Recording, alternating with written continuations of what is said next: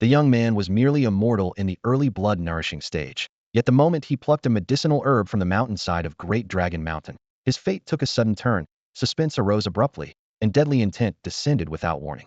Great Dragon Mountain in Huzhou stood majestically, its mountain range stretching 30,000 li, renowned as one of the famous spiritual mountains. Chen Chang'an carried a bamboo basket on his back, his fingers nimble as he picked a purple-stemmed grass from between the rocks, collecting it roots and all into his basket. He knew these herbs would be enough to refine one detoxification pill, temporarily suppressing the corpse poison that had infected Su Dafu after being bitten by an old zombie at the mass grave. Last night, that fellow's hands had itched to dig graves, never expecting to encounter a zombie tooth marks festered in rotting flesh, dark qi attacking his heart, utterly unlucky. Chen Chang'an glanced down at his full herb basket, his mind made up. Enough medicine, time to head down the mountain quickly. His name was Chen Chang'an. He had transmigrated to this cultivation world 3 years ago.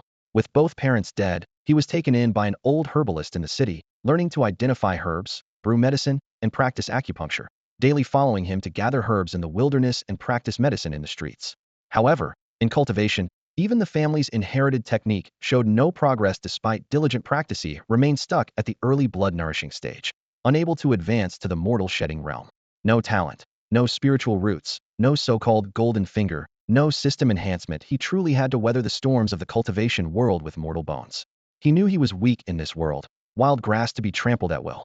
As he descended along the mountain path, he suddenly saw 2 streaks of light, one white and one black, flash across the sky, tearing through the clouds like lightning and thunder. Cultivators. Flying sand and rolling stones. The mountain trembled, thunderous roars echoing endlessly as those 2 figures engaged in close combat in the heavens, spells colliding, power unleashed without restraint. He instinctively looked up, his eyes showing envy, curiosity, and wariness. This world followed the law of the jungle where the strong ruled supreme, and becoming immortal was everyone's obsession. Mortals were cheap as dirt, insignificant as Weiqi knew clearly that if caught in the aftermath, he might not even leave a complete corpse. With this thought, his steps quickened as he pressed against the cliff face, rapidly retreating to the other side. At that moment, a streak of black light refracted toward him, cutting straight through the air with undisguised killing intent, aimed directly at Chen Chang'an. He turned back, an absurd yet helpless thought flashing through his mind. Sorry for disgracing the Transmigrator army. Thinking his fate was sealed, he was about to close his eyes and face death when suddenly an attribute panel appeared before him, its crystalline light blocking the incoming black light, which crumbled inch by inch before the panel. The panel clearly displayed: name, Chen Chang'an. Age, 16. Lifespan, 1666. Realm, early blood-nourishing stage. Cultivation, 999 billion years of invincible cultivation, ready to be unsealed at any time. Note: any level of cultivation can be used at will, but using power beyond the body's capacity will reduce lifespan. Warning: unsealing cultivation carries risks. The host's physical realm is too low. Using cultivation beyond what the body can bear will damage lifespan. He stared at each line of text, the string that had been taut in his chest for 3 years suddenly loosening, his emotions controlled yet intense, like holding back tears to prevent them from falling. He steadied his breathing, silently calling out, "System, why did you only arrive now?" He needed no fanfare. Only answers: 999 billion years of cultivation. Invincibility incarnate. He knew this was the kind of invincibility that could dominate everything, sweep away all obstacles, and act according to one's will to transmigrate a life he had wanted. His thoughts sharp and fervent. A faint light flickered in his eyes. Wonder if this cultivation could shatter this entire cultivation world with one punch? The battle in the sky continued, black and white clashing, sound waves like an ocean. Looking up again, he could now clearly see the 2 figures. One black-armored cultivator, one white-robed cultivator.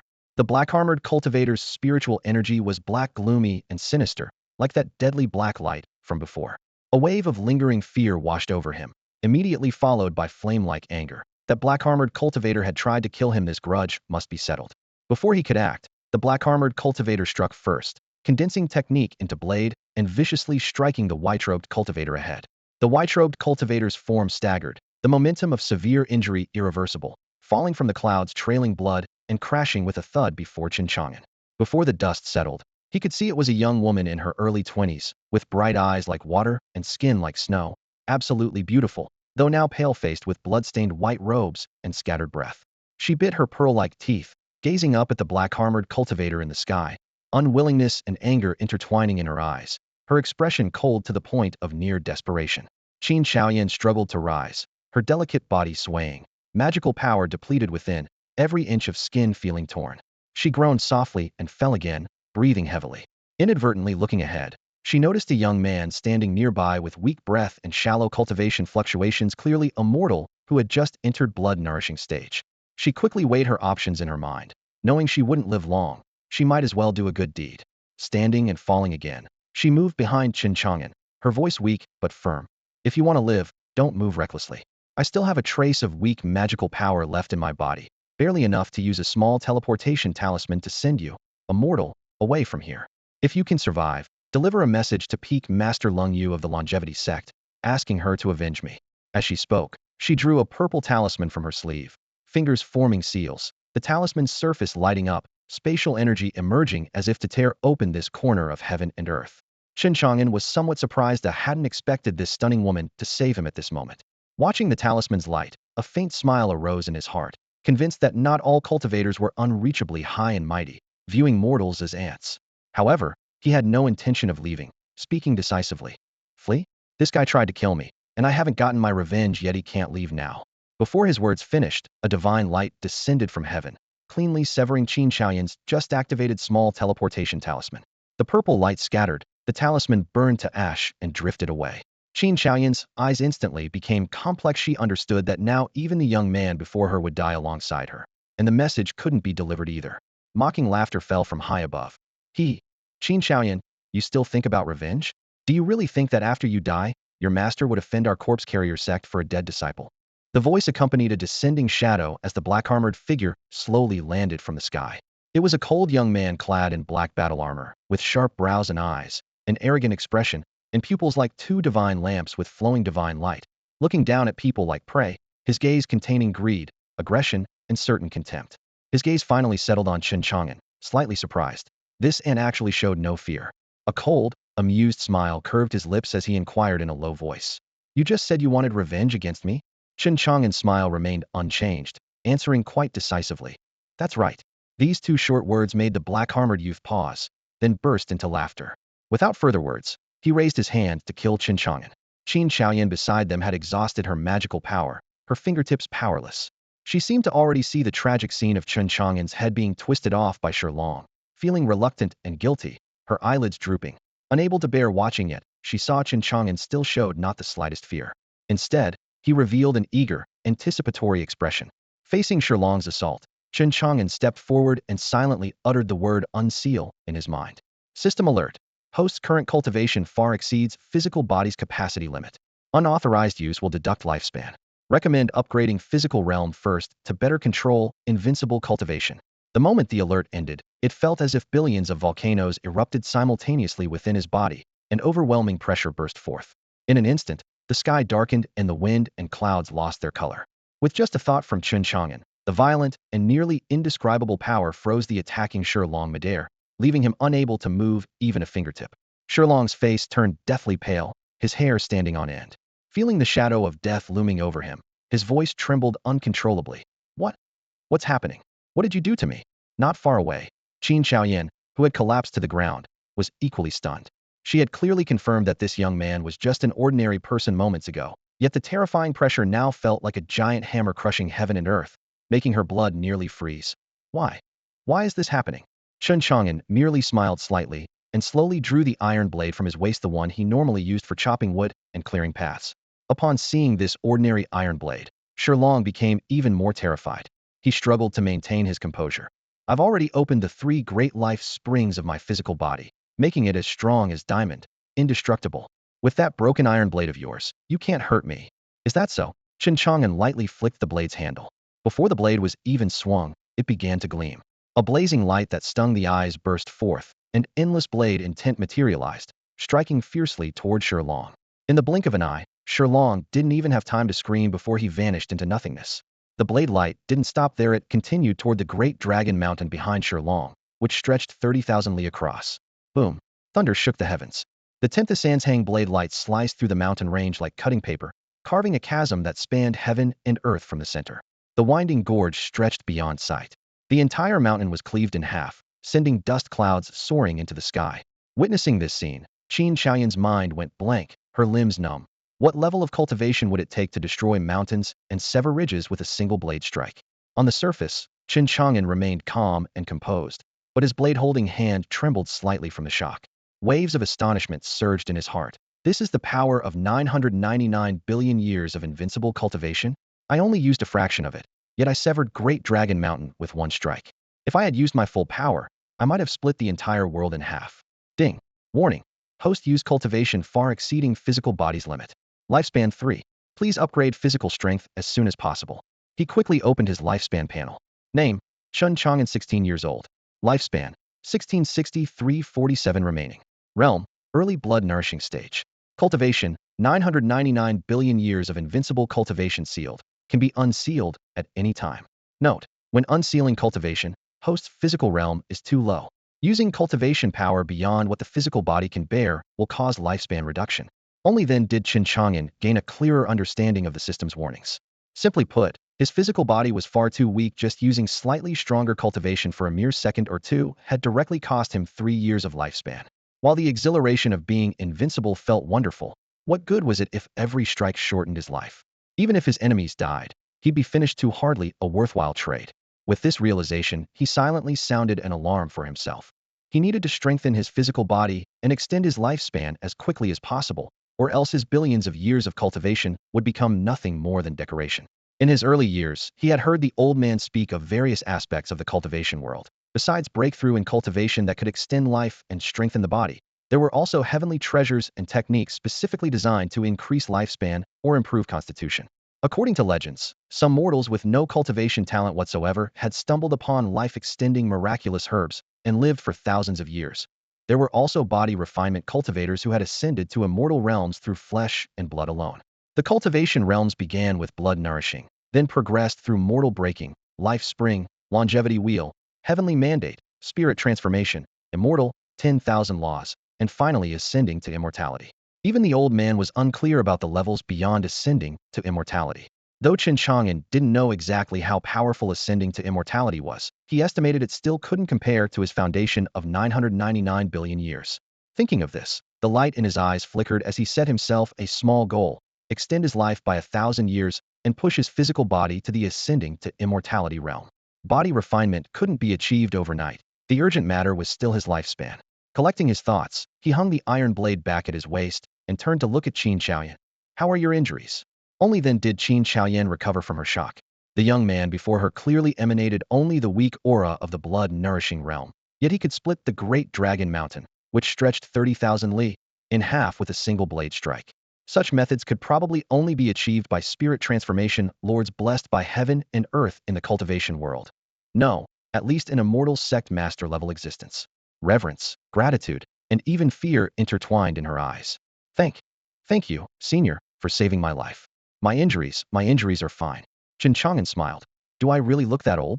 Chen Chang'an panicked, thinking he was angry, and quickly lowered her head. Senior, young master, please forgive me. I misspoke. No need to be afraid, I don't eat people. Possessing 999 billion years of invincible cultivation, his state of mind was now composed, and his every word and action carried an indescribable presence. Chen Chang'an struggled to her feet and bowed. If not for young master's rescue, Chang'an would surely have died at Shilong's hands today. 10,000 thanks for young master's great kindness. Chang'an doesn't know how to repay you. She gritted her teeth and pulled a golden longsword from her bosom. Young master, this is the root cause of Shilong's pursuit, the compassion sword. Today I present it to you. The sword was entirely golden, its edge restrained yet piercingly sharp. The blade was ancient and simple, with mysterious Tao patterns flowing and transforming into sun, moon, and stars, mountains, rivers, and vegetation. The mysteries within were unfathomably deep. But to her bewilderment, Chen Chang'an merely glanced at it indifferently before looking away. His attitude clearly said, nothing special. He could see that Chen Chang'an wanted to curry favor with him, but when her life hung by a thread earlier, this woman had still tried to save him based on this alone. He wouldn't stand by and watch her suffer. Moreover, though the compassion sword was extraordinary, it still couldn't compare to the power of the kitchen knife he had just wielded. Keep that sword for yourself. As his words fell, Chen Chang'an was completely stunned. Had she heard wrong? The secret treasure she had risked her life to protect seemed worthless in this senior's eyes, and in that indifferent gaze, there was clearly even a hint of disdain. You'd better give me some longevity pills, life-extending medicines, or body cultivation techniques instead. Chen Chang'an spoke calmly. yet his words directly revealed his heart's true desire, extending his lifespan. Compared to that compassion sword, he cared more about treasures that could restore or even prolong his lifespan, at least enough to make up for the 3 years of life he had previously lost. Life-extending treasures? Chen Chang'an's heart trembled slightly as she immediately understood. What cultivators valued most was their lifespan, for only with a long life could one have the chance to pursue the great path of becoming an emperor or immortal.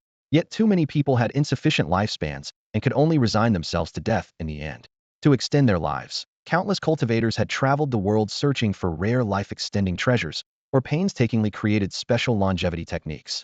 This senior before her appeared young, but was most likely an ancient monster who had lived for countless years. Only life-extending treasures could truly capture his interest. As for body cultivation techniques, given his unfathomable strength, he probably had no need for them. Though puzzled, Chen Chang'an still bowed respectfully.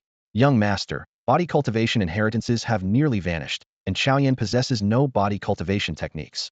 However, our sect treasures some life-extending medicinal materials, along with a longevity technique that can extend life by 30 years. If young master does not disdain them, Chang'an will immediately return to retrieve them. 30 years of lifespan. Chen Chang'an's heart leaped with joy. Longevity techniques were mostly developed by cultivators on the brink of death in desperate situations. They had extremely low requirements for the practitioner's constitution, yet could extend life.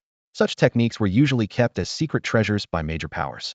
Since there were no leads on body cultivation techniques at the moment, this longevity technique suited him perfectly. Moreover, 30 years compared to the 3 years he had lost was a tenfold return. Good. Excellent. Chen Chang'an nodded. That longevity technique is useful to me. I'll take it. Chen Chang'an asked again. Does young master have any other needs? Chen Chang'an pondered for a moment and said, I also need healing and detoxifying pills. If you have any, bring them along as well. He thought of the zombie poison in Su Dafu's body. The herbal pills he had refined could only temporarily suppress it.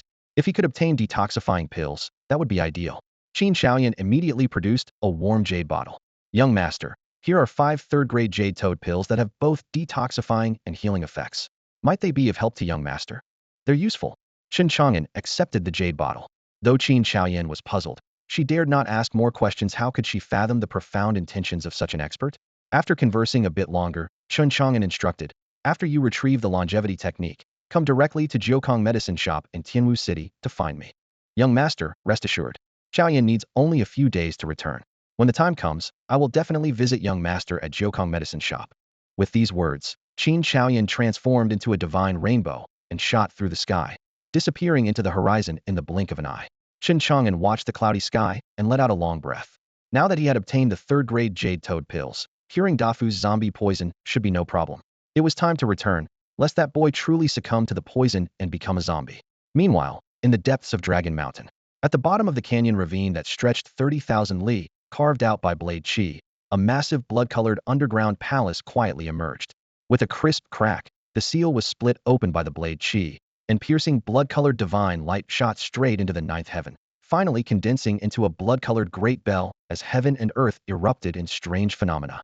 Clang, clang, clang. Clear, resonant bell tolls echoed from the depths of Dragon Mountain. At that very moment, countless cultivators and major powers were stirred into action. From the depths of the heavens, a long, resonant bell toll rolled forth, the compassion bell. Within mere breaths, news swept across all provinces like a fierce wind. The imperial palace of the compassionate Immortal Emperor had emerged. Its location pointed to Great Dragon Mountain, that usually silent and nameless peak, which now seemed ignited by 10,000 rays of divine light. So the imperial palace was hidden in Great Dragon Mountain. Quickly, rush to where the imperial palace has appeared. Cannot let others claim the imperial inheritance first. Throughout all provinces and regions, countless powerful figures soared into the sky, their spirit boats, flying swords, and magical artifacts tearing through the air as they all raced madly toward Great Dragon Mountain. At the outskirts of Great Dragon Mountain, Chen Chang'an stood with his hands clasped behind his back on the mountain path, his eyes quietly watching as the magnificent celestial phenomenon deep within the mountain range slowly dissipated. He was indeed somewhat interested in the imperial palace, but more pressing was curing Su Dafu's corpse poison. If he returned too late, that fat fellow might undergo such a transformation that even his own mother wouldn't recognize him. With this thought, he quickened his pace, becoming a blur as he swept toward Tianwu City. About an incense stick's time later, he entered Tianwu City. The city gates were crowded with surging masses, and at tea stalls, wine shops, street corners, and alleyways, everyone was fervently discussing the Great Dragon Mountain phenomenon, their voices filled with fanaticism and greed. Chen Chang'an didn't linger, heading straight for the Jiukong medicine shop in the western part of the city. Pushing through the door, he was greeted by the mingled scents of herbs, beast bones, and alchemical materials, with a hint of damp wood fragrance in the air. The spacious shop was empty except for neat rows of medicine cabinets and hanging wind chimes. The old man has been gone for half a year, Chen Chang'an sighed inwardly. Half a year ago, late one night, the old shopkeeper's master during his 3 years of life here had received an unexpected visitor. She was a woman of extraordinary beauty with an alluring, graceful figure, the most beautiful woman Chen Chang'an had ever seen. After speaking quietly with the old man for a moment, she requested that he accompany her to Shazhou to treat an illness. Before leaving, the old man had only said to watch over the shop until his return. Half a year had passed without a single word. Chen Chang'an thought to himself, if it really was just treating illness, that would be fine. But if he went off to enjoy himself with that woman, the old man's bones would probably have fallen apart by now.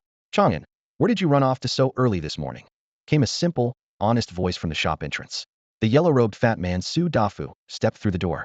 He was about the same age as Chen Chang'an, but twice as wide. His face was round as a full moon. His eyes became mere slits when he smiled, and his belly bulged as if he'd swallowed a watermelon plump and white. Quite an amusing sight. He and seventh uncle ran a weapon shop in the city and was one of Chen Chang'an's notorious companions in Tianwu City. This mountain herb gathering trip was specifically to treat his condition. At this moment, Su Dafu's complexion was dark and greenish, his eyes bloodshot, his canine teeth gradually growing longer and even protruding beyond his lips. His fingernails gleamed with a cold, sinister light, curving like blade tips at the slightest bend. Clearly the corpse poison had reached a critical stage. Chen Chang'an rubbed his forehead. Dafu, you're not the least bit worried? Oh, you really want to become a zombie? The fat man waved his hand dismissively. I've already figured out a solution. Tonight I'll go to the mass grave, kill that old zombie, and the corpse poison will naturally be resolved. Chen Chang'an rolled his eyes at him. With your level of cultivation? Give me a break. As he spoke, he tossed over the porcelain bottle he'd obtained from Qin Xiaoyan. Take the pill. Su Dafu caught it and shook the bottle, looking puzzled. What is this? A third-grade jade toad pill. Fortunately, the zombie that bit you wasn't very powerful, or you would have turned into a zombie long ago. This third-grade jade toad pill should be able to neutralize the zombie poison in your body. Chen Chang'an had spent the past 3 years wandering outside with that restless old man, gaining considerable experience and learning some genuine medical skills from him. Zombies frequently appeared in the mass grave area, and he had witnessed many people getting bitten. He was practically an expert at treating zombie poison. After hearing his explanation, Su Dafu's eyes reddened as he realized that Chen Chang'an had gone out early in the morning just to find an antidote for him. He immediately patted his chest with a simple grin. Brother, you're so good to me. Don't be so mushy, you're giving me goosebumps. Chen Chang'an rolled his eyes in disgust. Su Dafu chuckled, uncorked the jade bottle, and tilted his head back to swallow a jade toad pill. The medicinal power surged hotly through his meridians. The deathly gray-black glow on his face quickly faded, and his originally sharp fangs and blackened nails visibly retracted. His entire spirit was revitalized. Tisk, third-grade jade toad pills really are good stuff, he exclaimed admiringly, casually stuffing the jade bottle containing the remaining 4 pills into his chest with a matter-of-fact expression. Chang'an, where did you get this treasure that even cultivators fight tooth and nail for? With your useless constitution, you couldn't afford it even if you sold your ass. A beautiful female cultivator gave it to me, Chen Chang'an replied flatly. Su Dafu wore an expression that said, like hell I believe you. I picked it up on the road, Chen Chang'an added. Hehe, my brother really has a tough life and good luck. Truly worthy of being my great benefactor. To repay you, let's call Lazy later and go have fun at Heavenly Immortal Pavilion. Young Master Su will foot the entire bill. Forget it, Chen Chang'an shook his head. Lazy definitely won't come. He's a man with a fiancée. Lazy's real name was Lin Lei, 3 years older than them. He was a latest-stage mortal-shedding cultivator who had passed the exam to become an enforcement guard at the city lord's mansion half a year ago. Most importantly, he had a wealthy and beautiful fiancée, which made the 2 single dogs green with envy every time they met. Mentioning Lin Lei, Chen Chang'an's eyes rolled. Speaking of which, didn't Granny Rong from Peach Blossom Street introduce you to a girl? If you're going out to fool around tonight, don't let your great-uncle know, or he'll beat you to death. Sigh. Su Dafu sighed heavily. I did meet her, and she was indeed quite pretty. But that woman despised me for having no house, no money, being too fat, and having no cultivation talent. She picked apart a whole bunch of reasons and finally kicked me out with a single phrase. Not worthy. The more he spoke, the angrier he became. The young ladies at Heavenly Immortal Pavilion are still the sweetest. As long as I have silver in my pocket, which one isn't young Master Su's wife? Chen Chang'an nodded. He had long known that Granny Rong was a matchmaking fanatic. She was a good person but had terrible judgment, having scammed them quite a bit over the years. Either materialistic women asking how much the clinic could sell for, or pregnant women offering bionegatone deals. Later, whenever the granny opened her mouth, he simply refused outright. After chatting for a bit, Su Dafu suddenly remembered something, his eyes lighting up like lanterns. Oh right, Chang'an, do you know that a big shot came to Tianwu City today? A big shot. Chen Chang'an raised an eyebrow. Absolutely. Su Dafu's voice was full of longing. An unparalleled powerhouse hundreds of times stronger than the city lord. Didn't you see that earth-shattering blade strike outside the city today? Earth-shattering blade strike. Yes. If you had seen it with your own eyes, you'd understand the blade light shot up and split Great Dragon Mountain 30,000 li away in half like tofu. In all my years, young Master Su has never seen such a spectacular scene. The moment Great Dragon Mountain was mentioned, Chen Chang'an immediately understood what he was referring to, thinking to himself. So, it was this big shot. But Su Dafu was still incredibly excited. Think about it, a single blade spanning 30,000 leaf, that's not an unparalleled powerhouse. What is? If he really settles down in our Tianwu city and I could become his disciple, what woman couldn't I get? Do you really want to become his disciple? Chen Chang'an confirmed. Of course. Su Dafu patted his chest without hesitation. Then kneeled down. Why should I kneel down? Su Dafu looked puzzled. Aren't you looking for a master? Chen Chang'an grinned mischievously and pointed toward the door. I'm the one who split open Dragon Mountain. I'm that big shot you were talking about. You? Su Dafu didn't believe it at all and scoffed. Chang'an, you're really shameless. If you really split that mountain, I'll call you daddy. Chen Chang'an shrugged. I can't accept that honorary too big to be my son. Su Dafu snorted and dropped his joking attitude, his expression becoming excited. Chang'an, I'm planning to enter the mountain. That's the imperial palace where an immortal emperor passed away. There must be countless treasures. This incredible opportunity might completely change my life. You're just a fake cultivator at the late blood-nourishing stage. Going in there would be suicide, Chen Chang'an advised. Wouldn't it be better to honestly visit the ladies on Pleasure Street? Stop trying to get yourself killed. Damn it.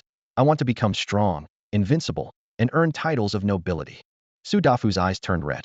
Only then can I become someone important and find a wife. Chen Chang'an shook his head. Aren't the ladies at Heavenly Immortal Pavilion nice enough? Why chase impossible dreams? They're great, just expensive. Su Dafu scratched the back of his head. Otherwise, I wouldn't be grave robbing. Dafu, come with me right now. A deep voice boomed from outside the door, followed by a tall figure striding in. The man was in his 50s, with graying hair and a beard that made his face look even more stern. Nearly 2 meters tall, his thin clothes couldn't hide his dragon-like muscles that seemed to make the air in the room feel heavier. This was Su Dafu's great-uncle Su Yuanba. Great-uncle? Chen Chang'an smiled politely and nodded. Great-uncle, why are you here? I was just chatting casually with Brother Chang'an. I absolutely wasn't planning to go to Heavenly Immortal Pavilion tonight, not even thinking about it. Su Dafu's fat body trembled, clearly intimidated by this elder. After giving Chen Chang'an a friendly nod, Su Yuanba glared coldly at Su Dafu. The day you cause me real trouble, you'll see how I deal with you. Don't worry, don't worry. Su Dafu waved his hands repeatedly with an apologetic smile. With the yang-locking technique you taught me, I definitely won't cause any problems. From childhood, he'd been beaten by his great-uncle countless times and had long considered this iron-willed elder his childhood nightmare. Chang'an, carry on with what you were doing. I'm taking Dafu out for a bit. After speaking, Su Yuanba turned to leave. All right. The two left, and their heavy footsteps quickly disappeared at the alley entrance. Chen Chang'an watched Su Yuanba's retreating figure with deep, thoughtful eyes. Back when he was still an ordinary person, he'd felt this town blacksmith had an extraordinary presence. Now, with the help of his system interface, he could sense more clearly that the man harbored an extremely terrifying power within, stronger than the stone dragon and Chen Chang'an he'd encountered in the mountains. As for exactly how strong, he'd probably only find out by fully unsealing his own cultivation and fighting seriously. What surprised him even more was that his chubby friend Su Dafu, whom he played with for 3 years, also harbored power comparable to Stone Dragon and Qinquan, at least at the Life Spring realm level. A true prodigy. This cultivation world really isn't simple, Chen Chang'an mused to himself. Shaking his head, Chen Chang'an didn't dwell on it further. Seventh great-uncle concealed his true cultivation and disguised himself as an ordinary blacksmith in Tianwu City, while Su Dafu was a hidden prodigy. For Chen Chang'an, his connection to them wasn't complicated. Su Dafu was simply one of the friends he had made during his 3 years since crossing into this realm, nothing more. However, if this friend were to fall into danger in the future, he wouldn't mind lending a helping hand. With this thought, Chen Chang'an pushed open the wooden door to the back courtyard, dusted off the table, spread out the cultivation technique the old man had left behind, sat cross-legged, and began circulating his true qi. He set 2 major goals for himself. First, to extend his lifespan and achieve immortality. Second, to continuously break through cultivation realms and master magical powers capable of rivaling the heavens themselves. Only then could he truly unleash his nearly invincible foundation. At the entrance of the medicine shop, Su Yuanba wrapped his arm around Su Dafu's shoulder, stomped his foot, and the two transformed into a brilliant divine rainbow that shot through the sky, soaring directly over the city walls toward Dalong Mountain. Fierce winds howled across the heavens as the clouds were torn into long streaks. Su Dafu gazed into the distance, his expression gradually shifting from calm to profound and mysterious. Seventh great uncle, what's the situation at Dalong Mountain? Your Highness, Su Yuanba's voice was grave as true essence surged around his body. Eighth and ninth have already arrived ahead of us. The intelligence they sent back indicates that a corner of the Imperial Palace has been breached, and they're currently attempting to break the seals. We're the closest group to the merciful Immortal Emperor's inheritance, so your chances of claiming the Imperial legacy are excellent. Once your Highness successfully becomes the Immortal Emperor's heir, we'll no longer need to hide, and will surely reclaim everything we've lost and avenge the Empress. Su Dafu clenched his fists until his knuckles turned white, cold, killing intent flashing in his eyes. Rest assured, I will become the great Emperor's heir and will certainly avenge our fallen predecessors and my mother. But before that, I must continue concealing my identity. The emergence of the Imperial Palace is no trivial matter. Father will definitely send that person to compete for the inheritance. Perhaps this is the perfect opportunity to eliminate him. As you command. Su Dafu took a deep breath and pulled out a white rat mask from his robes, putting it on as his internal aura instantly became dormant. Su Yuanba likewise produced a white rat mask and secured it over his face, suppressing all his fluctuations. The two figures then vanished into the high sky, streaking across the heavens like meteors as they raced toward the depths of Dalong Mountain. Su Yuanba also pulled out a white rat mask and placed it over his face, and the two quickly disappeared into the horizon, entering Dalong Mountain. Under the starlit night sky, the stars scattered across the heavens. In the quiet chamber behind Jokong Pharmacy, dim lamplight flickered as Chen Chang'an slowly concluded his cultivation session. The moment he opened his eyes, moonlight streamed through the window and bathed his figure. He wiped away the fine beads of sweat from his forehead and murmured softly, "It seems I need to find a body cultivation technique to try." After a full day of arduous cultivation, he had thoroughly understood his predicament, now possessed 99.9 billion years of invincible cultivation, his realm having long reached its peak. His cultivation was immensely profound, yet this only highlighted how frail his physical body was, completely unable to contain such vast spiritual power. The only path forward was body cultivation, to forge his flesh and bones thoroughly so they could match his billion years of cultivation. However, in the cultivation world, when cultivators break through to new realms, their physical bodies naturally strengthen through heavenly baptism, making them naturally powerful. Therefore, almost no one specifically practiced body cultivation techniques, making such methods increasingly rare. Since Chen Chang'an had already reached the pinnacle of cultivation realms, he could no longer benefit from heavenly baptism through breakthroughs, making his physical body his weakest link.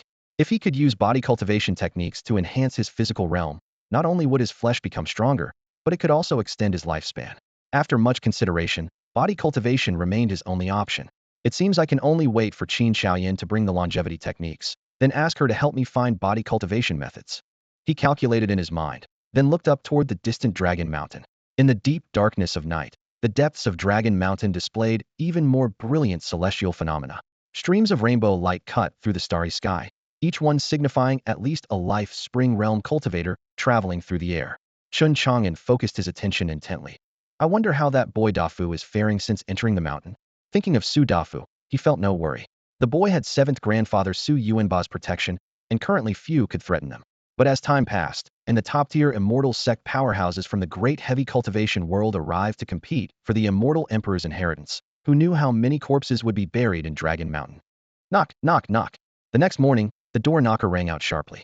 Outside the courtyard gate stood a white-haired old woman, bent over with age, raising her walking stick to knock with her right hand while her left hand held a young girl of about 12 or 13. The girl was carefully dressed in an elegant white dress, with a slender figure, waterfall-like black hair cascading over her shoulders, long lashes framing large eyes, pure and lovely. The old woman said gently, "Linger, the young man that boy Lei asked me to introduce you to is called Chen Chang'an. He's only a few years older than you and currently runs this pharmacy as a young physician. If you marry him, you'll never want for food or clothing." "Thank you, Granny Rong."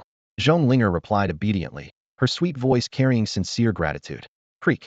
The courtyard gate opened to reveal Chen Chang'an with disheveled black hair, sleepiness still lingering in his eyes as he yawned repeatedly. Seeing Granny Rong and the young girl behind her, he smiled wryly and greeted them. "Granny Rong, you're certainly energetic this early in the morning." Granny Rong nodded kindly, then gently urged Zhong Linger. "Zhong Linger, This is Chang'an that Granny and young Lei told you about. Go ahead and call him Brother Chang'an. Brother Chang'an, the girl called out softly. Chen Chang'an responded with a polite smile and a slight nod, then looked questioningly at Granny Rong. Granny Rong chuckled. Chang'an, this girl is called Zhonglinger. You two should get to know each other better. Chen Chang'an's mouth twitched as he sighed helplessly. Granny Rong, didn't I tell you before? I don't want a girl, and I currently have no plans to marry or have children. You're already 16.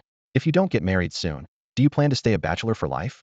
In the back courtyard of the medicine shop, Granny Rong stood with her hands on her hips. Her voice is so loud it could be heard all the way to the street corner. What do you mean 16 is young?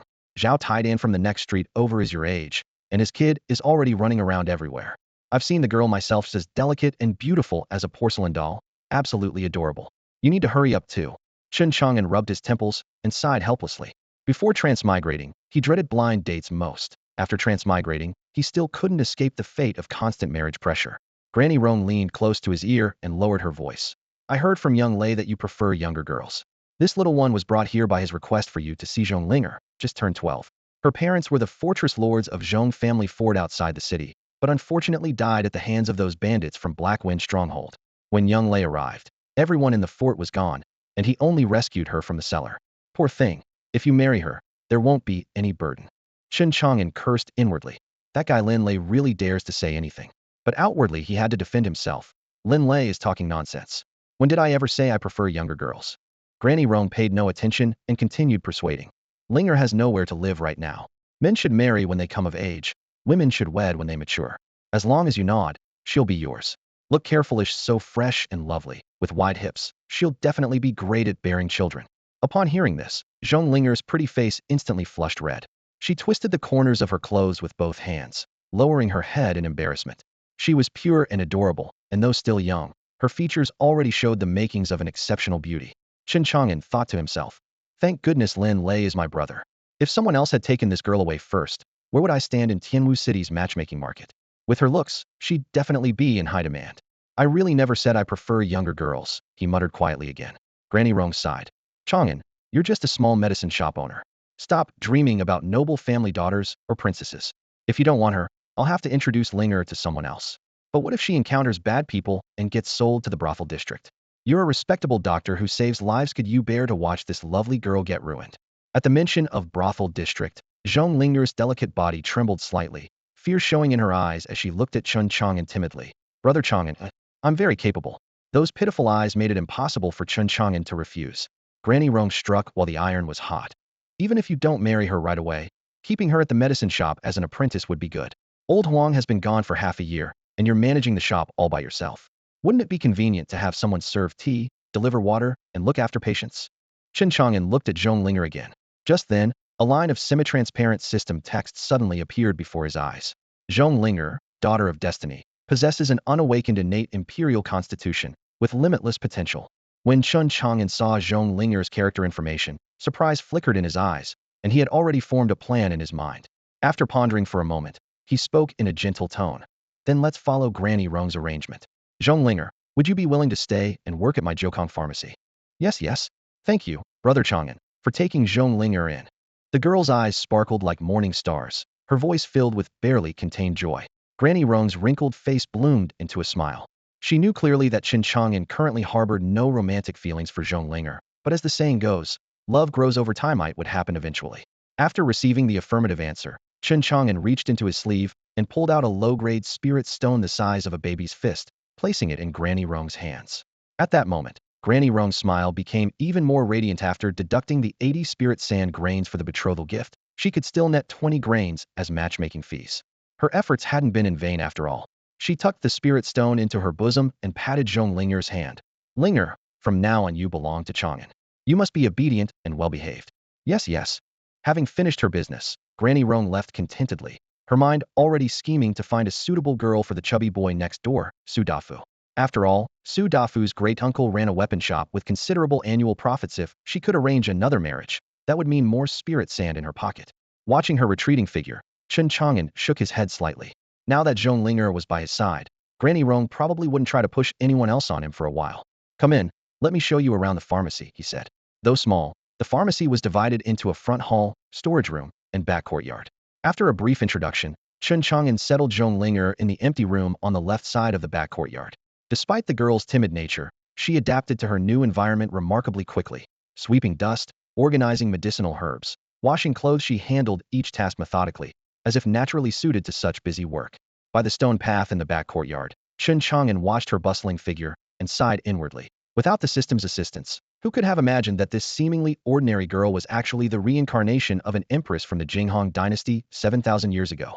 His gaze grew contemplative as he reasoned. In 3 years, I've never heard any mention of the Jinghong dynasty. Perhaps it perished long ago. But since she was once an empress, she might possess high-level body cultivation techniques or longevity methods. Only upon reaching the life spring realm can one awaken memories from past lives. The question is, does she have the talent for cultivation? Linger, he called out. Zhonglinger, who was sweeping the courtyard, stopped and looked up in confusion. What is it, Brother Chang'an? Would you like to cultivate immortality? The girl's clear eyes widened suddenly, her voice trembling slightly. Could I really? Chen Chang'an smiled faintly. Whether you can or not, we'll only know after trying. He returned to his room and retrieved a yellowed ancient text, placing it in her hands. This is the flying immortal scripture, passed down to me by my master. Try cultivating according to this first. As Zhonglinger opened the pages, she found the chapters profound and the language archaic, yet the mysterious aura emanating from it captivated her completely. Having cultivated this scripture for 3 years, Chen Chang'an provided guidance during his free time. Facts prove that the reincarnated empress was indeed extraordinary. She grasped concepts almost instantly, fully comprehending the entire blood-nourishing chapter in just one morning and beginning to circulate the cultivation method. An hour later, Zhonglinger sat cross-legged in the backyard, drawing spiritual energy into her body as she began tempering her blood throughout her entire being. A subtle rumbling of blood vessels echoed from within her flesh. That faint yet unmistakable thunderous sound, like gentle rain pattering against a bronze drum, clearly proclaimed that she had stepped into the blood-nourishing realm.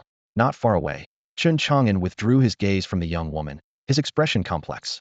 Could the gap between genius and mediocrity truly be so stark? Years ago, under that old man's supervision, he had spent a full year before barely managing to let spiritual energy seep into his bloodlines, completing the initial tempering of mortal blood. And Zhonglinger, from sitting in meditation to breakthrough, the entire process took merely an hour. Such talent was truly astounding. After a moment of turbulent emotions, Chen Chang'an suppressed his sighs and focused on himself, continuing to explore the usage of that incredible cultivation spanning 999 billion years of invincible power. He first sealed this incomparable mighty force into his palms. In the next instant, he grasped at empty air with both hands, and accompanied by a slight tearing sound, a pitch-black spatial rift was forcibly torn open, with destructive energy churning within like the gaping maw of an abyss. Chen Chang'an's eyes flashed with brilliant light. Merely channeling his cultivation into his hands could tear through space. What wondrous effects might emerge if he infused it into other parts of his body? He quickly weighed the pros and cons. Indeed, this localized infusion would also consume lifespan, but compared to completely unsealing his entire body, the cost was significantly less and still within bearable limits. Thought became action. Chen Chang'an proceeded to channel his invincible cultivation into his legs, eyes, even his brain, and several vital organs. After his legs accumulated power, he lightly stepped on the ground, causing explosive winds to roar. If he exerted full force, he could probably traverse 10,000 miles in a single step. With his eyes refined, his vision instantly penetrated layer upon layer of obstacles. She could clearly capture the slightest movements of grass and trees on mountain peaks 10,000 miles away. As his cultivation enhancement increased, he could glimpse even more distant scenes. When he looked at Zhonglinger again, the girl's internal spiritual energy flowing toward her bloodlines was completely visible to him. Every minute breathing rhythm, every detail of her blood refinement cycles, and potential cultivation hazards were all laid bare before his eyes. When his invincible cultivation infused his brain, his consciousness immediately expanded like an ocean. Countless inspirations illuminated like sudden stars, elevating his understanding of the flying immortal scripture layer by layer, vaguely touching upon deeper, profound meanings. He secretly deduced that if his foundation of cultivation techniques were more abundant, he could even effortlessly create body refinement arts. The transformation of his organs brought explosive growth in abilities, making Chen Chang'an increasingly curious about the potential of this invincible cultivation. In summary, this invincible cultivation was endlessly mysterious to use. Far from being simple power infusion, the true limits still required Chen Chang'an himself to discover other methods of utilizing his invincible cultivation. Brother Chang'an, it hurts so much. Zhonglinger's face was filled with pain, her delicate features pale as sweat beaded across her entire body. Just bear with it a little longer, it'll be over soon. In the backyard, Chen Chang'an placed his hand on Zhong Linger's forehead, slowly channeling the terrifying energy of his invincible cultivation. His eyes were deep and profound, shooting forth rays of divine light, also enhanced by his invincible cultivation, allowing him to see through everything at a glance. At this moment, he was observing the astonishing changes occurring within Zhong Linger's body. Through Chen Chang'an's exploration, he gradually discovered more miraculous uses of his invincible cultivation. Now he was using it to help Zhong Linger cleanse her meridians and marrow, purifying her entire body to achieve complete transformation. After an unknown amount of time had passed, all impurities in Zhong Linger's body were refined away. Her skin became increasingly snow-white, crystal clear like precious jade with an alluring luster flowing across it, making her even more beautiful and ethereally graceful. In the next moment, her delicate body trembled, and she directly broke through to the middle stage of blood nourishment. Zhong Linger was shocked. I actually broke through just like that? She knew that just 3 days ago, she had only begun cultivating and entered the early stage of blood nourishment. Yet unexpectedly, in merely 3 short days, she had broken through to the middle stage. Meanwhile, Chen Chang'an had spent 2 years and still hadn't managed to break through to the middle stage of blood nourishment. How infuriating to compare oneself to others. Zhong Linger's breakthrough speed could truly be called heaven-defying, enough to shock countless cultivators throughout the realm if word got out. Of course, Zhong Linger's breakthrough was greatly related to Chen Chang'an's help in cleansing her meridians and marrow, using his invincible cultivation to refine her entire body. Chen Chang'an withdrew his hand with satisfaction and smiled. Linger, your physical body is now flawless and perfect like jade. Your future cultivation will be completely unobstructed. His divine sight could see that Zhong Linger's physical body now absorbed spiritual energy from heaven and earth several times faster than before, with blood flowing like rivers through her meridians.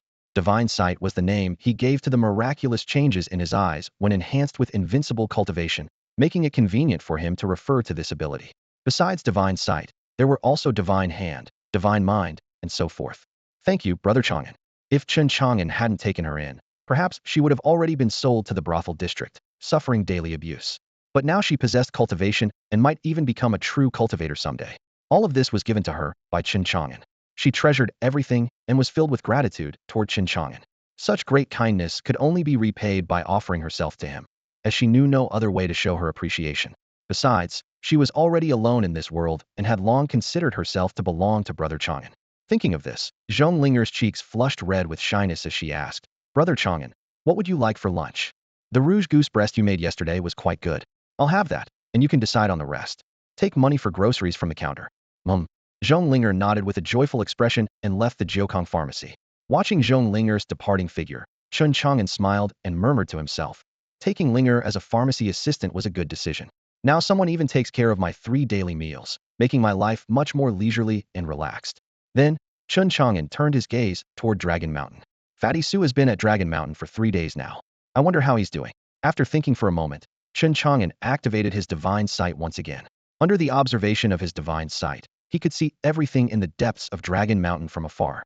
A corner of an ancient and magnificent imperial palace came into view, where over 100 cultivators were desperately attacking the ceiling formation that protected the palace, attempting to break through and enter.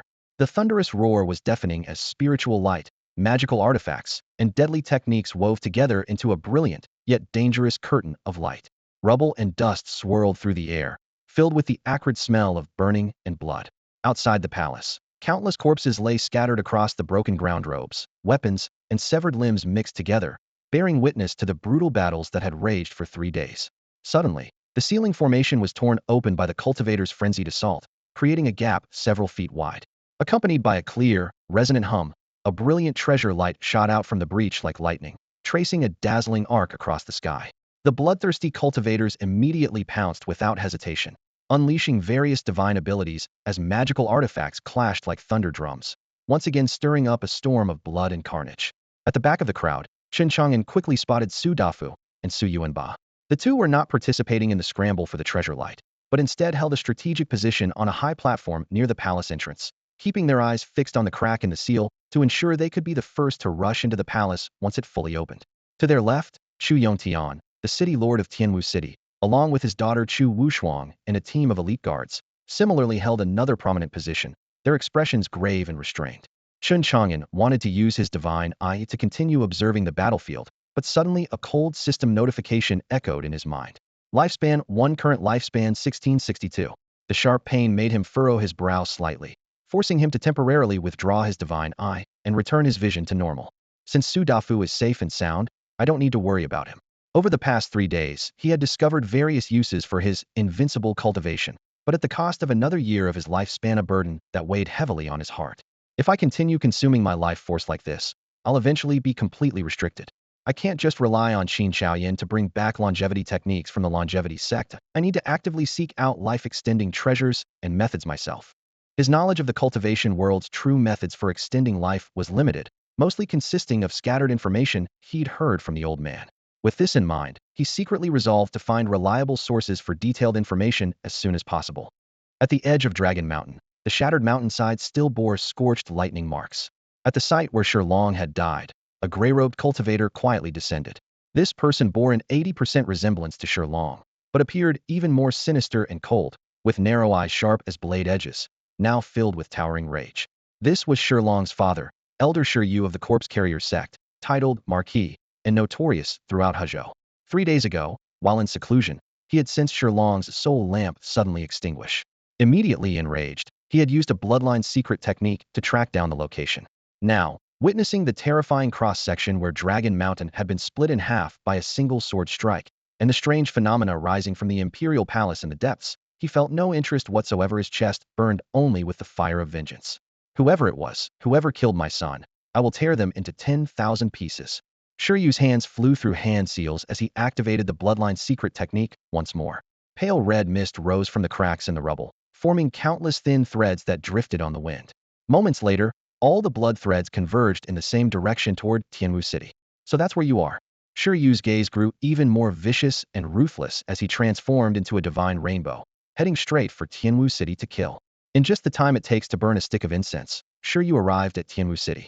As he entered the high airspace above the city, the blood essence used for tracking his enemy dissipated in the wind, as if announcing that his target was near. His gray robes billowed as he coldly surveyed the vast city below, his aura menacing. The killer is here. With that thought, the terrifying pressure of a spirit transformation cultivator erupted like a mountain flood, instantly enveloping the entire Tianwu City. Immediately after, he raised his hand and cast several blood-red formation flags. Crimson patterns crawled across the void, humming as they formed a cage-like grand formation that sealed the entire city tight, preventing even a fly from escaping. Within the city, countless cultivators and mortals simultaneously paled. The bone-chilling pressure weighed on their shoulders, making their hair stand on end as if death itself whispered in their ears. Discussions erupted in every street corner and alley. What terrifying pressure! The newcomer must be at least spirit transformation realm, a lord blessed by heaven and earth. He must have been drawn by the Imperial Palace phenomenon. But the Imperial Palace is at Great Dragon Mountain. What's he doing at Tianwu City? I feel uneasy, as if something terrible is about to happen. 10,000 feet above, Yu looked down at the ant-like masses below, his voice cold and hard as iron. The one who killed my son is hiding in this city. Come out immediately. Today, I, Yu, will crush your bones and scatter your ashes, leaving you without a proper burial. With those words cast down, the entire city trembled in terror. Some recognized the gray-robed figure's identity and gasped in hushed tones. It's Elder Yu of the corpse-carrying sect, a lord who made his name throughout the realm years ago. Has someone actually dared to kill his son? Are they tired of living? But who is the killer? The city is so vast. How easy could it be to find them? Before the whispered gossip of the onlookers could settle, Yu spoke again with murderous intent, his words bone-chillingly cold. If you don't come out, I'll massacre the city, kill everyone, and see where you can hide then. His killing intent rolled forth, instantly silencing all noise. With the city lord away competing for the Imperial Palace inheritance, no one could stop an enraged spirit transformation lord. The citizens' faces turned ashen, and they could only pray for the killer to quickly reveal themselves to avoid implicating the innocent. Meanwhile, in the herb shop's backyard, Chen Chang'an, who had been lazily napping in a bamboo chair after lunch, was awakened by the commotion above. He yawned and looked up at the arrogant gray-robed figure in the high sky, the corner of his mouth curling up. Looks like this fellow is Long's father arrived quite quickly. Inside the herb shop, Zhong Linger, who had been memorizing medicinal herbs, quickly stepped out with furrowed brows. Brother Chang'an, if the killer doesn't appear, will he really massacre the city? Chen Chang'an remained unhurried, smiling. Demonic path cultivators have always been ruthless, especially when their son has died. If he can't find the killer, massacring the city would be quite normal for him. Then what should we do? Zhong Linger grew even more worried. Chen Chang'an spoke calmly, don't worry. With me here, Tianwu City isn't something he can massacre at will. Upon hearing this, Zhong Linger frowned slightly, unable to immediately grasp the true meaning behind his words. On the other side of the city wall, Shiryu saw that the city remained motionless and his eyes surged with murderous intent as his magical power erupted thunderously. I'll slaughter them until blood flows like rivers, and we'll see how long you cowardly turtle can keep hiding. Before his words had even finished, his figure shot up and charged straight into the city, brazenly beginning his massacre. However, in the next moment, an unexpected change occurred. A colossal hand that blotted out the sky suddenly emerged from above the southern part of the city without warning. As its 5 fingers closed, it stirred up fierce winds, resembling a moving dark cloud. It crossed the vast sky and reached directly for Shiryu. Boom! As the palm shadow descended, Shiryu didn't even have a chance to escape. With only a muffled thud, his entire body was crushed into a spray of blood mist, his form and spirit completely annihilated. A mighty cultivator of the Marquis realm had perished just like that. Countless cultivators in the city stared with bulging eyes, as if witnessing an inconceivable miracle, all frozen in place. Who? Who made that move? The south side, near the medicine shop. Exclamations and sharp intakes of breath rose one after another. As shock and curiosity rapidly spread throughout Tianwu City, there had been such a terrifying powerhouse hidden within the city all along. Meanwhile, in the back courtyard of Jukong medicine shop, Zhong Lingyer stood dazedly under the corridor, watching as Chen Chang'an lowered his head to wipe the remaining bloodstains from his fingertips with a pristine handkerchief. Just moments ago, when Shiryu had revealed his murderous intent, she had witnessed with her own eyes as Chen Chang'an raised his right hand and gently closed his 5 fingers, causing that colossal palm that crossed the sky to form accordingly and crush Shiryu into blood mist. This was precisely Chen Chang'an's skilled divine hand. A single use barely consumed any lifespan, not even a full year. According to his understanding of the system, only when the consumption reached exactly 1 year would the system provide a notification. Am I dreaming? Zhong Linger murmured to herself. A seemingly ordinary young medicine shop owner, not much older than herself, yet possessed such terrifyingly formidable power. Shiryu had already been so incredibly strong, yet before Chen Chang'an, he seemed like mere grass. Just how powerful was Brother Chang'an? In that moment, as Zhong Linger looked at Chen Chang'an, she felt he was like a vast and boundless ocean unfathomably deep and full of mystery.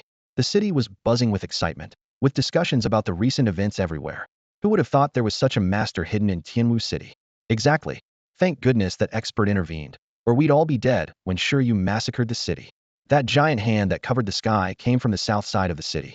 That powerful figure must be hiding somewhere in the south. Damn it. I don't know who killed Shiryu's son, but that coward nearly got us all killed.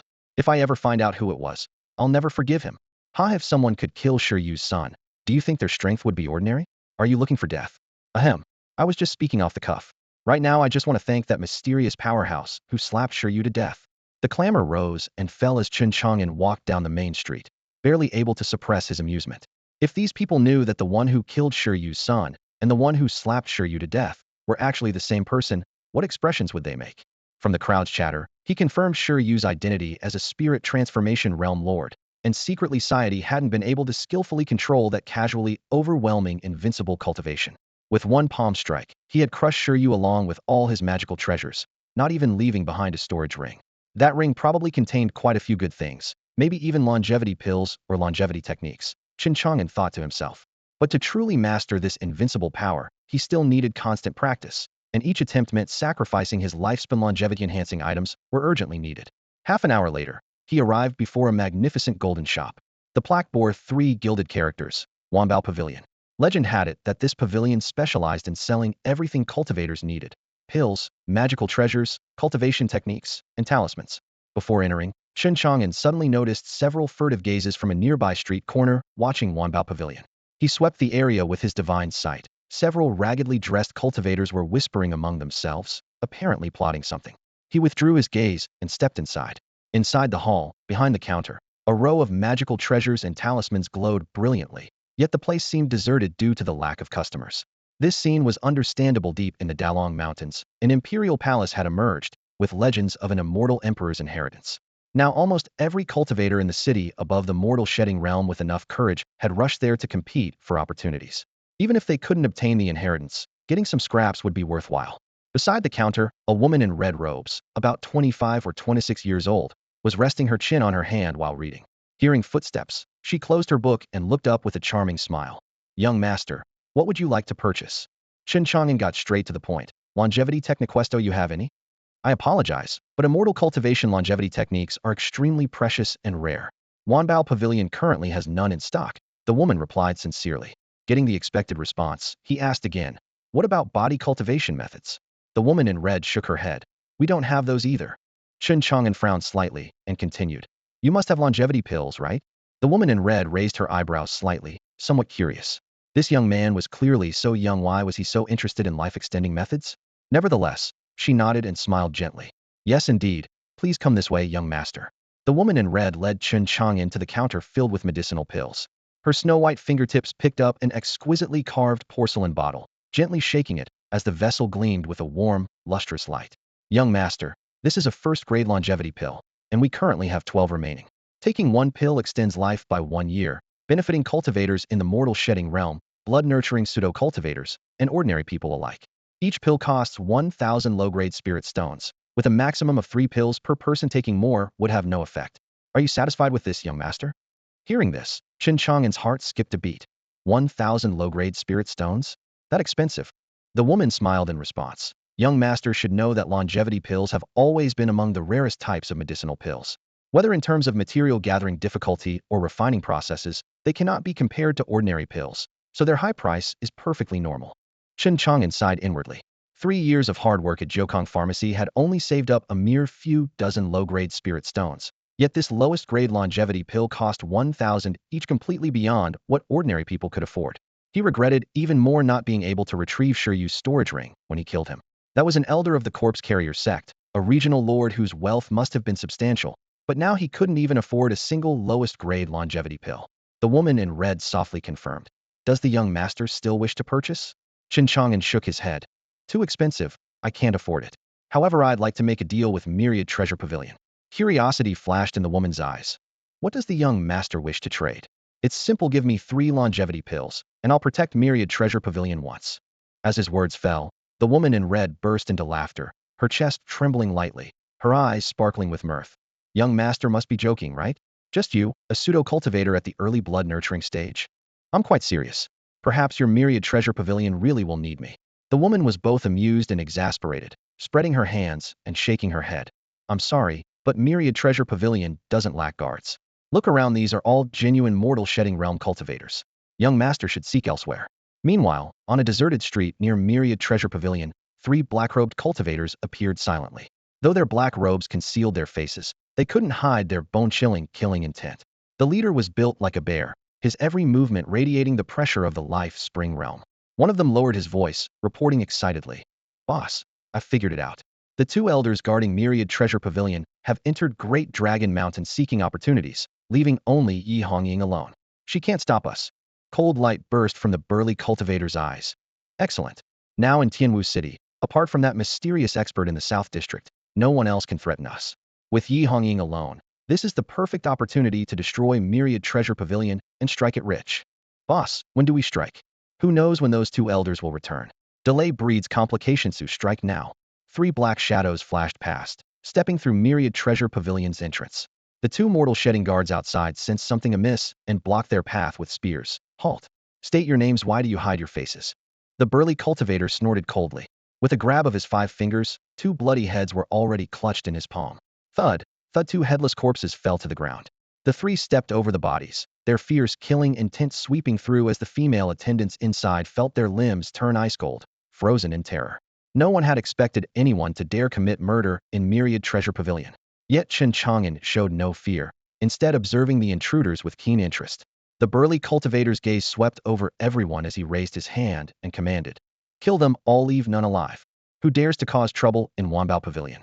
A sharp feminine voice exploded through the hall. The speaker was none other than the red-robed woman who had previously attended to Chen Chang'an Yi Hongying. At this moment, her gentle smile had completely vanished, her eyes cold as ice, and the oppressive aura of her late-life spring realm cultivation materialized like a tangible force, suddenly pressing down upon the 3 unfamiliar cultivators across from her.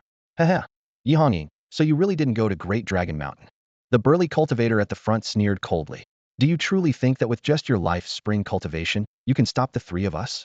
As his words fell, all 3 simultaneously released their cultivation levels. The burly cultivator's aura matched Yi Hongying's both at late life spring stage. The other two were at midlife spring and early life spring respectively. Three streams of fierce spiritual pressure intertwined, making the air hum and vibrate. Yi Hongying's heart sank. So they had planned this all along, deliberately striking when both elders were away. She demanded coldly, "Who exactly are you?" Yet her right hand secretly grasped the communication talisman. The moment she injected spiritual power into it, the talisman burst into flames and crumbled to ash. The burly cultivator raised his eyebrows triumphantly. "Don't waste your effort. I've already set up a spirit-isolating formation around the entire Wanbao Pavilion. No message can get out." With those words, he waved his large hand, murderous intent blazing. "Attack together. Kill this woman first, then slaughter the rest. If you want to kill me, it won't be that easy." Yi Hongying shouted coldly. Her ring flashed with spiritual light as a blue-edged flying sword shot forth, followed by several magical treasures in succession, their radiance weaving into a brilliant river of light. She then flicked out high-grade talismans, unleashing fire, thunder, ice, and wind in explosive succession with tremendous force. Fighting one against three, battle erupted instantly. With the advantage of her magical treasures and talismans, she not only stabilized the situation, but actually forced her opponents to retreat step by step. In the hall, the other customers and attendants were trapped by the formation, all huddling in corners with ashen faces. The body-tempering realm guards had no way to intervene, only trying their best to avoid the aftershocks, terrified of being killed instantly by the violent spiritual energy. Only Chen Chang'an stood with his hands clasped behind his back, observing the battle as casually as if strolling through a garden. He called out loudly, "Shopkeeper, do you still remember the deal I just proposed? 3 longevity pills in exchange for my protection of Wanbao Pavilion once. Though you're strong, magical treasures and talismans consume spiritual energy extremely quickly. How long can you hold out? Once your spiritual power is exhausted, I'm afraid the entire Wanbao Pavilion will be doomed." Yi Hongying was controlling her flying sword when she heard this and was momentarily stunned. This youth appeared to be only at the blood-nurturing realm, yet dared to say he would protect her? But she had no time to think further and could only focus entirely on the battle. The burly cultivator snorted coldly. "That boy speaks truly. Yi Hongying, once your spiritual power is depleted, that will be your death." As he spoke, the three's offensive became even more ferocious, each strike aimed at vital points, their violent spiritual energy shattering floor tiles and shaking the walls. If Wanbao Pavilion hadn't been reinforced with formations during its initial construction, their battle would have already razed the building to the ground.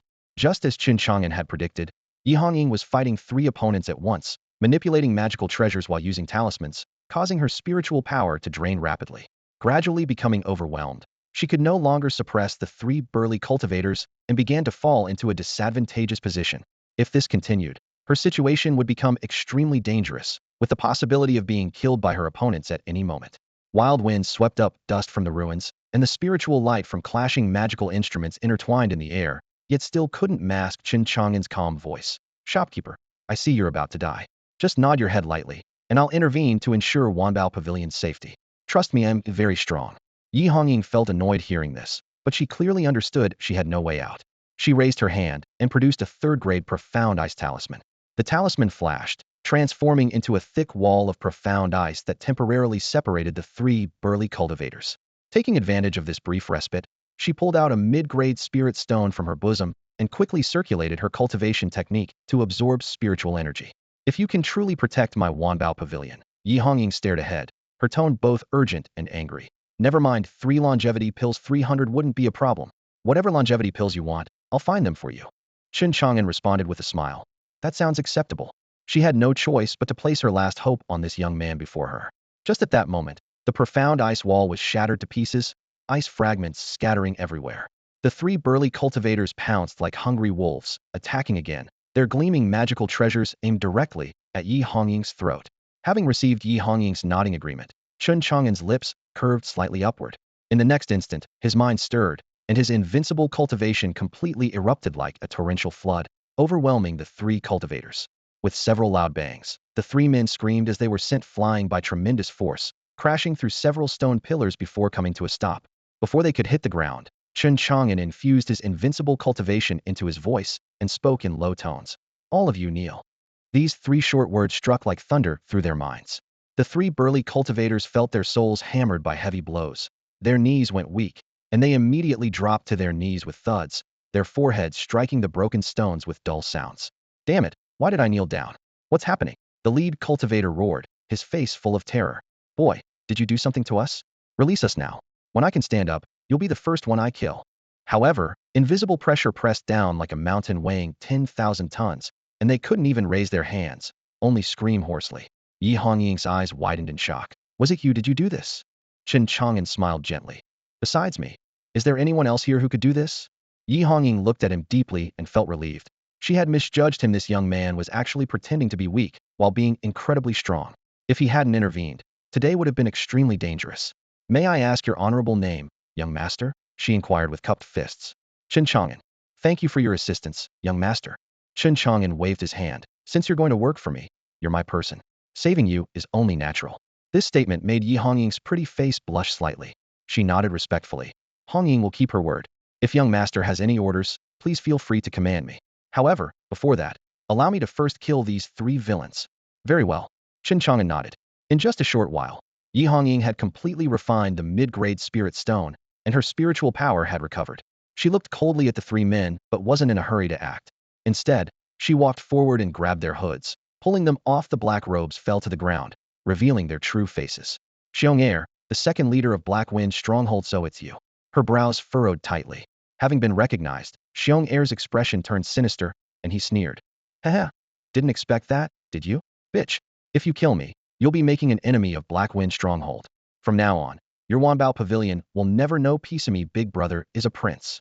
After saying this, he turned his killing intent toward Chen Chang'an, his gaze vicious. And you, Chen Chang'an, you dare ruin my plans? Me big brother won't let you go either. Chen Chang'an narrowed his eyes slightly and spoke quietly. Are you threatening me? That calm gaze seemed like an abyss. Xiong's heart couldn't help but tremble, and he actually felt an indescribable fear toward this young man, not daring to meet his eyes. Chen Chang'an withdrew his gaze. Handing Xiong over to Yi Hongying for disposal was the most convenient choice. Taking action himself would require invoking his invincible cultivation, which would cost him lifespan, and it wasn't worth wasting on someone like this. The inexplicable oppressive aura made Xiong afraid to even look directly at Chen Chang'an, so he turned his fury toward Yi Hongying instead. His eyes were cold and menacing, his voice low and threatening. If you dare kill me, think about the consequences. Does Wanbao Pavilion still want to operate in Tianwu City? After confirming Xiong's identity, Yi Hongying frowned deeply, unable to make up her mind. As the saying goes, a mighty dragon cannot suppress a local snake. The Wanbao Pavilion in Tianwu City was merely a branch, staffed with only 2 elders at the Lifewheel realm, no match for Black Wind Stronghold. Xiong's elder brother, Xiongda, had already reached the Marquis realm, and Black Wind Stronghold dominated the surrounding region. If she acted now, by the time headquarters reacted, the branch would likely be razed to the ground by Xiongda. Once the branch was destroyed under her watch, her evaluation by headquarters would also fail. Xiong caught her hesitation and sneered inwardly. This wench still fears our Black Wind Stronghold. But he couldn't push too hard, lest he corner her. Better to play the submissive role and escape first, then settle scores later while having his elder brother deal with that strange Chen Chang'an. With this thought, his tone immediately softened, becoming ingratiating. Beautiful Lady Yi, for my elder brother's sake, spare us this once. When I return, I'll ensure our stronghold brothers never trouble Wanbao Pavilion's caravans again, and will never target Wanbao Pavilion. Yi Hongying sneered without responding. She knew Xiong's background inside and out, second in command of Black Wind Stronghold, who relied on Xiongda's reputation to murder and plunder everywhere. At least 800 to 1,000 cultivators and mortals had died by his hands.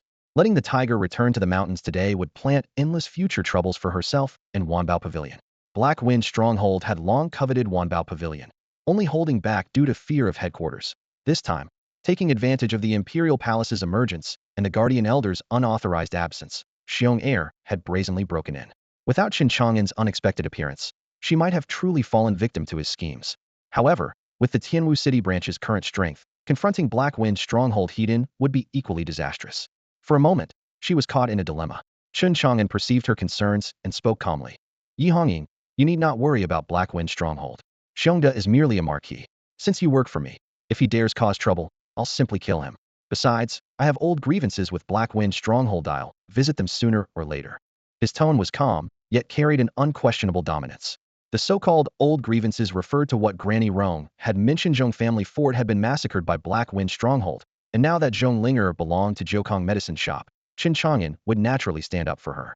Yi Hongying was stunned by this indifferent yet arrogant confidence, instinctively blurting out, "Are you also a marquis?" Chen Chang'an's expression remained calm. A marquis? Nothing more than that. Xiong'er's face changed drastically as he shouted, "Chen Chang'an, don't be so arrogant and spout such nonsense. You have no idea how powerful my big brother is. If you dare kill me, he will never let you go. Chen Chang'an shrugged his shoulders. Then I'll wait for him. I hope he comes quickly to avenge you. Xiong Er's face turned green, then red, then pale with rage. Seeing Chen Chang'an's calm composure gave Yi Hongying confidence without her realizing it, easing her inner turmoil. She looked at Xiong Er again and smiled. Xiong Er, your Black Wind stronghold is ultimately a menace. Now that I've caught you, you shouldn't go back. You bitch, you dare kill me? Yi Hongying's beautiful eyes turned cold. Why wouldn't I dare? I've wanted to do this for a long time. With that, she brought down her sword directly. Poor Xiong Er, suppressed by Chen Chang'an's divine words, couldn't move at all. He could only widen his bloodshot eyes and watch helplessly as the sword came down, continuously cursing. His gaze was filled with a mixture of anger, hatred, malice, despair, terror, and fear. Thud. The next moment, as the sword fell, a head hit the ground. Blood sprayed from Xiong Er's neck like a crimson fountain, shooting several meters away, and the severed head rolled twice on the ground. This is the cruel ruthlessness of the cultivation world. Once conflict begins, it's either kill or be killed. There can be no mercy. Chen Chang'an watched and couldn't help but sigh inwardly. If he hadn't obtained 999 billion years of invincible cultivation, he would either be dead at Sherlong's hands by now or cowering in some medicine shop, keeping his tail between his legs and living quietly. How could he dare to be so confident today, to be his true self, to settle scores freely, to master everything, and to play with life itself? However, what surprised Chen Chang'an was that even with his head severed, Xiong Er wasn't completely dead. His head was still trembling, and even his headless body was crawling around on the ground, hands groping everywhere, searching for his head. This scene was truly hair-raising. Many maids and guards in the treasure pavilion were frightened, staying far away with pale faces. This is too terrifying. He's still not dead? Could he be some kind of monster? But Yi Hongying discovered something special about Xiong Er and frowned. This guy actually possesses a special cultivation physique with extraordinarily tenacious vitality. She struck again, slashing toward Xiong Er's head to completely extinguish his life force. But this time, a crescent mark suddenly appeared on Xiong Er's forehead, followed by brilliant rays of light shooting out with tremendous power, directly knocking the sword from Yi Hongying's hand. Then, a phantom even more imposing and tall than Xiong Er materialized from the divine radiance in the treasure pavilion. This person bore 9/10 resemblance to Xiong Er, with a face full of brutal flesh marked by an ugly centipede scar, thick eyebrows, and a broad nose, eyes shooting fierce light, radiating pure malevolent energy and intimidation. Yi Hongying gasped in shock. Xiongda. Xiong Er's two subordinates cried out in joyful desperation for rescue. Boss, save us. This bitch killed the second leader. You must seek justice for him. TV gone too far. Xiongda's eyebrows bristled with fury as he glared at Yi Hongying and roared. Yi Hongying, you dare kill my brother? I'll cut off your head and eat your flesh. This was a regional lord of the spirit transformation realm, blessed by heaven and earth. His power was terrifying, his divine abilities vast. Just the power of his phantom was enough to suppress Yi Hongying, leaving her unable to move and pale-faced. She gritted her teeth and replied, Xiongda, so what if you're a regional lord? The treasure pavilion isn't afraid of you. If you dare kill me, the main headquarters will definitely raise your Black Wind stronghold to the ground. Now that both sides had formed a deadly feud, even if she wasn't his match, she couldn't show weakness. At this moment, Xiong Er's headless body had found his fallen head. An even more horrifying scene unfolded. Xiong Er's hands cupped his head and pressed it back to his neck. Blood threads appeared between the head and neck, twisting and coiling like earthworms. Xiong Er let out painful groans as his head gradually reattached. He opened his eyes, his face very pale and his aura extremely weak. Seeing his big brother's figure, he breathed a sigh of relief, then showed a fierce expression and said hatefully, Big brother, I almost died at this bitch's hands. You must avenge me. And that kid beside her, if not for him ruining my plan, this treasure pavilion would already be in my pocket. Don't kill him. Help me cripple his limbs and cultivation. I want to torture him slowly and let him know that not just anyone can provoke our Black Wind stronghold. As Xiong Da's phantom materialized, the Wanbao pavilion filled with a bone-chilling aura of death, causing everyone present to shiver with fear. Emboldened by his elder brother's backing, Xiong Er's terror vanished completely, his eyes gleaming with malice as arrogance consumed him. He pointed at Chen Chang'an, his voice shrill and provocative. Boy, now you've witnessed the terror of a prince, haven't you? Before my elder brother strikes, kneel and beg me for mercy, and I'll grant you a swift death. Everyone held their breath as Chen Chang'an smiled faintly, his gaze serene. If I hadn't crushed a prince with one hand before, I truly wouldn't have known how terrifying they could be. As for kneeling, his tone shifted, his eyes suddenly turning ice cold. In this world, no one is worthy of making me kneel. You certainly aren't. With those words, he stepped forward, his overwhelming presence surging like rolling mountains as he uttered just 2 words: kneel down. The crushing pressure of countless mountains descended instantly. Xiong'er screamed in agony as his bones cracked with sickening sounds, utterly powerless to resist before crashing to his knees with a heavy thud. Humiliation and terror intertwined as his face turned deathly pale, and he gritted his teeth, shouting, "Elder brother, kill him." Xiongda's phantom responded with a cold voice. "Dare to bully my brother, die." He formed hand seals, conjuring a pitch-black, demonic blade from thin air that slashed toward Chen Chang'an with terrifying blade energy. The blade light tore through the air with a piercing whistle. Yi Hongying's face instantly turned ashen. If this strike landed on her, she would surely perish. Xiong'er grinned wickedly, as if already witnessing Chen Chang'an being cleaved in half. Under everyone's focused gaze, Chen Chang'an raised his right hand with composed expression. "What? How is this possible?" The crowd exclaimed in shock. My God, he actually caught the prince's demonic blade between 2 fingers. So the young master hadn't been boasting, truly could contend with a spirit transformation realm prince. Only then did Yi Hongying quietly breathe a sigh of relief. Chen Chang'an pressed his 2 fingers together and twisted gently. The demonic blade instantly cracked inch by inch before crumbling to dust. Xiongda's expression turned completely grim. "To block 50% of my power. Who exactly are you?" Chen Chang'an looked up, his tone indifferent yet icy. "A mere prince. What qualifications do you have to know this seat's name?" Xiongda's fury boiled over. But before he could act, Chen Chang'an had already raised his finger and pointed. Whoosh! A purple lightning-like finger beam shot through the air, piercing Xiongda's phantom instantly before it dissipated completely. Dead silence. The entire Wanbao pavilion seemed so quiet that even a falling pin would sound thunderous. Xiong'er's pupils contracted violently, his face deathly pale as his trembling legs gave way, and he stumbled backward repeatedly. How is this possible? How can this be possible? His arrogance and smugness had vanished without a trace, leaving only terror and despair. Chen Chang'an commanded, "Yi Hongying, if not now, then when?" Yi Hongying's face lit up with excitement, convinced that Chen Chang'an must be a powerhouse at the princely level. With such a formidable backer, she no longer feared Xiongda's retaliation. She immediately raised her sword and charged at Xiong'er once more. Having just been slain once by Chen Chang'an, Xiong'er's soul was unstable and his body weakened to the extreme. He stumbled and crawled toward the exit of Wanbao Pavilion. Yi Hongying moved with graceful steps, closing in within moments. Her sword flashed like lightning, and a piercing scream rang out as Xiong'er was killed on the spot. Despite his extraordinary constitution, this time there would be no chance of resurrection. The 2 remaining cultivators from Black Wind Stronghold turned pale with terror, scrambling to their knees as they begged for mercy with trembling voices. Yi Hongying showed no mercy, her sword flickering as 2 heads rolled across the floor, blood splattering the stone tiles. "Someone clean this up and burn the bodies," she ordered the Wanbao Pavilion guards. The guards moved swiftly, dragging away the 3 corpses and quickly wiping the blood from the floor. After the brief bloodbath, the hall returned to its pristine state, with only a faint metallic scent lingering in the air. Only then did Yi Hongying turn to Chen Chang'an. This seemingly 16 or 17-year-old youth had hidden depths, yet had single-handedly saved both Wanbao Pavilion and her life. She bowed deeply. "Thank you, young master, for saving my life." She then retrieved all the longevity pills from the counter-shelf and Totalan presented them with both hands. "Here are the pills you requested, young master." Chen Chang'an had originally intended to take only 3, but thinking of that little girl Zhonglinger, he took a few more and casually tucked them into his sleeve. "This is sufficient. Keep the rest." Yi Hongying nodded, but still worried. "Now that Xiong'er is dead, I fear you may face trouble from Xiongda, young master." Chen Chang'an's tone remained calm. "If he dares to come, I will kill him too." Yi Hongying smiled bitterly, her eyes filled with awe. "Your power reaches the heavens, young master. Had I not witnessed it with my own eyes today, I would have taken you for merely a blood-nourishing realm cultivator." Chen Chang'an waved dismissively. "I've always kept a low profile." With 3 longevity pills, his lifespan had increased by 3 years, putting him in excellent spirits. Unfortunately, these pills were only effective up to 3 doses. Any more would be useless. He still needed to continue searching for other life-extending treasures. He asked directly, "Besides longevity pills, does your Wanbao Pavilion have any other life-extending elixirs?" Yi Hongying shook her head and explained. "As you know, young master, the materials for longevity pills aren't particularly rare. Most major families can cultivate them, so they're not difficult to obtain.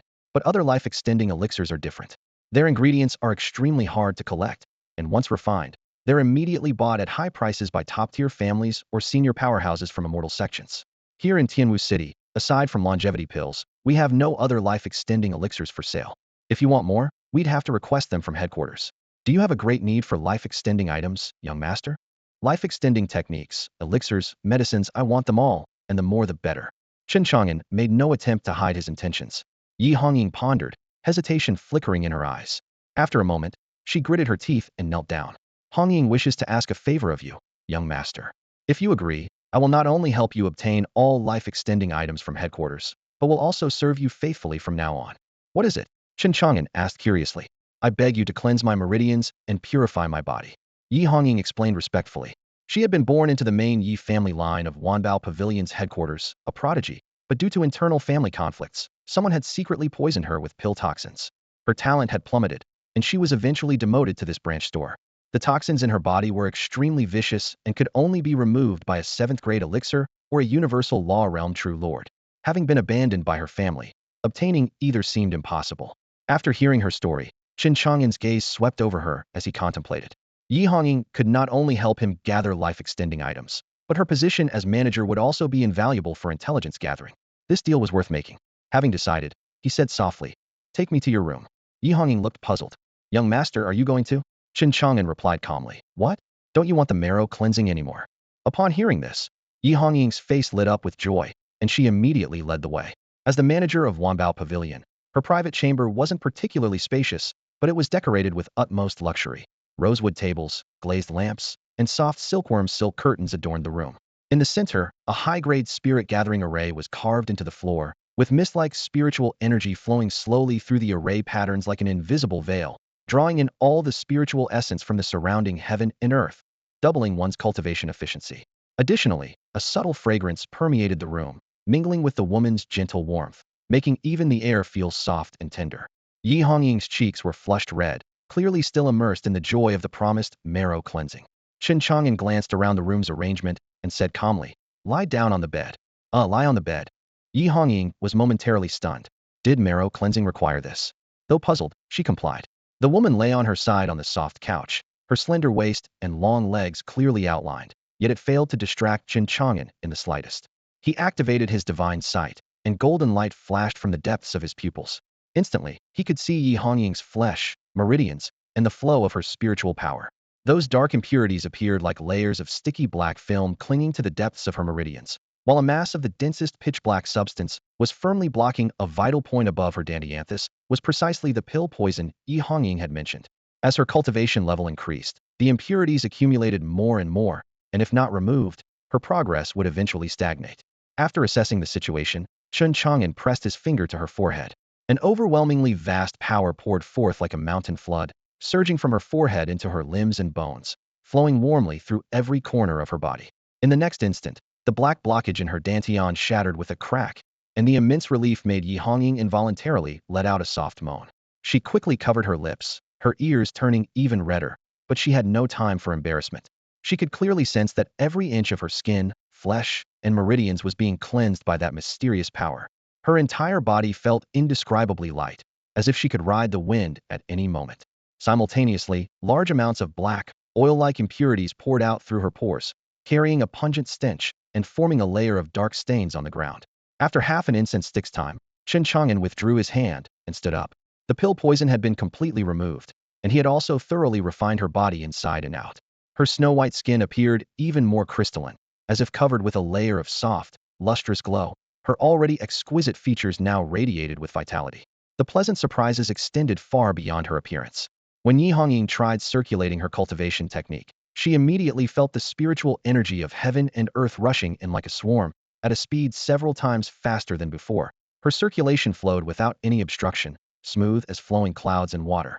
She felt as if she had returned to infancy, yet retained her complete cultivation and memories. Her body was now pure and spotless, transformed into a naturally pristine spiritual constitution. At this rate, breaking through from the life spring realm to the longevity will realm, and even advancing to the heavenly mandate realm, would all come naturally. She could hardly believe it, and was filled with incredible joy. You must understand that even the legendary fortune pill, renowned for cleansing meridians, transforming the body, and breaking through cultivation bottlenecks, could never achieve such a feat.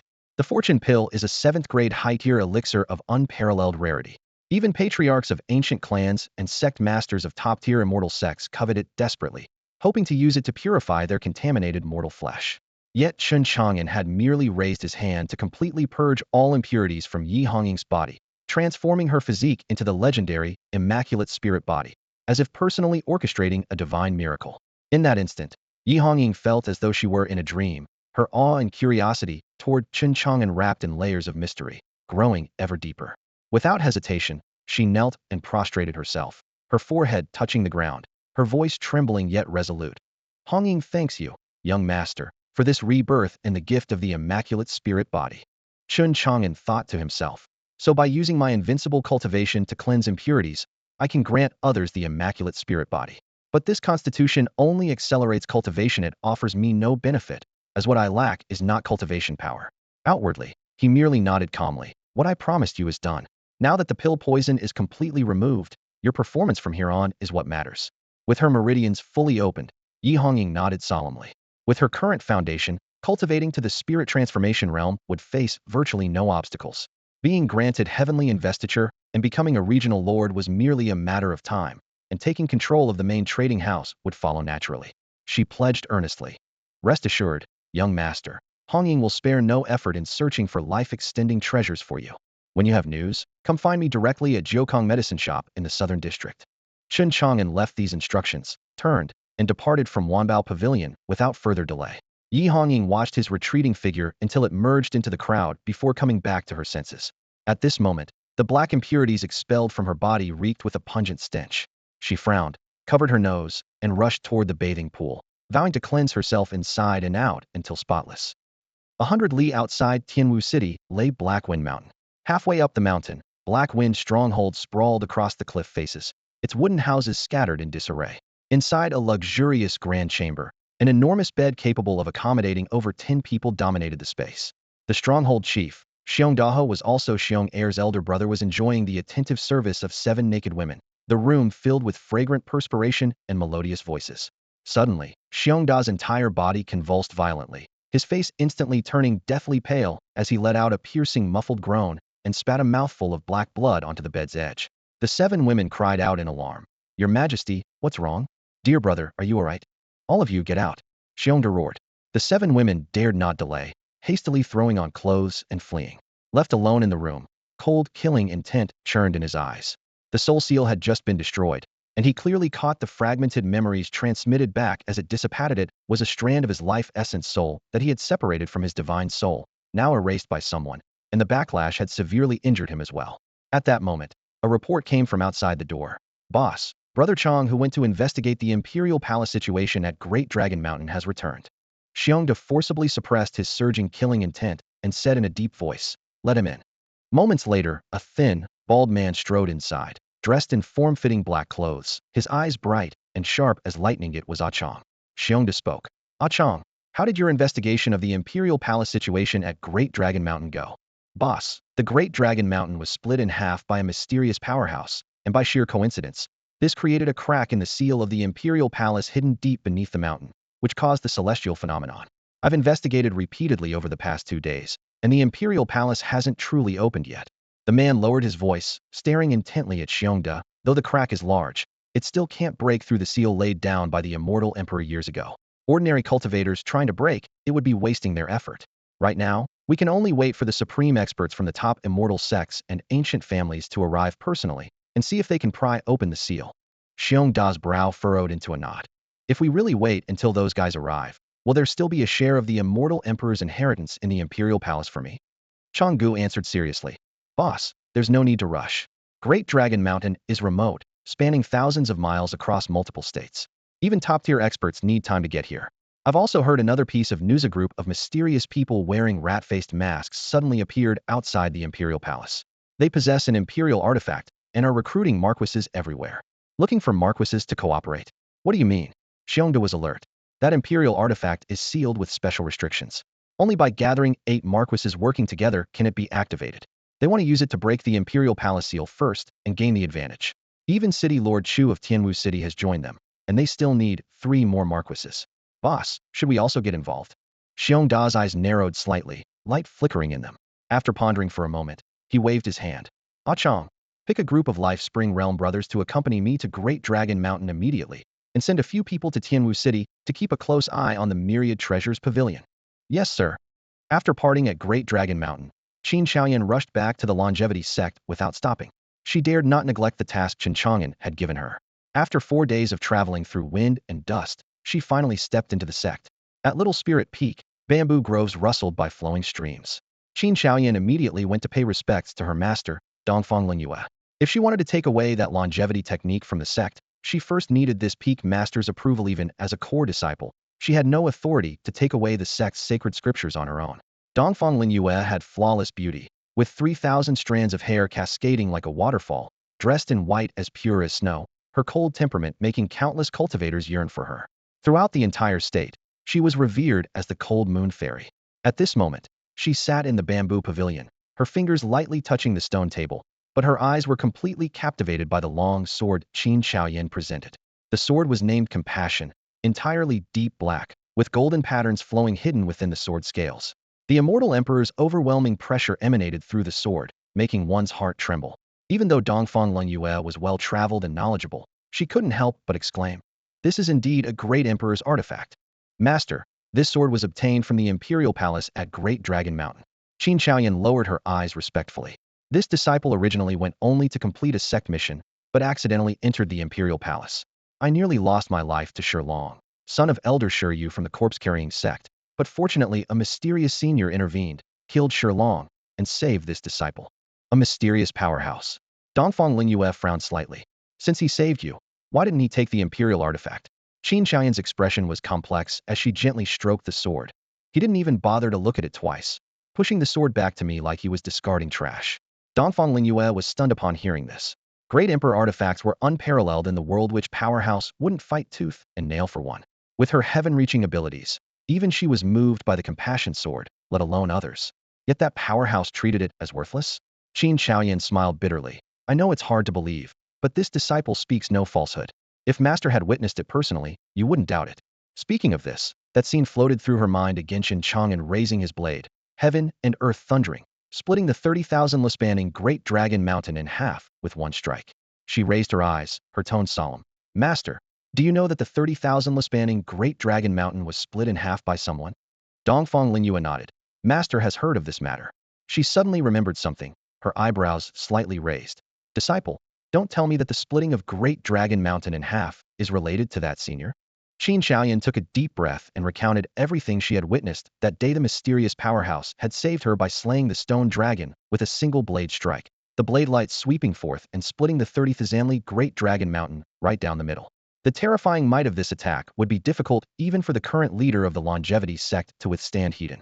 Dongfang Lingyue was stunned, her fingertips trembling slightly. After a long moment, she exhaled a cold breath. To cleave an entire Great Dragon Mountain, could it really be him? Recalling that terrifying blade light, her mind conjured the sharpness that only an emperor's weapon could unleash, her heart pounding. After calming her emotions somewhat, she pressed further. Do you know who that senior is? Chen Chang'an shook her head. I don't know. He only told this disciple to seek him at the Jiukong medicine shop in Tianwu City after obtaining the longevity technique. She then faithfully relayed his requirements to bring the longevity sect's blood-nourishing longevity technique, and if the sect possessed any other life-extending treasures, to offer them as well. Life-extending treasures? Dongfang Lingyue frowned. A peerless expert capable of splitting mountains with a single blade still wanted a mere low-grade, blood-nourishing longevity technique. Was his lifespan running out, or did he have some deeper purpose? Unable to fathom his intentions for the moment, she suppressed her doubts and turned her gaze to her disciple. Chang'an, since you've obtained the Compassion sword, this is a tremendous opportunity. Refine it quickly. Perhaps you can gain the Immortal Emperor's recognition in the Great Dragon Mountain Imperial Palace and become the Immortal Emperor's successor. Chen Chang'an nodded eagerly. If she truly became the Immortal Emperor's successor, the longevity sect could ride this favorable wind to leap into the ranks of Hezhou's top powers, or even advance toward becoming an imperial lineage immortal sect. After finishing the important matters, Dongfang Lingyue hurriedly left the bamboo grove and headed straight for the sect's inner sanctum. This matter concerned the sect's future, and she had to discuss it with the sect leader immediately. Gu Haisheng, leader of the longevity sect, possessed an elegant bearing tinged with authority. His deep blue robes billowed with his aura, and his cultivation was unfathomably deep. While in closed-door cultivation, his heart stirred slightly, and upon opening his eyes, he saw Dongfang Lingyue's arrival. Junior sister, what matter brings such urgency? My disciple has obtained one of the Emperor's weapons wielded by the Compassion Immortal Emperor, a Compassion sword. Knowing she never spoke carelessly, Gu Haisheng's expression changed dramatically upon hearing this, and he set aside his cultivation technique. How did this come to pass? Dongfang Lingyue recounted the entire story in detail, omitting nothing. Gu Haixing pondered for a long while, still unable to fathom that senior's true intentions, and could only say in a low voice, I too cannot understand what this master truly seeks. However, since he returned the compassion sword to Chaoyan, it means he has handed this great opportunity to our longevity sect. Though this longevity technique is precious, since he wants it, we shall give it to him. Dongfang Linyue's expression remained calm, her tone revealing firm resolve. Gu Haixing nodded. That's exactly what I was thinking. Senior brother, there seem to be 200-year longevity pills remaining in our treasury, originally intended to extend the Grand Elder's life. Since that person seeks life-extending treasures, why not take one out as a gift? If he's truly as powerful as Zhaoyan claims, befriending him might earn us some favor. Excellent. Gu Haixing's eyes blazed with intensity, his voice trembling slightly with excitement. When the time comes, junior sister, you'll accompany me there and help oversee this Imperial Palace competition. Originally, I held no hope for the Immortal Emperor's inheritance, given that numerous top-tier forces have already mobilized in secret. For our longevity sect to compete would be like snatching food from a tiger's mouth. But since Zhaoyan has mysteriously obtained the compassion sword, this might be our opportunity. If she truly becomes the Immortal Emperor's successor, the longevity sect will soar to unprecedented heights. Let's not waste time. Gu Haixing composed himself and commanded solemnly, go quickly. I'll immediately head to the Forbidden Grounds to awaken the Grand Elder and provide protection for Zhaoyan. Yes. Dongfang Linyue turned and departed.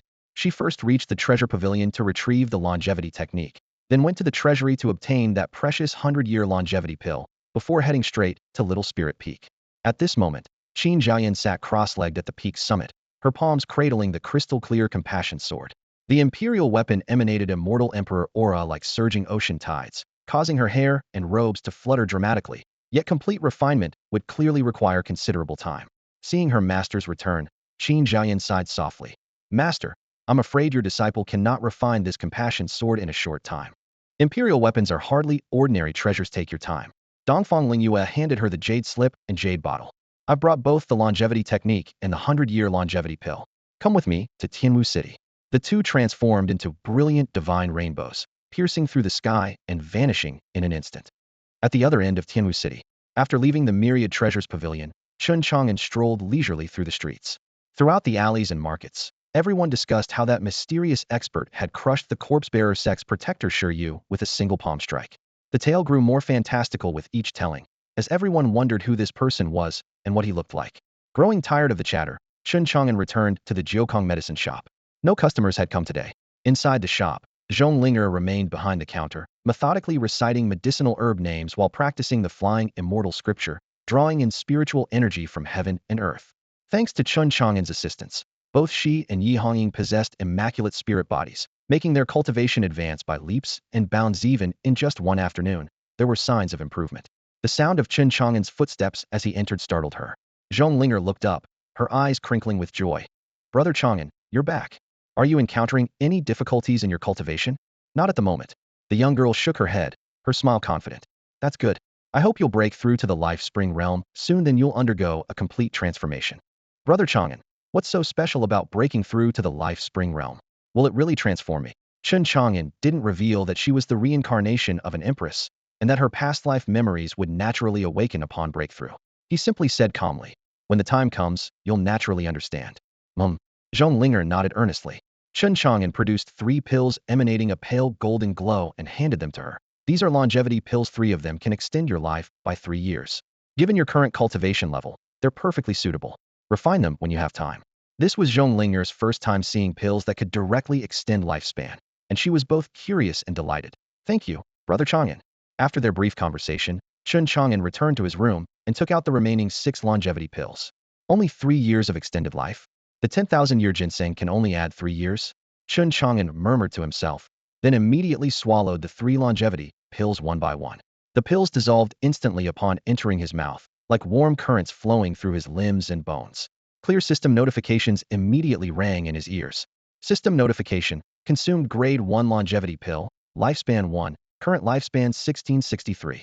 System notification, consumed grade 1 longevity pill, lifespan 1, current lifespan 1664.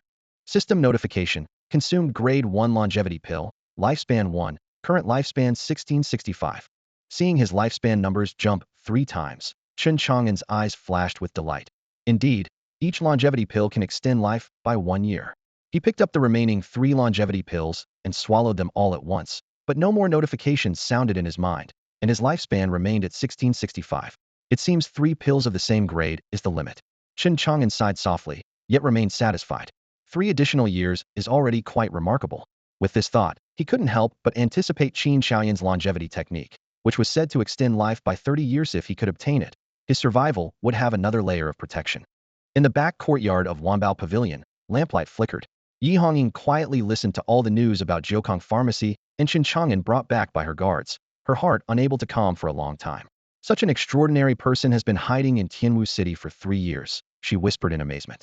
If Chen Chang'an hadn't revealed himself voluntarily, who would have connected a physician who casually treated people with a peerless expert? She suddenly recalled Shi Yu, the elder of the corpse-carrying sect who had caused an uproar throughout the city.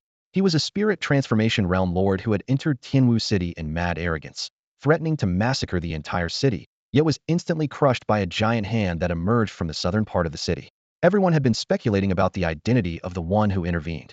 Now, piecing together the clues, the giant hand appeared in the south of the city, and Jiukong Pharmacy was also in the south. Yi Hongying suddenly formed a shocking hypothesis. Sure, you must have died at Chen Chang'an's hands. If this were true, Chen Chang'an's cultivation was definitely beyond that of a lord, perhaps an immortal realm sect master, or even a 10,000 laws realm true lord who controlled the laws themselves. Being able to suddenly embrace such a powerful patron felt like a dream to Yi Hongying. No wonder Chen Chang'an had shown such disdain for Xiongda, the chief of Black Wind Stronghold. If he could crush a corpse-carrying sect lord elder with one hand, what did a small mountain stronghold lord amount to? She took a deep breath to suppress her shock and secretly resolved. She must do everything the young master entrusted to her to perfection. At this moment, her heart stirred, and she took out a communication talisman. As the talisman's light flickered, she snorted coldly. Those 2 old fools left their posts without my permission to seek treasure at Great Dragon Mountain, nearly letting villains destroy Wanbao Pavilion. This account hasn't been settled yet. Yi Hongying was a manager sent by Wanbao Pavilion's main branch, yet she was constantly suppressed by the 2 stationed elders who monopolized all resources. Without achievements, she would likely be trapped in Tianwu City for life. Now, with Chen Chang'an's assistance, she saw an opportunity to turn things around. Despite her displeasure, she still pressed the communication talisman to her forehead to check the urgent message the 2 had sent back. The message contained only a few short lines, yet it made Yi Hongying's eyes instantly bright. 10,000-year ginseng had actually escaped from a gap in the Imperial Palace's seal. This treasure had evaded pursuit by several lords and was hiding in Great Dragon Mountain. The 2 elders ordered her to immediately bring Wanbao Pavilion's treasure-hunting mice to search for it. A 10,000-year ginseng, precisely a longevity herb. Yi Hongying gripped the communication talisman tightly, her heartbeat quickening. Life-extending treasures were extremely rare. Even with her connections, gathering 1 or 2 such items simultaneously would not be easy. Now that opportunity had presented itself, how could she not seize it? Once this ginseng is found, I'll present it directly to the young master, she decided in her heart. As for those 2 old fools, that very night, she personally carried out the spiritually gifted treasure-hunting mice and quietly boarded a carriage bound for Great Dragon Mountain. As the wheels rolled over stone slabs, Yi Hongying's eyes shone brightly, filled with determination to succeed. With the young master backing her, let's see if those 2 old fools dare to do anything to her. Chen Chang'an lay leisurely in the backyard, basking in the sun and enjoying the warm afternoon light. The gentle warmth filtered through the leaves and fell upon him as he half closed his eyes, letting the soft breeze caress his face. Zhong Linger knelt behind him, her hands working along his shoulders and neck in a rhythmic massage, her small fists gently tapping against his back. Brother Chang'an, is the pressure just right? Perfect, Linger. Your massage feels wonderful. Could you work on my lower back a bit more? I've been lying down too much these past few days, and it's gotten a bit sore. The little girl beamed at his praise, her eyes curving into crescents, her smile so sweet it seemed honey might drip from it. 3 days had passed since Chen Chang'an returned from the treasure pavilion. During these 3 days, he hadn't been idle. While familiarizing himself with the application of his 999 billion years of invincible cultivation, he had Zhong Linger mind the shop while he scoured Tianwu City for body cultivation techniques, also visiting the scripture repository to research texts about life-extending treasures. Regarding life-extending items, he had gathered quite a bit of information. However, the path of body cultivation had long been abandoned by the cultivation world, and the city contained not a single viable technique. Tianwu City was, after all, too small. In his spare time, he visited tea houses to gather intelligence about the outside world.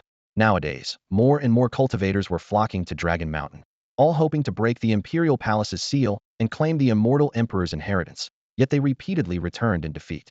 Even 8 princes had joined forces, unleashing an imperial artifact to bombard the seal with tremendous force, but to no avail. Among them was Xiongda, the leader of Black Wind Stronghold. Only then did Chen Chang'an understand.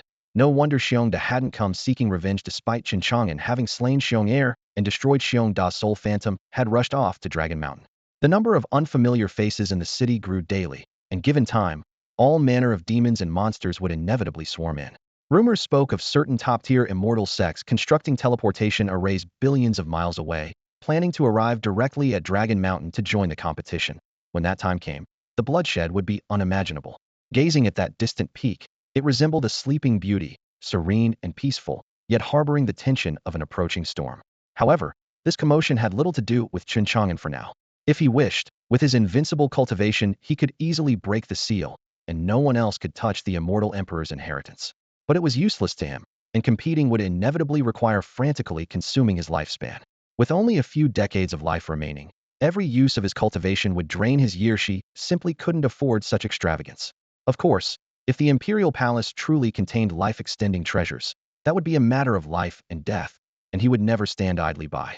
For now, he chose to wait and see let the bullets fly for a while. Fortunately, Yi Hongying was already searching far and wide for longevity treasures at his request. These past 2 days, she had sent good news. She seemed to have found a lead. Chen Chang'an was thoroughly satisfied, silently praising his decision to recruit Yi Hongying as his subordinate had indeed been worthwhile. At that moment, Granny Rong arrived at the Jiukong medicine shop. Seeing Chen Chang'an and Zhong Linger in the backyard, she wore a kind smile and called out to Chen Chang'an. Chang'an. Granny Rong, what brings you here?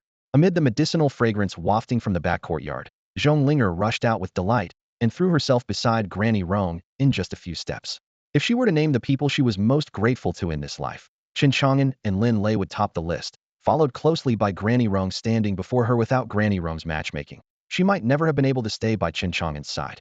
Now, not only had she escaped her aunt's beatings and scolding, but she had also successfully cultivated to the middle stage of blood nourishing, living a much better life than before. Granny Rong stepped into the courtyard, her gaze moving back and forth between Chen Chang'an and Zhong Linger, satisfaction written all over her face, her smile lines so deep they could crush mosquitoes. Chang'an, have children soon, it'll be lively. Chen Chang'an coughed lightly, secretly speechless. This granny couldn't go 3 sentences without mentioning having children. Zhong Linger's cheeks instantly burned bright red, and after stealing a glance at Chen Chang'an, she fidgeted with the corners of her clothes. Granny, these things can't be rushed, let nature take its course. Chen Chang'an forcibly changed the subject. But what brings you here so suddenly? Is there something you need? He was terrified that Granny Rong might arrange another blind date for him. Zhong Linger was already serving as his shield. Having another would be absurd. Granny Rong supported her waist, chuckling. My old back's been acting up again lately. I was hoping you could prepare some medicine for me. No problem. Chen Chang'an turned to the medicine counter and skillfully mixed herbs like shirtong, chuanxiong, and honghuo, good for promoting qi circulation and blood flow, before handing them all to her. While he was preparing the medicine, Granny Rong seemed to remember something. Oh, Chang'an, what about the blacksmith Su's family next door? I noticed their door has been closed for several days. I'm not sure, Chen Chang'an replied, his hands never stopping. Why are you looking for them, Granny? Hee. Granny Rong smiled mysteriously. I have a distant relative's daughter who's looking for a marriage partner. I thought the Su family's doing well, so I wanted to introduce her to Su Dafu. That girl is wonderful. Su Dafu would definitely like her. She spoke with flying spittle, gesturing to describe virtues like virtuous, capable, and good at bearing children. Chen Chang'an's temple twitched, and he could only smile and say, all right, when Dafu returns, I'll pass along your message. As soon as the medicine package was tucked into Granny Rong's arms, the old woman patted her waist and tottered out of the courtyard gate. Chen Chang'an watched her leave with a smile, genuinely curious about how Su Dafu's blind date would turn out. Once the courtyard gate closed, his mind stirred, and he activated his divine eye. His vision instantly penetrated the surroundings of Jiukong medicine shop. Outside the courtyard walls, 5 cultivators with concealed auras were hiding in the shadows, positioned at 5 points, secretly monitoring his every move. Chen Chang'an's smile vanished instantly. He said to Zhong Linger, Linger, I'm craving fish. Go to the market and pick out a fresh one. Yes. Zhong Linger nodded and obediently left with a bamboo basket. The moment her figure disappeared, Chen Chang'an raised his hand to set up an invisible barrier, then flashed and silently appeared above the 5 cultivators. These 5 had been following him for 3 days, constantly puzzled. The person before them looked like an ordinary physician in every way, nothing like the ruthless person capable of killing the second-in-command of Black Wind Stronghold. Could their boss's intelligence be wrong? Before the thought could settle, A terrifying pressure descended like a canopy. The five men's bodies creaked and groaned, unable even to turn their heads. Cold sweat dripped down their cheeks as they finally understood. The intelligence wasn't wrong, they were just unlucky. Chen Chang'an stood with his hands behind his back, his voice calm but brooking no resistance. Who sent you? Unable to withstand the torment of having their limbs sealed, the cultivators quickly confessed Black Wind Stronghold's leader, Xiongda, had sent them to investigate Chen Chang'an's true capabilities. I see. A trace of annoyance rose in Chen Chang'an's heart. He despised being secretly watched most of all. With a thought, his invincible cultivation exploded from his dantian. The five figures turned to dust amid their screams, their souls unable to escape in time. A gentle breeze swept through the area, and even the scent of blood was erased by spiritual power. Ding. Host has used invincible cultivation, exceeding physical bodies carrying limit. Lifespan 1. Current lifespan, 1664. As the mechanical notification ended, Chen Chang'an's brow twitched slightly. He had long known that using his invincible cultivation would cost him lifespan last time at Wanbao Pavilion, when he suppressed Xiong Air and forged the immaculate spirit body for Yi Hongying. He had lost quite a bit. This time, as expected, he lost another year. He took a deep breath, restrained his aura, and after confirming no more prying eyes remained in the vicinity, turned back to the courtyard to quietly await Zhong Linger's return with the fish. Fortunately, he was gradually gaining better control over his invincible cultivation and could use it more reasonably otherwise. The cost wouldn't have been just 1 year. Tianwu City. On the second floor of a bustling tea house by the window, Gu Xiaomao, an elderly man in blood-red robes, sipped his fragrant tea expressionlessly. The gentle tapping of his teacup lid rang crisp and clear above the surrounding clamor.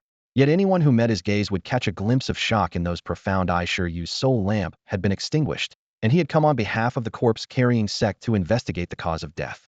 Gu Xiaoma and Sure Yu were both elders of the corpse-carrying sect, both at the spirit transformation realm with princely status. Originally, he had been heading to Dragon Mountain with several protectors, but upon learning of Sure Yu's demise along the way, he had temporarily diverted to Tianwu City to investigate.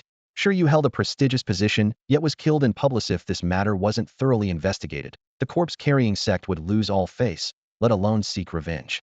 After making a few inquiries in the city, he obtained the complete account that day. Almost everyone had witnessed Sure Yu being crushed by a massive palm that appeared out of nowhere. Upon learning this, Gu Xiaoma's fingertips unconsciously tensed. Sure Yu's strength was comparable to his own, yet he had been crushed by a single palm strike. The perpetrator must be above the spirit transformation realm, very likely an immortal realm sect master-level powerhouse. He took a deep breath of the tea's fragrance, a chill suddenly rising in his heart. He dared not linger a moment longer.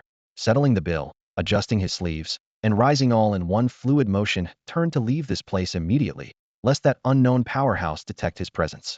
However, just as he stepped out of the inn, a snow-white dress caught his eye. The young girl's skin was lustrous as jade, her aura pure an immaculate spirit body. Greed flickered in Gu Xiaoma's eyes. If he could use this body to refine pills, he might achieve an immaculate treasure pill. He stepped forward, blocking the girl's path. The girl was none other than Zhong Linger, who had gone out to buy fish. Sensing something amiss, she instinctively retreated, fear appearing in her eyes. A cruel smile curved Gu Xiaoma's lips as he pointed a finger, his spiritual power silently penetrating her defenses. Her mind was instantly restrained, and she stood frozen in place. The mental suppression of a spirit transformation realm prince was an insurmountable chasm for Zhong Linger, who only possessed mid-stage blood-nourishing cultivation. Come with this, old man, he whispered. Zhong Linger nodded woodenly, the fresh fish in her hands slipping to the street, its tail fin splashing water against the stone pavement. Subsequently, she was carried away by Gu Xiaoma, quickly disappearing into the depths of Tianwu City's alleys. Inside Jiukong Medicine Shop, Chen Chang'an waited and waited but still saw no sign of Zhong Linger's return, his brow furrowed deeply. Night had already fallen. Why would buying fish take this long? Remembering the Black Wind Stronghold's secret surveillance, an inexplicable unease rose in his heart. Could Zhong Ling have been abducted by them? At this thought, he immediately activated his divine eye without hesitation, his vast divine consciousness rapidly sweeping across the entire Tianwu city.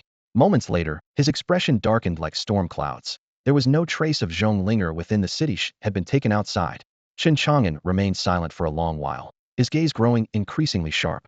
In just a few short days, he had already come to regard this sensible and well-behaved girl as part of the medicine shop family. Whoever dared to harm those around him would pay the price. In the next instant, he activated his divine eye once more, his vision sweeping over high walls and roof tiles, searching every inch of land outside Tianwu City. He continued using his divine eye, searching beyond the city walls. Infused with invincible cultivation, his eyes transformed into divine sight. gazing down upon all living beings and the endless earth like a deity. Blazing white divine light swept across his pupils as his vision instantly pierced through layers of buildings, mountains, and rivers. Meanwhile, his lifespan burned away bit by bit. In just a few breaths, he had consumed months' worth of life. Using his divine sight, Chen Chang'an quickly located Zhong Linger's whereabouts. She had been abducted by the blood-robed elder, the ancient demon cultivator, a dim cave at the edge of Dragon Mountain. Inside the cave, a black cauldron half the height of a person occupied the center, surrounded by thousands of scattered medicinal herbs. The faint fragrance of herbs mingled with the stench of blood in the damp air. What does that old bastard want with Linger? Chen Chang'an's heart tightened. Seeing that Zhong Linger was temporarily unharmed, he breathed a slight sigh of relief, then channeled his invincible cultivation into his legs again, the divine step technique he had just discovered. His toes lightly touched the ground, and his figure instantly distorted and vanished. He had crossed the void from Jiukong Pharmacy and descended outside Tianwu City. The air trembled slightly as his form solidified. At the same time, the mechanical and cold system notification echoed in his mind. System alert. Host has used invincible cultivation beyond physical limits. Lifespan 1. Current lifespan, 1663. Divine step consumed even more than divine sight, but he could no longer care about his lifespan. Chen Chang'an took another step, racing toward Dragon Mountain. Deep in the cave, Zhong Linger's face was deathly pale. After briefly losing consciousness, she had regained her senses. Watching the blood-robed elder busy with herbs before the cauldron, the 12-year-old couldn't help but feel afraid. Who? Who are you? Why did you bring me here? The ancient demon cultivator looked up at her voice, his cold gaze sweeping over the girl as he laughed hoarsely. Worthy of the pure spirit body, you recover quickly indeed. Little girl, don't be afraid. This old man merely needs to refine you into a pure spirit pill to cleanse my meridians and remove the accumulated impurities from my flesh. A constitution like yours is rare to find. Over the years, I've used many newborn infants to refine pills, all ending in failure. I thought I'd never have the chance to create this pill, but unexpectedly I encountered you. Ha ha ha. These words drained all color from Zhong Linger's face. The old man before her was actually a demon who murdered infants. She frantically searched for a way to escape, but could find no solution. The ancient demon cultivator saw through her thoughts and sneered. Don't waste your energy. You're merely a fake cultivator at the blood-nourishing realm, thinking you can escape from a Marquis realm expert? Wishful thinking. The words Marquis realm instantly shattered Zhong Linger's last hope. Though she didn't know exactly how powerful the Marquis realm was, she knew that Shiryu, who had tried to massacre the city that day, was also a Marquis, and Shiryu had been crushed by Brother Chang'an with one hand. Thinking of this, she still gritted her teeth and shouted angrily. So what if you're a Marquis? Before Brother Chang'an, you're nothing. He could crush you with one hand. The ancient demon cultivator's heart skipped a beat. Shiryu's death had indeed been by crushing with a palm. Could it be related to this, Brother Chang'an? His expression darkened as he pressed his hand against Zhong Linger's crown and performed a soul-searching technique on her. As spiritual torrents surged, he captured memory fragments in a courtyard. A blue-robed youth extended his right palm, and a sky-covering giant hand materialized from thin air, casually crushing Shiryu. This scene struck his mind like lightning. The ancient demon cultivator's face turned ashen as he staggered backward, repeatedly falling to the ground, his Marquis dignity completely gone. Chen Chang'an. It's him, he murmured, his fingertips trembling. This little girl actually had a close relationship with that youth. After a brief moment of terror, the ancient demon cultivator gritted his teeth, his gaze wavering between light and dark. Release Zhong Linger? Or continue refining the pill?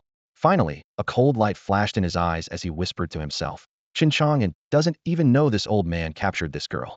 As long as I quietly refine the pill, no one will know. Is that so? A cold male voice suddenly rang out in the deathly silent cave. The ancient demon cultivator whirled around, as if facing a great enemy. Who?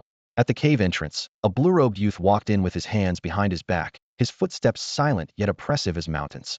The dim firelight reflected on the youth's calm face, bone-chilling in its coldness. The ancient demon cultivator's pupils contracted sharply, feeling his spine turn cold and his hair stand on end. Chen Chang'an. The ancient demonic cultivator was terrified.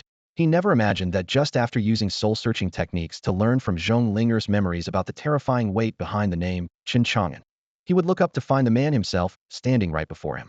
The ancient cultivator's throat bobbed as he swallowed hard. Rumors said this person could crush a king or marquis with a mere gesture. Facing him now, he couldn't see even the slightest chance of victory. Almost driven by instinct, the ancient cultivator grabbed Zhong Linger's shoulder and pulled her in front of him as a shield. Chen Chang'an, let me go, and I'll return this girl to you immediately. His trembling voice couldn't hide his terror no matter how hard he tried. Zhong Linger had been trapped by magical restraints, desperately awaiting her fate of being refined into pills. Seeing Chen Chang'an suddenly appear, the despair in her eyes instantly ignited into hope. Brother Chang'an, how did you get here? Chen Chang'an smiled gently at her, his tone casual as everyday conversation. If I didn't come, who would take care of me and do my laundry and cooking in the future? I can't keep troubling Granny Rome to find young ladies, can I? At his playful remark, Zhong Linger's pretty face flushed red, but her earlier panic vanished completely. Though still held captive by the ancient cultivator, she knew Brother Chang'an would definitely save her. Chen Chang'an's gaze shifted to the ancient cultivator, radiating chilling intent. Old fool, you dare touch my person? Seems you're truly tired of living. You captured her thinking you could threaten me? The ancient cultivator forced himself to remain calm. I had no idea she was connected to you. As long as you spare me, I swear I won't harm her. But if you try to kill me, don't blame me for dragging her down with me. Drag her down. Chen Chang'an scoffed. In the next instant, his invincible cultivation erupted. Terrifying pressure descended like a falling mountain, making the very air in the cave hum under compression. The ancient cultivator froze as if struck by a paralyzing technique. Unable to move, his internal spiritual energy flow forcibly severed forget killing Zhong Linger. He couldn't even blink. The extreme oppression shattered the ancient cultivator's courage. What? What have you done to me? He swore he'd never seen any cultivator who could completely suppress him with pressure alone. Only now did he truly understand how laughable it was to threaten Chen Chang'an with Zhong Linger in Chen Chang'an's eyes. He was nothing more than an ant to be crushed at will. Mercy! Mercy! Senior, please spare my life. I'll never dare again.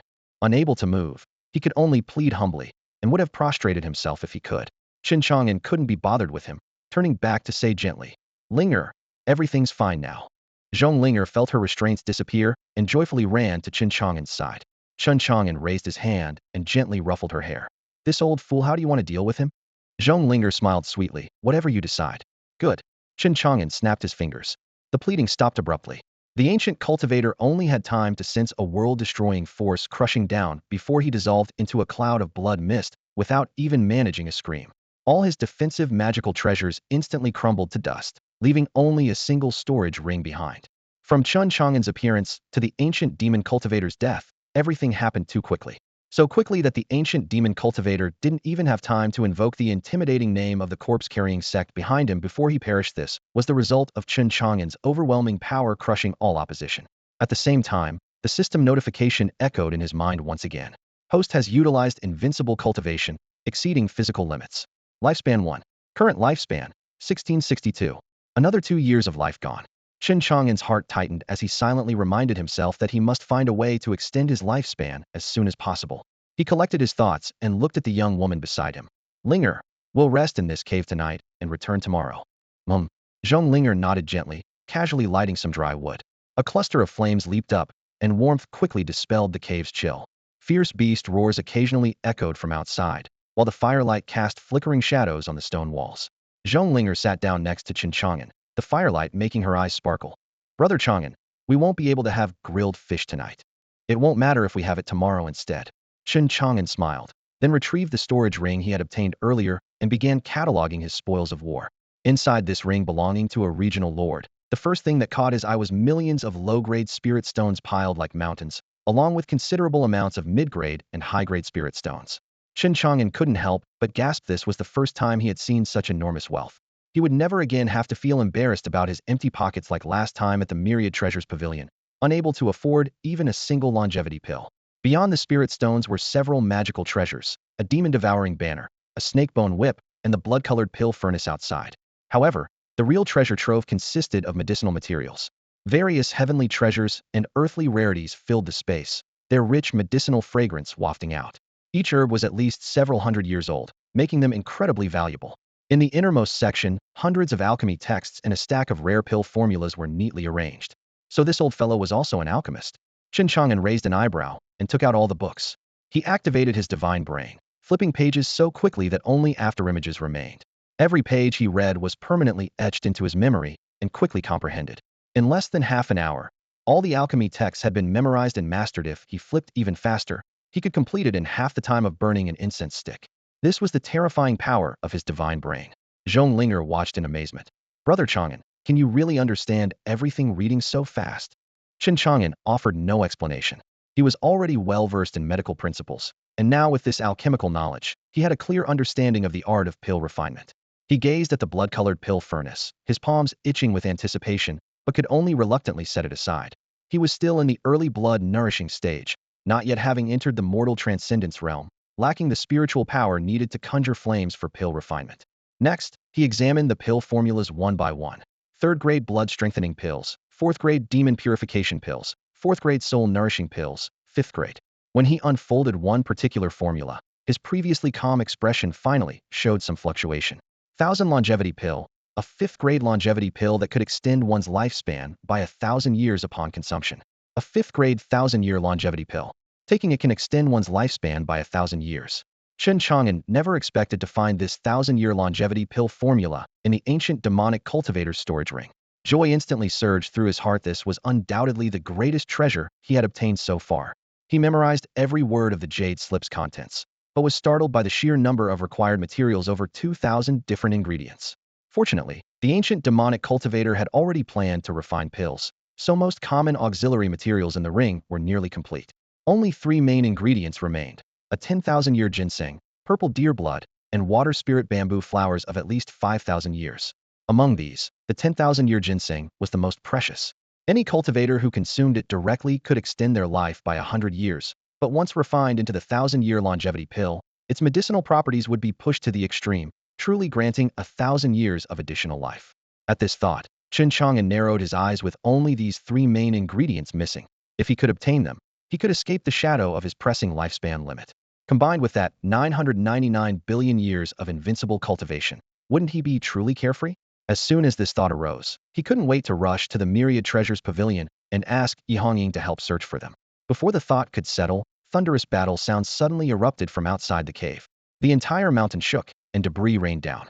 Linger, it's not safe in the cave. Let's get out first. Yes.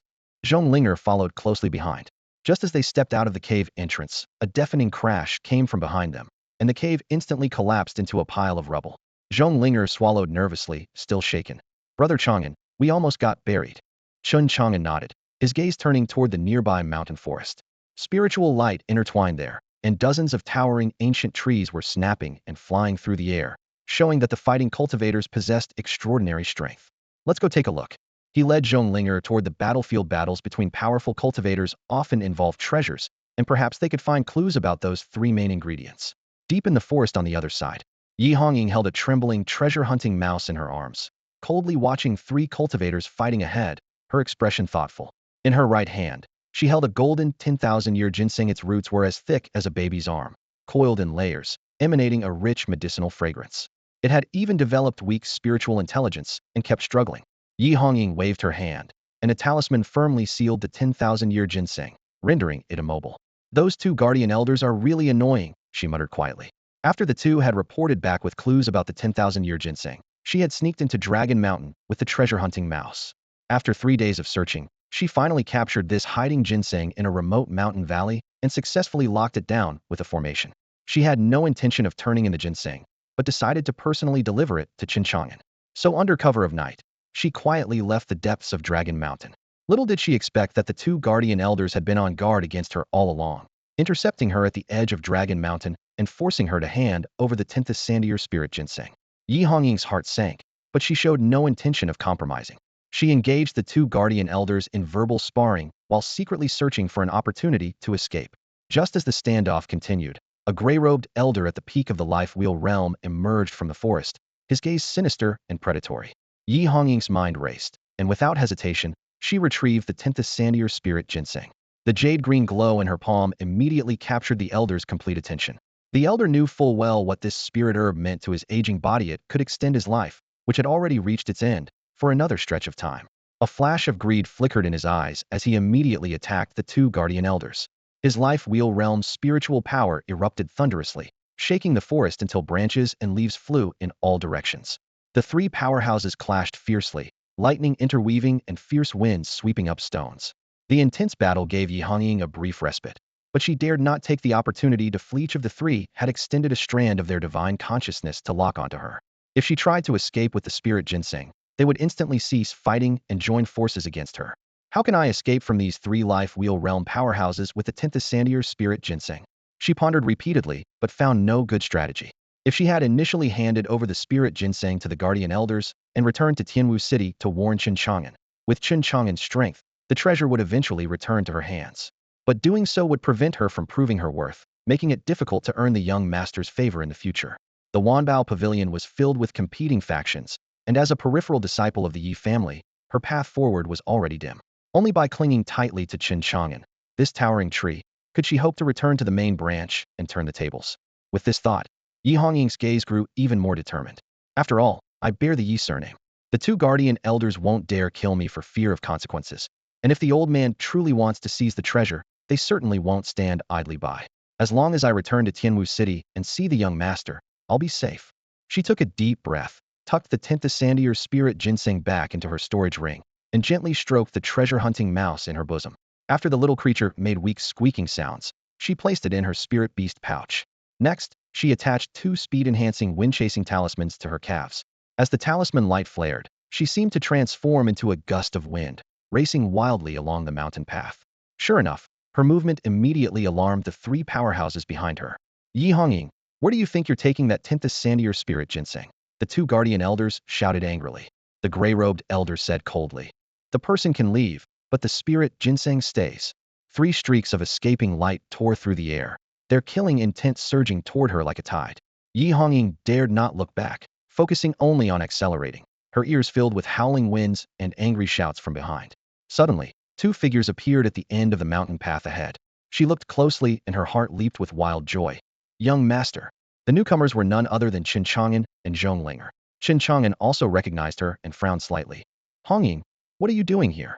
Yi Hongying was gasping for breath and hadn't had time to answer when the 2 guardian elders and the gray-robed elder caught up from behind. Their spiritual power surged, surrounding the 3 of them completely, their murderous intent clearly visible. Chen Chang'an's eyes grew slightly cold. He stepped forward to shield Yi Hongying behind him, raised his hand in a gentle pressing motion, and said calmly, Gentlemen, what exactly do you intend to do? The 2 guardian elders and the old man cast cold, contemptuous glances at Chen Chang'an. Boy, get lost if you don't want to die. This isn't some heroic rescue from a storyteller's tale. One elder impatiently waved his sleeve, refusing to budge an inch. The other chimed in with an icy tone. Yi Hongying, you're at the end of your rope, yet you expect some blood nourishment realm pretender to protect you? Be smart and come over here. Hand over the 10,000-year ginseng immediately. Given your position as Treasure Pavilion's manager, we might spare your life. Despite their words, murderous intent gleamed in all 3 men's eyes in their view. Yi Hongying was insignificant within the Yi family, and her death would go uninvestigated. The old man stepped forward, his gaze sharp as a blade. Little girl, these 2 are the most duplicitous. Give the 10,000-year ginseng to me, and I'll keep you safe. If you refuse. His tone shifted abruptly, sending chills straight to Yi Hongying's heart. The 3 men radiated killing intent, eyeing them like lambs for slaughter, ready to strike at any moment. Chen Chang'an narrowed his eyes slightly, catching the words 10,000-year ginseng, and feeling a stir of excitement. Yi Hongying had indeed succeeded, which was an unexpected delight. Young master, this is the 10,000-year ginseng. Yi Hongying's breathing steadied as her gaze grew calm. Remembering the rumors that Chen Chang'an might have killed Shiryu, a marquis realm expert from the corpse-bearer sect, with a single palm strike, she felt considerably more at ease. As long as the young master was here, she would be perfectly safe. She produced a crystal-clear ginseng from her robes. Its medicinal fragrance instantly filled the mountain path, refreshing everyone present. Greed blazed in the eyes of the 2 guardian elders and the old man, almost taking physical form. In the next moment, all 3 lunged forward simultaneously, 3 figures cutting through the air toward the ginseng. Chen Chang'an snorted coldly. Thunderous pressure descended from the void, pinning the 3 men as if crushed by mountains. Their blood churned. Their organs felt as though they were being torn apart, and they simultaneously spat blood mist before collapsing, unable to move. Without even glancing at the 3 men, he accepted the ginseng from Yi Hongying. Sensing the abundant life essence within it, he rejoiced inwardly. Only purple deer blood and 5,000-year water spirit bamboo flowers remained before he could refine the 1,000 longevity pill. Hongying, you've done excellently.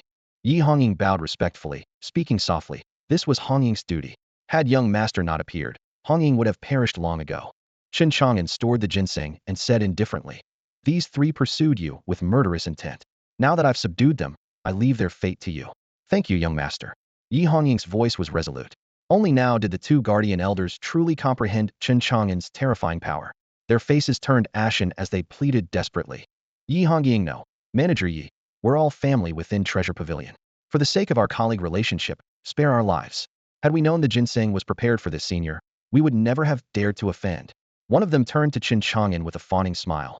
Senior, with your magnanimous heart, we had absolutely no intention of stealing the treasure. Please forgive us. As for the old man, his face was filled with terror and fear. Miss Yi, this old man bears you no grudge. If I hadn't intervened, those two elders working with you would have taken your life long ago. I'm your savior. The pitiful pleas echoed through the night, but Yi Hongying didn't even spare him a glance. With a flick of her wrist, she drew a gleaming sword that radiated cold light. The blade sliced through the air, and two streaks of blood bloomed almost simultaneously. The two guardian elders who had opposed her for so long each sprouted a neat crimson line across their throats. Their bodies stiffened, then crashed to the ground with thunderous thuds. She had long wanted to eliminate these two completely, but her cultivation had been insufficient for revenge. Now that the opportunity presented itself, she would never back down. Seeing this, the remaining old man's face drained of all color. He tremblingly began to utter the word spare, but the sword flashed again.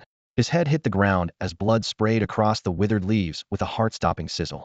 The third corpse fell, and the forest returned to silence, with only flickering flames remaining. Yi Hongying gazed down at the three bodies, her emotions surging.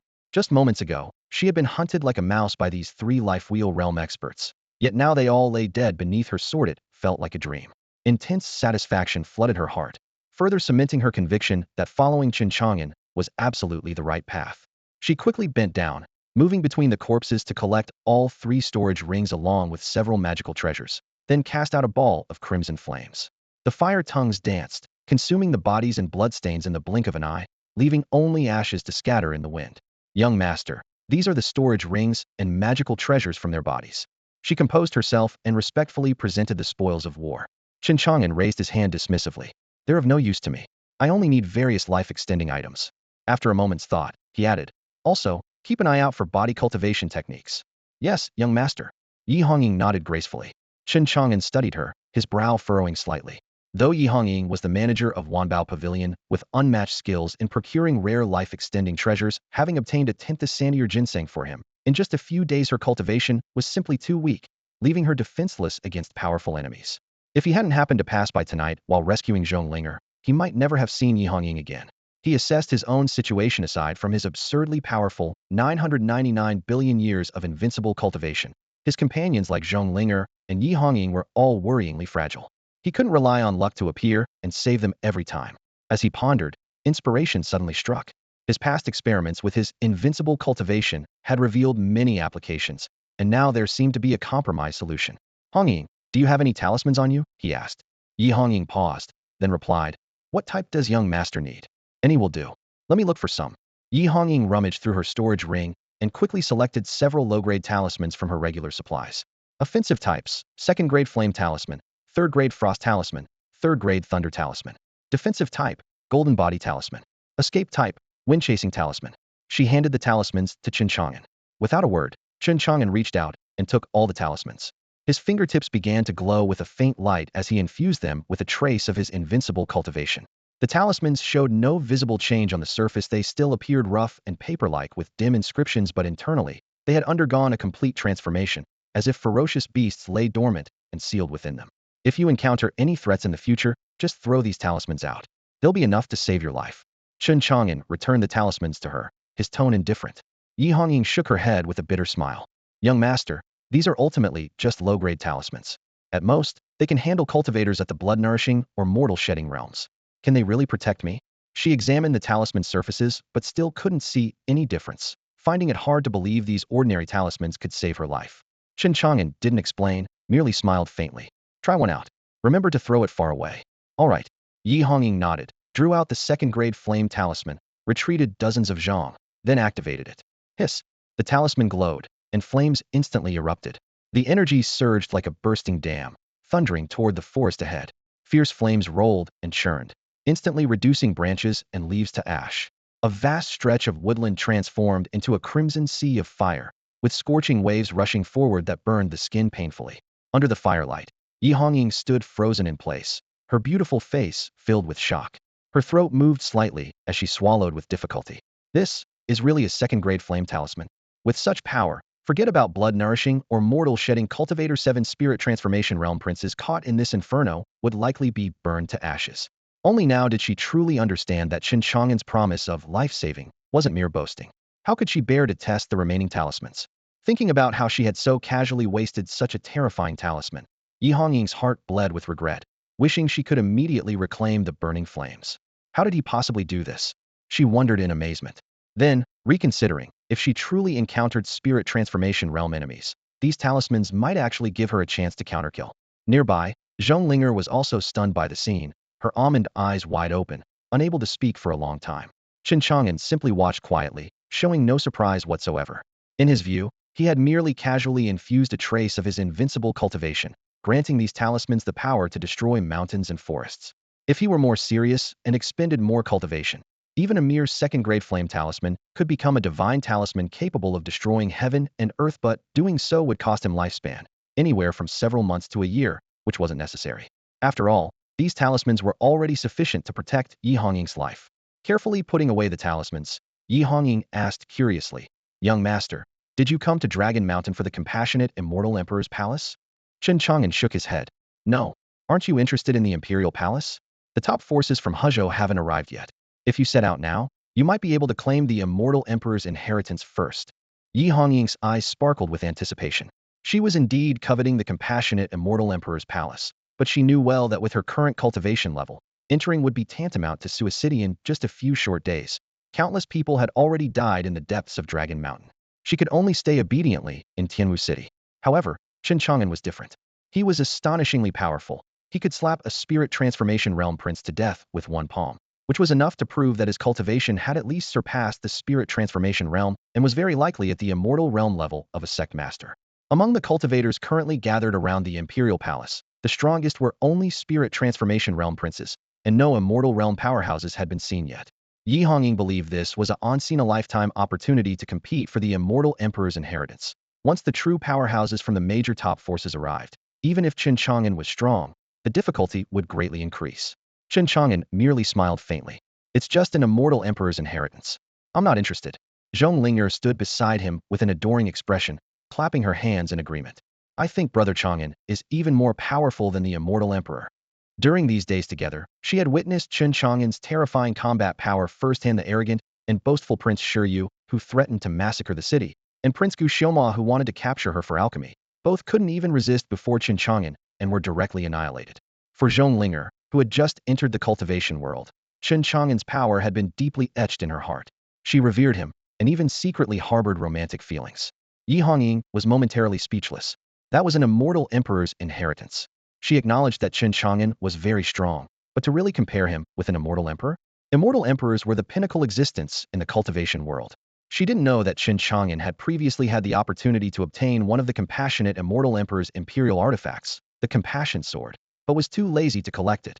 If any Immortal Emperor dared to provoke him, he might be able to make them vanish in body and soul with a mere flick of his finger. Let's go back. Chen Chang'an had originally planned to spend the night in the Dragon Mountain Cave, but since the cave had collapsed, they could only return to Tianwu City. When the three entered the city gates, the sky had turned completely dark. Chen Chang'an escorted both women home separately. Yi Hongying currently had urgent matters to attend to.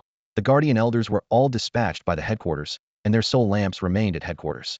Now that two elders had been killed and their soul lamps extinguished, headquarters would certainly send people to investigate. As the manager of Wanbao Pavilion, she had to handle this properly. Fortunately, on the return journey, Chen Chang'an had clearly expressed his support for her, instructing her to boldly collect life-extending items, and if she encountered problems she couldn't solve, to come directly to him. With this promise, Yi Hongying had no more worries with Chen Chang'an as her backing and support. She had nothing to fear. Jiukong Pharmacy was located on Qingyan Street. When Chen Chang'an returned with Zhonglinger, the street lay in complete silence, save for the soft rustling of insects chirping from the corners of the walls. The night breeze carried a slight chill, causing the cobblestones to shimmer with scattered light. At the street corner, inside a small stall, an oil lamp flickered, illuminating a gleaming black iron pot with steam rising from it, accompanied by the rich aroma of noodles slowly spreading through the air. Beside the stall, an elderly man with white hair named Zhang Fu, dressed in coarse cloth, was yawning with his eyelids half closed. Upon seeing Chen Chang'an, the old man immediately perked up and grinned. "Chang'an, coming back so late? How about a bowl of hot noodles?" Zhonglinger politely curtsied. "Uncle Fu." Since being taken in by Chen Chang'an, Zhonglinger hadn't stayed confined indoors and had gradually become familiar with the neighbors on Qingyan Street, Zhang Fu being one of them. The old man smiled warmly and beckoned. The girl has been here for several days, but hasn't tried my Zhang family's signature noodles yet. Would you like to give them a taste? Before he finished speaking, Zhong Linger's stomach rumbled audibly, and her cheeks instantly flushed red.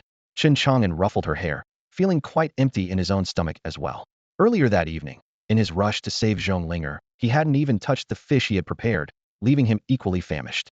It has been quite a while since I've had Uncle Fu's noodles. Please bring us 2 bowls, he said.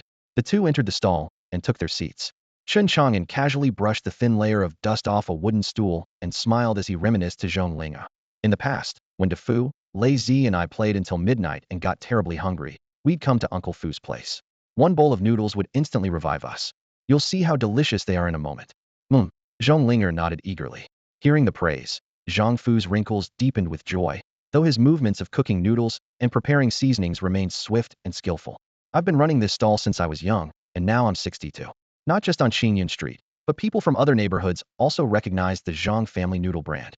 As the water boiled and the noodles went in, the old man stirred them with a bamboo strainer while speaking in a low voice. Chang'an, Tianwu City hasn't been peaceful lately. That imperial palace emerged from the depths of Dalong Mountain, and I heard it's attracted quite a few immortals. Have you heard about this? Chen Chang'an nodded. The whole city's talking about it. How could I not know? Uncle Fu, what are you worried about? Zhang Fu sighed. When immortals fight, us mortals suffer. I heard that corpses on Dalong Mountain are piling up like hills. And a few days ago, that elder from the corpse-carrying sect nearly massacred the entire city. If not for the expert who intervened in the city, Tianwu City would have been finished. Chen Chang'an replied calmly. There are immortals stationed in the city. How could they allow such chaos? Don't worry, Uncle Fu. Zhong Linger earnestly agreed. Brother Chang'an is right. Uncle Fu, don't worry.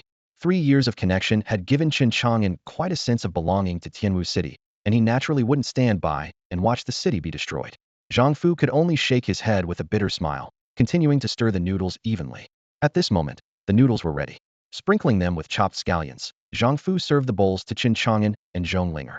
The noodles gave off an enticing aroma, and the 2 famished diners immediately began slurping away with gusto. Steam mixed with the rich sauce wafted up to their faces as Chen Chang'an and Zhong Linger both dove in simultaneously, their chopsticks flying. Zhang Fu stood behind the counter, watching with a beaming smile. How does it taste, young lady? Delicious. Zhong Linger mumbled through a mouthful of noodles, nodding enthusiastically. Chen Chang'an ate with remarkable speed, lifting his empty bowl in no time. Uncle Fu, another bowl, please. You always did have quite the appetite, young man. Zhang Fu teased as he skillfully ladled another generous portion of noodles into the pot. Coming right up. Chen Chang'an patted his stomach with a laugh. Well, I'm still young after all. Zhang Fu sighed wistfully. Indeed you are. But Chang'an, you should think about starting a family soon. Give old Huang a nice surprise when he returns. He deliberately glanced at Zhong Linger, who was still focused on her noodles. Chen Chang'an shot him a look. Linger is only 12, and she's just my apprentice. The mentioned Zhong Linger's face instantly flushed crimson, her ears tinged with a delicate pink, as she quickly buried her head deeper into her bowl. Soon, the second bowl of steaming noodles arrived at the table, the broth reflecting the flickering lamplight. As Zhang Fu set down the bowl, he casually brought up more serious matters. The city's been unsafe lately. I'm thinking of moving to Orchid Village for a few days until things settle down. You two need to be careful to stay indoors if you can, and whatever you do, don't cross those immortals. Chen Chang'an nodded solemnly. He knew Uncle Fu had only one son, the hunter Zhang Yoning. Through Granny Rong's matchmaking, Zhang Yoning had married a girl from Orchid Village. Chen Chang'an still remembered attending the wedding feast with his master, Old Huang. With the high cost of living in the city, Zhang Yoning lived with his wife in Orchid Village, which was also convenient for hunting in the mountains. He would bring his game to the city whenever he could, spending a few days with his father, while Zhang Fu would send money from his noodle shop to help support the young couple. Uncle Fu has worked hard his whole life. You deserve some peace. Life in Orchid Village is quiet and perfect for retirement, Chen Chang'an said between bites. If you need anything during this time, just come find me at the 9 Prosperity Pharmacy. Good, good, Zhang Fu replied warmly. Chen Chang'an polished off his second bowl in just a few bites, letting out a satisfied sigh as he set down his chopsticks. Linger, are you full? Yes. Zhong Linger replied cheerfully. When settling the bill, Chen Chang'an handed over the copper coins. Uncle Fu, we'll be heading out now. Get some rest. Zhang Fu nodded with a smile, watching their silhouettes fade into the night. He couldn't help but remark to himself, that Chang'an is a good lad. Old Huang certainly found himself a fine disciple. The night passed without incident. Near noon the next day, Chen Chang'an finally pushed open his door and stepped out, stretching lazily. His entire body felt so relaxed it was as if every bone was breathing freely. Good morning, Brother Chang'an. In the courtyard, Zhonglinger sat cross-legged in meditation. With each rise and fall of her chest, she absorbed and expelled the spiritual energy of heaven and earth. Her blood chi roared within her body like echoing bronze bells. Clearly, her mid-stage blood-nourishing realm had stabilized further. After finishing her breathing exercises, she rose gracefully and approached from the kitchen, carrying a food box. Brother Chang'an, time for breakfast. Thank you, you've worked hard. The girl smiled with crescent-shaped eyes and gently shook her head. It's no trouble at all. Chen Chang'an casually ruffled her hair. Having this girl by his side truly made life comfortable, with food, clothing, and daily needs all taken care of. After the meal, he called Zhonglinger over. Linger, last night you were kidnapped by demonic cultivators because of your special constitution. I'm worried about future accidents, so I need to seal a power within your body. When you encounter danger, you can use it to save your life. As his words fell, his mind stirred slightly, and his invincible cultivation poured forth. He raised his finger and pointed at the air, quickly sketching a golden talisman at his fingertip. Its radiance was blazing, causing even the surrounding void to hum and tremble. Last night, he had studied the numerous talismans left by Yi Hongying until late, finally conceiving the idea of condensing his invincible cultivation into a power talisman that could be fused into another person's body, allowing the bearer both self-protection and temporary combat enhancement. He named this talisman a life and death seal. With a single thought, it could even reversely draw upon the seal to take someone's life. But the cost was significant. Condensing one life and death seal directly consumed 2 years of his lifespan, leaving only 1,660 years remaining in his lifespan counter. The golden talisman hovered in midair as Zhonglinger looked up at it with eyes full of curiosity. Chen Chang'an raised his finger again, and the talisman transformed into flowing light, entering her forehead. In the next instant, she saw the golden talisman floating quietly in the depths of her consciousness. Brother Chang'an, what is this? You can activate it at any time, though you can currently only use it twice. After your strength is exhausted, the life and death seal will dissipate on its own. Come, let's test it first. Chen Chang'an also wanted to understand its true power. Okay, the young girl activated the talisman as instructed. Instantly, an astonishing aura erupted from within her body, sweeping across the entire Tianwu city like a volcanic eruption. Countless cultivators in the city immediately became alert, all thinking that a marquee-level powerhouse had descended. This power was even more terrifying than the 2 marquee elders from the corpse-bearing sect they had encountered the previous night. Chen Chang'an thought to himself, it seems that each life and death seal condensed at the cost of 1 year of lifespan is enough to grant the bearer temporary combat power comparable to a marquee. Zhonglinger's delicate face was filled with shock. The surging power within her body gave her strong confidence. If she encountered that ancient demonic cultivator again, she was certain she could defeat him with this power. Put it away now, Chen Chang'an said. Zhonglinger dispersed the power, and the life-death talisman fell into slumber, its brilliant radiance dimming slightly. However, this was merely an initial attempt at activation, which hadn't consumed much of the talisman's power, leaving its usage count unaffected. Chen Chang'an withdrew his finger, his gaze gentle. Linger, now I'll implant the life-death talisman into your body. Should you encounter villains in the future, activate it immediately for protection. If you ever exhaust the talisman's uses, come find me, and I'll replenish it for you. Yes. Thank you, Brother Chang'an. Zhonglinger's eyes sparkled brightly.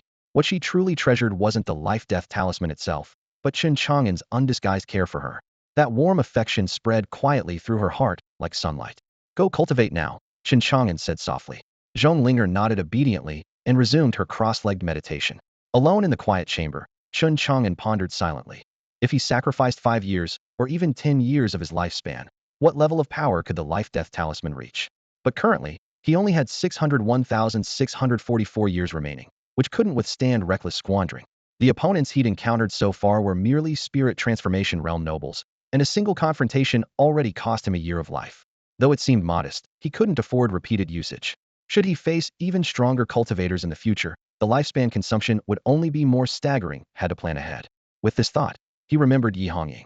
That girl possessed considerable potential and had helped him obtain the 10th Sandier Ginseng during their recent mission. He should find an opportunity to bestow a life-death talisman upon her as well. Chen Chang'an retrieved the 10th Sandier Ginseng sealed with a spirit talisman. Its crystalline roots swayed gently like tiny serpents, radiating dense spiritual light throughout. According to ancient texts, consuming it directly could extend one's life by 100 years. Refining it into a 1,000-life pill could even grant 1,000 years. If he swallowed it now, he would immediately gain a full century of lifespan. Holding the ginseng, his fondness for it grew with each glance, yet he couldn't help but wonder. What would happen if he infused his invincible cultivation into it? He didn't dare attempt it rashly, fearing he might accidentally destroy this treasure and be left weeping over its remains. Instead, he first selected a withered common herb from his medicine shop for experimentation. A trace of invincible cultivation seeped through his fingertips into the herb. Miraculous changes immediately unfolded. The brown-yellow leaves rapidly swelled, their dehydrated texture replaced by fresh green, and gray withered stems sprouted new buds, blooming into a pale purple flower in the blink of an eye. Chen Chang'an's eyes blazed with excitement. This previously unremarkable herb had instantly transformed into a precious material containing spiritual essence, aged at least 100 years, and it continued growing at a visible rate. So invincible cultivation can accelerate medicinal properties, he exclaimed with delight, an even bolder idea forming in his mind. His gaze returned to the 10th sandier ginseng. He gently caressed its roots and whispered, "Little darling, all my hopes rest on you. Don't disappoint me." With that, Chen Chang'an carefully began infusing his invincible cultivation into the 10th sandier ginseng. A gentle breeze stirred the air. In the back courtyard of Jiukong Apothecary, the 10th sandier spirit ginseng that Chen Chang'an had personally planted nestled in a patch of soft, dark soil, its entire form enveloped by countless wisps of milky white spiritual energy. Its emerald leaves were as thin as jade wafers, casting a translucent glow in the light, while atop the plant bloomed a magnificent golden flower whose fragrance, laden with rich spiritual energy, wafted forth and left one's mind pleasantly intoxicated. Chen Chang'an stood with his hands clasped behind his back, surveying the spirit ginseng with satisfaction. Previously, he had nourished it with his invincible cultivation, watching as the ginseng rapidly grew taller with branches and leaves flourishing daily. The results were remarkable, so he had decided to burn 5 years of his lifespan in one go, infusing it once more with his invincible cultivation. These 5 years represented his largest expenditure to date from his original limit of 55 years. He now had only 16 out of 55 years remaining. But it was worth it. In mere moments, the ginseng had shed its old buds and completed growth equivalent to 1,000 years. Its pistils were full, its green leaves unfurled, and it was about to bear spirit ginseng seeds. These seeds were the essence of concentrated spiritual energy. Consuming them could extend life and strengthen the body. Unfortunately, the ginseng could only withstand this single infusion of 5 years' worth of life essence for now. When Chen Chang'an attempted to channel his energy again, dark yellow withered spots appeared on the leaf tips, and its spiritual essence began to dissipate, frightening him into immediately ceasing his cultivation. Soon, he confirmed the reason: the ginseng needed to fully digest the cultivation energy just infused before it could endure further nourishment. If he could cultivate it to 30,000 or even 100,000 years in the future, the life-extending effects would be unimaginable. After confirming everything was stable, Chen Chang'an moved to the corridor to quietly await the ginseng's fruition. Through sunrise and sunset, blooming and withering, 2 days passed in the blink of an eye. On the morning of the 3rd day, as dawn light scattered down, the golden flower crown trembled gently, and 5 spirit ginseng seeds formed naturally. Each seed was as large as a longan fruit, golden throughout, with spiritual patterns flowing across their surfaces, emanating powerful vital energy and fragrant spiritual aroma. Zhong Linger crouched nearby, blinking curiously. "Brother Chang'an, are these the spirit ginseng seeds?" Chen Chang'an nodded, collecting the 5 spirit ginseng seeds one by one, with a hint of regret. "The quantity is rather small." According to records in ancient demonic alchemy texts, once a 10th sandier spirit ginseng reaches 10,000 years, it can bloom and bear fruit again every 1,000 years, with each seed providing great nourishment that can extend life and strengthen the body. For now, he planned to keep the ginseng itself for refining 1,000 longevity pills and wasn't in a hurry to consume it, but using these few seeds to test their life-extending effects would be worthwhile. With that, he tilted his head back and swallowed one seed. System notification: consumed 10th sandier spirit ginseng seed, lifespan 3. Current lifespan 1658. Within moments, warm currents flowed throughout his limbs and body. Chen Chang'an's eyes brightened. One seed had extended his life by 3 years. She wondered how many he could consume in succession. He turned and handed another seed to Zhongling. "Try it." Zhonglinger gently shook her head. She could see how much Chen Chang'an valued the 10th sandier ginseng, and these ginseng seeds clearly they were of great use to him. How could she possibly consume them? "Brother Chang'an, you eat them." "I won't." "All right." Chen Chang'an didn't insist further. With his current invincible cultivation, he could completely use his own vital essence to continue nourishing that 10th sandier ginseng. Once the ginseng absorbed the first round of nourishment, he could perform a second infusion, naturally allowing it to bloom and bear seeds again. So there was no rush to have Zhonglinger consume them. He picked up a ginseng seed and placed it in his mouth. System notification: consumed 10th sandier ginseng seed. Lifespan 3. Current lifespan 1661. Having tasted the benefits, he simply swallowed the remaining 4 seeds as well. Tremendous vital energy surged through his body. Checking through the system panel, he saw his lifespan had settled at 1670. 15 years of extended life, excellent results. Chen Chang'an rejoiced inwardly, then pondered. If I let the 10th sandier ginseng grow for another 1,000 years and bear seeds again, could it continue extending my lifespan? He knew the hope was slim, yet still held expectations. His gaze swept toward the back courtyard as he continued calculating. Records from the cultivation world mentioned other heavenly treasures that could extend life: the immortal peach tree, 10th sandier immortal lingji, 10th sandier earth essence. As long as he could find young specimens and use his invincible cultivation to irrigate and mature them, his lifespan could increase dramatically. The problem was that such spiritual medicines only truly provided life-extending effects when extremely aged, making them virtually extinct in the wild.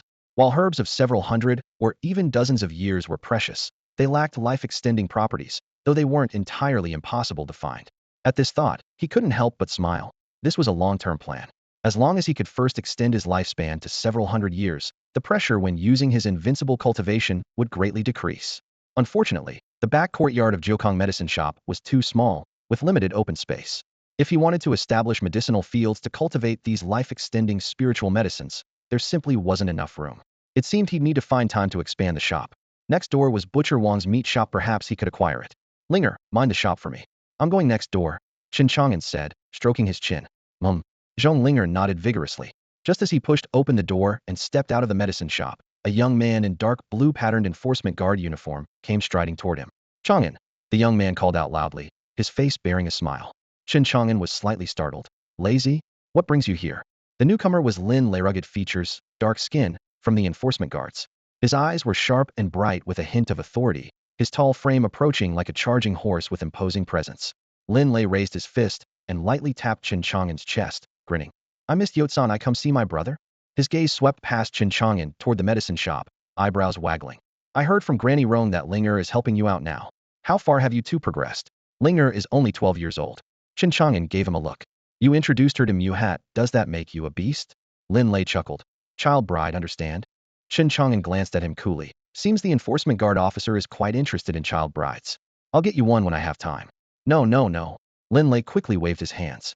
If my little Lu found out, she'd skin me alive. Chen Chang'an was speechless. Skin you alive? You're just showing off to me, aren't you? Lin Lei continued his foolish grinning, then put away his smile, his expression turning serious. Chang'an, I have something I'd like to ask your help with. What kind of help? Let's go inside to talk. Lin Lei looked around, his divine sense sweeping the surroundings. After confirming no one was paying attention, he used his divine sense to check the area once more, then pulled Chen Chang'an back into Jiukong Medicine Shop. Inside the Jiukong apothecary, medicine cabinets lined the walls while the fragrance of herbs drifted through the dim lamplight. Chen Chang'an had just settled into the front hall with Lin Lei when the curtain to the back courtyard was pushed aside, and Zhong Linger came trotting over with freshly brewed hot tea, droplets of water still clinging to her slender wrists. Lin Lei leaned back in his chair, his gaze shifting between the young woman and the teacups as he teased with a smile. Little sister, are you settling in well here? Brother Chang'an treats me very well. Zhong Linger nodded obediently, placing the tea within reach of both men. Lin Lei suddenly grinned mischievously and lowered his voice. So has this guy been sneaking into your room at night to take advantage of you? Oh no. No. Zhong Linger's cheeks instantly flushed bright red as she frantically waved her hands. Amid the playful banter, Lin Lei's expression suddenly sharpened, as if catching something unusual. He stared at Zhong Linger for a full 2 breaths before exclaiming in surprise. Little sister, when did you become a cultivator? With his latest stage transcendence cultivation, a casual scan revealed that Zhong Linger's qi and blood circulation had steadily reached the mid-stage of blood nourishment. Half a month ago, she had been an ordinary girl with no cultivation whatsoever. Now, in just over 10 days, she had entered the mid-stage of blood nourishment. This terrifying rate of progress made Lin Lei rub his eyes, thinking he must be seeing things. The facts were right before his eyes. There was no mistake. Chen Chang'an had been mentally prepared for this and calmly rolled up his sleeves to sip his tea, explaining matter-of-factly. Linger has exceptional comprehension, so I taught her the ancestral technique that the old man passed down to me. I see. Lin Lei laughed heartily, then looked envious. You lucky bastard, struck gold. I wish I had that kind of talent. As his laughter faded, he curled his lip mockingly. But speaking of which, your own cultivation is still stuck at the early stage of blood nourishment. Even little sister, who just started cultivating, is higher than you. Doesn't your face hurt from embarrassment? Chen Chang'an rolled his eyes at him. You've always known about my talent. I'm planning to switch to body cultivation and see if I can find a suitable technique later. Zhong Linger, listening nearby, felt somewhat confused. Brother Chang'an is only at the early stage of blood nourishment, but he's a powerhouse who can crush princes with a wave of his hand. It's fortunate that Lin Lei is his friend otherwise. Mocking Brother Chang'an like this could get him slapped to death. With this thought, she stood quietly without interrupting. Though her heart remained full of gratitude toward Lin Leaf not for him, she would never have met Brother Chang'an. Are you insane? Who practices body cultivation these days? Lin Lei stared in disbelief, his eyes wide. Chen Chang'an didn't explain further and smiled as he urged. Don't forget the main business. What exactly did you want to see me about? Lin Lei's expression grew serious as he sat up straight, his tone heavier than before. The night before last, the city lord joined forces with several powerful experts to assault the imperial palace seal. They accidentally triggered a restriction left by the compassionate Immortal Emperor, causing an ominous blood rain to fall from the sky. Anyone touched by the blood rain was instantly reduced to white bones. The city lord's daughter, Chu Wushuang, was only struck by a single drop and didn't immediately turn to bones, but her consciousness was completely sealed, and she fell into a coma with her sea of consciousness plunged into deathly silence. No one can figure out the cause. He paused here, his voice dropping even lower. The city lord rushed her back to Tianwu City that very night and consulted every alchemist to no avail. Chang'an, you inherited Master Huang's medical legacy. See if you can wake her up. If you succeed, you'll be the city lord's lifesaver, and we brothers will be set for life. Chen Chang'an took a sip of tea and replied speechlessly. Even those noble alchemists couldn't wake Chu Wushuang. So what use could I be, especially with the old man's half-baked medical skills? Lin Lei lowered his voice. He looked around to make sure no outsiders were present, then continued persuading. I remember a year ago someone was possessed by a ghost and lost their mind. Old Huang used that soul purification medical technique to save their life. Chu Wushuang's current symptoms are most likely also from encountering a ghost. You should give it a try. Even if you can't cure her, it doesn't matter. The city lord has declared that anyone who attempts treatment, regardless of success or failure, will be rewarded with 100 low-grade spirit stones. Chen Chang'an stood with his hands behind his back, brows slightly furrowed. Sounds like City Lord Chu is truly out of options, desperately seeking any cure. Lin Lei nodded eagerly, his words more urgent. Just make the trip. The key is the reward money. 100 low-grade spirit stones. We brothers split it evenly. That's a solid 50 stones with no risk whatsoever. All the somewhat famous physicians in the city have been invited and already collected their spirit stones. I'm an enforcement guard, so I can recommend you. Seeing Chen Chang'an still hesitating, Lin Lei grabbed his arm. Good brother, don't refuse. If I can get those 50 spirit stones, I'll have almost enough for Xiao Lu's betrothal gifts. Chen Chang'an looked at his anxious expression and finally nodded. All right, since you're asking me so earnestly, I'll give it a try. Lin Lei was overjoyed and thumped his chest hard. Good brother. Chen Chang'an laughed and brushed away his hand. I also want to drink your and Xiao Lu's wedding wine soon. Absolutely. Lin Lei waved his hand, eyes burning with enthusiasm. When do we leave? The sooner the better. Getting those spirit stones in hand is what matters most. Chen Chang'an didn't rush to answer. As another matter flashed through his mind, the storage ring obtained from killing the ancient demonic cultivator contained over 1,000,000 spirit stones. If Lin Lei asked, he wouldn't mind giving them all away. But he understood Lin Lei's character. Giving money too directly would make this iron-willed brother feel insulted. Unlike someone thick-skinned like Su Dafu, who would kneel and call him father on the spot if given 1,000,000 spirit stones. Thinking of Su Dafu, Chen Chang'an felt a slight tightness in his chest. What about that ominous blood rain that flew from the imperial palace? Was the fat guy all right? As the thought arose, his divine sight opened, and he gazed across the distance toward the depths of Great Dragon Mountain. Corpses littered the ground there, with murderous auras soaring to the sky. Yet this didn't deter the cultivators at all. Instead, it attracted more and more powerful figures swarming in. Soon, he spotted Su Dafu fighting vigorously against a young cultivator. After confirming the fat guy was fine, he smiled with relief and dispersed his divine sight. Lin Lei noticed and asked, puzzled, "What are you smiling about?" Chen Chang'an casually replied, "I was wondering where Su Dafu ran off to." Lin Lei curled his lips. That guy probably went to the pleasure quarter looking for ladies. Of course, he had no idea that Su Dafu was a hidden spring of life realm cultivator, stronger than him by a level, currently competing for the Immortal Emperor's inheritance in the depths of Great Dragon Mountain. If he knew, who could say what he would think? Half an hour later, Chen Chang'an and Lin Lei walked and chatted as they made their way through the marketplace, arriving at the grand, ornately decorated gates of the city lord's mansion. At the entrance, two guards clad in armor and bearing long swords stood like iron towers.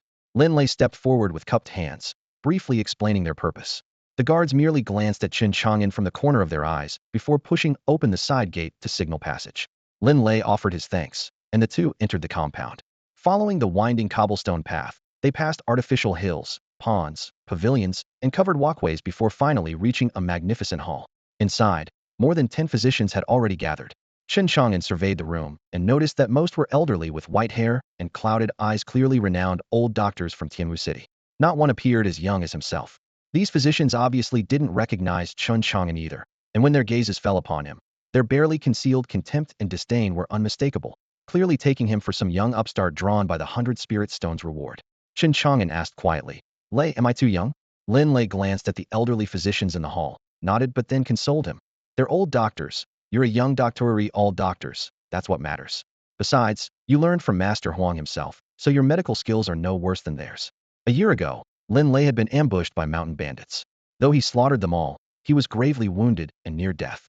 Just when he thought his life was forfeit, Chen Chang'an intervened, and within half a month, he was vigorous as a dragon again. Because of this, he had complete confidence in Chen Chang'an's medical abilities. His bringing his friend to the mansion was simply to earn the reward money, with no intention of fraud whatsoever. After all, he was just a minor officer in the law enforcement guard and wouldn't dare attempt such deception. Suddenly, someone called out loudly from the front of the hall, requesting that physicians enter the rear hall one by one to examine Chu Wushuang. Each physician entered with high spirits but emerged shaking their heads and sighs, all claiming helplessness. However, even without curing the patient, they still received 100 spirit stones as consultation fee, leaving them beaming with joy. For ordinary doctors without cultivation, 100 spirit stones would require 2 or 3 years of hard work, so earning it simply by examining a patient was like a windfall from heaven. Lin Lei leaned close and whispered, "See? 100 spirit stones, I wasn't lying." Chen Chang'an shrugged. For him now, spirit stones had long lost their meaning if he wanted them. Obtaining any amount wouldn't be difficult. Before long, the physicians in the hall departed one by one, all returning empty-handed, leaving only Chen Chang'an alone. The mansion steward wore a worried expression, and seeing only a youth remaining, couldn't help but frown. This child was at most in his teens. With such a green appearance, was he really a physician? He cast a questioning look at Lin Lei. Lin Lei quickly cupped his hands. "Steward, Chang'an is the benefactor I mentioned who saved me. His medical skills are truly capable. I dare not deceive you." The steward was anxious and irritated, waving his hand dismissively.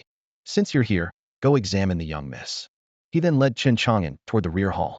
Behind them, Lin Lei called out in a lowered voice, "Good brother, my wedding dowry depends on you." Passing through layers of curtains, Chen Chang'an entered the rear hall. He saw City Lord Chu Yongtian seated upright beside the bed, his middle-aged features stern, dressed in yellow robes and crown, yet his brow was furrowed with worry.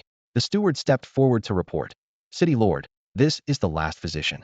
Chu Yongtian's gaze remained fixed on Chu Wushuang, who lay unconscious on the bed, his voice hoarse, yet carrying undeniable authority. "If you can cure my daughter, whatever you desire, this City Lord can provide." Chen Chang'an nodded slightly, and was about to step forward for examination when a guard rushed in to report. "Reporting to the City Lord, we've brought young Master Jean and the medicine elder from the corpse carrier sect." Joy flashed instantly in Chu Yongtian's eyes. "Quickly, bring them in." Chen Chang'an stepped back half a pace and asked, "Does the City Lord still require my examination?" Only then did Chu Yongtian truly look at Chen Chang'an, his brow furrowing again. How dare such a young boy claim to be a physician? But with his daughter remaining unconscious, he could only grasp at straws in his desperation. If anyone dared to fraudulently claim consultation fees, he would show no mercy. "You're a physician?" Chu Yongtian asked sternly. "I am." The youth's expression remained composed, showing not the slightest fear.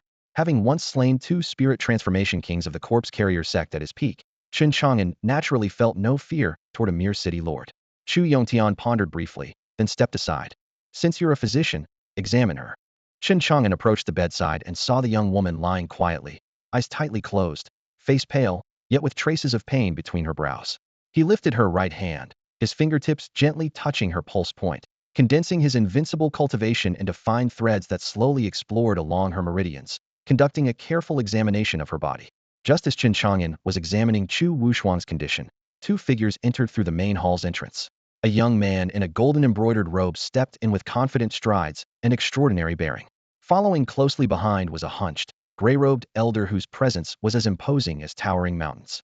Powerful cultivation energy surged around him, and his eyes gleamed like lightning, clearly a transformation realm lord. Chu Yongtian had been waiting in the hall and immediately approached them upon their arrival. "Young Master Jean, fellow Taoist Dan, you've finally come." Jin Yang cupped his fists in greeting. "When I heard Wushuang was injured, I rushed here from the Jin family immediately." "City Lord Chu, how is her condition now?" Chu Yongtian shook his head with a heavy sigh. She was struck by the ominous blood rain that flew out from the imperial palace and has remained unconscious ever since. I can only rely on you two now. The gray-robed elder spoke indifferently. I'll do what I can. Let this old man examine your daughter's injuries first before drawing any conclusions. This elder called himself Dan the Madman, a high-ranking alchemist of the corpse-carrying sect with 6th grade mastery. Though Jin Yang was only 3rd grade, he came from the prestigious Jin family of immortal cultivators and had limitless prospects. Chu Yongtian placed all his hopes in these two men. Please, both of you, follow me to the rear hall. When the three arrived at the rear hall, the first thing they saw was Chen Chang'an holding Chu Wushuang's wrist with a grave expression. Jin Yang frowned. City Lord Chu, who is that young man? Chu Yongtian replied helplessly. A physician from the city. I've consulted nearly every doctor available, but none have been effective.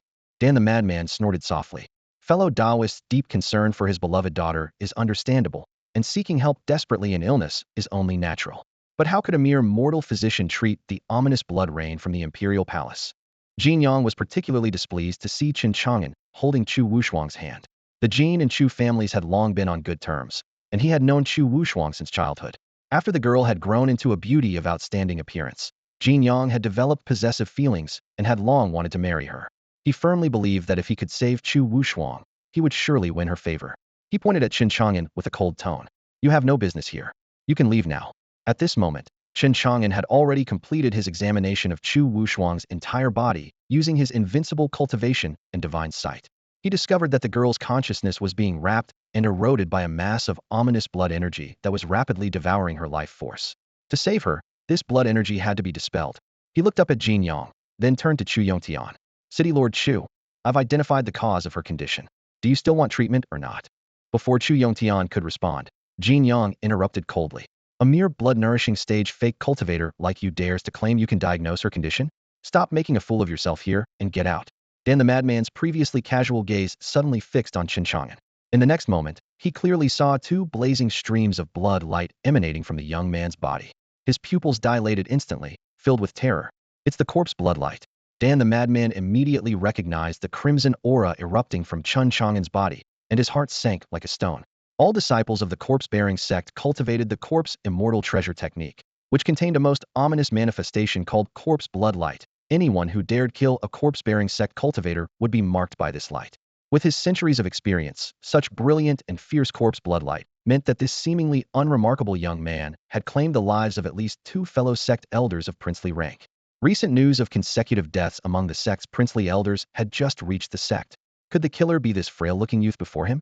Dan the Madman's back turned cold as ice, and he involuntarily retreated 2 steps. His face pale, as death. Anyone capable of slaying 2 princes in such short succession must possess unfathomable cultivation. Since this person appeared at the city lord's mansion, could he be here specifically for him? As these thoughts churned, his fear grew, and he nearly turned to flee for his life. At precisely this moment, Jin Yang leaned close to his ear and spoke words that could cost him his life. Senior Dan, this boy's cultivation is pathetic, but his blood essence is rich and his life force abundant. He must have consumed some great tonic. Why don't we capture him for pill refinement? The effect would be no less than 1,000-year spiritual herb. Before the words finished, Chen Chang'an had already turned his gaze toward them, eyes narrowing with killing intent sharp as a blade. Then the madman's heart jolted violently, his hair standing on end, as if death's hand pressed against his throat. He roared at Jin Yang. Surname Jin, what utter nonsense are you spouting? This old man has cultivated for 370 years and never once considered blood sacrifice of cultivators for pill refinement. This outburst startled both Jin Yang and Chu Yongtian. Jin Yang looked completely bewildered, and innocent weren't corpse-bearing sect alchemists most fond of live sacrifice of cultivators? He hadn't done anything wrong, so why was he suddenly being yelled at? Wah wah wah, why are you being mean to me? After his angry rebuke, Dan the Madman immediately restrained his fierce expression, turned toward Chen Chang'an with cupped hands and bowed deeply, his tone full of humble submission and flattery. This humble one is an elder of Dan Peak in the corpse-bearing sect, known as Dan the Madman. I pay my respects to your excellency. Upon closer inspection, his hands trembled slightly as he bowed. Jin Yang's eyes nearly popped out. Ah, this. Chu Yongtian was completely dumbfounded. A corpse-bearing sect elder and 6th grade alchemist, considered a heavyweight figure even in Nanling Prefecture, showing such deference to a mere youth? Chu Yongtian tentatively spoke. Fellow Taoist Dan this? Chen Chang'an felt slightly puzzled. When had this old man ever seen him before? Or perhaps his body retained traces of qi from killing corpse-bearing sect cultivators, which the man had detected. However, As long as the other party didn't cause trouble, he had no need to act. Killing him would bring no benefit. He withdrew his thoughts, looked toward Chu Yongtian, and spoke again in a calm tone. Your daughter's illness, are you treating it or not? Only then did Chu Yongtian snap back to reality. He first glanced at the bewildered Jin Yang, then at the visibly relieved Dan the madman, feeling quite strange. This youth is merely a fake cultivator at the blood-nourishing realm. So why does a corpse-bearing sect elder of princely rank show such fear and address him as Your Excellency? Could he be hiding his true identity, not merely an ordinary physician in the city? Especially that calm and composed expression suggested he truly had confidence in awakening his daughter. With this thought, Chu Yongtian hesitated no longer and nodded respectfully. Please, young master, save my beloved daughter. Even his voice carried more respect and reverence, no longer daring to show any contempt. City Lord Chu, he's just a minor fake cultivator at the blood-nourishing stage. I don't believe he can cure Wushuang. Let me try instead. Jin Yang's voice rang out once more. The lights in the great hall flickered on and off, casting Jin Yang's face in alternating shades of pale and flushed. Whoever could awaken Chu Wushuang would become her savior, and could even use this opportunity to forge closer ties with the Chu family and Chu Wushuang herself. How could he possibly let such a golden opportunity slip away? As for Chen Chang'an's true identity and why the mad alchemist feared him, he couldn't care less. How powerful could anyone be compared to the mighty Jin family? In his eyes, Chen Chang'an was nothing more than a fake cultivator at the blood-nourishing realm. Murderous intent quietly surged in Jin Yang's heart. If he really provokes me, at worst I'll secretly hire someone to eliminate him. Who could trace it back to me? At this thought, a barely perceptible smile curved at the corners of his mouth. On the other side, the mad alchemist silently gave Jin Yang a mental thumbs up. This kid really isn't afraid of death. The young man before them was a ruthless killer who had single-handedly slain 2 marquee-level experts from the corpse carrier sect, and he still dared to provoke him openly? If Chen Chang'an wasn't causing him trouble, he'd be happy to watch the show unfold. But confusion followed with his own marquee-level perception. He couldn't detect even the slightest fluctuation of cultivation from Chen Chang'an. This concealment technique was terrifyingly perfect. What made it worse was that 2 marquee-level elders from the corpse carrier sect had died at Chen Chang'an's hands, and the sect was furious, searching everywhere for the killer.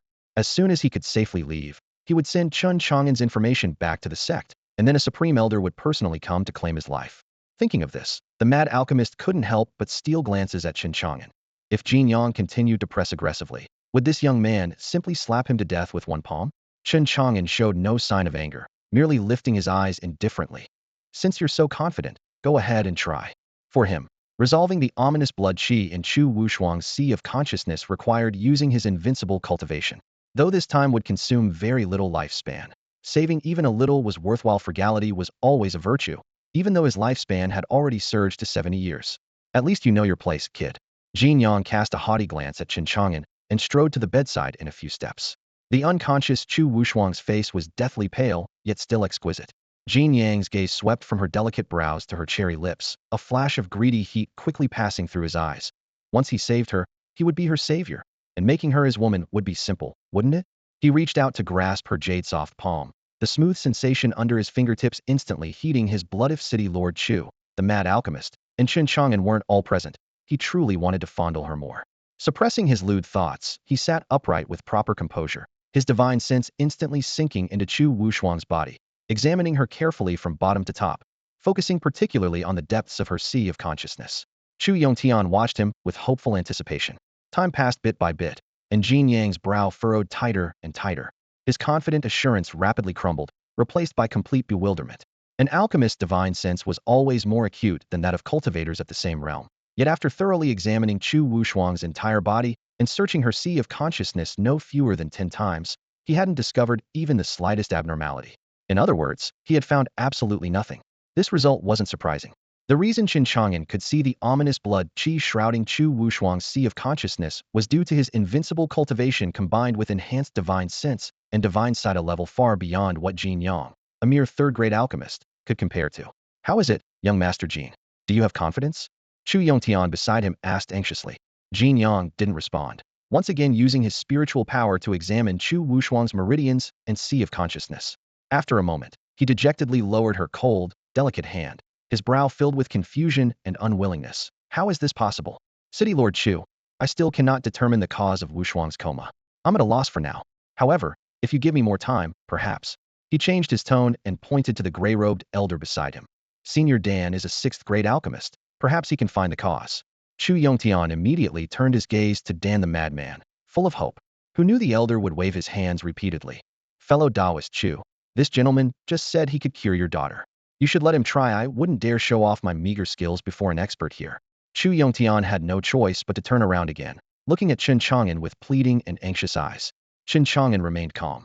No rush. Let him try again. Then he added to Dan the madman. Her sea of consciousness is wrapped in an ominous blood qi. As long as you can dissolve that blood qi, she will awaken. Jin Yang frowned. Where would this ominous blood qi in Wushuang's sea of consciousness come from? I didn't see anything at all. Boy, stop talking nonsense. Chen Chang'an remained unmoved, as if he hadn't heard a word. Being ignored like this, Jin Yang felt even more humiliated, and killing intent quietly grew within him. Seeing this, Dan the madman could only bite the bullet and step forward to examine her. Ahem. Then I shall give it a try. He extended his spiritual consciousness into Chu Wushuang's body, then shook his head and stepped back after a moment, his face full of confusion and helplessness.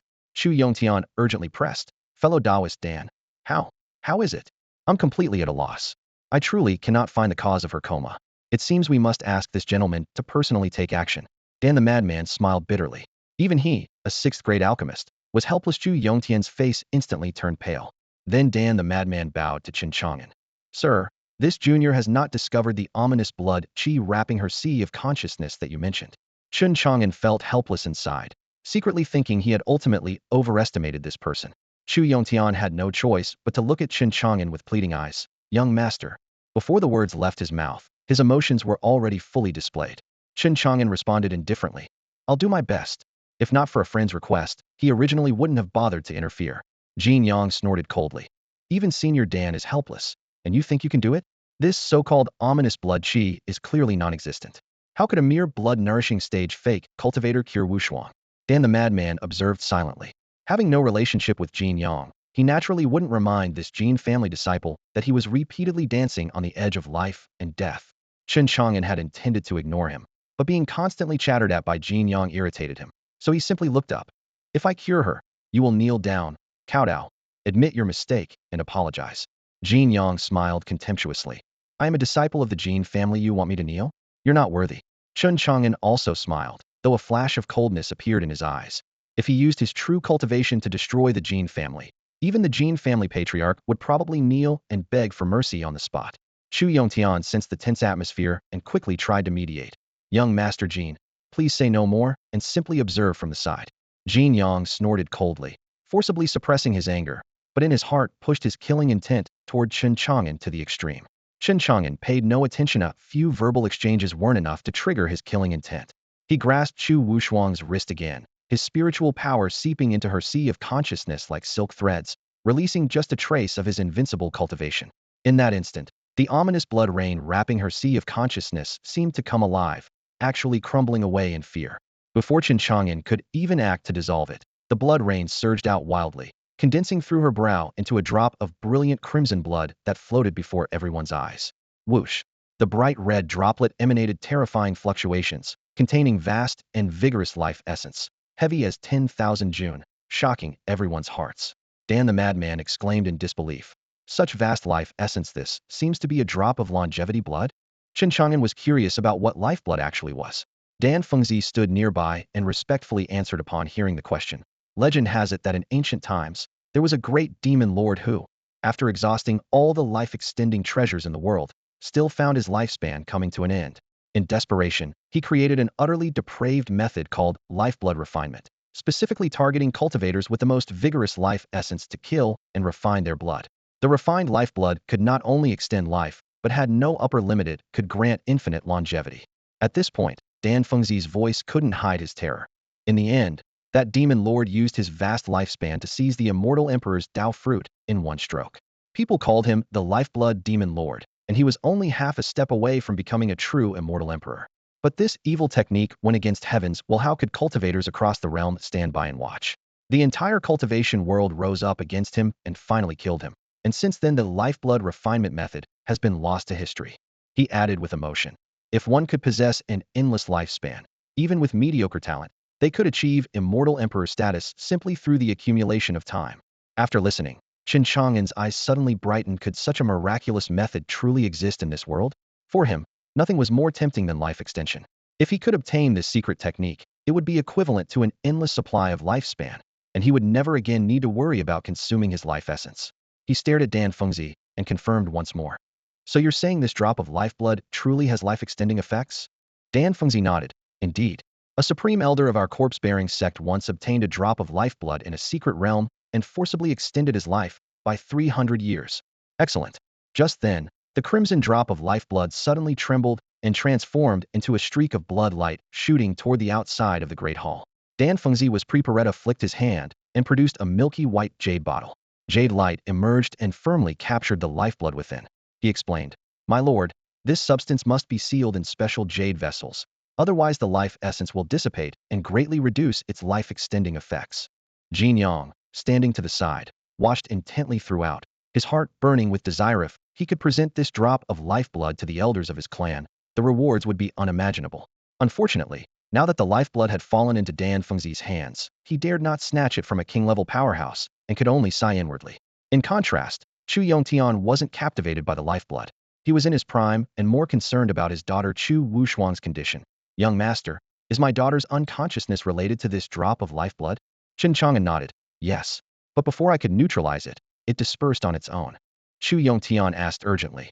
"Then why hasn't she awakened yet?" Chen Chang'an sensed briefly. "It should be soon." With that, his gaze fell upon the jade bottle in Dan Fengzi's hands, his intention crystal clear.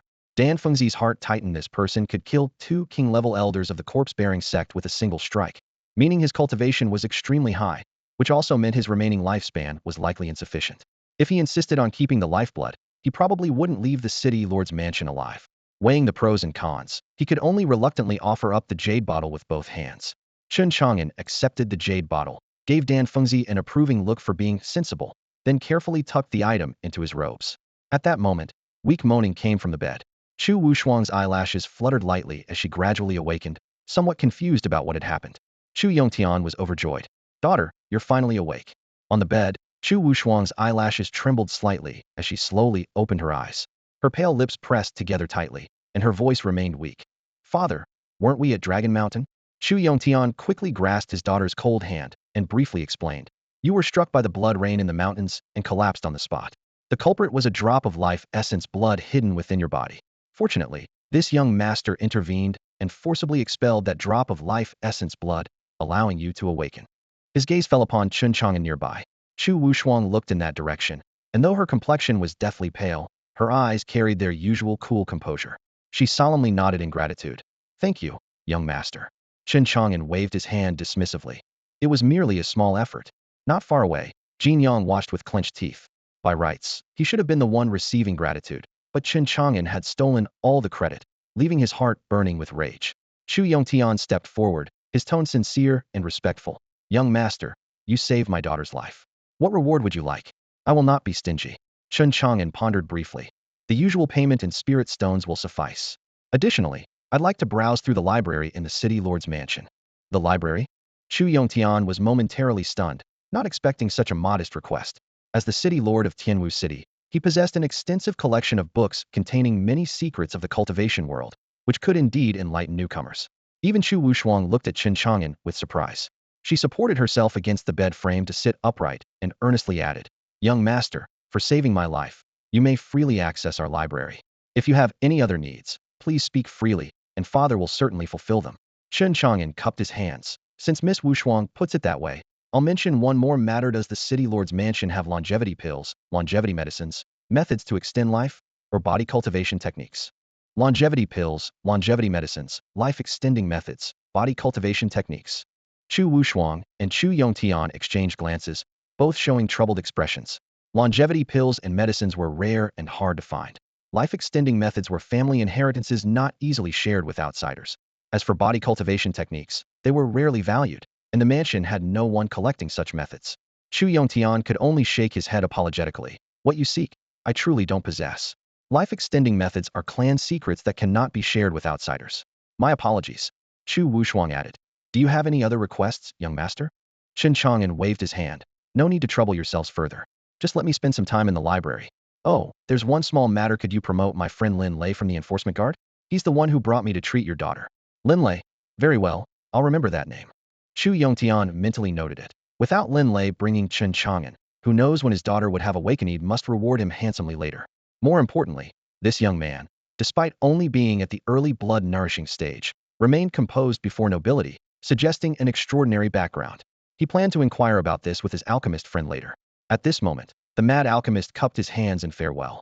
Fellow Taoist Chu, since your daughter is well, this poor Taoist has urgent matters to attend to and must take his leave.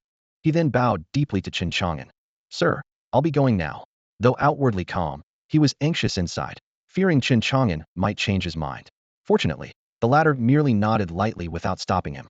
The mad alchemist left the city lord's mansion with relief. Jin Yong merely cast a cold glance at Chen Chang'an, briefly bid farewell to Chu Yongtian and Chu Wushuang, then departed. Though rage burned in his heart, he dared not explode on the spot. After the two left, Chu Yongtian instructed the maidservants to carefully tend to Chu Wushuang's rest, then turned to Chen Chang'an. Young master, let me escort you to the library. Excellent. Linlei had been waiting in the great hall for what felt like an eternity. With his hands clasped behind his back, he paced back and forth repeatedly, yet there was still no sign of Chen Chang'an emerging from the inner chamber. Usually, those physicians would hurry out after just a few moments, but Chen Chang'an had been inside for quite a while now without making a sound. Linlei's heart began to race with anxiety. Chang'an was so young. What if the city lord didn't believe he was a real physician and took him for a fraud? What if the city lord, in a fit of rage, struck him dead with a single blow? Wouldn't he be next? At this thought, his legs began to tremble involuntarily. Moreover, the city lord's mood had been particularly dark these past few days due to Chu Wushuang's severe illness, which only added to Linlei's unease. Just as his mind was spiraling with worry, the hall doors opened. Chu Yongtian emerged with a rare smile on his face, personally escorting Chen Chang'an out, his tone even carrying a hint of respect. Linlei was stunned. How could the city lord still manage to smile? And why was he being so courteous to Chang'an? He quickly approached and asked in a low voice, Chang'an, how did it go? Chu Yongtian turned around and introduced him with a warm smile. Young master, this must be your good friend you mentioned, young brother Linlei. Linlei was overwhelmed with honor. He was merely a lowly law enforcement guard, yet this mighty ruler at the spirit transformation realm not only remembered his name accurately, but even called him young brother. This was glory enough to boast about for ages. Do you know? The city lord called me young brother. Chen Chang'an patted Linlei's shoulder. That's him, Lei. I need to visit the library pavilion. I'll find you later. Oh, all right, all right. Linlei nodded woodenly, but his mind was even more confused. What on earth had happened? Chu Yongtian instructed the steward behind him. The arrangements for young brother Linlei are in your hands. Yes, my lord. After Chu Yongtian left the hall with Chen Chang'an, Linlei couldn't help but ask the steward, Sir, what's going on here? The steward explained with a smile. On any other day, he wouldn't have bothered with a mere law enforcement guard, but things were different now. Linlei's friend had saved the young miss, making Chen Chang'an the city lord's great benefactor. Who would dare show disrespect? He replied respectfully. This young master has already cured the young miss. As the words hit him, Linlei felt as if struck by lightning, his eyes widening. What? Chang'an cured the young miss? Did I hear that right? The steward nodded solemnly. You heard correctly. Even the Jin family's genius alchemist and the sixth-rank alchemist elder from the corpse camel sect were helpless, yet this young master easily cured the young miss. Who would have thought that brother Lin knew such a skilled person? After the initial shock, Linlei's expression became complex. He had originally intended for Chen Chang'an to put on a show and earn those 100 spirit stones on the side, never expecting that Chen Chang'an would actually cure. Chu Wushuang truly had inherited old Huang's teachings. He cleared his throat twice and said shamelessly, as a law enforcement guard of the city lord's mansion, the city lord's affairs are my affairs. When the city lord was worried about his beloved daughter's safety, I specifically invited this friend of mine. Though he keeps a low profile, you've witnessed his medical skills yourself. Now that he's cured the young miss, I can finally rest easy. The steward said solemnly, having a law enforcement guard like you who cares so deeply for the city lord's mansion is the city lord's good fortune. The city lord has decreed that from today forward, you are promoted from law enforcement guard to deputy commander of law enforcement, with your salary increased to 20 spirit stones per month. Additionally, the city lord rewards you with 5,000 low-grade spirit stones as recognition. Linlei's eyes widened once again. These surprises just kept coming one after another. I'm not dreaming, am I? Linlei stood frozen in place, the heavy waist token weighing down his palm. The steward across from him smiled warmly as he handed over the documents, his voice tinged with undisguised envy. How could this be a dream? You owe it all to having such a good friend. 5,000 low-grade spirit stones. In Tianwu City, this was already a fortune that ordinary families could only dream of. Just sitting in storage, each spirit stone gleamed with a lustrous cold light, enough to elevate Linlei into the ranks of the wealthy in the city. Yes, I'm so fortunate to have such a good friend. Lin Lei couldn't suppress the smile spreading across his face, his heart blooming with joy. If Chen Chang'an weren't currently in the library pavilion, he would have grabbed his brother and planted kisses on both his cheeks. He'd struck it rich. He'd struck it rich. The steward cleared his throat deliberately, reminding him, Deputy Commander, let's go. I'll first take you to report for duty at the Law Enforcement Guard, then to the Treasury to collect your spirit stones. Yes, yes, yes. Lin Lei responded enthusiastically, practically floating on air. Just days ago he'd been worrying about how to marry the girl of his dreams. But now with these 5,000 spirit stones, he could already imagine himself dramatically dropping the stones one by one in front of his future father-in-law, with resounding clangs. Not to mention, he was now the distinguished deputy commander of the law enforcement squad. Meanwhile, deep within the city lord's mansion, the library pavilion sat nestled in a tranquil garden, its 7-story tower with upturned eaves reaching skyward. The vermilion-lacquered wooden pillars gleamed with a warm luster in the sunlight, presenting an impressive sight. Chu Yongtian personally led the way, bowing at the foot of the steps. Young master, this is the library pavilion. Please feel free to read whatever catches your interest. The collection here is vast. I am afraid a single day wouldn't be enough to see it all. If you can't finish today, you're welcome to return anytime. I have pressing matters to attend to, so I won't accompany you further. Chen Chang'an nodded and strode into the building. Once the young man's figure disappeared among the bookshelves, Chu Yongtian frowned and took out a communication talisman, sending a message to the corpse-carrying sect's guest elder who had left earlier, the pill maniac. The pill maniac's strange behavior and hasty departure upon seeing Chen Chang'an had made Chu Yongtian keenly aware that something was amiss. Even more bizarre was the wariness, even fear, he'd vaguely detected in the pill maniac's attitude toward Chen Chang'an. Walking along the corridor, the communication talisman suddenly lit up. Chu Yongtian looked down, and the dancing runes conveyed information that made this mighty soul transformation realm lord tremble, nearly crying out in shock. Chen Chang'an had killed the corpse-carrying sect's royal elders, Shi Yu and Gu Xiaoma. Shock, horror, and retrospective fear sent a chill racing up his spine to his skull. Chu Yongtian drew in a sharp breath. So this young man had been hiding his true depths all along. The corpse-carrying sect's grand techniques could use corpse bloodlight to track killers. No wonder the pill maniac had sensed something wrong the moment he stepped into the city lord's mansion. He'd immediately spotted the corpse bloodlight clinging to Chen Chang'an, a seemingly ordinary young man who could casually slay 2 royal elders. Cold sweat broke out on Chu Yongtian's back as he silently thanked his lucky stars that he'd never shown disrespect to this young master. In fact, even before he'd returned to the mansion with Chu Wushuang, rumors had been circulating in the city. Elder Shi Yu of the corpse-carrying sect had attempted to massacre the entire city, only to be crushed by a single hand of some mysterious powerhouse. At the time, Chu Yongtian had been both shocked and curious what kind of figure was hidden within Tianwu City. Now he had his answer. It was likely this very young man. In the library pavilion, towering bookshelves stretched like a forest, with scrolls and ancient texts stacked layer upon layer. The scent of ink mingled with dust in the dim, flickering lamplight. Chen Chang'an reached up and pulled out a volume from the topmost shelf. His divine mind activated as his fingers flipped through pages so quickly they made barely a whisper. Within mere breaths, he had absorbed an entire book, yet found not a single record of body cultivation techniques. He frowned and pulled out a second book. This pattern continued, and half an hour passed in a flash as he swept through a third of the vast library. The sound of closing books echoed through the corridors as he sighed inwardly. Just as expected, the path of body cultivation had long since fallen into decline, with not even the city lord's library containing so much as a fragment about it. Despite his disappointment, there were gains to be made. The numerous records of divine arts, talismans, formations, and alchemy gave him a comprehensive understanding of the cultivation system. Thanks to his divine mind, he could memorize those basic spells almost instantly. Unfortunately, his cultivation was merely at the early blood-nourishing stage, with no magical power generated yet. He couldn't even cast the most basic fireball technique, leaving him both helpless and curious. How he longed to experience the sensation of flames dancing in his palm. The thought flickered through his mind as he dove back into the sea of books. The sun set, candles were lit, and darkness covered the windows before he finally finished the last volume and rose to his feet, his back and waist aching. But persistence paid off near the very end. He finally caught a precious clue in a dust-covered ancient text. The ancient record stated, 10,000 years ago, on the land where Tianwu City now stood, there appeared a peerless martial saint named Beiji. The title martial saint was a sacred designation bestowed by heaven and earth upon those who had reached the ultimate pinnacle of body cultivation. At this realm, the physical body became terrifyingly powerful. A single drop of blood could shatter mountains, and one could even possess the divine ability to regenerate from a drop of blood.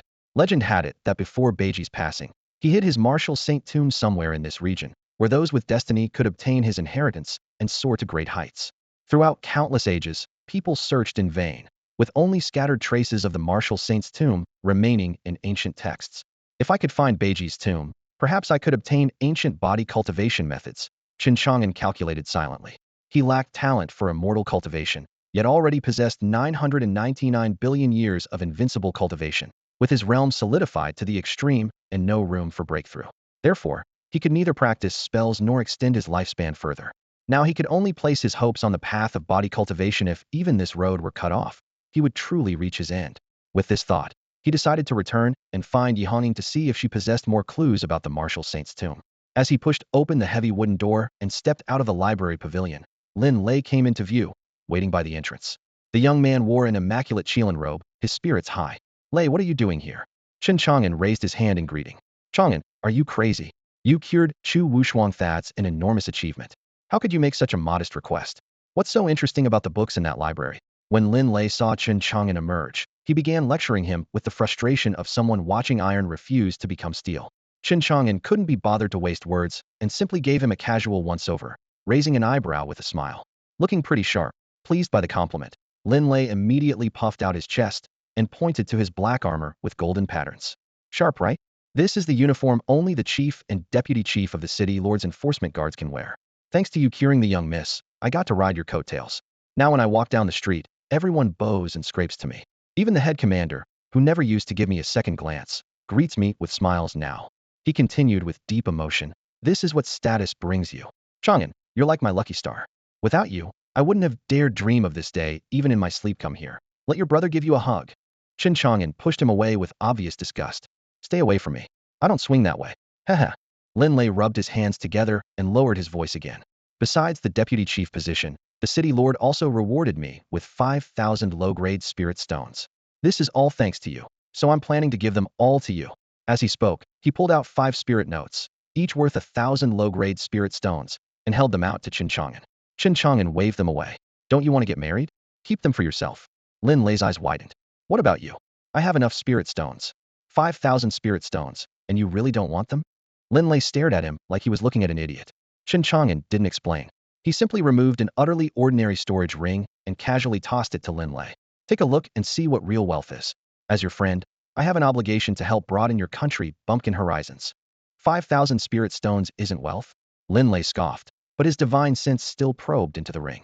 The next moment, he froze completely. Spirit stones piled up like small mountains, their cold light dazzling to the eyes. Medium-grade and high-grade spirit stones were mixed throughout, and a rough count suggested there were nearly 1,000,000 of them. Lin Lei felt his throat go dry, and after a long moment managed to squeeze out, "Holy shit. Chang'an, where did you get so many spirit stones?" Killed an elder from the corpse carrier sect and looted them from his body, Chen Chang'an said matter-of-factly. Lin Lei rolled his eyes. You? A little cultivator at the early blood nurturing stage claiming to kill a corpse carrier sect elder? Do you know the corpse carrier sect is a top-tier demonic force in any province? Anyone who can become an elder is at least at the spirit transformation realm, on the same level as our city lord. Come clean, where did this ring really come from? You picked it up, didn't you? Chen Chang'an shrugged. Just found it on the roadside. I knew it. Lin Lei nodded repeatedly, as if he'd found his answer. Then he asked curiously, so what are you planning to do with all these spirit stones? Give them to you. Want them? No way. This is your fortune. Lin Lei shook his head decisively. Since you have nearly 1,000,000 spirit stones, I won't be polite about keeping these 5,000. He tucked the spirit notes into his chest and tossed the storage ring back to Chen Chang'an unchanged. Though shocked, he showed not a trace of greed. Chang'an, you're loaded now. Buy some cultivation resources and work hard to improve your cultivation. It won't be long before you catch up to me. Hopefully, Chen Chang'an smiled. Lin Lei remembered something and rubbed his hands together excitedly. I came into a windfall today and got promoted to deputy chief. This calls for celebration. Let's have a good meal tonight. Bring little sister Linger, and I'll bring my Xiao Lu. That famous drunken immortal tower in the city. Xiao Lu and I have been eyeing it for ages. Sounds good. Drunken immortal tower, it is. See you there. After leaving the city lord's mansion, Chen Chang'an and Lin Lei each returned home, agreeing to meet again later at the drunken immortal tower.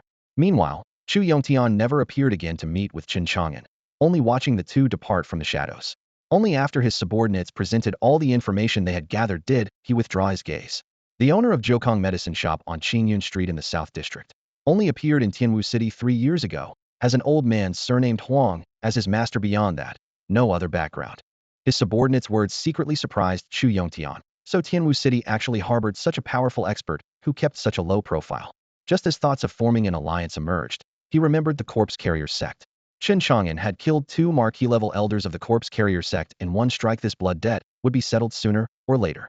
The corpse carrier sect was a top-tier demonic force in Hezhou province, filled with masters. No matter how strong Chen Chang'an was, he could hardly resist them alone. If truly implicated, the entire city lord's mansion might fall into danger. Thinking of this, Chu Yongtian had to suppress his desire to befriend him and maintain his distance. Yet he couldn't understand. Knowing the danger, why didn't Chen Chang'an immediately leave Tianwu City? And why did he let the mad alchemist, who knew his identity, go free? Could he truly not fear the corpse carrier sect's revenge?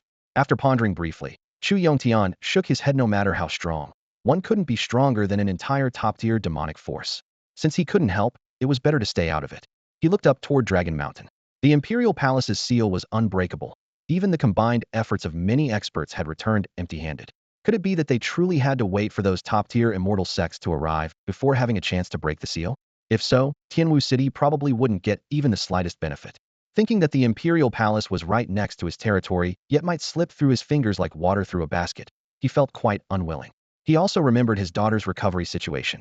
He'd heard that the 2 major top-tier immortal sects, the Corpse Carrier sect and the Longevity sect, would arrive at Dragon Mountain within 2 days. Perhaps he could take the opportunity to sneak into the Imperial Palace. He could only hope so. Meanwhile, on the other end of the street, Chen Chang'an walked while playing with the jade bottle in his palm. The drop of life blood inside glowed bright red, flowing with a heart-palpitating vitality. The corners of his mouth curved up slightly. This was the greatest gain from his trip to the city lord's mansion.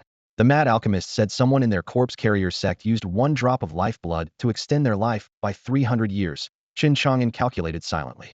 If it could casually add 1 or 200 years to my life, that would work too. He pulled out the cork, preparing to refine it on the spot. Who knew that as soon as the jade bottle opened, that drop of life blood seemed to possess intelligence, transforming into a blood rainbow that shot toward the distant sky. Chen Chang'an merely glanced at it indifferently, slightly spreading his 5 fingers as the divine hand technique instantly unfolded. An invisible giant palm descended, directly suppressing and capturing the blood rainbow back. The life blood that fell into his palm trembled slightly, as if cowering. Chen Chang'an raised his eyebrows slightly. This thing actually seemed like a living creature? The next moment, Chen Chang'an's eyes flashed with divine light. That was his divine eye-opening. In an instant, he pierced through the drop of life essence blood and discovered a faint, slumbering soul fragment hidden within. Even the most delicate wisp of soul had nowhere to hide under Chen Chang'an's divine sight, activated through his invincible cultivation. There was actually a hidden soul fragment. Recalling that Lei Lin had mentioned this drop of life essence blood came from the Imperial Palace, Chen Chang'an's heart trembled. The merciful Immortal Emperor had perished tens of thousands of years ago, so this soul fragment's origin was certainly extraordinary. Who dares spy upon this sovereign? As his divine sight probed deeper, the soul shadow awakened, and a voice cold as heavenly thunder exploded into Chen Chang'an's consciousness. Chen Chang'an remained unmoved and asked calmly, "Who are you? A mere blood-nurturing false cultivator dares question this sovereign? I shall refine your soul." The voice roared again. In the next breath, the life essence blood in his palm blazed with brilliant light, transforming into a blood rainbow that shot straight toward Chen Chang'an's forehead. Chen Chang'an snorted coldly, his aura erupting thunderously. Under the pressure of his invincible cultivation, the blood rainbow instantly froze and was firmly suppressed by him. "It was you who prevented me from devouring that woman's soul earlier." The angry voice suddenly carried a trace of fear. The soul shadow now recalled that before falling into slumber, it had been devouring a woman's soul, but was forced to retreat by a destructive aura. Now, it sensed the same danger from Chen Chang'an. "Tell me who you are, or this soul fragment will be reduced to ashes in an instant." Chen Chang'an's voice was calm, yet carried bone-chilling killing intent. The soul shadow trembled involuntarily, knowing it was merely a remnant soul and no match for the opponent before it, hastily begging for mercy. "Fellow Taoist, please wait. I am the Blood Longevity Demon Lord. Has fellow Taoist perhaps heard of me?" As the words fell, Chen Chang'an's eyes flashed with brilliant light. The Blood Longevity Demon Lord? Years ago, he had learned from the mad alchemist that this demon lord possessed a unique method for refining life essence blood that could grant endless longevity. Unfortunately, this technique was completely lost when the demon lord perished, which had always filled him with regret. Now, to encounter the original soul fragment within this drop of life essence blood beyond surprise, he felt even greater joy. After the initial shock, he quickly regained his composure, his tone turning cold. "If you truly are the Blood Longevity Demon Lord, then provide proof." The soul fragment smiled bitterly. How would fellow Taoist have me prove it? Chen Chang'an's gaze grew profound. I've heard you possess a mysterious method for refining life essence blood that can create longevity elixirs and grant infinite lifespan. Since you claim to be the demon lord, this technique should be in your possession. The soul fragment sneered inwardly. As expected, everyone covets this technique. The powerful enemies who surrounded and killed him back then were the same, yet they claimed to be ridding the world of evil. On the surface, however, he spoke respectfully. Indeed, this sovereign possesses such a method. However, with my soul incomplete, most memories await restoration. I can currently recall only the most fundamental aspect. Chen Chang'an narrowed his eyes. The most fundamental? Life essence blood refined through this method can extend a person's lifespan by 1 year. Before the words had fully left his lips, Chen Chang'an's mind was already racing with thoughts. A terrifying force penetrated into the lifeblood, filling the lifeblood demon lord with dread and the sensation that his soul was about to scatter to the winds. The violent pressure seeped into his very bones like ice water flowing through his spirit body. The lifeblood demon lord shrieked, "Don't kill me. Fellow cultivator, everything I said is true. If you let me slowly recover my divine soul, I'll be able to remember the other parts of the lifeblood refinement method. Don't kill me. Don't kill me. Give me a chance." That force gradually receded like a tide, leaving only suffocating residual power. Chen Chang'an stood with his hands clasped behind his back, his voice calm. "I'll trust you for now. How can your divine soul be restored? By devouring the divine soul power of others. I can recover." Though the lifeblood demon lord had survived this ordeal, he cursed inwardly the mighty lifeblood demon lord, who once struck terror into countless cultivators, was now being threatened and humiliated by a junior. Once his divine soul recovered, the first thing he would do was kill Chen Chang'an. For now, he could only endure and preserve that wisp of divine soul that flickered like a candle in the wind. Chen Chang'an nodded. "I can give you opportunities and keep an eye out for prey in the future." He wasn't worried about the other party's potential deception. If he dared to lie, Chen Chang'an could reduce the lifeblood demon lord to ashes at any moment. "Now, tell me the basic part of the lifeblood refinement method." The lifeblood demon lord smiled bitterly, his divine soul so weak that even his shadow wavered. "Fellow cultivator, I'm too weak right now to teach anything." Before he could finish speaking, Chen Chang'an raised his hand, his divine consciousness piercing the remnant's soul like a blade, crushing and tormenting it. The lifeblood demon lord screamed repeatedly, "Spare me. Once I recover a bit, I'll immediately present the basic refinement method. Stop torturing me. Spare my life." Chen Chang'an acted as if he hadn't heard, continuing to apply pressure. The remnant soul was already like thin ice, now covered with cracks and ready to shatter at any moment. The lifeblood demon lord finally broke down. "Stop. I'll try. I'll attempt it right now." The torment continued until the lifeblood demon lord's soul light nearly extinguished, and only then did he transmit everything he knew about the basic lifeblood refinement method. After confirming the information was accurate, Chen Chang'an finally stopped. His divine consciousness turned, his enhanced mind operating at high speed, instantly comprehending and mastering the first stage of this technique, called the lifeblood divine art, the first-level lifeblood refinement method. First-level lifeblood could extend a cultivator's life by 1 year with just a single sip. Though only 1 year, it excelled in quantity. A single batch of first-level lifeblood could provide over 100 life extensions, totaling a full century of lifespan. However, refining even the most basic first-level lifeblood wasn't a casual endeavor. 1. The raw material must be a cultivator's corpse, with cultivation that reached at least the life spring realm in life. 2. The death couldn't be too long ago. It was best to act while the body was still fresh. 3. The higher their cultivation and the more vigorous their life essence, the more lifeblood could ultimately be refined. Chen Chang'an quickly etched all the key points into his memory, quite satisfied. This was the greatest gain of this expedition. The only regret was that the lifeblood demon lord currently only remembered the refinement method for first-level lifeblood.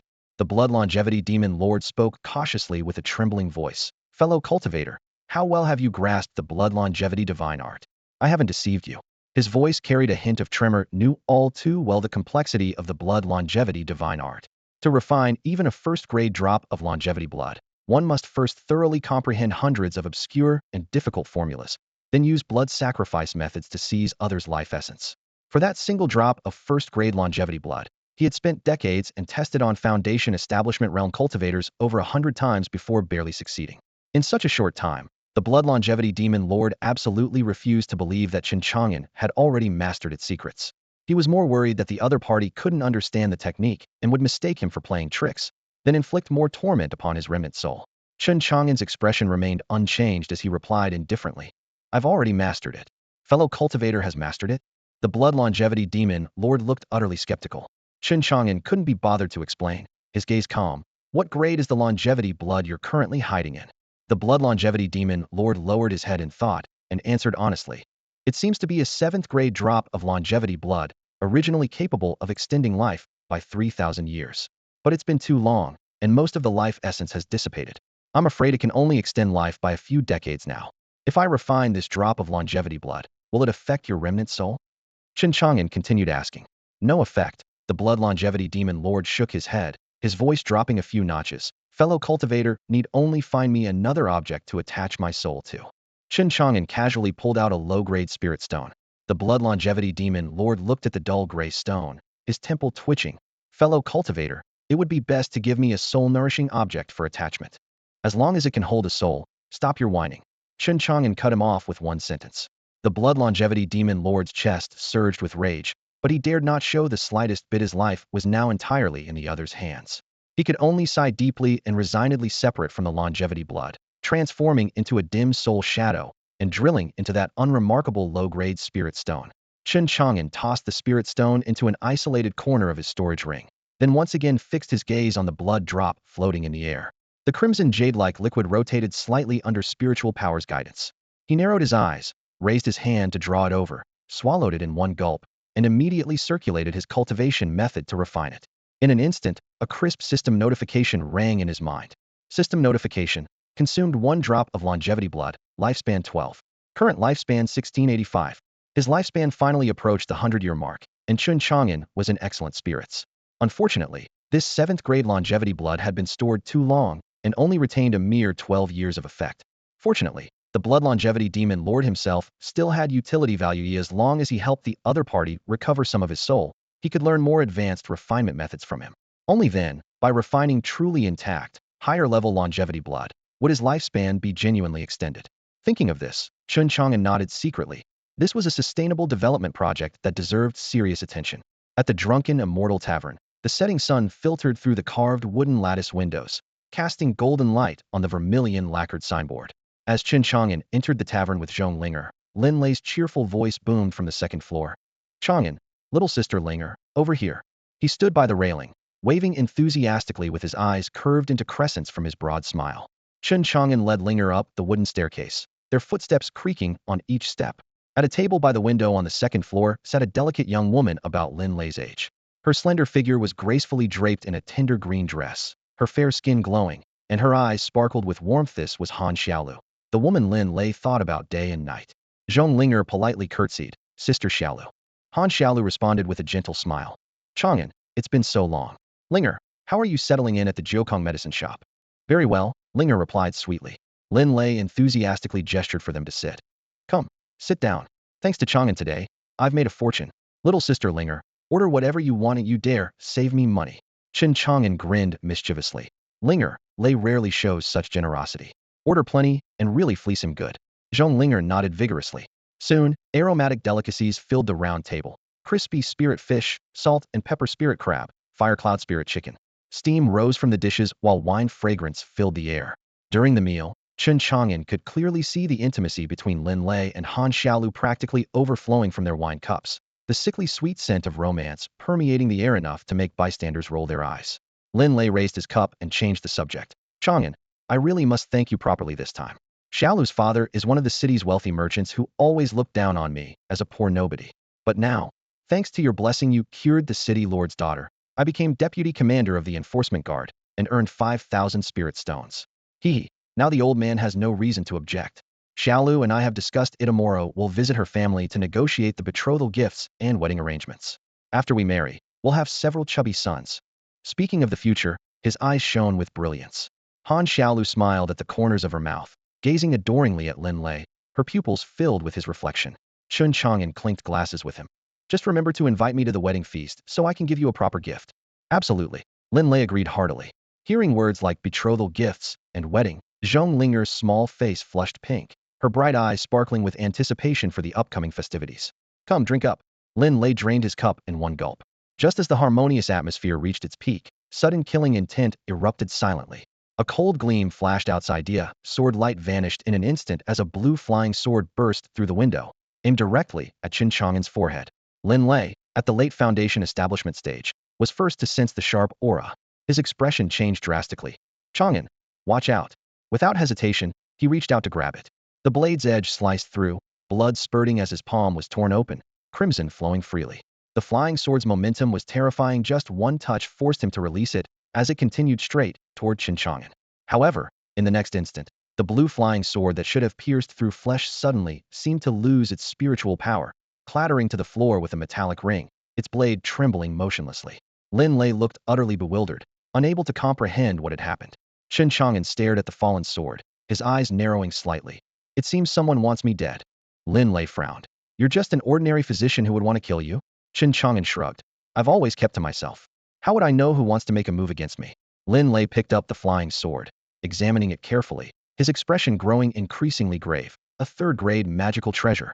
Anyone capable of wielding this must be at least a life-spring realm expert. He was even more puzzled by why the flying sword had suddenly lost control when approaching Chen Chang'an. But more than answers, he cared about his brother's safety.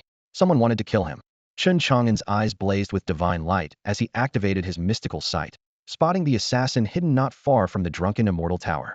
The person was none other than Jin Yang, the Jin family's genius alchemist who had treated Chu Wushuang during the day.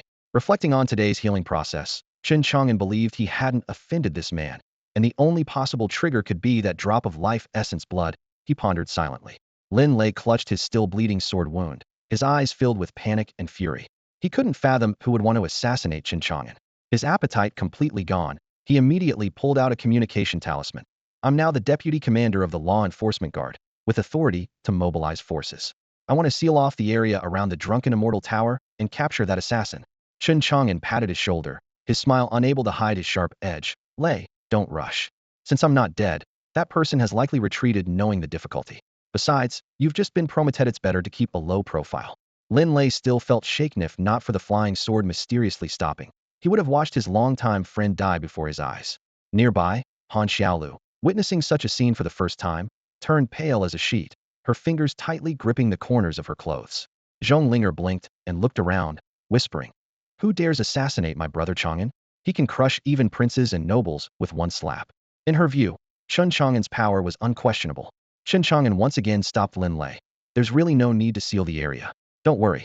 Under his persuasion, Lin Lei reluctantly put away the communication talisman and nodded helplessly. All right. He then comforted Han Xiaolu. Xiaolu, it's okay. Zhong Linger also added with a cheerful smile. Brother Lin Lei, you don't need to worry, it's very powerful.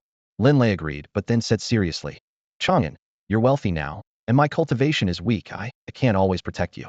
You'd better buy some protective magical treasures. The Myriad Treasure Pavilion is the largest shop in Tianwu City. You should check it out.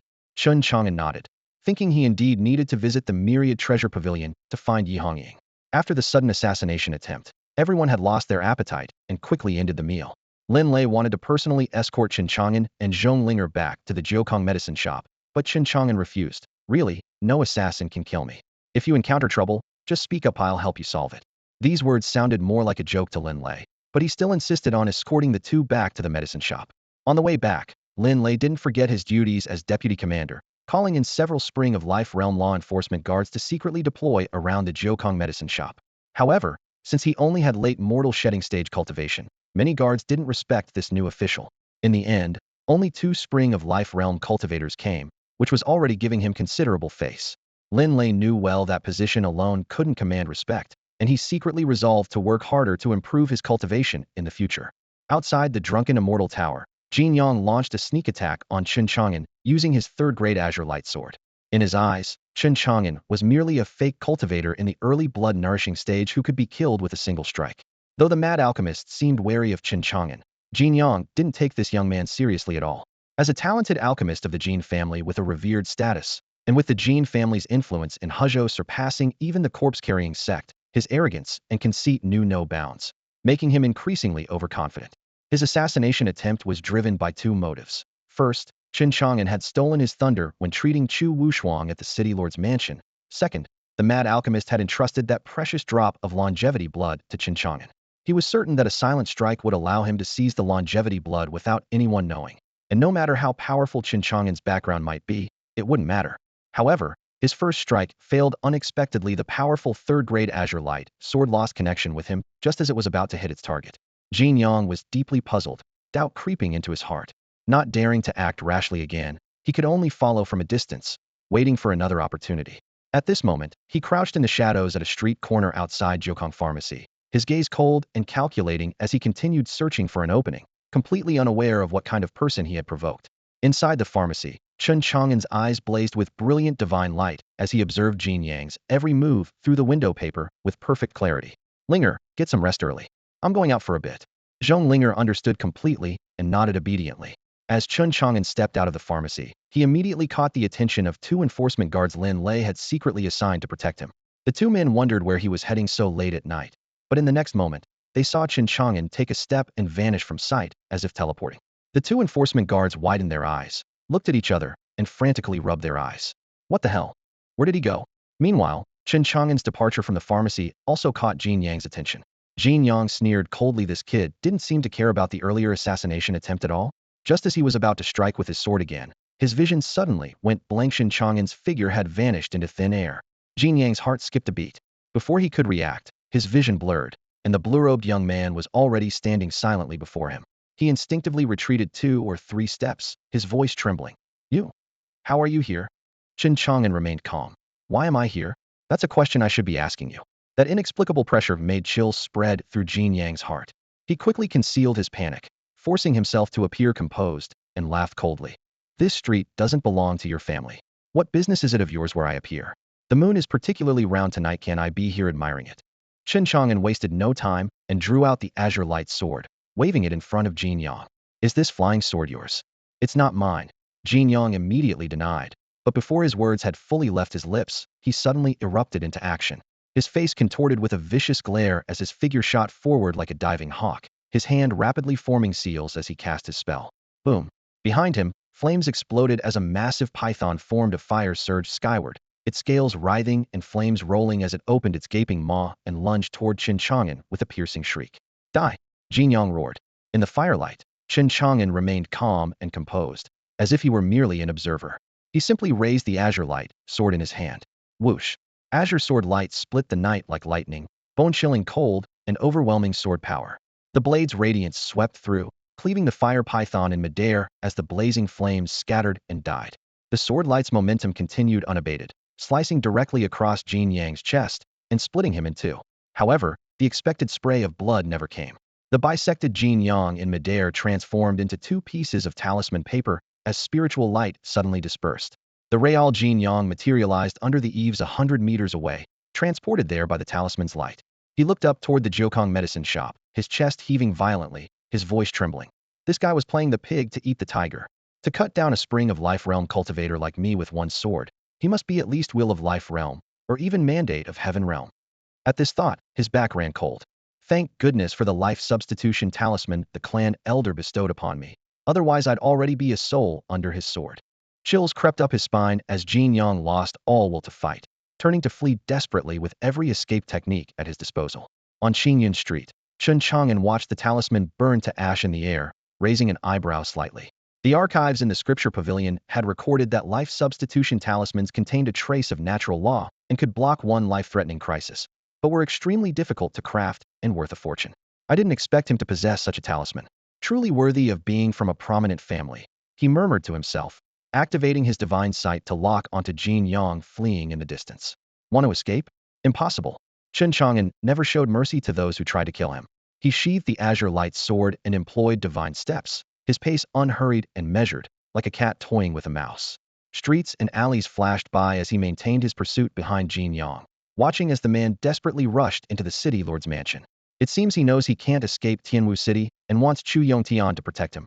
Chen Chang'an snorted coldly. No one could protect those he intended to kill. Young Master Jin, why have you returned? In the front courtyard of the city lord's mansion, Jin Yang stumbled in, his face paler than ash. Chu Yongtian and his daughter, hearing the commotion in the courtyard, hurried out to greet him, only to be stunned by his disheveled appearance. The young master of the Jin family had just left, yet now he had returned? City Lord Chu, someone wants to kill me. Jin Yang wiped the cold sweat from his forehead with a trembling voice. I've already sent word for my family to dispatch reinforcements.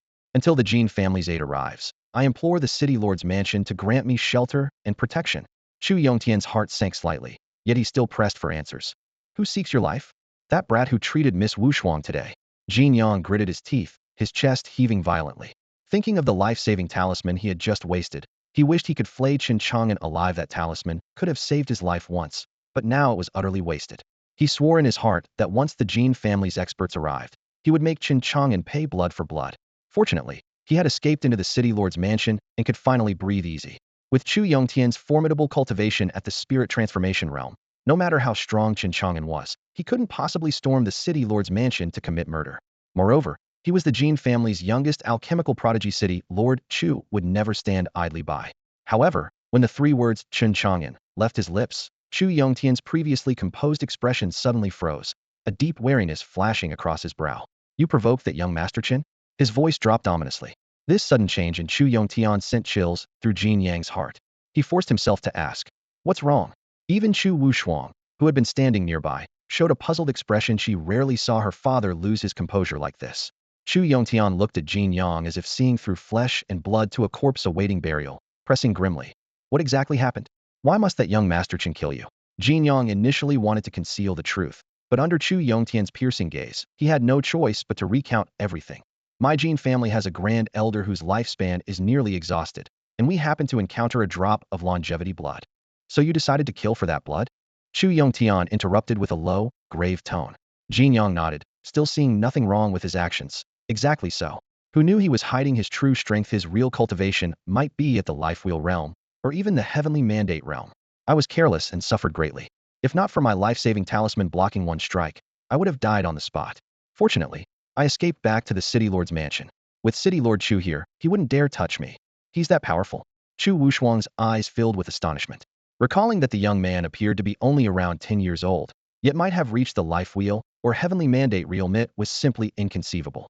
Jin Yang remained confident. City Lord Chu, when I mentioned that fellow, your expression changed immediately. Just who is he? Chu Yongtian smiled bitterly. Young Master Jin, do you realize what kind of ruthless person you've provoked? Even if you hide in the City Lord's mansion, if he wants your life, I cannot protect you. These words struck like a thunderbolt. Jin Yang froze completely in place, while Chu Wushuang looked utterly bewildered. Ruthless person? Father, why can't even you provide protection? What makes him so terrifying?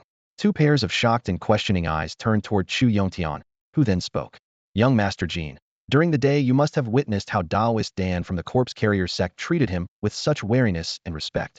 Do you know why that was? Jin Yang's heart pounded as he hesitated for a moment, but still couldn't resist asking. His background must be extraordinary.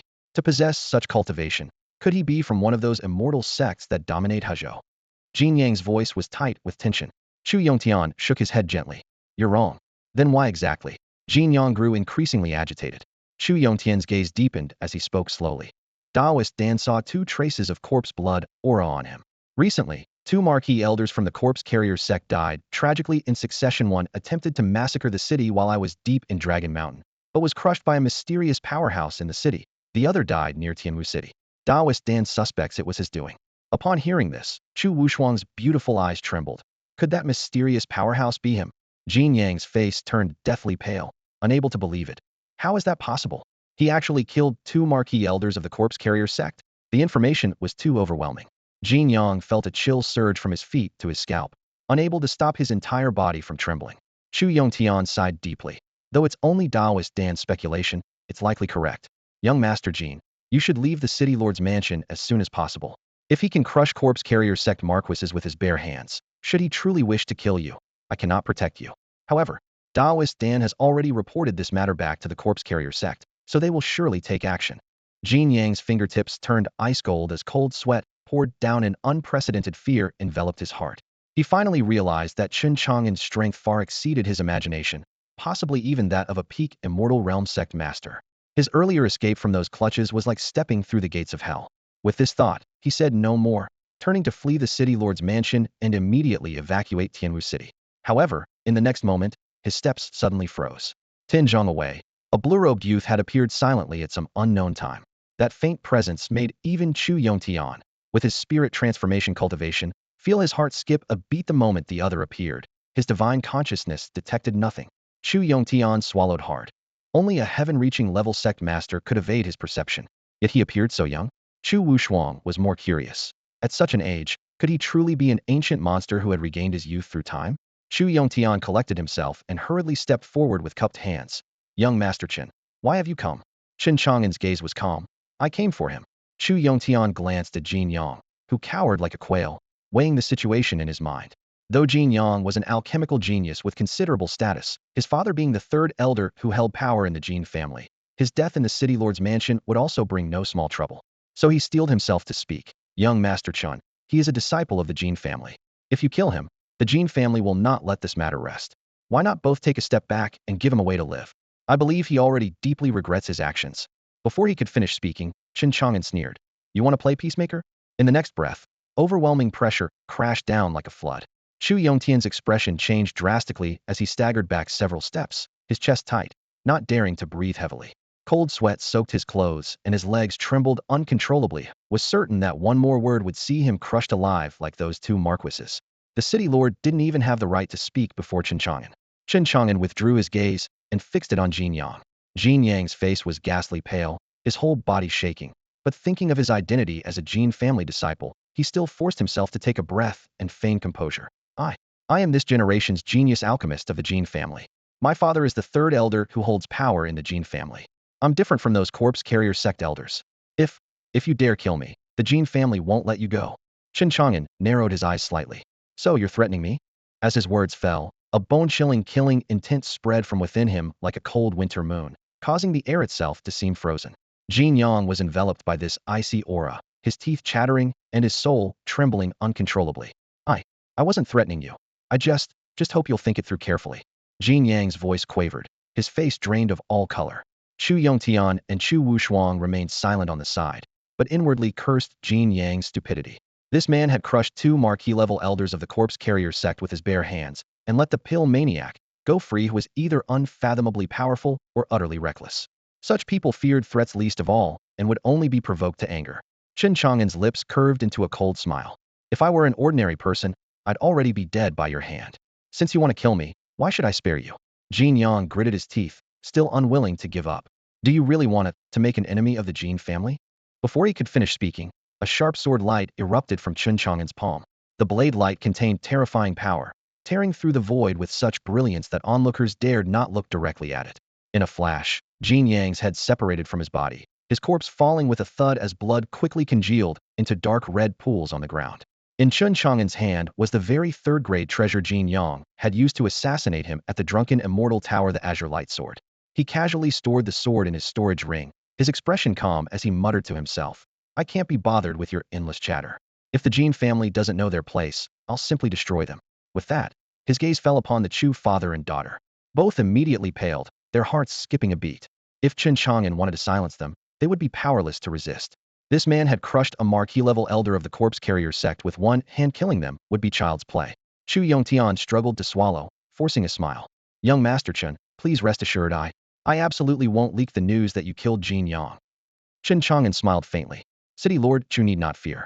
I'm not a bloodthirsty person, and besides, there's no grudge between us. Chu Yongtian felt slightly relieved, but still worried for him. About the Jin family. No matter. Inform them if you wish. Chu Yongtian was secretly shocked. The Jin family had been established in Huzhou for over 10,000 years, commanding several Immortal Realm sect master-level figures, and even had Myriad Law's realm true lord ancestors. Chen Chang'an had killed the Jin family's genius alchemist. Surely they wouldn't let this slide. Was he truly unafraid? If the Jin family came after him, wouldn't he have to flee in panic? In his estimation, Chen Chang'an's cultivation was at most at the Immortal Realm, certainly no higher. Every peak Myriad Law's realm powerhouse was renowned throughout the province, yet he had neither seen nor heard of Chen Chang'an. After a moment's hesitation, Chu Yongtian spoke respectfully. Young master, Tianwu City hasn't been peaceful lately. 2 elders from the corpse carrier sect have arrived. Have you heard of this matter? He had originally intended to subtly warn Chen Chang'an that the corpse carrier sect was seeking revenge against him. Who would have thought Chen Chang'an would respond without any attempt at concealment, speaking as casually as discussing the weather? I killed those 2 elders from the corpse carrier sect. What of it? Chen Chang'an's direct response left Chu Yongtian momentarily speechless, unsure of what to say. The air in the hall seemed to freeze. Chu Wushuang steadied herself and pressed further. Young master, if you could easily eliminate 2 marquee-level elders of the corpse carrier sect, why did you let Elder Dan escape? By allowing him to report your whereabouts, the corpse carrier sect will surely target you. Chen Chang'an stood with his hands clasped behind his back, his voice calm, yet chilling. When soldiers come, I'll meet them with generals. When floods come, I'll counter with earth. That madman Dan has no grudge against me, and since he didn't attack me, I had no intention of taking his life. But if anyone dares to provoke Methy shouldn't blame me for being ruthless. A bone-chilling killing intent seeped through his casual tone, causing both Chu Wushuang and Chu Yongtian to shudder simultaneously as coldness crept up their spines. The pair even entertained the absurd thought that whether it was the Jin family or the corpse carrier sect, if they truly sought trouble with Chen Chang'an, they might not gain the slightest advantage. Chen Chang'an bent down and retrieved the storage ring from Jin Yang's cold corpse, then turned to take his leave. Now that he's dead, I won't disturb you two any further. I'll be going. Before his words had fully faded, he stepped forward, his figure seemingly swallowed by the air itself, vanishing silently from the city lord's mansion in the blink of an eye. Arriving without a trace and departing like a ghost, his divine movement technique left behind a room filled with shock. After a moment of silence, the father and daughter exchanged glances. Chu Wushuang looked at the corpse on the ground and frowned. Jin Yang is dead. The Jin family will surely be furious. Father, how should we respond? Chu Yongtian sighed, his gaze sweeping over the lifeless body. He brought destruction upon himself by provoking that persona one could have saved him. Since that young master didn't bother to conceal his identity, we should first send word to the Jin family. Otherwise, with Jin Yang dying in the city lord's mansion, if the Jin family blames us, wouldn't we become scapegoats? At this point, as if remembering something, he immediately instructed the steward standing nearby. Go summon Lin Lei, the deputy commander of the enforcement guard. Promote him well, and whatever you do, don't offend him. Raise his salary to the level of a grand commander. Yes, sir. The steward departed. The sea of clouds churned as a treasure ship sliced through the sky at tremendous speed, soaring over mountains and rivers. At the bow, Dongfang Linyue and Chen Chang'an stood side by side, their robes billowing in the fierce wind. Since leaving the longevity sect, they had traveled without rest. Chen Chang'an had focused on refining the compassion sword, and now she had finally achieved a breakthrough. The blade trembled lightly, connecting with her spiritual essence, allowing her to wield it at will. Seeing this, Dongfang Linyue smiled, her voice echoing clearly across the deck. Chaoyan, you've established a connection with the compassion Immortal Emperor's imperial weapon. With this, our longevity sect will surely secure a place in the Imperial Palace expedition. Word from Great Dragon Mountain says the Imperial Palace's seal remains unbreakable, unmoved by any force. I have a feeling that the compassion sword in your hands might be the key to breaking that seal. This disciple will give her utmost effort and not disappoint Master or the longevity sect. Qin Chaoyan nodded solemnly. Dongfang Linyue raised her gaze to the vast sea of clouds ahead, her long black hair dancing in the wind. Tianwu City approaches. Tell me again about that senior's magnificent feat according to you. He split Great Dragon Mountain in half with just one strike of an ordinary iron blade. Such cultivation is beyond even our longevity sect's supreme ancestor. Just how powerful has he become? Before she finished speaking, another golden treasure ship emerged from the clouds ahead, bearing a great sun banner that fluttered fiercely in the wind. Dongfang Linyue raised an eyebrow. A Jin family treasure ship. They've come to compete for the Immortal Emperor's inheritance as well. The two ships quickly drew close. On the Jin family vessel's deck, a portly man in golden robes cupped his hands in greeting. Dongfang Linyue recognized him, Jin Chuanfeng, the Jin family's second master, famous for 600 years and one of their 3 sect master-level powerhouses. The Jin family's foundation ran deep, openly boasting 3 sect master-level figures: family head Jin Chuanxiong, second master Jin Chuanfeng, and third master Jin Chuan'ai. Fairy Linyue. Jin Chuanfeng smiled warmly. Dongfang Linyue returned the courtesy. To have the second master come personally, it seems the Jin family is determined to claim this Immortal Emperor's inheritance. Jin Chuanfeng waved dismissively. Immortal fate is hard to come by. Our Jin family merely hopes to try our luck. We'd be content with even scraps. But I've come for another matter as well. Oh, what other business does the Jin family have? Dongfang Linyue asked curiously. A cold glint flashed in Jin Chuanfeng's eyes. Last night, the most outstanding young alchemist genius of our Jin family died in Tianwu City. I've come to seek justice. Someone in Huzhou dared kill a Jin family prodigy? Who was the culprit? Dongfang Linyue asked in surprise. According to intelligence from City Lord Chu Yongtian, the killer's name is Chen Chang'an, Jin Chuanfeng said gravely. They say he can crush marquee-level elders with one hand, likely a sect master-level figure like ourselves. Chen Chang'an? I've never heard of him. Dongfang Linyue shook her head. Qin Chaoyan was equally puzzled. She only knew that mysterious powerhouse had told her to meet at the Jiukong medicine shop in Tianwu City, never learning his name. Dongfang Linyue warned. Facing a sect master alone won't be easy for you. Don't worry, me elder and younger brothers are already en route, Jin Chuanfeng said coldly. The dead was third brother's son. If we don't avenge him, where will the Jin family's face be? I've also contacted the corpse-bearing sect. Chen Chang'an killed 2 of their marquee-level elders. They won't let this slide. With the Jin family and corpse-bearing sect united, even if he's a sect master, he'll meet his end in Tianwu City. This person certainly is arrogant enough, making enemies everywhere. Dongfang Linyu sighed helplessly. Qin Xiaoyan nodded silently. Yet in her heart she couldn't connect that mysterious powerhouse with Chen Chang'an, remembering only how humble and modest her savior at Great Dragon Mountain had seemed. If he hadn't intervened, Qin Xiaoyan might have mistaken him for just a weak, blood-nourishing stage cultivator. Dongfang Lingyue and Jin Chuanfeng continued their conversation for a while longer.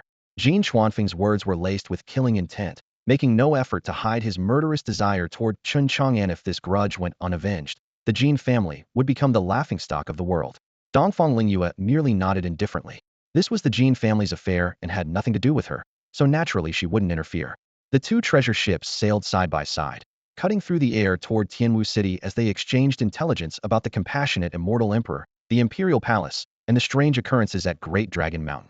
Suddenly, Jin Chuanfeng noticed that Dongfang Lingyue's route wasn't heading to Great Dragon Mountain, but toward Tianwu City like his own.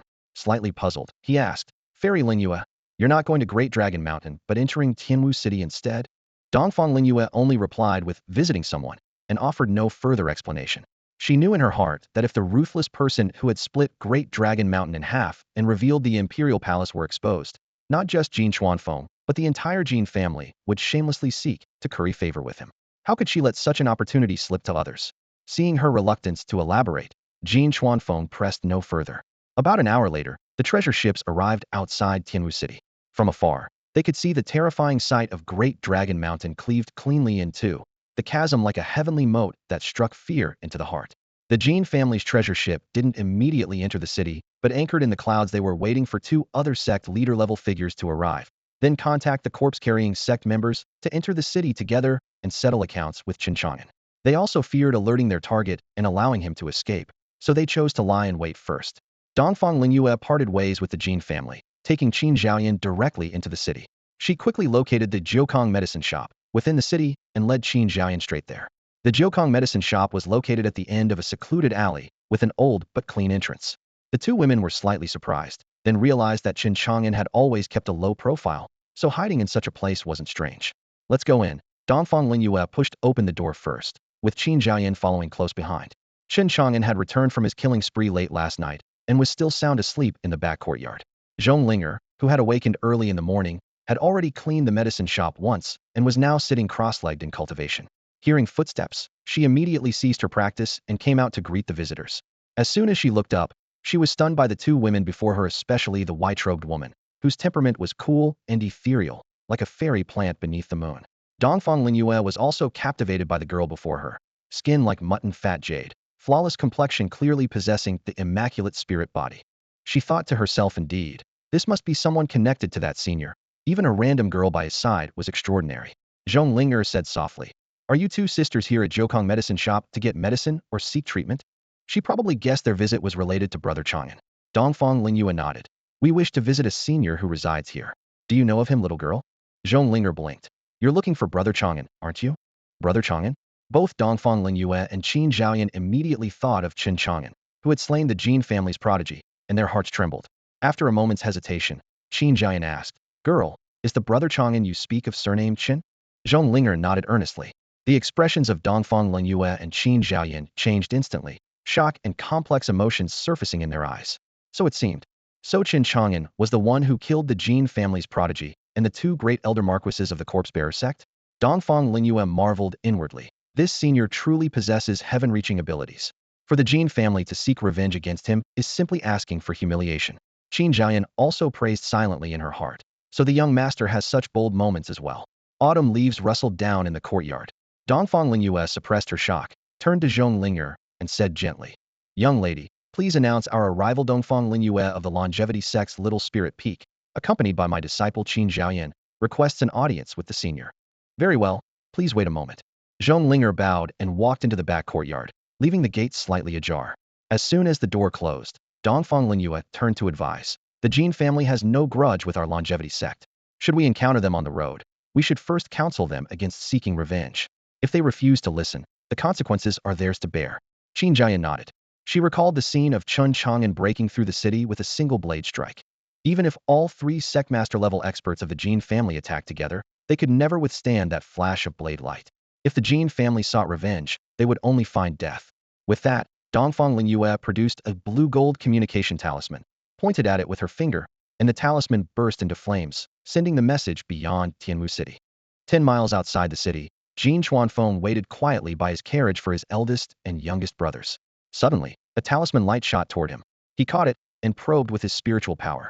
After the runes dissipated, his expression changed drastically, his brow alternating between light and shadow. How can this be? Even Fairy Lingyue fears this Chen Chang'an and advises our Jin family not to seek revenge.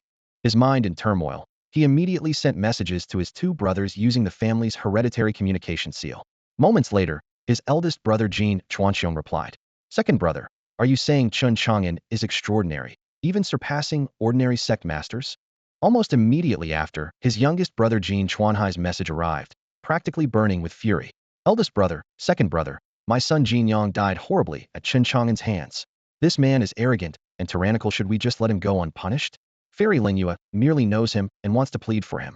Can't the three of us brothers working together kill him?" Jin Chuanxiong sent another message, his tone grave. "Regardless, since Fairy Lingyue has warned us, this matter requires careful consideration. Second brother, wait until third brother and I arrive. Then we'll discuss it together." Jin Chuanhai remained furious. "Eldest brother." Jin Chuanxiong consoled him sternly. "Third brother, rest assured. Jin Yang is my nephew and was the Jin family's future alchemy prodigy. If we don't avenge this wrong, how can we maintain our standing? No matter how strong Chen Chang'an is, he must give the Jin family an explanation." These words somewhat calmed Jin Chuanhai's anger, and he replied coldly, "The hatred of a murdered son cannot coexist under the same sky. I will make Chen Chang'an die without a burial place. City Lord Chu Yongtian also bears responsibility. I won't spare him either." Jin Chuanxiong quickly dissuaded him. "Third brother, Chu Yongtian is still a member of the Chu family. Though the Chu family isn't as powerful as our Jin family, they're still a first-class cultivation clan. If we can avoid making enemies, we shouldn't." Jin Chuanfeng agreed. "Eldest brother speaks wisely. Third brother, stay calm." Jin Chuanhai only snorted heavily. "Humph." Jin Chuanxiong gave final instructions. "Second brother, wait for us outside Tianwu City and don't act rashly. Third brother and I will arrive in the city by tonight at the latest." Jin Chuanfeng replied, "Understood." At Jiukang Pharmacy, Chen Chang'an yawned and woke up. He first pulled up the system interface. Lifespan 1683. Last night, he had burned through 2 whole years of his life just to protect himself, which pained him greatly. What a terrible loss, he muttered under his breath. Thinking about how the Jin family might come knocking at any moment, he snorted coldly. If the Jin family really comes to settle scores, I'll make them compensate me for those 2 years. His thoughts shifted to the storage ring he had taken from Jin Yang's body last night. Since Jin Yang was an alchemist, perhaps there were life-extending pills inside? At this thought, he held the ring between his fingertips like opening a mystery box, his spiritual consciousness about to probe inside. "Brother Chang'an, are you awake?" Came Zhong Linger's gentle call from outside the door. "I'm awake, Linger. What's the matter?" "2 sisters have come to the pharmacy wanting to see you. They're both very beautiful and say they're from the longevity sect. One is called Dongfang Lingyue, and the other is Qin Chaoyan." Hearing these names, Chen Chang'an's eyes brightened slightly. They had finally appeared. He immediately tucked the storage ring back into his sleeve, his interest in it completely gone, wanting only to meet these 2 women. At the counter, Dongfang Lingyue and Qin Chaoyan waited quietly, not daring to look around.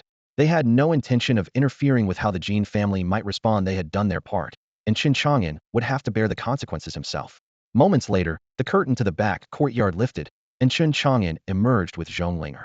Upon seeing him, joy flashed in Qin Chaoyan's eyes as she immediately stood and bowed. "Young master, I've been delayed these past days and only arrived at Jiukang Pharmacy today. Please forgive me." Dongfang Lingyue also rose and bowed respectfully. "Dongfang Lingyue of the longevity sect greets you, senior." She secretly studied Chen Chang'an. Youthful features, casual blue robes, a temperament as calm as still water, with a gentle smile often gracing his lips that naturally drew people to him. He appeared no more than 17 or 18 years old, which she naturally didn't believe, guessing he must have taken youth-preserving pills. Chen Chang'an cupped his hands in return. "I am Chen Chang'an. Please just call me Chang'an. No need for senior. You've both traveled far to get here, and I fear my hospitality may be lacking. Please forgive me." Dongfang Lingyue felt flattered, her favorable impression of this important figure growing even stronger. Qin Chaoyan remained respectful, awed, and grateful throughout. That scene from before had left too deep an impression on her. Dongfang Lingyue spoke up. "Young master, I've learned the full story from Chaoyan. Thank you for saving her life." Chen Chang'an waved his hand dismissively. It was nothing more than a small effort, hardly worth mentioning. What may be a small effort to you, young master, was a matter of life and death for Chaoyan, and represents an enormous debt of gratitude for the longevity sect. Had Chaoyan died tragically at the hands of the corpse carrier sect disciples, I would have lost a beloved disciple. Chen Chang'an nodded emphatically, wondering how she could ever repay such kindness. Zhong Ling'er stood beside Chen Chang'an, blinking her large eyes without interrupting, simply watching quietly. Dongfang Lingyue continued. Chaoyan mentioned that you need life-extending items, young master. Our sect happens to have a longevity technique suitable for blood-nourishing realm cultivation, the Flying Moon Longevity method along with its accompanying visualization diagram. I've brought both with me. With these words, she reverently presented a scroll containing the technique and a longevity diagram, offering them with both hands. Chen Chang'an accepted them without ceremony. He felt elated, knowing that once he mastered this Flying Moon Longevity technique, he could extend his lifespan by 30 years. As soon as this thought crossed his mind, Dongfang Lingyue produced a palm-sized jade box. The moment she lifted the lid, medicinal fragrance wafted out. Chen Chang'an raised an eyebrow and asked curiously, "What is this?" Dongfang Lingyue smiled as she explained, "The sect master specifically ordered me to bring a 4th-grade 100 longevity pill. Since you need something to extend your lifespan, this pill will surely be of great use." Upon hearing the words 100 longevity pill, Chen Chang'an's eyes immediately brightened. "Excellent," he praised silently, his mind racing. "I've seen records of the 100 longevity pill in the ancient medicinal texts at the city lord's mansion. This pill can extend one's life by 100 years. Though it's not as potent as the 1,000 longevity pill, it's still extremely precious." Without ceremony, he reached out and accepted the jade box. "This longevity pill will indeed benefit me greatly. Since it's a gift from the longevity sect, I'll gladly accept it. If your sect ever needs my assistance in the future, just ask. I, Chen Chang'an, owe you all a favor." Dongfang Lingyue waved her hand dismissively. "You don't owe the longevity sect any favors. This pill is merely repayment for saving our lives." Chen Chang'an nodded slightly and said no more. Dongfang Lingyue suddenly grew serious. "Young master, there's one more matter I must inform you about." "What is it?" "Last night, you killed Jin Yang, the Jin family's talented alchemist. The Jin family likely won't let this matter rest." Chen Chang'an looked surprised. "How do you know about this?" "On our way to Tianwu City, we happened to encounter members of the Jin family. We learned this news through casual conversation." Dongfang Lingyue spread her hands with a helpless expression. Chen Chang'an showed no fear, his voice calm. "It doesn't matter. Jin Yang attempted assassination first. I was merely defending myself. His death is well-deserved. If the Jin family doesn't know what's good for them, I won't be polite either." His tone was peaceful, yet carried absolute confidence. Seeing his resolute attitude, Dongfang Lingyue offered no further advice and instead said, "Now that Zhaoyan has refined the compassion sword, we won't disturb you any longer. We must hurry to the depths of Dragon Mountain to compete for the Immortal Emperor's inheritance." Chen Chang'an nodded. Since Zhaoyan has obtained one of the Compassion Immortal Emperor's imperial artifacts, she already has an advantage. Make good use of it. Qin Zhaoyan responded earnestly. "I heed your guidance, young master. Zhaoyan will not disappoint your expectations." After watching the two leave Jiukong medicine shop, outside the city gates, members of the Jin family had been waiting for quite some time. Jin Chuanfeng bowed respectfully. "Fairy Lingyue, do you have any additional information about that Chen Chang'an? Today was also my first time meeting him. I only know that his depths are unfathomable. If the Jin family seeks revenge, think thrice before acting." Dongfang Lingyue's tone was grave. Jin Chuanfeng smiled bitterly. "I never expected even Fairy Lingyue to be so wary of him. But my third brother is currently furious, so this matter may be difficult to resolve." Dongfang Lingyue shook her head and headed straight for Dragon Mountain with Qin Zhaoyan, leaving Jin Chuanfeng standing there dumbfounded. They were chatting and laughing on the way here, but now they're suddenly distant. My Jin family hasn't offended her at all. He didn't realize that since Jin Yang was already dead, if the Jin family sought revenge again, they would become complete enemies with Chen Chang'an. Having met Chen Chang'an in person today, though Dongfang Lingyue didn't know his true cultivation level, she sensed unfathomable danger from his demeanor and bearing. She secretly resolved that this person must never be provoked, only befriended. If the Jin family insisted on making an enemy of him, she would need to distance the longevity sect from them in advance. Chen Chang'an opened the jade box and carefully examined the emerald pill lying within. The 100 longevity pill was only the size of a longan fruit, entirely jade green in color with a lustrous, gem-like quality that was crystal clear and translucent. For pill patterns swirled around its surface, and wisps of refreshing fragrance filled the air. "I never expected to obtain a 100 longevity pill. What a pleasant surprise," Chen Chang'an murmured to himself. Beside him, Zhong Ling'er clutched the corner of her clothes and spoke cautiously. "Brother Chang'an, I've noticed you're always searching for life-extending items. Could it be that Brother Chang'an's lifespan is?" Chen Chang'an looked up with a smile. Linger, let me ask you something. What is the ultimate purpose of cultivation for mortals? Zhong Linger tilted her head thoughtfully. To ascend to immortality, to become powerful, and to avoid being bullied. Wrong. Chen Chang'an shook his head gently, his tone steady.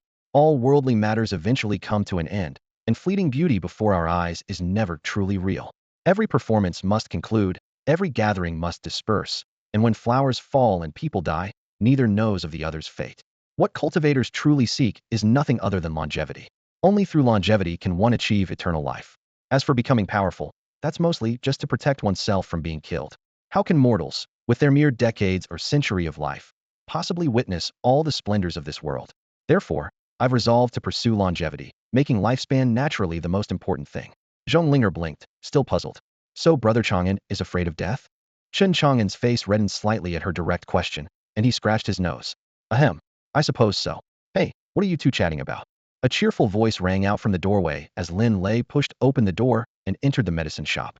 Chen Chang'an raised an eyebrow. What brings you here? I came to check on you. Lin Lei grinned. After someone tried to assassinate you at Drunken Immortal Tower last night, I couldn't sleep well. Now that I see you're alive and well, I can rest easy. I certainly don't want to be the one collecting your corpse. Chen Chang'an rolled his eyes, but felt warmed by his brother's concern. Lin Lei waved his hand dismissively. Since you're not dead, I'll be going now. I have plans with Xiao Lu today to meet her father. Now that I've become deputy commander of the enforcement guard, I'm curious to see what expression the old man will have when he sees me.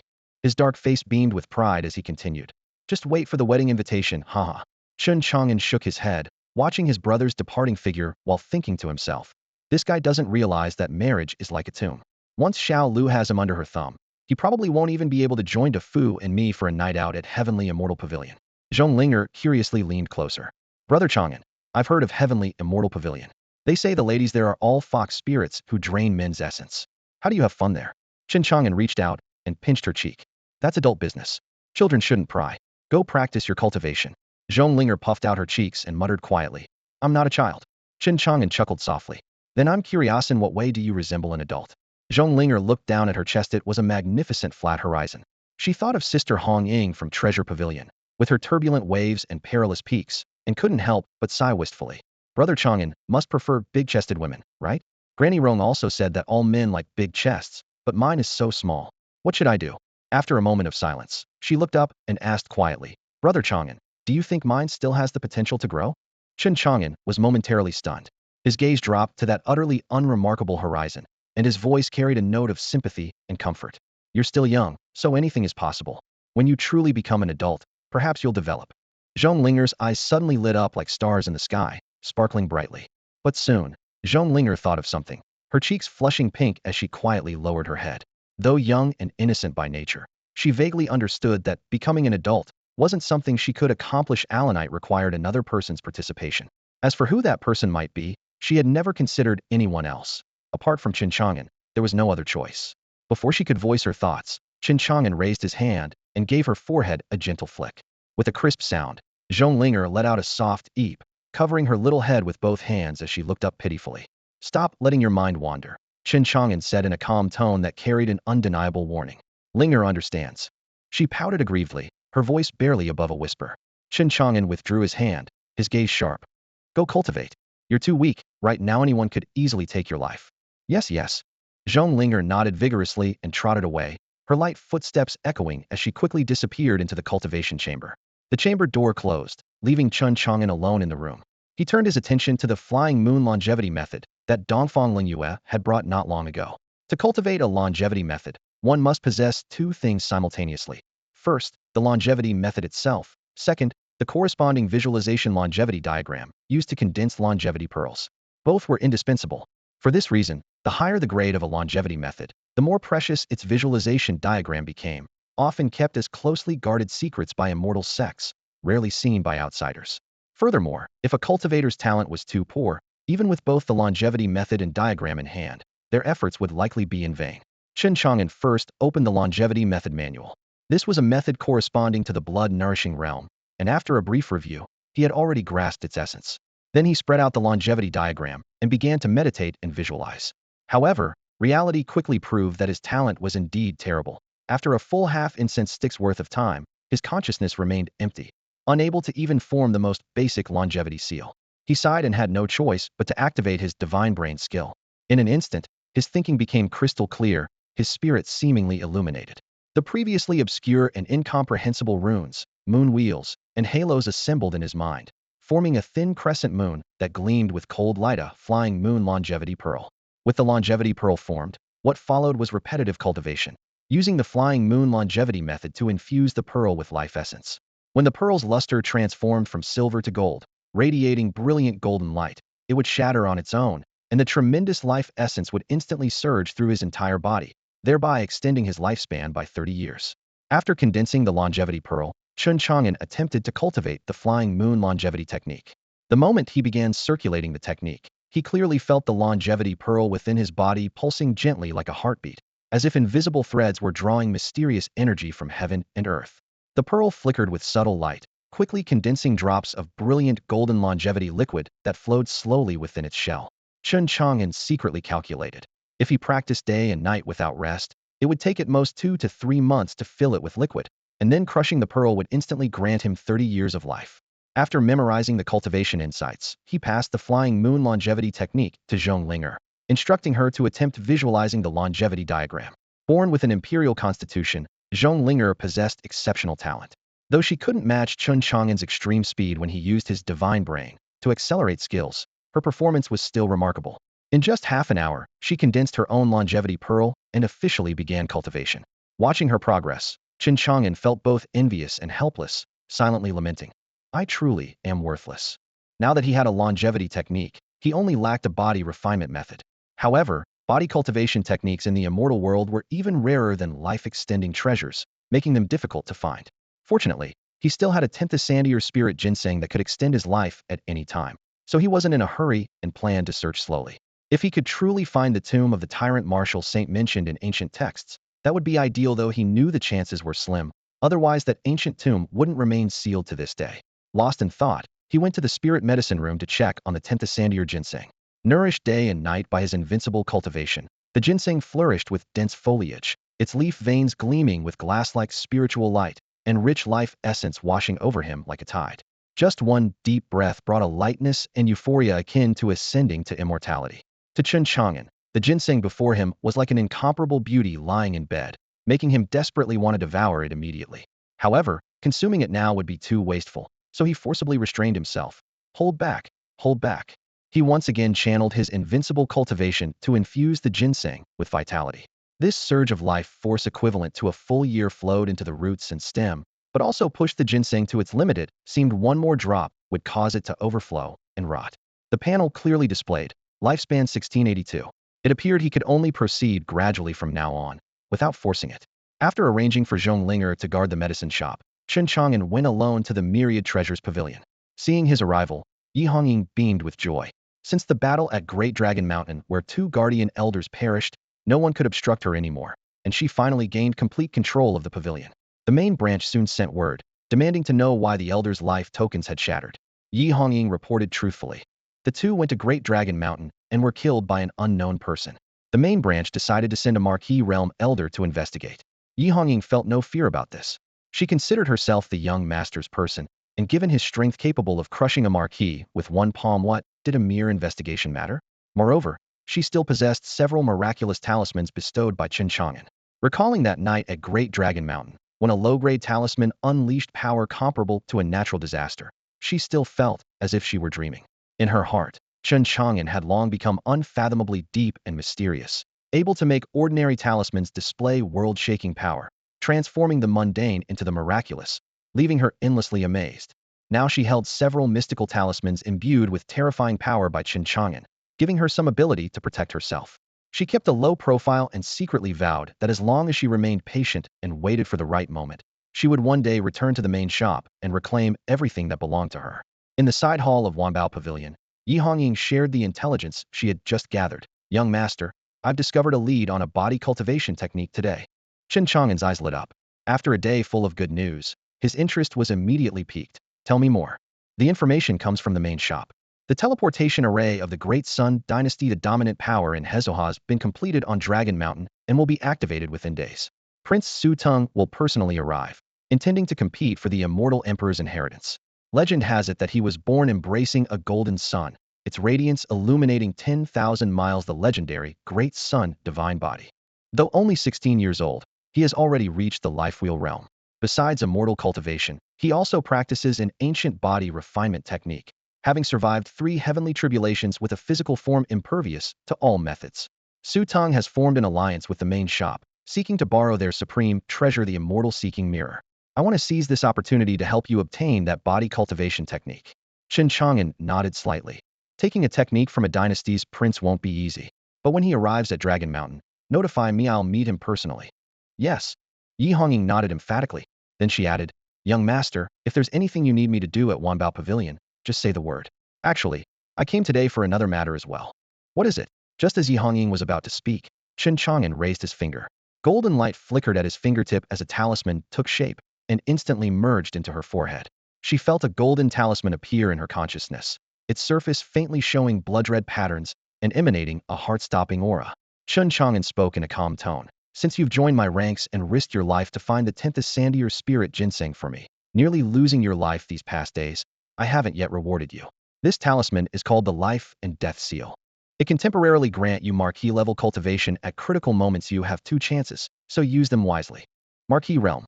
Yi Hongying's beautiful eyes widened as she gasped. Activating this talisman can truly elevate me to Marquis level instantly.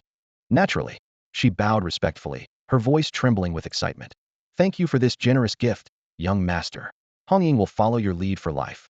Chen Chang'an smiled. You've always been capable. Yi Hongying's pretty face flushed slightly as she quietly acknowledged his words. After a brief discussion, Chen Chang'an left Wanbao Pavilion. As he walked out of the street, he happened to encounter Granny Rong and greeted her proactively. Granny Rong, where are you headed? Granny Rong's face crinkled with laughter. Chang'an, you're smiling so brightly, are you expecting a child? Chen Chang'an nearly choked. Hee, this old woman is just teasing you. He sighed helplessly. Could you please stop mentioning children? You're already 16, time to have babies. Think how lively it would be with a little one. Granny Rong waved dismissively, then advised. That girl Linger is quite nice, you should get closer to her. Chen Chang'an muttered under his breath. Beast. Huh? What did you say? I said I have a friend named Qin Shou. He quickly changed the subject. Granny Rong's eyes lit up. How old? What's his family background? Is he married? Is he a cultivator? Does he need me to introduce him to someone? No need. No need. Chen Chang'an waved his hands frantically. Granny Rong looked disappointed, but soon remembered something else. Chang'an, do you know when Su Dafu's family will return? I'm not sure. She sighed. That girl has been waiting for him for so long. Where did that fat fool run off to? If he doesn't come back soon, don't blame me for introducing the girl to someone else. Chen Chang'an answered honestly. He went to Dragon Mountain to compete for the Immortal Emperor's inheritance. Granny, you'd better advise the girl not to wait if he dies in the mountains. She'll have waited for nothing. Granny Rong looked toward Dragon Mountain and shook her head gently. The Immortal Emperor's inheritance. I've lived in Tianwu City for so many years, never expecting it would emerge just like that. But it's not easy to claim. I hear quite a few people have already died in those mountains. She chatted for a few more moments before lifting her skirts and hurrying away, presumably off to arrange another match for some family in the city. Outside the city, Jin Chuanfeng waited aboard his treasure ship, holding his forces in reserve. The deck stretched wide, with golden beast heads hanging from the eaves of the ship's towers. As clouds and wind swept past, the sails billowed. Suddenly, 2 streaks of escaping light descended from the distance, landing at the bow of the treasure ship. Chu Yongtian, city lord of Tianwu City, and his daughter Chu Wushuang. Chu Yongtian cupped his fists and bowed. Greetings, Senior Jin. Jin Chuanfeng's gaze remained steady. City Lord Chu, I summoned you here to inquire about more details regarding Chen Chang'an. Chu Yongtian smiled bitterly. Senior, everything I know has already been conveyed through the communication talisman, with nothing omitted. To be honest, if my beloved daughter hadn't fainted yesterday, I truly wouldn't have known such a hidden cultivation expert was concealed within the city. Jin Chuanfeng frowned, shadows forming sharp lines beneath his brow. Then what do you think? Just how strong is he? Chu Yongtian pondered for a moment. He can crush a marquis with one hand, having clearly surpassed the spirit transformation realm. Yesterday when I faced him directly, he neither released cultivation fluctuations nor targeted me, yet I still felt terrified. In my judgment, at the very least, he's an immortal realm sect master figure. Jin Chuanfeng's brow furrowed even tighter. Chu Yongtian hesitated. Senior, is something amiss? Jin Chuanfeng spoke coldly. This person killed my Jin family's genius alchemist. Should the Jin family not seek revenge? Chu Yongtian immediately stepped back half a pace, his fingers lightly clasping within his sleeves, clearly unwilling to become involved. This is the Jin family's private matter. It's not my place to comment. Jin Chuanfeng stared at him. Then what are your thoughts on this person? Chu Yongtian considered briefly, then uttered just 2 words. Very strong. Such evasiveness left Jin Chuanfeng speechless. Chu Wushuang, who had remained silent, raised her eyes and spoke clearly. Senior, young Master Chun is far from ordinary. Since he dared kill your Jin family's alchemist and slay 2 marquee elders of the corpse-carrying sect, it shows he doesn't fear the Jin family. He must have trump cards, and Han the Jin family would do well to proceed cautiously. Jin Chuanfeng didn't respond, but cold light flashed in his eyes. Chu Wushuang was clearly favoring Chen Chang'an. Yesterday, Chen Chang'an had saved her life, and she felt grateful. Not knowing exactly how powerful Chen Chang'an was, she only worried he might not match the Jin family. So she'd specifically sent Lin Lei to warn him, hoping Chen Chang'an could hide if possible. Who knew that just after sending word, the Jin family's great ship would arrive at Tianwu City with alarming speed. So you're saying his trump cards make even the Eternal Life sect's fairy cold moon wary? Jin Chuanfeng narrowed his eyes, still unable to fathom the answer. After a moment, he waved his hand. City Lord Chu, I've asked what I needed to ask. You may return. Chu Yongtian cupped his fists, but still made one request. Senior, regarding the grievances between the Jin family and Chen Chang'an, could you please not resolve them within Tianwu City? This city is territory the Chu family assigned me to govern. If anything happens, I'll have difficulty explaining to the family. There are many mortals in the city. If killing occurs, it won't be good for the Jin family's reputation either. Jin Chuanfeng nodded. My Jin family has no wish to needlessly offend the Chu family, nor would we slaughter mortals and destroy our own reputation. Only then did Chu Yongtian feel relieved, departing through the air with Chu Wushuang. Before long, a Jin family disciple who'd been sent to investigate the city returned to the ship through the air, his robes still bearing dust. Jin Chuanfeng asked, what did you discover? The disciple cupped his fists. 3 years ago, Chen Chang'an took a physician surnamed Huang as his master. The two opened the 9 Wellness Pharmacy. They keep an extremely low profile. The surrounding common folk don't know he's a hidden expert. Who is his master? Jin Chuanfeng pressed, believing anyone who could teach Chen Chang'an must be extraordinary. The disciple shook his head. Only known to be surnamed Huang. Half a year ago, this person suddenly left Tianwu City and hasn't returned since. No other clues remain. So now only Chen Chang'an remains at the pharmacy? Yes. Recently a matchmaker introduced him to a prospect named Zhongling. Anything else? No other intelligence discovered for now. You may withdraw. After the disciple left, Jin Chuanfeng stood gripping the rail as cold wind lifted his robes. Chen Chang'an. What trump card could he possibly hold that would make even fairy cold moon hesitate? Cold light flickered in his eyes. Damn it. Suddenly, the communication talisman at his waist lit up, a beam of spiritual light emerging. After reading it, Jin Chuanfeng's expression grew focused as he looked up toward the distant sky. In the distance, an even larger treasure ship tore through the cloud layers, racing forward with spiritual light coiling around it. 2 overwhelming auras thundered like mountain floods, causing waves to surge across the sea surface.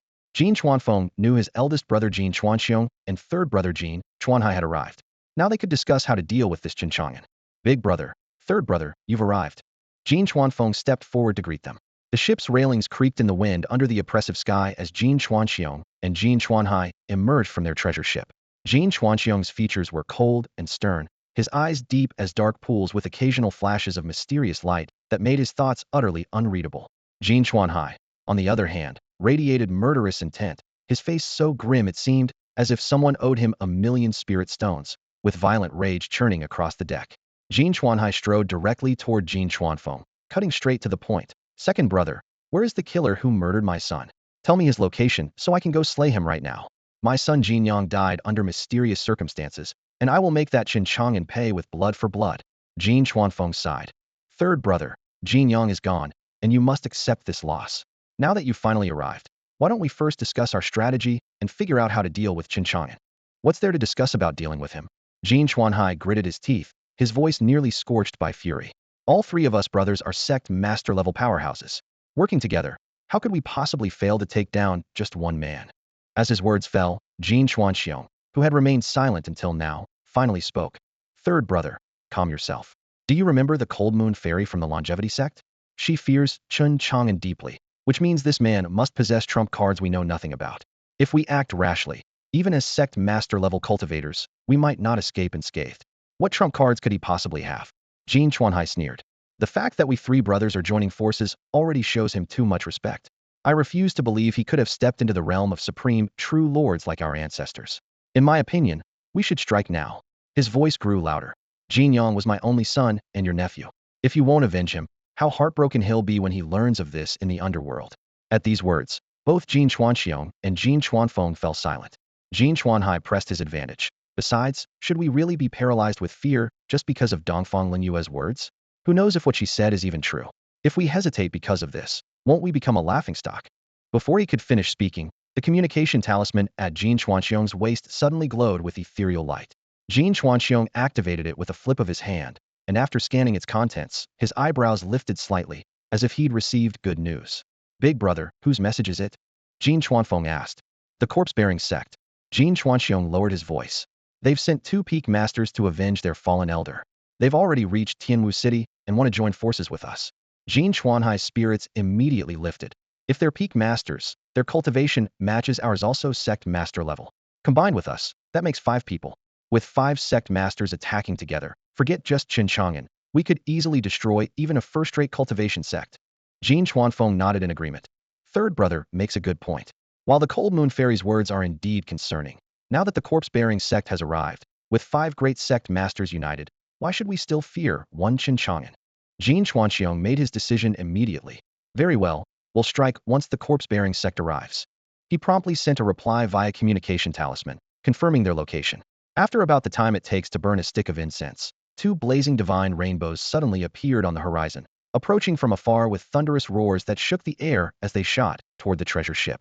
The 3 brothers looked up to see sharp, cutting auras rushing toward them. It was the 2 great peak masters of the corpse-bearing sect.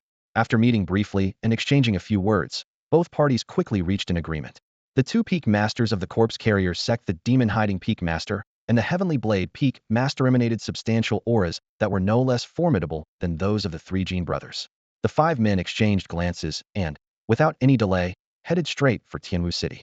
Inside Tianwu City, Chen Chang'an first visited the treasure pavilion, then returned to the Jiukong medicine shop. Along the way, he took out the low-grade spirit stone that contained the remnant soul of the lifeblood demon lord. After a moment's consideration, he transferred the remnant soul into his storage ring for convenient questioning. Unfortunately, the remnant soul's power had waned and it had fallen into slumber. His calls received no response. His only gain remained the first-level lifeblood refinement method from the lifeblood divine art. Before he knew it, he had reached the medicine shop's entrance. Pushing the door open, he found Uncle Fu, whom he hadn't seen for several days, sitting in the hall with tears streaming down his face. Uncle Fu should have been in Orchid Village staying with his son Zhang Yoning. Yet here he was, looking anxious and panicked, barely hearing Zhong Linger's attempts at comfort. Don't worry, Uncle Fu. Brother Chang'an will surely have a way to heal Brother Yoning's injuries, Zhong Linger said urgently upon seeing Chen Chang'an's return. Uncle Fu looked up, and upon recognizing Chen Chang'an, he seemed to grasp at his last lifeline, dropping to his knees with a thud. Chang'an, you must save my son. If he truly dies, I won't want to live either. Chen Chang'an quickly helped the old man to his feet. Uncle Fu, what happened? Don't panic, tell me slowly. As long as there's even a thread of hope, I'll do everything I can. Uncle Fu's hands trembled as his voice carried a sob. Tianwu City hasn't been peaceful lately. After Linger and I left that night, I went to Orchid Village to lay low. But Yoning went hunting in the mountains and didn't return for several days. I couldn't rest easy, so yesterday I went into the mountains to find him. I discovered him in a mountain ravine, his body mangled and bloody, his breath weak, with 1 foot already in death's door. The old man's hands gripped Chen Chang'an's sleeves desperately. Chang'an, he's my only son, and you're the only physician I trust. You must save him. As long as he's still breathing, there's hope. Chen Chang'an made his decision immediately. Take me to Orchid Village right now. Yes, yes, yes. Uncle Fu didn't bother wiping his tears and turned to leave immediately. Zhong Linger prepared to close the shop and follow, but Chen Chang'an stopped her. I'll use Divine Step to travel. It's inconvenient to bring you along. Stay and watch the medicine shop, and send word if anything happens. With that, he went to the back courtyard and dug up the 10th sandier spirit ginseng, carefully storing it away. This ginseng contained immense life force. If medical techniques failed, he could only rely on it to save a life. The 1,000 longevity pills could be refined again, but there was only 1 life. He grasped Uncle Fu's wrist and activated Divine Step. Their figures flickered, and they had already left the Jiukong medicine shop, appearing in the wilderness outside Tianwu City. Almost at the same moment, the 3 Jin brothers and the 2 peak masters, Demon Hiding and Heavenly Blade, also arrived outside the city. Jin Chuanfeng caught sight of Chen Chang'an's sudden appearance from the corner of his eye, his pupils contracting sharply. Just as he was about to speak, he saw the young man carrying an old man transform into a streak of light and speed away into the distance. That's Chen Chang'an. How went that way? Jin Chuanfeng growled. Jin Chuanhai heard clearly, his rage instantly boiling over. The enemy, Who killed my son? Where do you think you're going? He was the first to activate divine step in pursuit. Jin Chuanxiong, Jin Chuanfeng, and the two peak masters of the corpse carrier sectal, four followed in chase. Damn it, what kind of secret technique is this guy using? How can he escape so fast? Jin Chuanhai's brow furrowed deeply. When he spotted Chen Chang'an, fury nearly blazed from his eyes as he raised his hand and gave chase with over 80% of his cultivation, vowing to take the man's life on the spot. But after pursuing for several miles, he watched helplessly as that figure flew farther and farther away, vanishing into the horizon like a wisp of green smoke. Jin Chuanhai's heart grew increasingly agitated. If Chen Chang'an escaped, what would he offer to honor his murdered son? Behind him, Jin Chuanxiong, Jin Chuanfeng, along with the Heavenly Blade Peak Master and Hidden Demon Peak Master of the Corpse Carrier sect, also pushed themselves to their limits as they tore through the sky, yet they could only eat dust in the howling wind, unable to even catch sight of Chen Chang'an's robes. Jin Chuanfeng gritted his teeth. Could this fellow have sensed our five approaching in advance and fled in fear? Jin Chuanhai snorted coldly, his voice like ice. You've all been led around by the nose by that woman Dongfang Lingyue. If he weren't afraid, why would he turn and run? If you hadn't been deliberating over plans earlier, Chen Chang'an's head might already be rolling on the ground by now. We absolutely cannot let him leave. The Heavenly Blade Peak Master's gaze was sharp as he turned his palm, locking onto a faint trace of aura in the air. I don't know what secret technique he used to achieve such astonishing speed, but such arts must consume tremendous spiritual power. I've captured a remnant of his aura no matter where he flees, even to the ends of the earth, he cannot hide. Combined with his spiritual power being depleted from this frantic escape, when we catch up, what waves can he possibly make? The Hidden Demon Peak Master sneered, as if pronouncing a death sentence. From the moment he killed our corpse carrier sect's elder, his fate was sealed in our hands. Today marks his death. Thus the five great sect masters could only follow that elusive trace of aura with relentless pursuit. In the blink of an eye, Chen Chang'an had vanished from sight, leaving only explosive sonic booms in the air as they remained unable to catch that shadow that had broken through the sky ahead of them. What they didn't know was that Chen Chang'an had merely casually activated his divine step technique without even using his full power, yet left all five eating his dust. Had he unleashed the divine step at full capacity, he would have likely left these sect masters thousands of miles behind. He was even less aware that five murderous intents were now following him like shadows, though even if he knew, he might not have cared. Who was the cat, and who was the mouse would only be known after a confrontation. With divine step unfolded, heaven and earth retreated into blurred streaks of light beneath Chen Chang'an's feet. In just over 10 breaths, he had brought Uncle Fu through the low hedges of Orchid Flower Village. Uncle Fu remained bewildered. He remembered that yesterday's journey from Orchid Flower Village to Tianwu City had taken him most of the day on foot, yet now they had returned along the same route in the blink of an eye, without breaking a sweat. It felt like a dream. Chen Chang'an patted his shoulder to bring him back to his senses. Uncle Fu, where is Brother Yoning? This way, this way. Uncle Fu hurriedly led the way as the two quickly crossed the stone bridge at the village entrance and rushed along the muddy path toward a wooden house. Pushing open the door, Chen Chang'an saw Zhang Yoning lying across the bed, his flesh mangled and torn. His skin had been gnawed by unknown fangs until it was a horrific sight to behold, covered in wounds with not a single spot left unharmed. Beside the bed, his wife Lady Li bent over cleaning his wounds, her eyes red and swollen from weeping, tears falling like broken pearls in her profound grief. Perhaps in her eyes, her husband was beyond saving. Zhang Yoning lay before her, his body a mass of blood and flesh with not a single patch of intact skin to be found. The man was unconscious and utterly silent. If not for the faint rise and fall of his chest, the burly hunter would have been indistinguishable from a corpse. Li clutched her husband's blood-soaked hand, her heart filled with nothing but despair. With wounds this severe, even the immortals would struggle to save him. Her father had already rushed to Tianwu City to seek a physician, but the journey was long and there was still no word. He had probably just reached the city gates. Even if he found a doctor immediately, it would be tomorrow before they could return to the village. She feared her husband wouldn't last that long. At this thought, she could hold back no longer, and tears streamed down her cheeks. Just then, Uncle Fu's urgent shouts suddenly rang out from the courtyard. Li thought she had misheard until the door creaked open and Uncle Fu hurried in, leading a young man into the room. Chang'an, please examine Yoning's injuries. Can you treat him? Uncle Fu's voice trembled, his face etched with anxiety. Only then did Li come to her senses. She quickly rose and pleaded. Doctor, you must save my husband. I beg you. The young man remained calm and composed. I'll do my best. Let me first examine his injuries. Li stepped aside. The young man was Chen Chang'an. He approached the bed and leaned down to inspect the patient. Zhang Yoning was a hunter by trade, dark-skinned and powerfully built, but now his body was utterly mangled, as if torn apart by some monstrous beast. Chen Chang'an's brow furrowed as he activated his divine sight. A glimmer of spiritual light passed through his eyes, and Zhang Yoning's remaining life essence immediately became visible. 8 or 9 parts out of 10 had already dissipated. He was hanging by a thread, and in another moment would be beyond all hope. Chang'an, can Yoning still be saved? Uncle Fu's eyes were red-rimmed, his voice hoarse, his hands trembling so badly he seemed unable to stand. Li quickly steadied him, tears glistening in her eyes. Chen Chang'an spoke gravely. As long as he still draws breath, there's a chance he might live. Whether I can stabilize his condition depends on fate and on my skills. Let me try. Conventional treatment would be utterly useless against such savage wounds. Without another word, Chen Chang'an flicked his sleeve and produced a crystalline, translucent root emanating a subtle fragrantia tinthosandia-rolled ginseng. Whether Zhang Yoning could be saved would indeed depend on this precious herb. Chen Chang'an took out the tinthosandia ginseng. In an instant, the intense medicinal fragrance flooded the entire room like a tide, with wisps of herbal sweetness seeming to seep through even the window cracks. Faced with this incredibly rare tinthosandia spiritual herb, he didn't rashly have Zhang Yoning consume it directly. Its potency was so overwhelming that even many cultivators might explode from a single bite, and Zhang Yoning was just an ordinary hunter who couldn't possibly withstand it. Chen Chang'an drew out a small knife and gently sliced off a piece of ginseng as thin as a cicada's wing, bringing it to Zhang Yoning's lips. Hold this in your mouth. The ginseng slice dissolved instantly upon contact, its medicinal power seeping into his meridians through saliva. Within just a few breaths, Zhang Yoning's breath, which had been so weak it nearly stopped, gradually stabilized, and his chest finally rose and fell steadily instead of intermittently. This single slice of spiritual ginseng had successfully pulled him back from death's door. Confirming the immediate crisis was resolved, Chen Chang'an looked up and instructed, Uncle Fu, go find a large tub.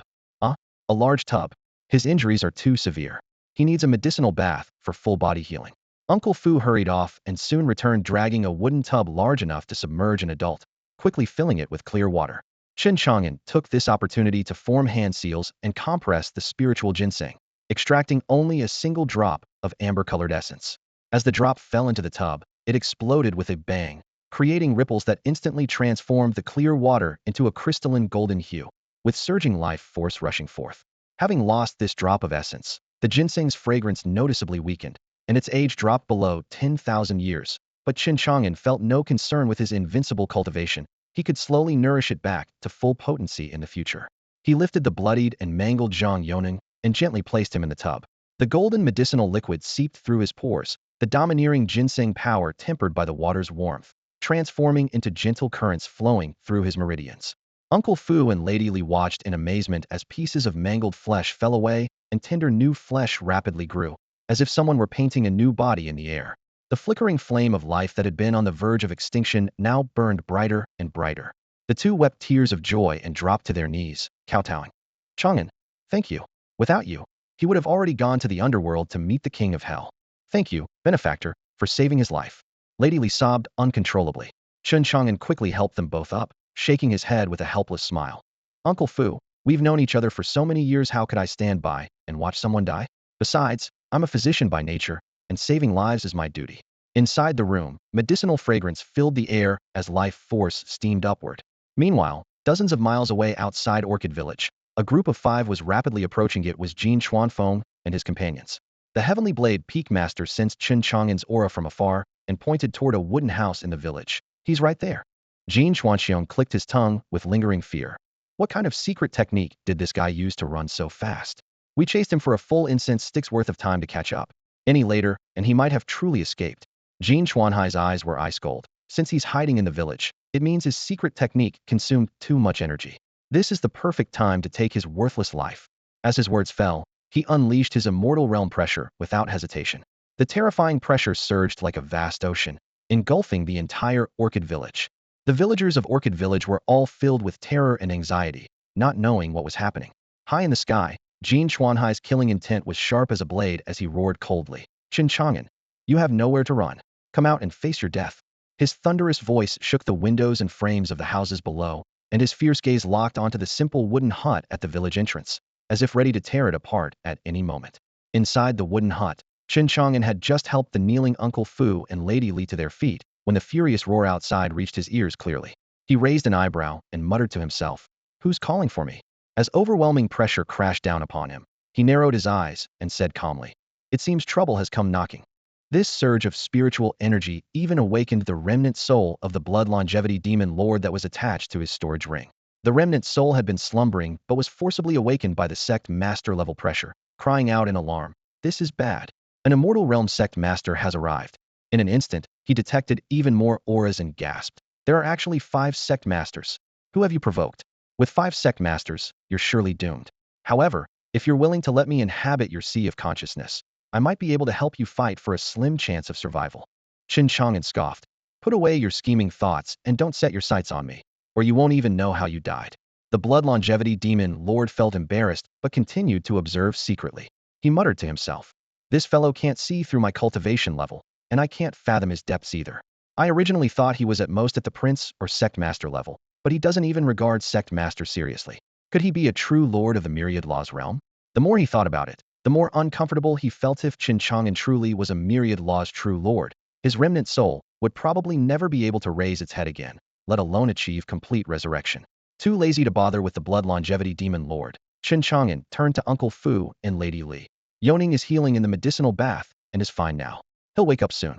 Take good care of him while I go handle some business." Uncle Fu had also heard that furious shout and reminded him worriedly, "Chang'an, be careful. It's just a small matter. I'll be back soon." After saying this, Chen Chang'an pushed open the door and stepped out.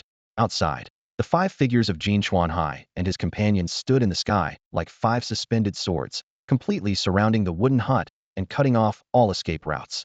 But would Chen Chang'an flee? He stepped out from under the eaves and looked up at those 5 figures. The moment Jin Chuanhai saw Chen Chang'an, his killing intent exploded like a dormant volcano erupting, and he roared, "Chen Chang'an." Chen Chang'an's expression remained calm. "I didn't expect you to find me so quickly after I just arrived at Orchid Village."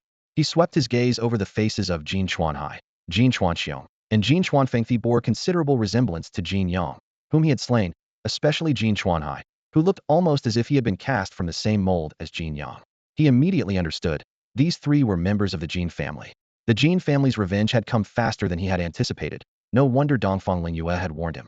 Jin Chuanxiong stepped forward, looking down with authority over the entire scene, and questioned coldly, "Chen Chang'an, you killed our Jin family's genius alchemist. What do you have to say for yourself? Who are you?" Chen Chang'an asked indifferently. "The head of the Jin family, Jin Chuanxiu. Since you're the family head, then I'll speak." Chen Chang'an's tone remained calm. Jin Yang's death was his own doing. If he hadn't tried to kill me first, how would he have ended up dead? If you've come for revenge, you'd better think it through carefully. Jin Chuanxiong frowned deeply. Jin Yang couldn't kill you, so he must have witnessed your prowess. He would certainly have begged for mercy. You could have completely spared his life. Why did you have to kill him? Chen Chang'an sneered. "If I weren't strong, I would be the one dead. Should I spare him just because he begged? Wouldn't that mean fewer people would die in the cultivation world each day? Those who kill must always be prepared to be killed." Before his words had finished, the hidden demon peak master of the corpse carrying sect laughed mockingly. "What fine words! Those who kill must always be prepared to be killed. Chen Chang'an, do you have such resolve?" Chen Chang'an's gaze shifted to the speaker. "And who are you?" "The hidden demon peak master of the corpse carrying sect. Here specifically to take your head." Beside him, the heavenly blade peak master stepped forward with a sinister presence, his voice cold as ice. "I am the heavenly blade peak master of the corpse carrying sect, here under orders. Will you take your own life, or shall we do it for you?" The corpse palanquin sect remains as arrogant as ever. Chen Chang'an smiled. He narrowed his eyes at the newcomers, his lips curling slightly. "I didn't expect the corpse palanquin sect to arrive as well. How interesting. It seems your sect hasn't lost enough people yet." After speaking, he transmitted his thoughts through divine sense to the longevity blood demon lord in his storage ring. "What if I refine these 5 into first-grade longevity blood?" Deep within the ring, the longevity blood demon lord suppressed his aura to the extreme, fearing detection by the 5 sect leaders from the corpse palanquin sect and the Jin family. He chuckled lowly, his voice tinged with chilling coldness. "Sect leader-level figures, let alone first grade. Even second or third grade longevity blood would be more than sufficient.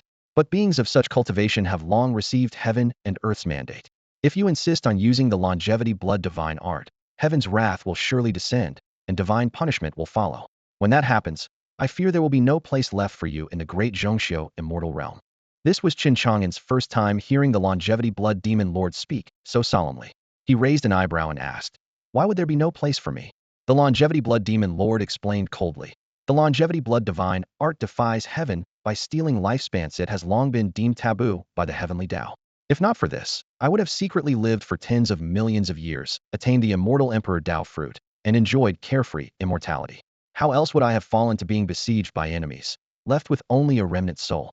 Every time you extract lifespan from those bearing heaven and earth's mandate, the heavenly Tao senses it, and divine punishment follows. Though I extended my life through longevity blood, I could only hide like a rat.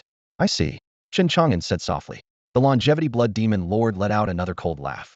I advise you not to target these people.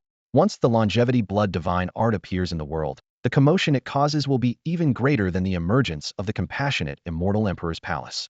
Then you'll be like a rat crossing the street. Everyone will want to kill you. Even at my peak, I couldn't escape death. What makes you think you can achieve immortality? I fear you'll die before you can even extend your lifespan. Chen Chang'an responded indifferently. I'm different from you. I will achieve immortality and live for tens of millions of years. No one can kill me, and no one can stop me. The longevity blood demon lord snorted heavily, clearly unconvinced. In the past, he had been merely one step away from the Immortal Emperor realm, yet divine punishment had severely wounded him, leading to his death at the hands of countless enemies. Now reduced to a remnant soul, he naturally didn't want to be drawn into another storm. As far as he was concerned, he only wanted to find a corner to survive and slowly recover. He treated Chen Chang'an's wild claims as if he hadn't heard them. Once this young man truly experienced the terror of divine punishment, he would understand his own insignificance. In the field, the 5 sect leaders, including Jin Chuanhai, couldn't see the undercurrents within the ring. They only saw Chen Chang'an's calm expression, as if detached from everything. Their faces grew increasingly ugly, killing intent erupting in their eyes. Chen Chang'an was already at the end of his rope, yet he still dared to be distracted, clearly not taking them seriously. Jin Chuanxiong stepped forward, his voice cold and harsh. What an arrogant fool who looks down on everyone. Today I will definitely kill you to avenge my Jin family disciples. Today, no one can save you. Chen Chang'an said. Whether I killed Jin Yang or the 2 elders of the corpse carrier sect, they brought death upon themselves. I have no grievances with your Jin family or the corpse carrier sect. But if you insist on seeking revenge for them, I won't stop you. Bear the consequences yourselves. The moment his words fell, Jin Chuanhai could no longer hold back. Like an arrow released from its bow, he charged toward Chen Chang'an. Truly befitting a sect leader, his opening move was a terrifying killing technique. The forces of heaven and earth surged violently in a brilliant display. Lightning bolts interweaved across the sky, forming a dense web of thunder and lightning that covered Lanhua village with terrifying might. Thunder roared and crackled, not only striking toward Chen Chang'an, but threatening to destroy the entire Lanhua village. When that happened, not a single soul in Lanhua village would survive. Chen Chang'an's gaze turned cold. This is a matter between you and me. It has nothing to do with the villagers of Lanhua village, yet you want to slaughter everyone here. It seems your Jin family is no good either. Jin Chuanhai replied coldly. A bunch of weak ants. Dying under my thunder technique is their honor. If you want to blame someone, blame yourself for fleeing here and bringing doom upon them. Die. With that, Jin Chuanhai pressed down with his hand. Thunder crashed down with world-destroying force. Chen Chang'an sneered. You say I fled here? He remained calm and composed, standing alone outside the wooden house. Facing the thunderous assault, he simply opened his mouth and inhaled. The entire sea of thunder was sucked into his mouth. Chen Chang'an felt slightly full and couldn't help but burp. This scene made the expressions of all 5 people change dramatically. He actually swallowed my sea of thunder. This fellow is indeed extraordinary. Why does this person's cultivation not show when he acts? That swallow of thunder just now seemed as casual as eating a meal, utterly ordinary. I can't gauge the depths of his strength at all. The 5 dared not be careless. Chen Chang'an's eerie mysteriousness made them grow solemn. They each brought out their most powerful magical treasures. Those treasures included stone bells, swords, and great cauldrons, shining with dazzling radiance in the air, resplendent with rosy light in brilliant splendor. These 5 were already sect leader-level figures, peak existences in Huzhou. Emanating powerful cultivation and wielding their treasures, the terrifying aura they released shattered the surrounding mountains and rivers, shaking the earth. It was truly heart-stopping, frightening the villagers of Lanhua village into thinking deities had descended. They knelt in terror, kowtowing frantically, at a complete loss. The terrifying aura of the 5 failed to suppress Chen Chang'an. He blocked their fearsome presence with his invincible cultivation, though he couldn't stop the consumption of his lifespan. Otherwise, the aura of these 5 alone would have been enough to obliterate all the innocent villagers of Lanhua village. In his mind, system notifications kept sounding. It seemed that to kill these 5, he would have to consume some lifespan today. Lifespan 1. Lifespan 1. Chen Chang'an strode toward the 5, speaking coldly. I told you if you attacked me, you would bear the consequences. Since you've forced my hand, Lanhua village is destined to be stained with the blood of you 5 sect leaders. Jin Chuanhai snorted coldly. Chen Chang'an, stop your arrogance. Even if you beg for mercy on your knees today, there's no possibility of survival. The Heaven Blade Peak Master said, "From the moment you offended our corpse carrier sect, your death was sealed. Your head belongs to our corpse carrier sect." Chen Chang'an said nothing, merely raising his right hand and pointing with his index finger. From his fingertip shot a brilliant golden beam of light.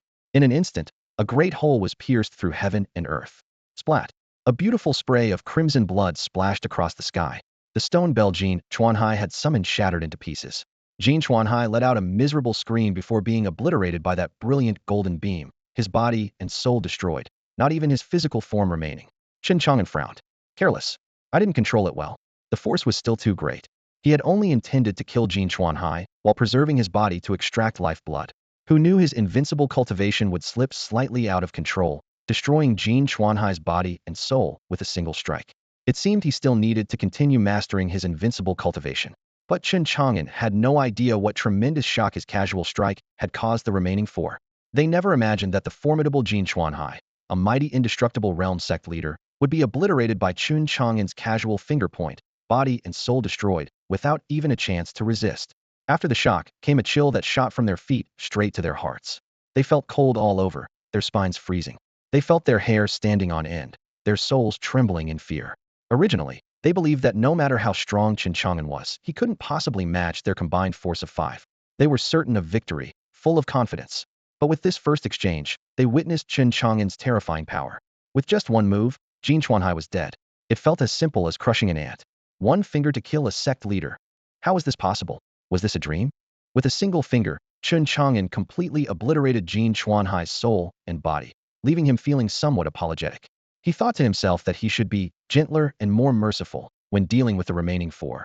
But as his gaze swept over them, the faces of Jin Chuanfeng, Jin Chuanxiong, the Skyblade Peak Master, and the demon-hiding Peak Master instantly turned deathly pale, drained of all color. Their bodies trembled uncontrollably, their souls seeming to be swept away by an icy wind as they simultaneously turned and fled in panic. Damn it! Who said this Chen Chang'an was merely a sect leader-level figure? They screamed inwardly. To casually obliterate a sect leader-level expert with a single finger, this was clearly a supreme true lord from an immortal family, a grand elder who commanded the laws of heaven and earth. Had they known this earlier, who would have dared seek revenge? The shadow of death firmly enveloped their hearts. Chen Chang'an watched their panicked retreat and spoke indifferently. "Weren't you quite arrogant just now? Why are you running? Let's all have some fun together."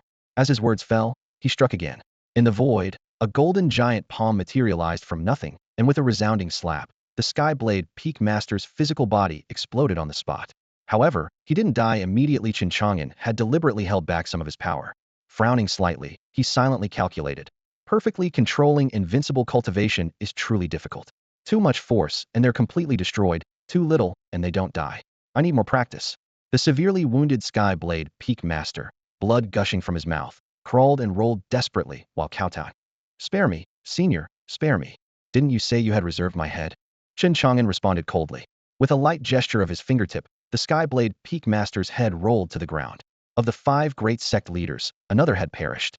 Taking advantage of this moment, the remaining 3 had already fled without a trace. A cold smile curved Chen Chang'an's lips as he activated his divine step and divine eye, his gaze locking onto Jin Chuanxiong. With one step, he vanished from his original position and reappeared, blocking Jin Chuanxiong's path. "Fellow Taoist, please stay." Jin Chuanxiong stumbled back several steps in terror, shouting with false bravado, You cannot kill me. I am the head of the Jin family. You may be a supreme true lord, but my Jin family also has supreme true lords. Kill me and you'll be locked in mortal combat with the Jin family. This will bring you catastrophic disaster." Chen Chang'an sneered. "Should I fear your Jin family? However many come, I'll kill them all." With these words, he threw a punch with the force of Mount Tai, heavy as 10,000 peaks.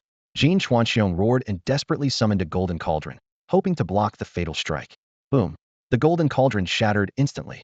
The fist's radiance was invincible, sharp as a cold blade, obliterating Jin Chuanxiong in one blow, leaving only a cold corpse. Expressionless, Chen Chang'an grabbed Jin Chuanxiong by the collar and once again employed his divine step and divine eye to pursue the next target. Soon, he intercepted Jin Chuanfeng before a ruined peak. The latter saw at a glance that Chen Chang'an was dragging his elder brother's corpse with his right hand. His knees went weak as he wailed, "Big brother, what a terrible death you've suffered." Before his cries ended, he had already fallen to his knees, kowtowing repeatedly. "Senior, spare my life. I know Fairy Cold Moon from the Longevity sect, please. For Fairy Cold Moon's sake, spare my life." Even if you knew the Jade Emperor himself, it wouldn't help. Chen Chang'an spoke indifferently, extending his left hand with fingers slightly curved, effortlessly snapping Jin Chuanfeng's neck as if crushing a chick. Blood splattered, but he paid no heed, casually lifting Jin Chuanfeng's corpse before his figure flickered and vanished like vapor. In the next instant, he stood before the demon-hiding peak master of the corpse-bearing sect. Cold winds swept across the mountain peak as Chen Chang'an held Jin Chuanfeng's corpse in his left hand and Jin Chuanxiong's body in his right, appearing like a god of slaughter emerging from a sea of blood. Upon witnessing this scene, the demon-hiding peak master broke into a cold sweat, his spine chilling with terror. "Only you remain," Chen Chang'an said calmly, yet his words carried the finality of death's judgment. Knowing escape was impossible, the demon-hiding peak master's eyes turned blood-red as his 10 fingers trembled violently, unleashing millions of brilliant divine rays that tore through the sky, shattered mountains and rivers, caused the void to collapse layer by layer, and left the earth scarred beyond recognition. However, no matter how violent the radiance, it was all deflected 3 feet away from Chen Chang'an, as if encountering an ancient barrier impervious to all magic. Terror consumed the demon-hiding peak master's heart. As he retreated, he secretly cast a spell, leaving behind a final message to the depths of the corpse-bearing sect. In desperation, he frantically sacrificed all his magical treasures over a dozen precious artifacts suspended in the sky, their brilliance dazzling like falling stars as they bombarded Chen Chang'an in unison. Yet before they could reach him, Chen Chang'an merely raised his head and cast an indifferent glance. Puff! The dozen powerful magical treasures crumbled to dust, their remains scattering in the wind, shocking heaven and earth while making ghosts and spirits weep in fear. The demon-hiding peak master's soul trembled completely. Finally, with a roar, he chose mutual destruction and self-detonated. Boom! The earth-shattering roar unleashed a primordial energy storm that toppled mountains and rivers in the thunderous explosion, turning all things to scorched earth. Chen Chang'an frowned slightly, seemingly having misjudged the self-destruction of this sect master-level figure. He opened his mouth and inhaled, actually swallowing the towering destructive energy into his belly. When the dust settled, the land within 1,000 li had become a crimson dead zone. Had he not absorbed the aftershocks in time, the consequences would surely have expanded into a Tinthu-Sanli wasteland, a living hell on earth. I was indeed careless and lost another corpse, Chen Chang'an muttered to himself, his gaze sweeping across the charred earth. In the future, I must guard against sect master-level figures self-detonating. Their power is truly astonishing, lest innocent people be harmed. Meanwhile, the lifeblood demon lord residing in his storage ring was secretly horrified. If anyone could see him, they would know at a glance how remarkable this remnant soul's expression was since escaping from the compassionate Immortal Emperor's palace. He had never expected to encounter such a terrifying existence. Was Chen Chang'an a supreme true lord of the myriad laws realm, or had he already received heaven and earth's imperial decree as a saint of the Ascension realm? The lifeblood demon lord simply could not fathom it. But for now, following Chen Chang'an was clearly much safer. Thus he quickly made his decision: survive by any means necessary, first by being a loyal dog.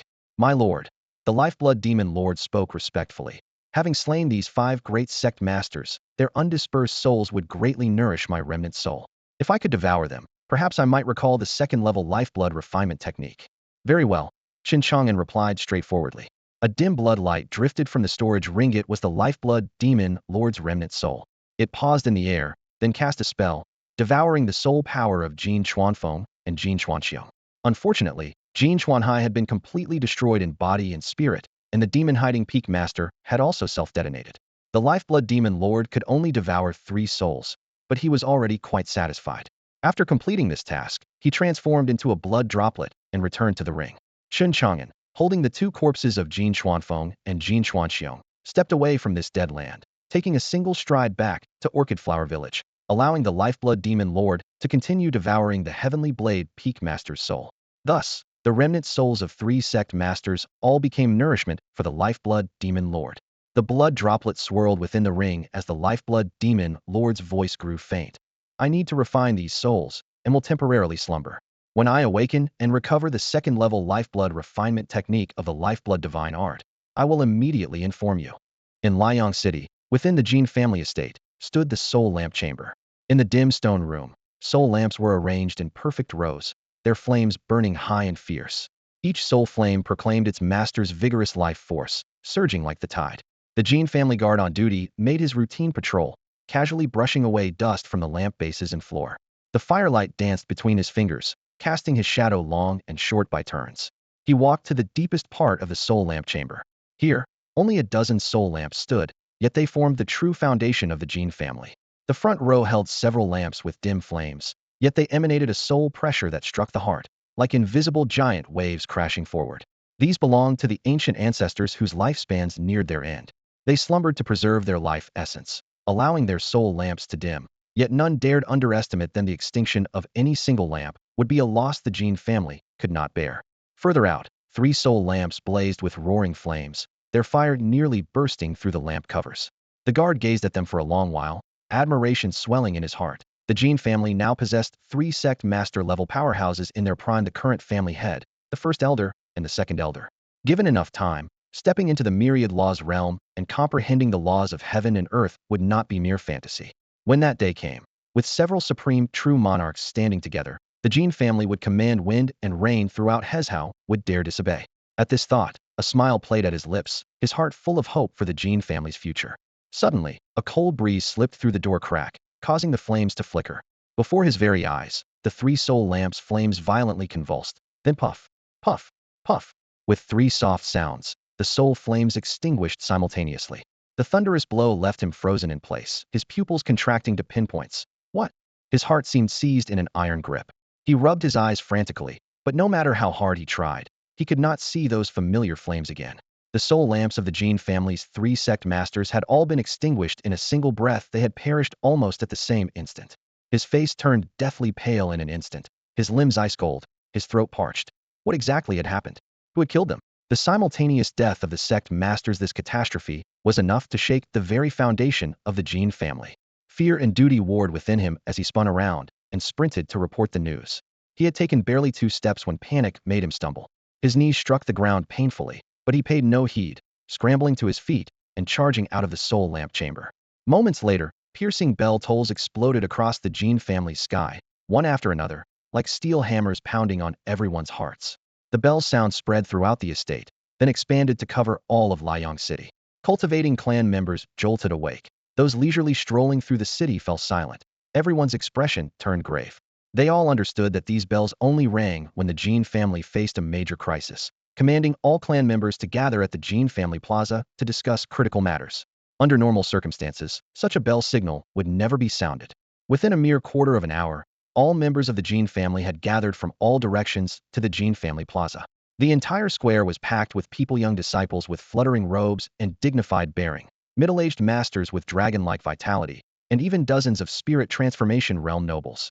The profound foundation of this top-tier cultivation family was on full display. Despite the crowd, silence reigned supreme as everyone wore grave expressions, their gazes fixed firmly on the center of the plaza, quietly awaiting the true answer. Suddenly, thunderous roars erupted from the forbidden grounds behind the mountain. Waves of terrifyingly turbulent aura surged forth like raging tides and molten lava, instantly dimming the bright daylight sky. Immediately after, 5 hunched yet towering elderly figures descended from the sky, landing in unison at the center of the plaza. The Jin family members collectively paled. These were the Jin family's deepest reserves, 5 ancestral patriarchs still among the living. They had lived for thousands of years, all possessing cultivation at the myriad laws realm, bearing the supreme title of true lords bestowed by heaven and earth. In their prime, they had dominated Hezhou, establishing immortal achievements for the Jin family. By all rights, they should be in eternal slumber within secret realms, yet their simultaneous appearance could only mean one thing: the family faced a catastrophic crisis. Among the 5, a gaunt elder stepped forward slowly. Though his eyes were clouded, sharp gleams still flickered in their depths, and his thin frame exuded mountain-like pressure. He was none other than true Lord Wuhui Jin Wuhui. Today, the soul lamps of 3 sect master-level family members have been extinguished. The deaths of these 3 sect masters have dealt our Jin family a devastating blow. His voice was not loud, yet it carried clearly throughout the entire venue. The deathly silent plaza instantly erupted. What? That's impossible. Our Jin family has actually lost 3 sect masters? What on earth happened? Did they venture into forbidden lands or fall victim to assassination? Exclamations rose one after another, yet no one dared to clamor for long as all eyes refocused on the elderly figure. Jin Wuwei's gaze was sharp as a blade, his voice ice-cold. The deceased are the 3 brothers upon whom our Jin family placed great hopes for future advancement to the true Lord Realm: Jin Chuanxiong, Jin Chuanfeng, and Jin Chuanhai. Our Jin family has dominated Hezhou for 1,000 years and has never encountered such catastrophe. This old man hereby swears, I will investigate the cause of their deaths. If they truly perished in forbidden lands, The matter ends there. But if they died at the hands of villains, this old man will ensure the murderers are ground to dust and flayed alive. As his words fell, a family member rushed forward and knelt on one knee. Reporting to the ancestral patriarch, the three family heads had traveled to Dragon Mountain. Recently, word spread of an imperial palace emerging at Dragon Mountain, which may be connected to this matter.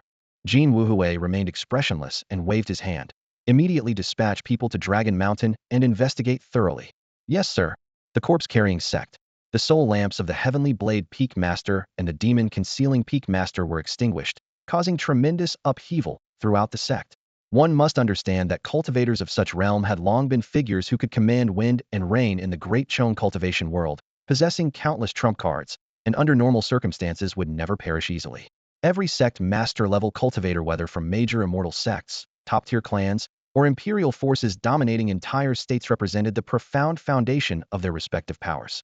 For the corpse-carrying sect to lose two sect master-level powerhouses in one day could truly be called a devastating blow. The sect's supreme elders were alarmed, and the corpse-carrying sect master immediately dispatched people to Tianwu City to investigate the truth. Previously, the pill maniac under the sect master had already reported to the sect that he had found the culprit who killed Shi Yu and Gu Xioma. According to the intelligence gathered at the time, the opponent was very likely also a sect master-level powerhouse, otherwise it would have been impossible to slay Shi Yu so easily.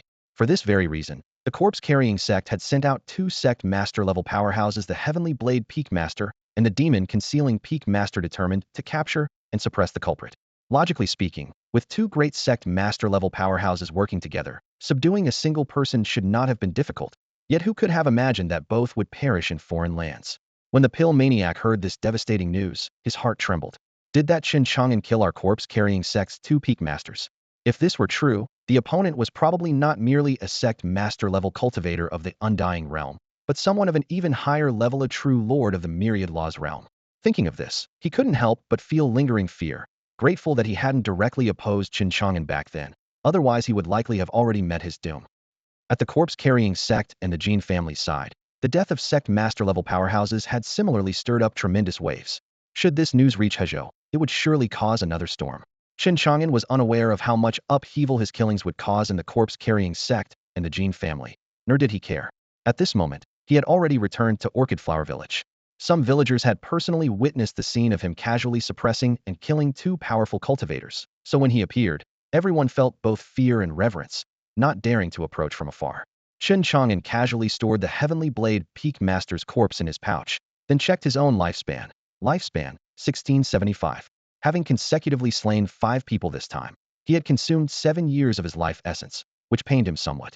Fortunately, the corpses of the Heavenly Blade Peak Master, Jin Chuanfeng, Jin Chuanxiong, and others remained, and refining life blood using the life blood divine art would be sufficient to compensate for the loss, with even a chance of slightly increasing his lifespan, which somewhat eased his mind. The Lifeblood Demon Lord had once said that the lifeblood of Undying Realm powerhouses might very well attract divine punishment from the Heavenly Tao. Chen Chang'an planned to find a desolate, uninhabited place later to perform the refinement, lest he bring calamity upon others. Returning to the wooden house, he saw that Zhang Yoning in the giant tub looked completely different from when they first met after his medicinal bath treatment. Fresh flesh covered his withered bones. His skin was fair with a rosy tint, no longer showing the sun-weathered darkness of before. Though Zhang Yoning was now awake, his complexion remained pale. Beside him, Lady Li and Uncle Fu were carefully tending to him. Yuneng, feeling better? Zhang Yuneng leaned against the headboard, his face still somewhat pale, but his eyes filled with gratitude. Thank you, Brother Chang'an, for saving my life. Without you, I would have surely died. I don't know how to repay this life-saving debt. Chen Chang'an waved his hand dismissively, his tone casual. Uncle Fu and I are both neighbors on Qingyan Street. It was just a small favor, don't worry about it, Brother Yuneng. Only then did Uncle Fu interject. Chang'an, what was all that commotion outside earlier? Just a minor trouble, already resolved. Chen Chang'an brushed it off. After speaking, he stood up to take his leave. Uncle Fu, Yuneng's injuries are mostly healed now. I'll be going. He was eager to find a place to extract the life essence blood. It had to be done while the corpses still retained their warmth, as the vital energy would dissipate if too much time passed. As Chen Chang'an turned to leave, Uncle Fu stepped forward to block his path, pulling out a cloth-wrapped pouch from his chest and placing it in his hands. Chang'an, this is for Yuneng's medical expenses. Uncle Fu unwrapped the cloth layers, revealing dozens of thumb-sized, crystal-clear spirit sand grains inside. I don't know if it's enough. Chen Chang'an shook his head in refusal. Uncle Fu, Keep this spirit sand to buy some meat for brother Yunang to nourish his body. We've known each other for 3 years, how could I take your money? At this moment, Chen Chang'an was well aware had just slain powerful figures from the Jin family and the leader-level experts of the corpse carrier sect, casually obtaining 3 storage rings that surely contained plenty of spirit stones. With his current nearly invincible cultivation level, spirit stones had limited use anyway. But Uncle Fu remained stubborn. No, you must accept it. How can I let you make this trip for nothing? Unable to refuse further, Chen Chang'an had to nod and tuck the spirit sand into his sleeve, though he secretly planned to quietly leave it behind later. Meanwhile, Lady Li carried warm water to clean the blood from her husband's wounds, asking as she worked, "What exactly did you encounter in the mountains? You're so badly injured, covered in blood and torn flesh, it doesn't look like beast bites." His wife's concern reminded Zhang Yuneng of that terrifying moment in the mountains, causing his whole body to tremble involuntarily as cold sweat beaded on his forehead. "I was chasing a spirit deer when I stepped into empty air and fell into a cave. The cave looked like it had been clawed out by something, pitch black and deep. Curious, I walked deeper inside and saw a giant rat with 3 different colored heads sleeping." He lowered his voice here. One of the blood-red rat heads kept exhaling red mist. "Just touching a wisp of it made my flesh start rotting, so I fled in terror. If I had inhaled a few more breaths of that red mist, I'd probably be nothing but bones by now. I passed out after escaping the cave entrance." Chen Chang'an was slightly startled. 3 heads, different colored rat heads, blood mist that corroded flesh. He had seen records of this in ancient texts from the city lord's library, a 3-headed ghost rat. This creature was extremely rare, naturally timid, yet possessed amazing treasure-hunting abilities, even superior to the treasure-hunting rats of Wanbao Pavilion. They fed on precious materials and rare minerals deep within mountains and earth, and their lairs were often natural treasure vaults. If a cultivator could capture a 3-headed ghost rat, they could not only use it for treasure hunting, but the lair itself would be worth a fortune. More importantly, wherever 3-headed ghost rats appeared, there were almost certainly great treasures. Suppressing the excitement in his heart, he asked, "Besides the 3-headed ghost rat, did you see anything else?" Zhang Yuning thought for a moment, then shook his head. "Nothing else. The ghost rat seemed like it hadn't finished digging yet, it was sleeping because it was tired." Chen Chang'an's eyes brightened. It seemed the ghost rat had definitely discovered some rare treasure. If he could capture this ghost rat, he might truly find something that could extend life. He immediately asked, "Brother Yunong, can you still find that cave?" "I still remember roughly where it is." Zhang Yuning nodded. "Then when you've recovered, could you take me there?" Zhang Yuneng was stunned upon hearing this, gasping, "Ew, you really want to go? That 3-headed ghost rat must be terrifying. Just the red mist it exhales while sleeping can kill someone if it wakes up." "No problem." Chen Chang'an's tone was confident. "You'll just need to lead me to the cave entrance, you won't need to go inside. This 3-headed ghost rat can't harm me." After Zhang Yuning agreed to take him into the cave, Chen Chang'an was overjoyed. He never expected that this trip to Orchid Village to heal people would bring such an unexpected opportunity. After brief pleasantries, he bid farewell to Uncle Fu and the other 2 with cupped hands, then set off alone on his journey to refine longevity blood.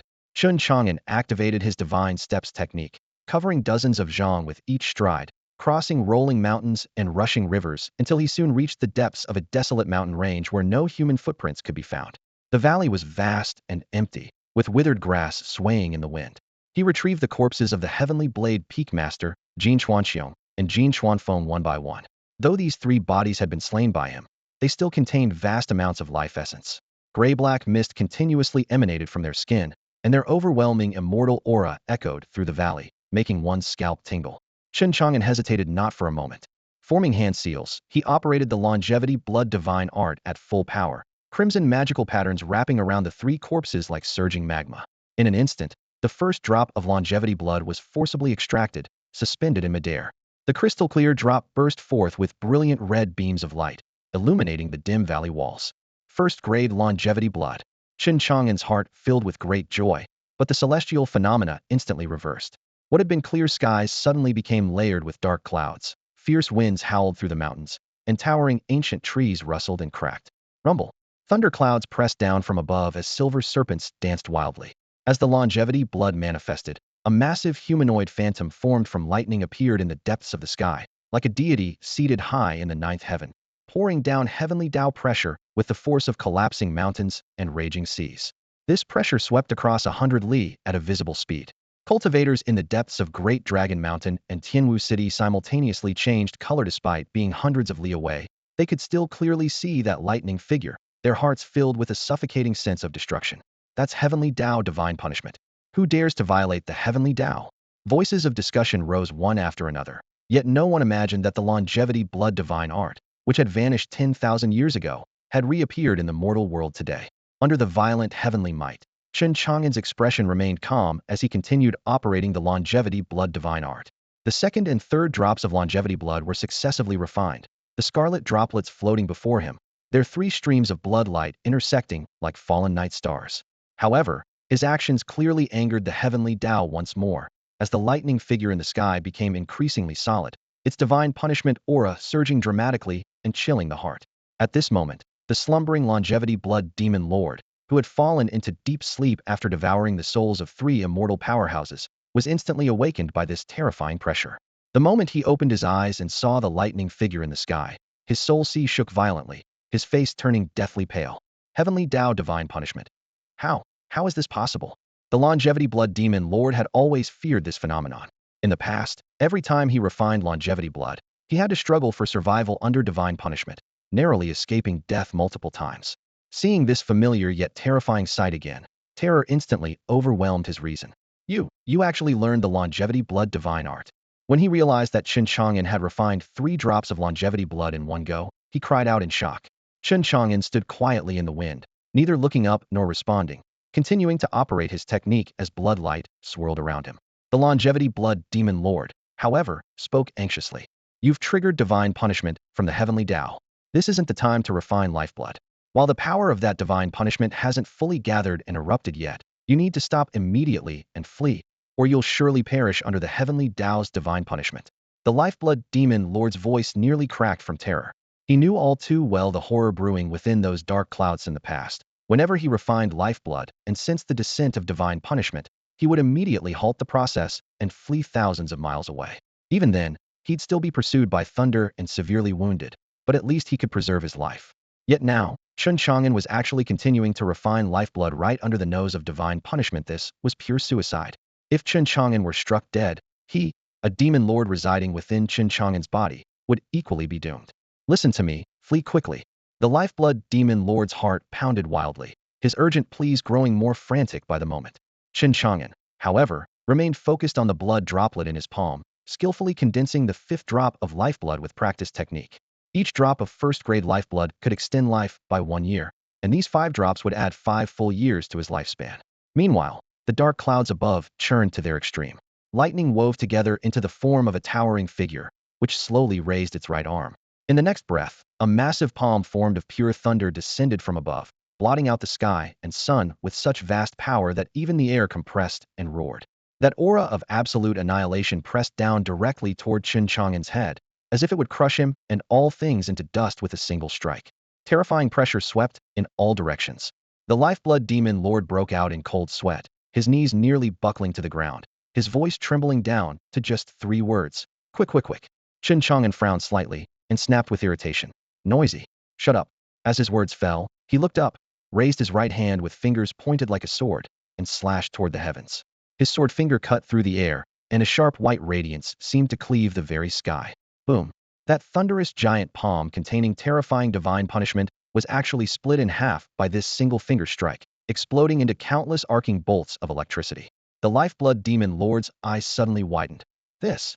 Above in the heavens, just as the thunder figure was about to reform, Chen Chang'an had already stepped forward, gathering his sword intent into his fist and throwing a punch. The fist appeared utterly ordinary, yet it stirred up a violent airstream that shattered all thunder clouds in its path. Bang! The thunder figure was pierced through by the punch's force, its lightning scattering and bursting like fireworks in the high sky. The heavy dark clouds were torn apart by the fist's intent into curtains of light, and in an instant, the previously oppressive and suffocating heavens returned to azure blue, with sunlight pouring down as if nothing had ever happened. The lifeblood demon lord stood dumbfounded. Good heavens, you actually blocked the heavenly Tao's divine punishment with a single punch. In the distance, whether from Tianwu City or the cultivators of Great Dragon Mountain, everyone witnessed the terrifying thunder figure manifested by the heavenly Tao's divine punishment. Just as they were curiously discussing it, the next moment, a seemingly ordinary fist shadow swept across the sky and struck directly at the humanoid form condensed from billions of lightning bolts. The fist shadow was silent, yet contained destructive power. Under everyone's watchful eyes, the thunder figure shattered instantly, dispersing into countless electric arcs that vanished into the horizon. The entire scene fell into dead silence, followed by the hissing sounds of sharp intakes of breath. Who? Who threw that punch? They actually blocked the heavenly Tao's divine punishment and shattered it with a single punch. The heavenly Tao's divine punishment represents the will of heaven itself. No one has ever dared to confront it heathen. Discussions arose one after another as the cultivator's expressions shifted from shock to solemnity. To destroy the heavenly Tao's divine punishment with a single punch meant the one who struck was no ordinary powerhouse. Moreover, this place wasn't far from either Great Dragon Mountain or Tianwu City, meaning that terrifying existence was nearby. Everyone couldn't help but worry. Was this person also coming for the merciful Immortal Emperor's palace inheritance? If so, they would have no chance of victory. Near the Imperial Palace, Dongfang Lingyue and Chen Chang'an also looked up toward where the fist shadow had dissipated. Dongfang Lingyue murmured, "To destroy the heavenly Tao's divine punishment with one punch, this person is unfathomable. I wonder if it's due to overwhelming cultivation or possession of a heaven-defying treasure." Chen Chang'an's eyes sparkled with an unusual gleam as an image surfaced in her mind: Chen Chang'an splitting Great Dragon Mountain with a single blade strike that day. That absolute dominance hidden within calmness was strikingly similar to this punch. "Master, perhaps it's the young master." "You mean Chen Chang'an?" Dongfang Lingyue turned to look at her in surprise. Chen Chang'an nodded. "You didn't witness the young master's blade strike that slew the stone dragon. The shock it delivered was identical to this fist shadow." Dongfang Lingyue pondered thoughtfully. "If it really is him, that would make sense." Before she finished speaking, the communication talisman at Dongfang Lingyue's waist lit up. She glanced at it, and her delicate features instantly froze, her pupils contracting violently. "They're all dead?" Chen Chang'an hastily asked. "Master, what's dead?" Dongfang Lingyue took a deep breath, her voice low. "Intelligence from the longevity sect reports that the Jin family's 3 sect leader-level powerhouses, along with the corpse carrier sect's 2 sect leader-level peak masters, have all fallen. It couldn't be Jin Chuanxiong and the others, could it?" Chen Chang'an's heart skipped a beat. "Precisely." Dongfang Lingyue's expression was complex. "I warned the Jin family not to provoke Chen Chang'an, but they didn't believe me. Now even the corpse carrier sect has been destroyed along with them. 5 sect leader-level powerhouses joining forces logically. There should have been an earth-shattering battle, yet we felt nothing at Great Dragon Mountain. This means Chen Chang'an crushed and killed them with overwhelming force." A genuine reverence surfaced in Chen Chang'an's eyes. "The young master is truly formidable. Very formidable." Dongfang Lingyue nodded slowly. "I fear even our longevity sect's supreme elders might not be able to withstand him. We can only maintain good relations with him and absolutely must not offend him. Otherwise, the consequences would be dire." Dongfang Lingyue trusted this intuition and immediately sent a message to the longevity sect, warning them to be cautious of Chen Chang'an, this hidden master, and under no circumstances should they provoke him. Deep in the mountains, the heavenly punishment dissipated, thunder clouds scattered, and sunlight fell once more. The entire forest seemed washed clean and peaceful, with raindrops sliding down leaf veins. The remnant soul of the blood longevity demon lord hovered in midair, gazing at Chen Chang'an, who had shattered the heavenly punishment with a single punch. For the first time, true fear appeared in his eyes. She had finally witnessed just the tip of the iceberg of his opponent's invincible cultivation, yet still couldn't fathom its depths. "You, just how strong are you?" The blood longevity demon lord's voice trembled. Chen Chang'an lifted his gaze indifferently. "How strong do you think I am?" The blood longevity demon lord opened his mouth, but ultimately couldn't utter a word. At this moment, he was merely a wisp of remnant soul, unable to see through Chen Chang'an's true depth. Yet he stubbornly believed in his heart that if he were at his peak, he could at least withstand that heavenly punishment. However, if he were to refine higher-grade longevity blood in the future, the divine punishment would become increasingly terrifying. Even his peak self might struggle to resist it. "Perhaps when my soul recovers, I'll be able to see through this fellow, or even possess his body." This insane thought arose in his mind, not knowing he was courting death. Chen Chang'an said no more. With one hand, he dragged the 3 corpses of Jin Chuanxiong, Jin Chuanfeng, and the Heavenly Blade Peak Master before him, continuing to refine longevity blood. Seeing this, the blood longevity demon lord secretly gathered his strength, then fell into slumber, wanting to repair his soul first to seize the initiative. Without the interference of heavenly punishment, blood mist quickly condensed at Chen Chang'an's fingertips. In less than the time it takes to brew tea, he extracted a total of 25 drops of first-grade longevity blood from the 3 corpses. Each drop resembled blood-colored glass, resting quietly in jade vials, emanating weak, yet vigorous life force. 25 drops, adding 25 years to my lifespan. Chen Chang'an calculated in his mind, but remembering how he had directly burned 5 years of life with that punch that shattered divine punishment, only indifference remained on his face. His status panel now showed, lifespan 1670. "Very well, let me replenish it first." He tilted his head back and swallowed the first drop of blood. System notification, Consumed Grade 1 Longevity Blood. Lifespan 1. Current lifespan 1671. System notification. Consumed Grade 1 Longevity Blood. Lifespan 1. Current lifespan 1672. The system notifications continued uninterrupted until the last drop was consumed. System notification. Consumed Grade 1 Longevity Blood. Lifespan 1. Current lifespan 1695. Surging vitality coursed through his meridians. Chen Chang'an clenched his fist, feeling every inch of flesh and blood in his body become more vibrant. He silently assessed. The lifespan consumed in battling the 5 sect leaders and resisting heavenly punishment had been completely restored, with over 10 years to spare truly profitable. Based on my previous gains, I can refine first grade longevity blood 75 more times, adding at least 75 years to my lifespan. Thinking of this, he grew even more eager for the blood longevity demon lord's blood longevity divine art. First grade longevity blood alone was comparable to 4th grade longevity pills. If he could learn advanced refinement techniques, the life-extending effects would only multiply. Having completed this task, he didn't linger. His feet moved, divine steps unfolding, and the surrounding scenery became blurred shadows. With his increased lifespan, using his invincible cultivation no longer stretched him thin. As he moved, the entire mountain range seemed to rapidly retreat behind him. He didn't go directly to Orchid Village to find Zhang Yoning, nor did he rush to hunt down those 3 ghost rats. Having confirmed their whereabouts, they would eventually be caught like fish in a barrel. It wouldn't be too late to act after Zhang Yoning fully recovered. What was more important now was returning to the medicine shop to tend to that 10th Sandier ginseng. This ginseng is crucial for the 1000 longevity. Pill 1 pill adds 1000 years of life, and there are ginseng seeds that can extend life further. Nothing must go wrong. Chen Chang'an's thoughts raced as he had already traversed dozens of miles through the mountain forest. Spiritual winds stirred in the direction of the medicine shop. He touched down on a rooftop with his toes, slid down, and pushed open the door. Caressing the 10th Sandier ginseng in his storage vial, his gaze was sharp. I must replant it quickly and nourish it properly. It cannot suffer any mishap. If this 10th Sandier ginseng died, if it died, he would have plenty to cry about. More than half a double hour later, Chen Chang'an returned to the Jiukong medicine shop. The shop was quiet inside. Zhong Linger sat cross-legged on a straw mat in the inner courtyard, concentrating on cultivating the flying immortal scripture. Although her innate imperial body had not yet awakened, after Chen Chang'an personally cleansed her flesh, she now possessed an immaculate spirit body, causing her absorption of heaven and earth's spiritual energy to surge dramatically. At her current pace, breaking through to the late blood-nourishing stage was just around the corner. Deep in the young woman's heart lay a great matter revenge. The Zhong family fortress had been destroyed by Black Wind Stronghold, with her parents and clansmen all perished. She wanted to grow strong and seek justice for all the departed souls. Chen Chang'an's strength was indeed sufficient to wipe out Black Wind Stronghold, but Zhong Linger refused to depend on anyone. She had inquired and learned that the stronghold's leader, Xiongda, was a spirit transformation realm lord, so she set herself a goal: personally step into the spirit transformation realm, become a lord blessed by heaven and earth, then slay her enemies with her own hands.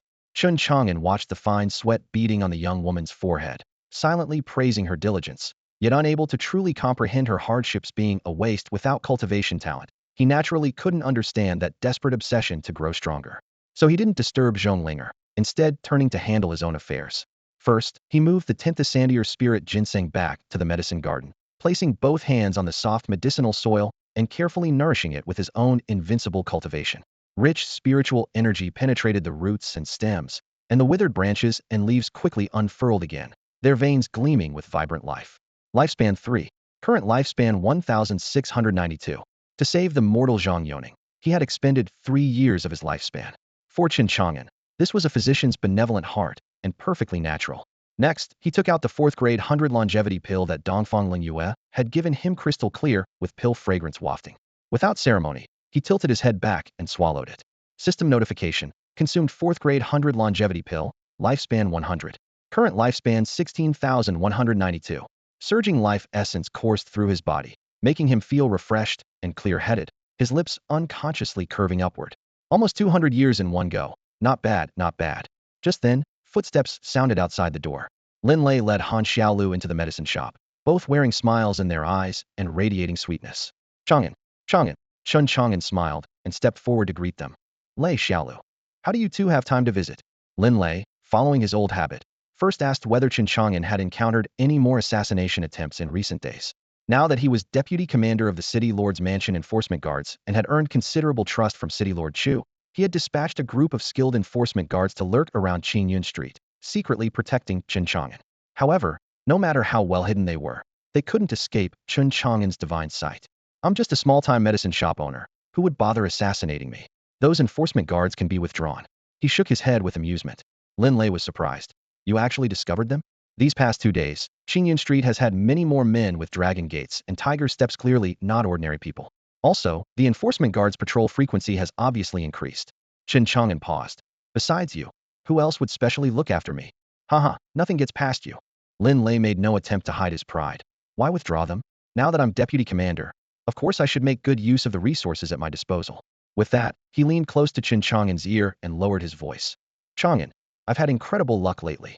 Chen Chang'an studied his friend, seeing his ruddy complexion and abundant vitality, and grew curious. Looking at your glowing face, what kind of incredible luck? Hee, I never expected to receive such generous rewards and recognition from the city lord himself. He bestowed upon me 10 bottles of mortal spirit pills. Though these are only second-grade pills, they're essential high-quality elixirs for cultivators in the mortal shedding realm. Each bottle is worth a fortune. They sell for 1,000 low-grade spirit stones each on the market, making this gift worth 10,000 low-grade spirit stones in total. But besides these 10 bottles of mortal spirit pills, the city lord also granted me something even more important. Can you guess what it is? As Lin Lei spoke, his eyes sparkled like stars, as if he were holding 10 jars of aged wine and could barely resist opening them on the spot. Sitting beside the low table, he lifted the exquisite wooden box with both hands. The 10 porcelain bottles gleamed with a warm luster in the candlelight, and the subtle fragrance of the pills wafted out, making one's nose tingle. Chen Chang'an felt his spirits lift at the medicinal aroma and couldn't help but ask, "What is it?" Lin Lei lowered his voice, though he couldn't hide the smugness at the corners of his mouth. A high-grade cultivation technique. My old broken technique would have barely gotten me to the life spring realm at best. But now it's different. This 6th grade, black water heaven scripture can lead straight to the legendary spirit transformation realm, achieving the status of nobility. At this point, his voice trembled uncontrollably with excitement. Lei, congratulations. Chen Chang'an reached out and playfully punched Lin Lei's chest. Lin Lei chuckled with delight, and riding this wave of excitement, he converted his voice into divine consciousness, secretly transmitting it into Chen Chang'an's ear. Chang'an, brotherhood needs no words. If I have meat to eat, you'll have soup to drink. I suspect your family's old technique has been holding you back, preventing your talent from fully manifesting. I've inscribed the black water heaven scripture into this jade slip. Take it quickly. With that, he pressed a cool jade slip into Chen Chang'an's hand. Chen Chang'an was stunned. You're really giving this to me? If Chu Yongtian finds out and blames you, practice it first, worry later. Lin Lei waved dismissively. 6th grade techniques are incredibly rare opportunities. I've also prepared a copy for Defu. With this technique, Defu shouldn't have much trouble breaking through to the mortal shedding realm. Then I'll get him a position in the law enforcement guard. With proper resources, he might even be able to charge toward the life spring realm. Chang'an, would you like to join the law enforcement guard too? Chen Chang'an smiled bitterly and shook his head. With my meager abilities, I'd only drag you down and make things difficult for you. Focus on your cultivation first. We can discuss the rest later. By the way, you didn't come here today just to deliver this technique, did you? Lin Lei's expression suddenly softened as he grasped Han Xiaolu's delicate hand. The young woman's red lips curved in a smile, her eyes like water, and their sweetness seemed to materialize into visible pink bubbles. Chen Chang'an wrinkled his nose at this overwhelming, sour stench. Lin Lei proudly announced, Xiaolu's father has given his approval. In 1 month, I'll welcome her with an 8-bearer sedan chair, and she'll become my wife. I came specially today to deliver the wedding invitation. He pulled out a stack of bright red wedding invitations, speaking while imagining Defu's envious expression when he heard the news. That guy has been missing for days. I'll slip him one when he returns. I heard Granny Rong is even arranging blind dates for him. Han Xiaolu handed the invitation to Chen Chang'an, her voice soft and sweet. Brother Chang'an, there are so many wedding preparations, and Lei relies on you brothers. We'll have to trouble you when the time comes. Chen Chang'an solemnly accepted the invitation. Don't worry, I'll bring Linger early that day. It's a promise. Lin Lei took Han Xiaolu's hand, and with light steps, the couple departed together, still needing to deliver invitations to other friends. Only Chen Chang'an remained in the room, fingering the jade slip and bright red invitation in his hands, his heart filled with mixed emotions. 3 single dogs, and I never expected that so soon. Only Defu and I would be left. At the city lord's mansion, in the great hall piled high with documents. As soon as the kneeling subordinate finished his report, Chu Yongtian and Chu Wushuang exchanged glances, both their eyes flashing with shock and complex emotions. Only after the subordinate withdrew did the father and daughter begin speaking in hushed tones. Chu Yongtian let out a long breath. I never expected Chen Chang'an to return to Tianwu City safe and sound. Chu Wushuang nodded slightly, her gaze deep in thought. The Jin family didn't heed my advice and insisted on targeting the young master. It seems they have failed. My dear daughter, Chu Yongtian turned to ask, what do you think was the outcome of the battle between Chen Chang'an and those from the corpse carrier sect and the Jin family? Chu Wushuang pondered for a moment before analyzing carefully. Those five are all sect master-level powerhouses who have been renowned in Hezhou for ages. Though the young master is strong, even with the boldest speculation, he could only defeat them, not possibly kill them all. If the young master won, those five should have already fled. Chu Yongtian nodded in agreement. My thoughts exactly. Sect master-level strength is unfathomable whenever one falls. All of Hezhou trembles. Now that Chen Chang'an has returned to Jiukong Pharmacy, I truly fear he'll bring great trouble to Tianwu City. His brow furrowed with worry as he continued. Whether it's the Jin family or the corpse carrier sect, both are top-tier forces in Hezhou. Having suffered such a setback, they certainly won't let this matter rest. As father and daughter were discussing, a guard announced loudly from outside. Deputy Commander Lin Lei of the Enforcement Guard requests an audience. Lin Lei strode quickly into the hall and knelt on one knee in salute. Though Chu Yongtian and Chu Wushuang knew his cultivation wasn't high, they dared not show any negligence. Behind Lin Lei stood Chen Chang'an, who could emerge unscathed from an encirclement by 5 sect master-level opponents. Thus, both rose to greet him with exceptionally warm tones, leaving Lin Lei flattered and secretly wondering, why are the city lord and miss being so enthusiastic today? Chu Yongtian smiled and gestured for him to rise. Commander Lei, what important matter brings you here specially? Lin Lei scratched his head with an honest laugh, solemnly producing a bright red wedding invitation from his robes. Thanks to the city lord's cultivation, I've gained my future father-in-law's approval. I'll be married in a month's time, and I hope you and Miss will honor us with your presence for a cup of celebratory wine. Chu Yongtian laughed heartily and reached out to accept the invitation. Good lad, getting married at such a young age. Let me wish you marital harmony and 100 years of happiness. Thank you, city lord. Lin Lei bowed with cupped hands, though his mind was full of confusion. Had only sent the invitation to try his luck, never expecting the city lord to agree on the spot. After all, the mighty city lord of Tianwu was busy with countless affairs. Why would he spare time to attend a nobody's wedding? What puzzled him even more was that in just a few short days, the city lord's mansion had not only bestowed pills, but also gifted high-grade magical treasures, seeming to value him extraordinarily.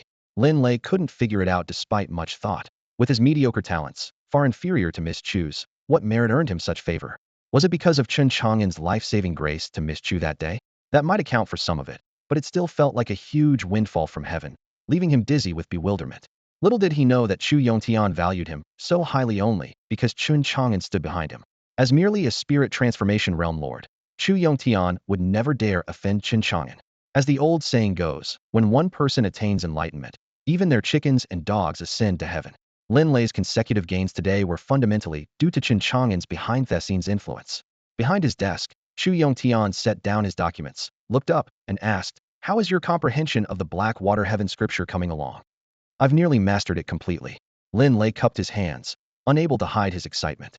I'll abandon my old cultivation method and begin practicing anew within the next couple of days.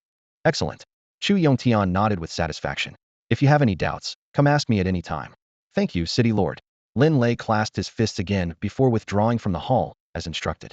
As the footsteps faded, Chu Yongtian finally turned to his daughter Chu Wushuang beside him, his tone complex. Dear daughter, this scripture is a 6th-grade cultivation method. I didn't submit it to the family, yet I've passed it to this young man. It does pain me somewhat. Chu Wushuang smiled gently, her jade-green eyes bright and clear. Father, the young master saved my life, yet he has never asked for anything in return. Giving the Black Water Heaven scripture to Lin Lei this time is merely reciprocating his kindness and repaying our debt to him. Moreover, I always feel that the young master is no ordinary person. Though he has made enemies of the Jin family and the corpse-carrying sect, he is still worth befriending. By growing close to Lin Lei, we also grow close to the young master, which means we won't openly offend those two major powers. Chu Yongtian tapped his fingers lightly on the armrest, his gaze flickering uncertainly. Dear daughter, why do you think so highly of Chen Chang'an? It's just intuition. Chu Wushuang shook her head gently. I always feel the young master is far more complex than he appears on the surface. Before she finished speaking, the communication talisman at Chu Yongtian's waist suddenly glowed with pale golden light. He glanced at it, and his expression changed dramatically, his pupils contracting sharply as he cried out in shock. How is this possible? Chu Wushuang was startled by her father's loss of composure. Father, what happened? Chu Yongtian didn't answer immediately. Instead, he closed his eyes and took deep breaths, suppressing his overwhelming shock. After a long moment, he opened his eyes, his voice low. Dear daughter, you were right indeed that Chen Chang'an is far from simple. What exactly happened? Chu Wushuang remained completely bewildered. Chu Yongtian gripped the jade talisman tightly, speaking word by word. The family just sent news the soul lamps of the Jin family's three sect master-level experts Jin Xuanfeng, Jin Xuanxiong, and Jin Xuanhai have all been extinguished. They died outside the city. The soul lamps of the corpse-carrying sects Heavenly Blade Peak Master and Hidden Demon Peak Master have also been extinguished. In mere moments, Hezhou has lost 5 sect master-level experts. The news struck like thunder. Chu Wushuang's beautiful eyes widened suddenly as she gasped. Did the young master do this? These 5 were laying in array outside Tianwu City today, specifically targeting Chen Chang'an, and now they're all dead. Who else could it be but him? Chu Yongtian smiled bitterly, though his heart surged like turbulent waves. At this thought, the father and daughter recalled their subordinates' reports when Chen Chang'an returned to the city. His blue robes were spotless, his manner composed, without a hair out of place. To crush 5 sect master-level experts so thoroughly that none could escape required strength that completely exceeded their understanding. After a long silence, Chu Yongtian finally exhaled deeply. This person has likely entered the myriad law's realm, true Supreme Lord. Chu Wushuang nodded silently, her emotions churning. Chu Yongtian continued. Dear daughter, your judgment was correct. Chen Chang'an is indeed extraordinary, but he will now face overwhelming crisis. The deaths of 5 sect master-level experts are unbearable losses for both the Jin family and the corpse-carrying sect. These 2 major powers will fight him to the death. At these words, worry appeared in Chu Wushuang's eyes. Chu Yongtian smiled bitterly, his tone carrying helpless warning. Dear daughter, this Chen Chang'an has caused too great a disturbance. We lack the strength to weather this storm. You must not become entangled in it. I understand, father. The news of the unexpected deaths of the Jin family and the 5 sect leader-level powerhouses from the corpse-carrying sect spread like wildfire throughout Hezhou, reaching every major and minor faction and causing an enormous uproar that even overshadowed the emergence of the imperial palace. All factions immediately dispatched spies to investigate how and by whom the 5 sect leaders had been killed. Soon, they learned that the 5 had perished near where the compassionate Immortal Emperor's palace had appeared, and the culprit was very likely hiding in Tianwu City. Within just a few days, word had reached Tianwu City. In the city's busiest tea house, cultivators from all directions sat together, clinking cups and excitedly exchanging intelligence. If it weren't for my friend who works as a steward in the corpse-carrying sect, I'd never believe the one who killed the Jin family and the 5 sect leaders of the corpse-carrying sect is actually hiding right here in Tianwu City. A purple-robed man lowered his voice, yet couldn't hide his shock. What's even more absurd, the thin cultivator beside him leaned in, is that such a battle should have shaken heaven and earth. Yet these past 2 days the city has been completely peaceful, without even a trace of battle aftermath. The 5 sect leaders just died so silently. Is this news really reliable? Someone asked suspiciously. To silently eliminate 5 sect leaders, it's very likely a true lord of the myriad law's realm, another declared with certainty. The crowd's discussion grew more heated. Who knows what background this mysterious powerhouse has? Still unclear. But the Jin family and corpse-carrying sect are already furious. They'll probably identify their targets soon enough. Suddenly someone interjected. By the way, I heard they discovered a 100-mile radius of dead land outside Orchid Village. According to a marquis who investigated carefully, it's ruins left behind by someone's self-destruction. To create a 100-mile wasteland through self-destruction would require at least sect leader-level power, right? Wonder if it's connected to those 5 sect leaders. Everyone exchanged glances. The tea patrons continued sharing information. Also, 2 days ago divine punishment appeared in the distant sky, with thunder condensing into a human figure. But it was actually shattered by a single punch. Can you believe it? One punch destroying divine punishment. That's definitely a top-tier expert. After the imperial palace emerged, powerhouses have been drawn here like sharks to blood. We small cultivators better keep a low profile, or we won't even know how we died. The discussions continued rising and falling. In a corner of the tea house, a blue-robed youth lazily held his teacup, quietly listening. The youth appeared ordinary, his demeanor showing not the slightest edge, yet no one knew he was precisely the perpetrator who had consecutively slain the 5 sect leaders, Chen Chang'an. Never expected that casually killing a few people would cause such a commotion. Chen Chang'an shook his head inwardly, his expression calm. As for retaliation from the corpse-carrying sect and Jin family, he felt no fear whatsoever. Whoever dared come would meet only one fate: death. After all, Chen Chang'an now possessed nearly 200 years of lifespan and wasn't the least bit worried about the life force consumption from using his invincible cultivation level. Perfect. He was still short quite a few materials for refining first-grade longevity blood. He drained his tea in one gulp and pushed through the door. Though Tianwu City was still in the early morning hours, the streets were already bustling with crowds, and cultivators could be encountered at nearly every step. Most people used secret techniques to conceal their auras, but with a casual sweep of his divine sight, Chen Chang'an could see through their disguises. Spirit Spring Realm, Longevity Will Realm, and even Heavenly Mandate Realm powerhouses all revealed their true forms. Only the Incarnation Realm princes were nowhere to be seen, having likely all squeezed into Dragon Mountain. The number of cultivators in the city wasn't truly at its peak, as the real powerhouses had already been drawn away by the Imperial Palace's allure. Deep within Dragon Mountain, countless experts now gathered. Even divine transformation realm princes and immortal realm sect masters were commonplace. Thunderous roars occasionally echoed from beyond the mountain as the assembled cultivators worked together to assault the Imperial Palace's seal. Yet the seal remained unbreakable. Despite days of bombardment that sent sparks flying in all directions, it stood firm and unmoved. Consequently, cultivators from across Huzhou province continued streaming toward Dragon Mountain in endless waves, with crowds growing ever larger. Everyone understood that once the seal shattered, a bloody and brutal battle would surely erupt in the depths, claiming countless lives. Chen Chang'an secretly curled his lip in disdain. This bunch was truly weak, struggling for so long yet unable to break even a single seal. The Imperial Palace inheritance had nothing to do with him, had zero interest in any so-called Immortal Emperor opportunities. Moments later, he arrived at the Myriad Treasures Pavilion. As one of the premier trading houses in the Great Chong cultivation world, it boasted an array of treasures with fair pricing. Most cultivators in Tianwu City would come here to purchase pills, talismans, magical treasures, and other cultivation items, and at this moment the main hall buzzed with voices. As soon as Chen Chang'an entered, a serving girl respectfully approached and escorted him to a private room on the second floor. Yi Hongying was already waiting at the door, standing gracefully. "Young master, you've arrived." "Hongying, you said you found clues about the water spirit bamboo flower?" The water spirit bamboo flower was one of the 3 primary ingredients for refining 5th grade 1000 longevity pills, requiring a specimen at least 5,000 years old. Besides the bamboo flower, he still lacked purple deer blood. He had specifically instructed Yi Hongying to keep watch for both items. Recently, he had been residing leisurely at the Jiukong medicine shop, cultivating the flying moon longevity technique gifted by Dongfang Lingyue, with longevity liquid gradually accumulating in the longevity pearls within his body, when he received Yi Hongying's message. Yi Hongying nodded. "During this time, I've been using the Myriad Treasures Pavilion's intelligence network to search for water spirit bamboo flowers and purple deer blood, and finally received news the Gene family's spirit medicine garden very likely contains them." The Gene family, a cultivation clan with 13,000 years of heritage. 6,000 years ago, when a Gene family ancestor's lifespan was nearing its end, the clan members gathered the necessary materials to refine 1,000 longevity pills to extend his life. Legend had it that several young water spirit bamboo flowers remained at the time and were transplanted to the spirit medicine garden for cultivation. Recently, the Gene family seemed to be preparing to refine pills again, having already sent people to the main shop to inquire about purple deer blood and 10,000-year spirit ginseng, clearly indicating the bamboo flowers had matured. The Gene family? Chen Chang'an raised an eyebrow slightly. "Precisely the same family that recently had conflicts with you, young master," Yi Hongying added softly.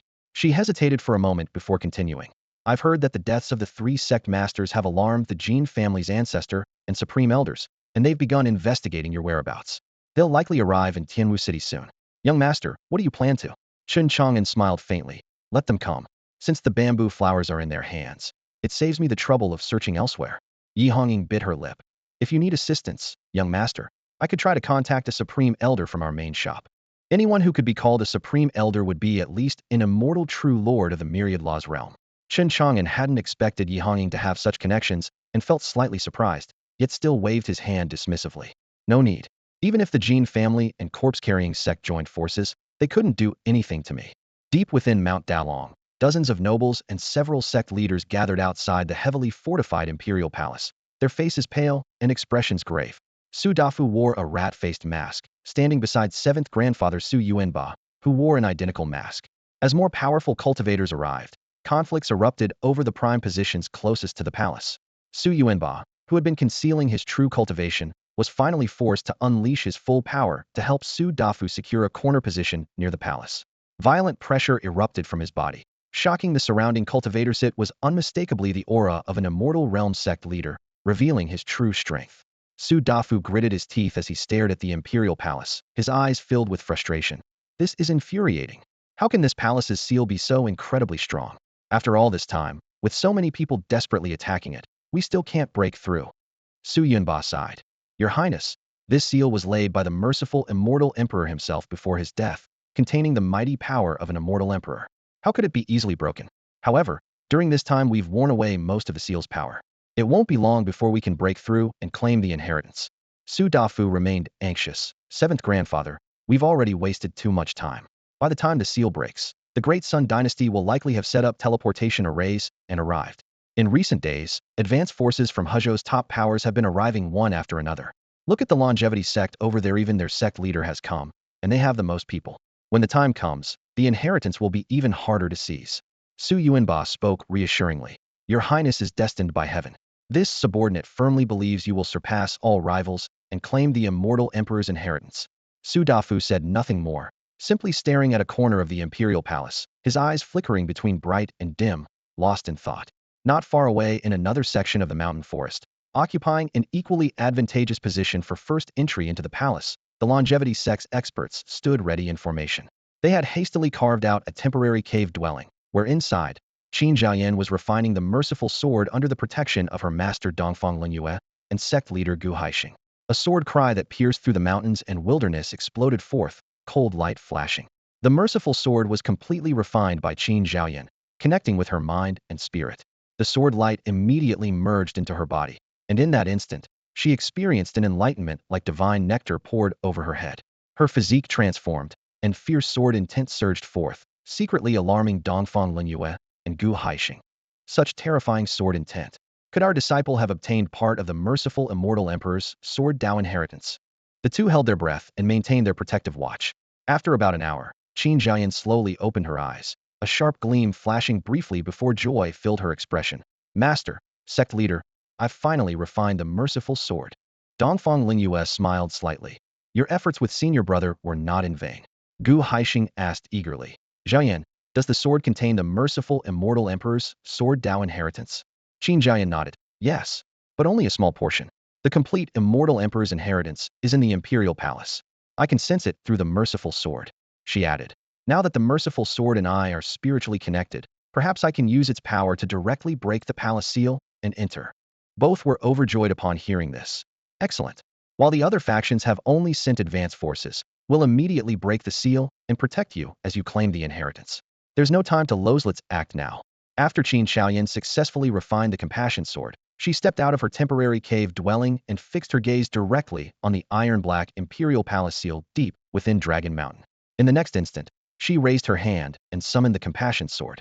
10,000 zhong of sword light exploded from the blade, as if splitting the entire sky with a streak of daylight, while an imperial aura comparable to mountain floods and tsunamis swept across all directions. The air trembled, and the rocks shuddered. All the cultivators stationed and lurking around the imperial palace were startled into looking up. It's a disciple of the longevity sect. That sword. Gasp. It seems to be the Compassion Immortal Emperor's imperial weapon, the compassion sword. She's actually fully refined it? Could the longevity sect be planning to use this sword to split open the imperial palace seal? Discussions surged like a tide, and as shock spread, several powerful auras forcibly tore through the air, charging straight at Chen Chang'an, clearly intending to seize that imperial weapon. However, the longevity sect was well prepared. Gu Haixing, Dongfang Linyue, and multiple longevity sect elders simultaneously took to the air, their sword qi and palm winds interweaving to block those covetous attackers in midair. Instantly, thunder danced wildly across the heavens, with roars and the clash of weapons echoing endlessly. Chen Chang'an's expression remained solemn as she ignored the great battle around her, gripped the sword with both hands, raised it high above her head, and struck down with one slash. Boom. Amid the earth-shaking rumble, the imperial palace seal became covered with spider web-like cracks. The second sword followed immediately, completely shattering the seal and creating a breach wide enough for dozens of people to pass through side by side into the imperial palace interior. From within the breach, blood-red light shot skyward, condensing into a blood-colored great bell among the clouds. Clang, clang, clang. The compassion bell tolled 3 times, its sound waves rolling forth, penetrating 1,000 li, with the celestial phenomenon shocking all hearts. The imperial palace seal has been broken. Quick, rush in while we can. I want to seize the Immortal Emperor's inheritance. Charge! Roars rose one after another as countless cultivators' eyes turned red with desire, like starving wolves pouncing on food, swarming toward the breach. Even the several powerful figures who had been besieging the longevity sect immediately ceased fighting and turned to rush into the imperial palace. The first to enter were Chen Chang'an wielding the compassion sword and the longevity sect members, followed closely by Su Dafu, Su Yuanba, and their group.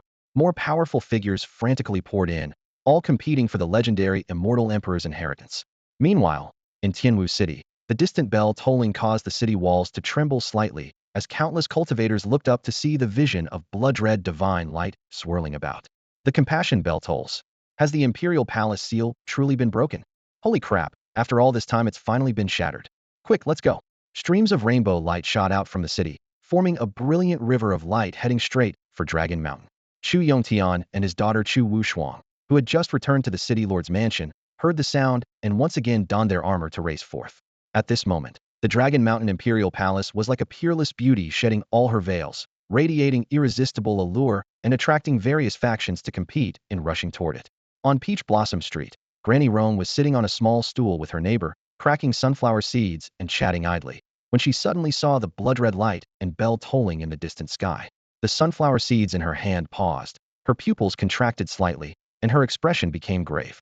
Sister, I have some matters to attend to, so I won't chat anymore. You must remember to help find a matchmaking partner for my good-for-nothing son. I'll make sure you're well compensated for your services. No problem, no problem. If I find a suitable girl, I'll definitely introduce her. After a brief exchange of pleasantries, Granny Rong hurried away from Peach Blossom Street with her food box, disappearing around the corner in the blink of an eye. No one knew where she was headed. In the back courtyard of Jiukong Pharmacy, the fragrance of herbs mingled with the scent of vegetation. Chen Chang'an sat cross-legged in the yard, silver radiance flowing across his body as he practiced the flying moon longevity technique. Not far away, Zhonglinger sat beneath an old locust tree, her small face grave with concentration as she circulated her own cultivation method. Suddenly, a distant, heavy toll of a compassionate bell echoed from afar, causing both to open their eyes simultaneously. The girl's bright eyes widened dramatically. Brother Chang'an, it seems like an anomaly has erupted from the Imperial Palace near Great Dragon Mountain. Chen Chang'an nodded. He remembered clearly that on the day he first obtained the system, there had been a similar Imperial Palace phenomenon. As the thought arose, he activated his divine eye, his gaze transforming into a sharp sword that pierced through thousands of miles of mountains and rivers. The scene deep within Great Dragon Mountain instantly appeared in his mind. The Imperial Palace's seal had been torn apart, and the gap he had once carved with a single blade strike had now expanded into a gateway through which countless cultivators were swarming. Yet behind that surging tide of people, he distinctly sensed dangerous energy emanating from the depths of the Imperial Palace, gold and violent. His divine eye continued to penetrate deeper. A flash of divine light flickered in Chen Chang'an's eyes as he peered through the barrier into the Imperial Palace's interior, causing him to furrow his brow. Dark mist churned as an ancient massive city lay sprawled within the palace. Death energy seeped through cracks in the city walls like an invisible tide. On the streets, black-armored, ghostly soldiers and generals roared as they clashed with the invading cultivators in fierce battle, their war cries shaking the heavens. Shattered stone slabs, broken magical artifacts, and cultivator corpses scattered everywhere testified to the brutality of this place. How treacherous, Chen Chang'an thought with alarm. He wanted to probe deeper into the innermost depths, but clearly sensed that breaking through that barrier would require him to expend far more of his invincible cultivation. Just then, a system notification suddenly appeared. Lifespan 1. Current lifespan 16,191. Chen Chang'an immediately ceased his divine eye technique, the divine light fading as his eyes returned to their calm state. Forget it. Further investigation is irrelevant to me and would only waste my lifespan, he mused silently. The Imperial Palace's seal has been broken. Chen Chang'an explained simply what he had witnessed. Only then did Zhonglinger understand, and she asked curiously, Brother Chang'an, you're so powerful. Since the Imperial Palace seal is broken, why don't you go seize the Immortal Emperor's inheritance? I heard that anyone who obtains the Immortal Emperor's inheritance has a chance to cultivate to the Immortal Emperor realm and become the strongest in the world. Chen Chang'an gently ruffled her hair and smiled slightly. What does an Immortal Emperor matter? I have no need for that. His tone was calm, yet carried unshakable confidence. He then asked in return, do you want the Immortal Emperor's inheritance? If you do, I'll simply go seize it from the Imperial Palace and give it to you. When he spoke these words, his manner was as light as clouds and wind, as if he were discussing some trivial matter. Zhonglinger gently shook her head. Being able to stay by Chang'an's side was already more than enough for her. She harbored no extravagant hopes for any Immortal Emperor's inheritance. Though she had just begun her cultivation journey and didn't fully understand what such an inheritance truly meant, she had gathered from fragments of conversation that it was a treasure coveted by the world's most powerful beings. Lately, she often heard cultivators in the city discussing the Imperial Palace, a place where earth-shattering battles erupted constantly, leaving corpses strewn everywhere, rivers of blood, and countless casualties. While she firmly believed Chen Chang'an was the strongest, She worried even more about him getting injured. Even if he could truly obtain the inheritance for her, she would rather not see him suffer even the slightest harm. Chen Chang'an smiled softly, raising his hand to gently stroke the top of her head, his tone filled with certainty. Even without the Immortal Emperor's inheritance, you will eventually achieve the realm of Immortal Emperor. He was completely confident in cultivating Zhonglinger, especially since she possessed the innate imperial body. However, he currently had no clue how to awaken this imperial body despite scouring through the entire scripture pavilion. He had found no leads. After their brief conversation, the two sat cross-legged and began their respective cultivation. Chen Chang'an continued refining his longevity techniques as spiritual energy quietly circulated throughout the courtyard. Before long, Lin Lei pushed through the door once again. Lei, instead of keeping your little wife company, why do you keep running over here every few days? Chen Chang'an raised an eyebrow teasingly. Lin Lei was in high spirits, his aura surging powerfully. The 6th grade technique, Black Water Heaven Scripture, had helped his cultivation soar dramatically, reaching the peak of the mortal shedding realm, just one step away from the life spring realm. At only 18 years old, if he could break through before 20, his future achievements would be extraordinary. Advancing to the spirit transformation realm and receiving heaven and earth's official recognition would be well within reach. Look at this. Lin Lei laughed heartily, raising his palm to release spiritual power. Peak of mortal shedding. One step closer to life spring. All right, finish showing off. Chen Chang'an rolled his eyes. You saw that heavenly phenomenon earlier. It seems the Imperial Palace's seal has been broken. Why aren't you going to compete for opportunities? Who knows? You might get lucky and obtain the Immortal Emperor's inheritance. With my measly cultivation level, going in there would just mean waiting for you to collect my corpse. Lin Lei's mouth twitched. Then he sighed deeply. Honestly, I'd love to try my luck too, but I'm getting married soon. I'm no longer alone. Chen Chang'an nodded. Good to know your limitations. If you really died in the Imperial Palace, little Lu would be left a widow. Ba ba ba. Don't say such unlucky things. Lin Lei's expression grew serious. I'm here on Mrs. Orders this time. Chu Wushuang sent you. Yes. Lin Lei pulled out a letter and handed it to Chen Chang'an, winking suggestively. Before leaving, Miss solemnly entrusted me to deliver this letter quickly. I'm quite curious about what's written inside. Could it be that since you saved her life, she wants to repay you with her body? Chen Chang'an couldn't be bothered to respond, glancing at him sideways. Wanna bet whether I'll tell little Lu about that time you, Dafu, and I spent the night at the pleasure quarter? Lin Lei frantically waved his hands. No way, absolutely not. He glanced around nervously, terrified that Han Xiaolu might be nearby, then lowered his voice to speak to Chen Chang'an. Chang'an, this concerns your brother's lifelong happiness, so you absolutely cannot tell Xiaolu. Besides, that was all 2 years ago. Ahem, I've turned over a new leaf. Chen Chang'an deliberately raised his eyebrows. If you've really turned over a new leaf, what are you afraid of? You don't understand women's hearts. They like needles at the bottom of the sea. Lin Lei craned his neck to look around while muttering quietly. If Xiaolu finds out, who knows what wild thoughts she'll have. All right then. Chen Chang'an chuckled with a playful tone. He was just teasing. Lin Lei's little secrets were never meant to be shared with women. Not far away, Zhonglinger tilted her head, watching the two men with her bright, sparkling eyes, quietly wondering. Why would Brother Chang'an and Brother Lei need to spend the night on Brothel Street? Could it be that they own property on that street too? Just then, Chen Chang'an held a letter in his hands. The envelope carried a faint, pleasant fragrance. It had been sent by Chu Wushuang. Lin Lei leaned over eagerly. Quick, open it, and see what the young lady wrote.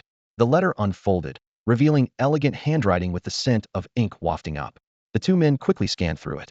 The supreme elders of the Jin family and the corpse-carrying sect are already heading to Tianwu City. Lin Lei read suspiciously. But why is the young lady telling you to be careful and leave Tianwu City? The letter warned that the Jin family and corpse-carrying sect had formed an alliance to cause trouble for Chen Chang'an, and advised him to leave the city as soon as possible. Chen Chang'an raised an eyebrow, slightly surprised. I didn't expect Chu Wushuang to send word specifically. Isn't she afraid of being implicated? Lin Lei looked completely puzzled. Chen Chang'an shrugged. Whether I should leave Tianwu City or notary asking me.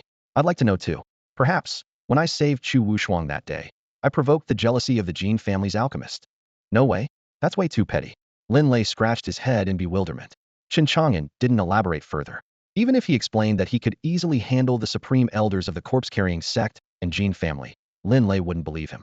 So he simply said, perhaps Miss Wushuang is overthinking it. Just go back and thank her for me. Got it, got it. Lin Lei immediately filled in the blanks. The young lady cares about Chang'an. The young lady likes Chang'an. He gave Chen Chang'an a thumbs up. Worthy of being my brother. He quietly won over the city lord's daughter. A crow flying into a phoenix's nest, a lifetime of wealth and glory. Just thinking about it makes me envious. Then he stole a glance at Zhonglinger and winked suggestively. Little sister Linger, you'd better step up your game, or you'll end up as the concubine. Zhong Linger blinked her eyes, completely confused and unable to understand Lin Lei's hint. All right, my lure is still waiting for me to come home for dinner. I'm off. Lin Lei brushed off his clothes and turned to leave. Take care. Chen Chang'an raised his hand and patted Lin Lei's shoulder lightly. The gesture seemed casual, but in that moment, he secretly implanted a life-death talisman into Lin Lei's body, one that had cost him 5 full years of his lifespan to create. His lifespan instantly dropped from 21184 to 16184. But the life-death talisman was incredibly powerful. Once Lin Lei encountered danger, it would allow him to unleash earth-shattering combat power unless facing some ancient hidden monster. Even true lords of the Myriad Laws realm and the cultivation world would find it difficult to harm him in the slightest. Lin Lei was one of Chen Chang'an's few friends. Now that he had made enemies of the Jin family and corpse-carrying sect, his greatest fear was that they might resort to dishonorable tactics and target those around him. Planting the life-death talisman was a precautionary measure. At least he wouldn't have to worry about Lin Lei becoming his weakness. By doing this, with the life-death talisman in place, he could prepare for unforeseen circumstances in advance and no longer needed to worry about Lin Lei facing danger in the future. Linger, watch the shop for me. I'm going to Orchid Village. After leaving these words, Chen Chang'an turned and departed from Jiukong Pharmacy, heading straight for Orchid Village. The city gates were still within sight when he looked up to see streaks of rainbow light cutting across the sky, all aimed toward the heart of Dragon Mountain. More and more cultivators were leaving Tianwu City, making the streets and alleys noticeably quieter. Even the storytellers' voices in the tea houses seemed sparse. Just outside the city gates, a communication talisman suddenly vibrated. Chen Chang'an raised his hand to crush the light screen, and Yi Hongying's anxious voice came through.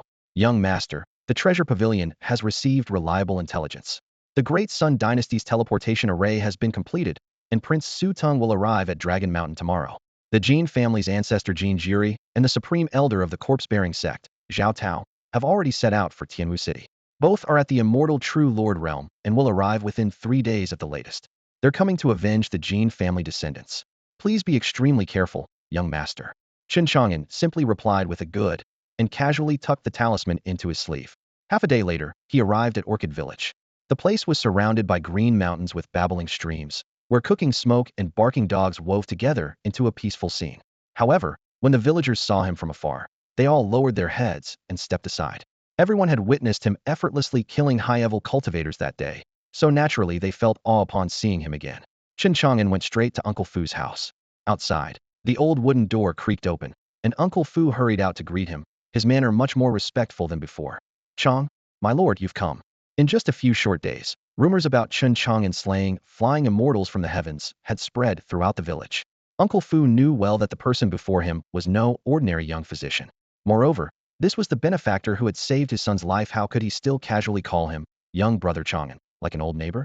Seeing Uncle Fu's constrained posture, Chen Chang'an sighed inwardly, but understood that such changes were inevitable after his true strength was exposed. He couldn't predict how Lei Zi and Fu would interact with him if they knew his real capabilities. So he smiled and waved his hand. Uncle Fu, just call me Chang'an like before. Uncle Fu nodded in agreement.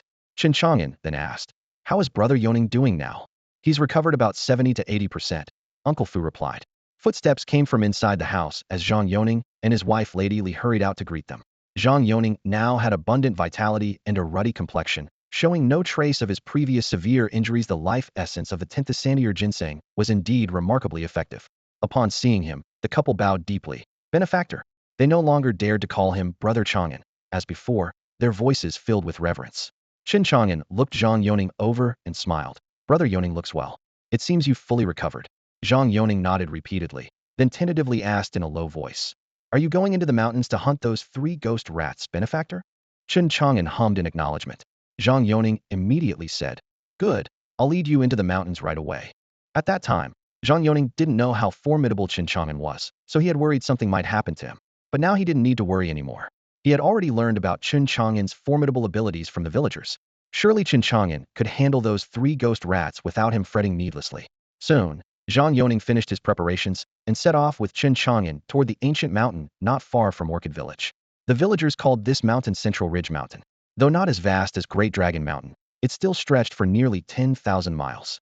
Deep within its belly, ferocious beasts and great demons roamed freely. Ordinary cultivators who ventured in recklessly rarely returned alive. Zhang Yoning was just a mortal hunter who never dared enter the heartland, only hunting pheasants and wild rabbits in the outer safe zones to scrape by. After entering the foothills, Zhang Yoning relied on his years of hunting experience to navigate through the gloomy, dense forests and treacherous valleys. Grass and leaves brushed past his legs while loose stones tumbled into the ravines. Several hours later, drenched in sweat, he finally led Chen Chang'an to an extremely hidden mountain gorge. Benefactor, the cave is right there. He pointed toward the vine-covered cliff face ahead, his Adam's apple bobbing as he recalled the terrifying experience from 3 days ago. His legs trembled involuntarily. The red mist those 3 ghost rats had spewed was absolutely deadly. He had been incredibly lucky to escape back to the village alive last time. Chen Chang'an pushed aside the vines, revealing a pitch-black entrance. The stone walls around the opening were covered in sharp claw marks. This wasn't a natural cave, it was a den the 3 ghost rats had clawed out themselves. All right, you've brought me this far. That's enough, Chen Chang'an said calmly. Zhang Yoning gritted his teeth. Benefactor, I'll wait for you outside. No need. Chen Chang'an waved his hand. I don't know how long I'll be. If a demon beast happens to patrol this area, you'd be in more danger waiting outside. Either come in with me or head back down the mountain.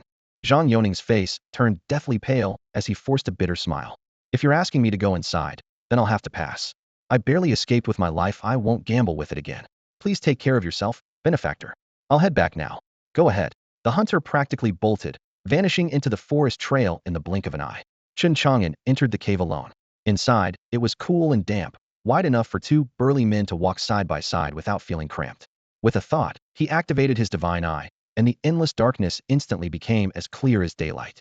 The tunnel wound about 100 meters deep, and he soon spotted the 3 ghost rats frantically digging at the very end. Deactivating his divine eye, a slight smile curved his lips. With the monsters inside the cave, it saved him considerable trouble. In the next breath, he executed a divine step, his figure vanishing into thin air and reappearing less than 3 zhang behind the ghost rats. The 3-headed ghost rat was 2 meters long, its dirt gray fur gleaming with an oily sheen. Its 3 heads squeezed against the narrow cave walls, fangs glinting coldly. Its 2 sharp claws tore through earth like wind, sending mud and stones flying as it excavated at an alarming speed. Chen Chang'an suppressed all his aura, quietly observing, wanting to understand what they were searching for. Half an hour later, the sharp claws suddenly stopped. The 3 ghost rats shrieked excitedly in unison. From the collapsed mud wall, they had unearthed a crystal-clear jade stone the size of an infant's fist. Rich spiritual energy instantly filled the narrow tunnel. 1,000-year jade marrow. Chen Chang'an recognized it immediately, the crystallized essence of Central Ridge Mountain accumulated over a millennium, containing extremely pure energy. It was a heavenly treasure that cultivators dreamed of obtaining. Seeing the jade marrow emerge, the ghost rats' 6 eyes blazed with green light as they emitted piercing squeaks. They pounced almost simultaneously, desperate to devour it. These 3 ghost rats were probably thinking that after all their hard work digging, the time for harvest had finally arrived. Not easy indeed. Hey. If you devour this 1,000-year jade essence, wouldn't that be a terrible waste? Chen Chang'an's voice suddenly echoed through the silent cave like a thunderclap. The 3-headed ghost rat, which had been about to gnaw on the jade essence, was so startled that its 3 pairs of ears shot up instantly, its gray-white fur bristling as it leaped nearly half a foot into the air. All 3 heads whipped around in unison, 6 blood-red eyes fixed intently on Chen Chang'an with wariness and bewilderment. When had this human managed to approach so silently? Chen Chang'an strode forward, his footsteps echoing off the cave walls. The 3-headed ghost rat, naturally timid, sensed trouble and immediately abandoned the jade essence, preparing to flee. A cold gleam flashed between the brows of its black head as spatial ripples undulated around its body. This was its innate secret technique, capable of teleporting dozens of miles in an instant, a power that had always troubled cultivators. Unfortunately for the rat, it faced Chen Chang'an. Already prepared, his eyes shot forth a divine light. In the next moment, the 3-headed ghost rat shrieked in agony as its black head drooped with a thud, half dead, its teleportation ability completely disabled. The remaining 2 rat heads roared in fury. The left head spewed forth dark green toxic liquid that hissed and sizzled as it hit the stone walls, corroding large sections of rock. The right head breathed out blazing flames, rolling waves of heat directly toward Chen Chang'an. Chen Chang'an snorted coldly.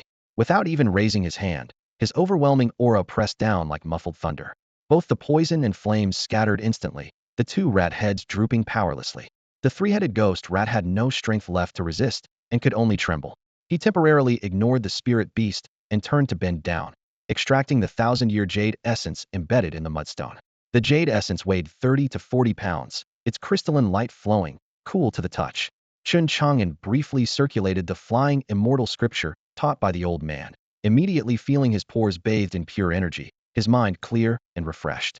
Unfortunately, His cultivation had already reached its peak, making the jade essence useless to him. However, it could help Linger's cultivation advance by leaps and bounds. With his mind made up, he stored the jade essence in his storage ring before turning his attention back to the three-headed ghost rat. Six eyes filled with terror as the massive rat body curled into a ball. Chen Chang'an released an even more terrifying pressure that nearly crushed it into pulp. The three-headed ghost rat was an excellent treasure. Hunter killing it outright would be wasteful. Chen Chang'an raised his finger, sending a life-and-death talisman into the rat's body. As the talisman settled, the ghost rat instantly felt its life being held in someone's palm, terror surging through it. With a slight mental command, the life-and-death talisman violently trembled, as if tearing flesh within its body. The three-headed ghost rat screamed in agony, its fear intensifying. "Your life is in my hands," Chen Chang'an said indifferently. "From today forward, submit to me, serve me as master, or else die." The ghost rat, being naturally cowardly and clinging to life, immediately kowtowed repeatedly under such intimidation, expressing its submission. Chen Chang'an nodded inwardly. Indeed, as the ancient text stated, three-headed ghost rats were greedy for life and afraid of death if captured. Subduing them wasn't difficult. He suppressed the life-and-death talisman's disturbance and withdrew the oppressive force. Even freed from restraint, the three-headed ghost rat remained terrified, its three heads hanging low, body curled into a ball. Chen Chang'an smiled slightly. "You have three heads, so from now on, I'll call you Mouse 3. The three-headed ghost rat." It felt this name wasn't quite right, and couldn't help squeaking twice in protest. Chen Chang'an narrowed his eyes. "Don't like it." The three-headed ghost rat shuddered violently, all three heads nodding vigorously to express their approval. Chen Chang'an said, "Good that you like it. Now take me to your lair." After subduing the three-headed ghost rat, Chen Chang'an left the cave. Upon returning to Lanhua village, he first went to bid farewell to Uncle Fu and the others. After a few brief pleasantries, he led his team towards Shu San's lair. Surprisingly, Shu San hadn't built its nest in the nearby Zhongliang mountain they'd just visited, but rather in Dalong mountain, dozens of miles away, a clear indication of how often it traveled far and wide in search of treasures. This realization only heightened Chen Chang'an's curiosity about what precious materials might be hidden in that lair.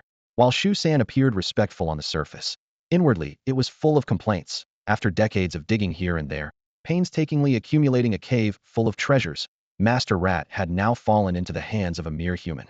Woe is me. Being no fool, it clearly understood that Chen Chang'an was after its hoard and could only resign itself to its fate. The sun blazed overhead, and by the time they reached Dalong Mountain, it was already afternoon. As they entered the mountain, they could see from afar that the area before the mountain gate was bustling with activity, spiritual lights crisscrossing everywhere.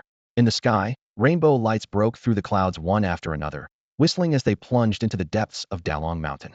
Occasionally, palm-sized flying shuttles would streak past, while massive flying vessels dozens of feet long carried scores of cultivators, their spiritual patterns gleaming. There were even powerful beast tamers riding eagles or tigers through the air, cutting imposing figures.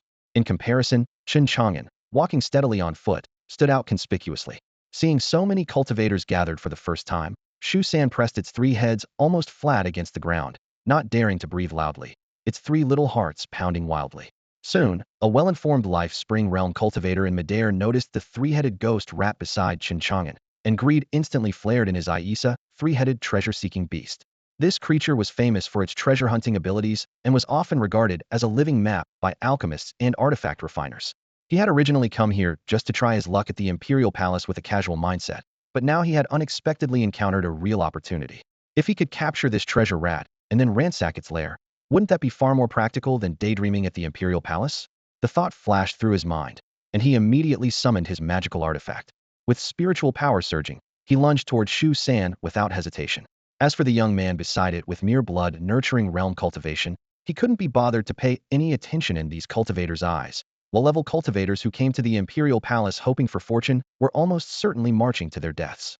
Seeing the cultivator attack, Shu San scrambled behind Chen Chang'an in terror, not daring to flee or make a sound.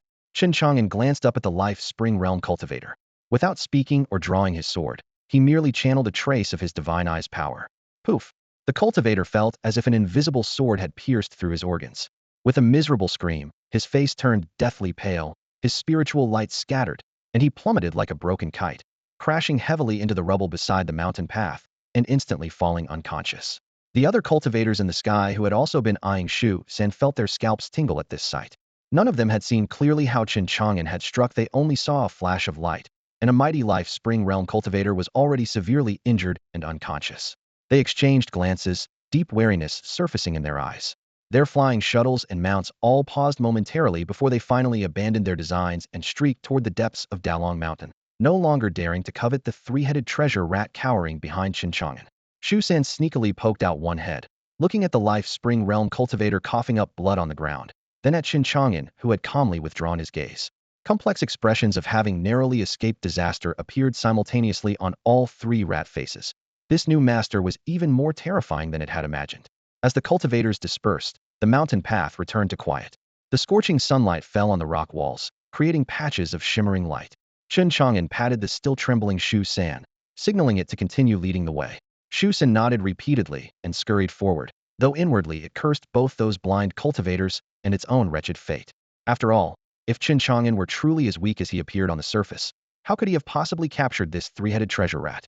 Good heavens, he was hiding his true cultivation level all along. Despite the noisy chatter from the onlookers, some cultivators still refused to believe it. One man at the peak of the heavenly mandate realm, just one step away from becoming a king or marquis, snorted coldly. Pretentious nonsense. As soon as the words left his mouth, his right hand shot out, gathering rolling waves of heaven and earth elemental power that instantly condensed into a massive hand covering the sky, casting a dark shadow over Chen Chang'an and Mouse 3. The bone-chilling killing intent struck them heathen, not only aiming to seize the three-headed treasure mouse, but also to put Chen Chang'an to death.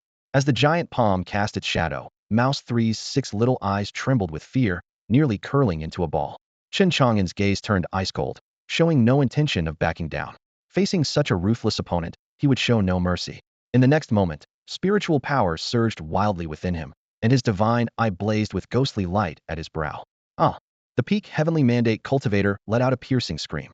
With just one glance, his primordial spirit was crushed to powder, and his physical body crashed down with a thunderous impact, devoid of any life force.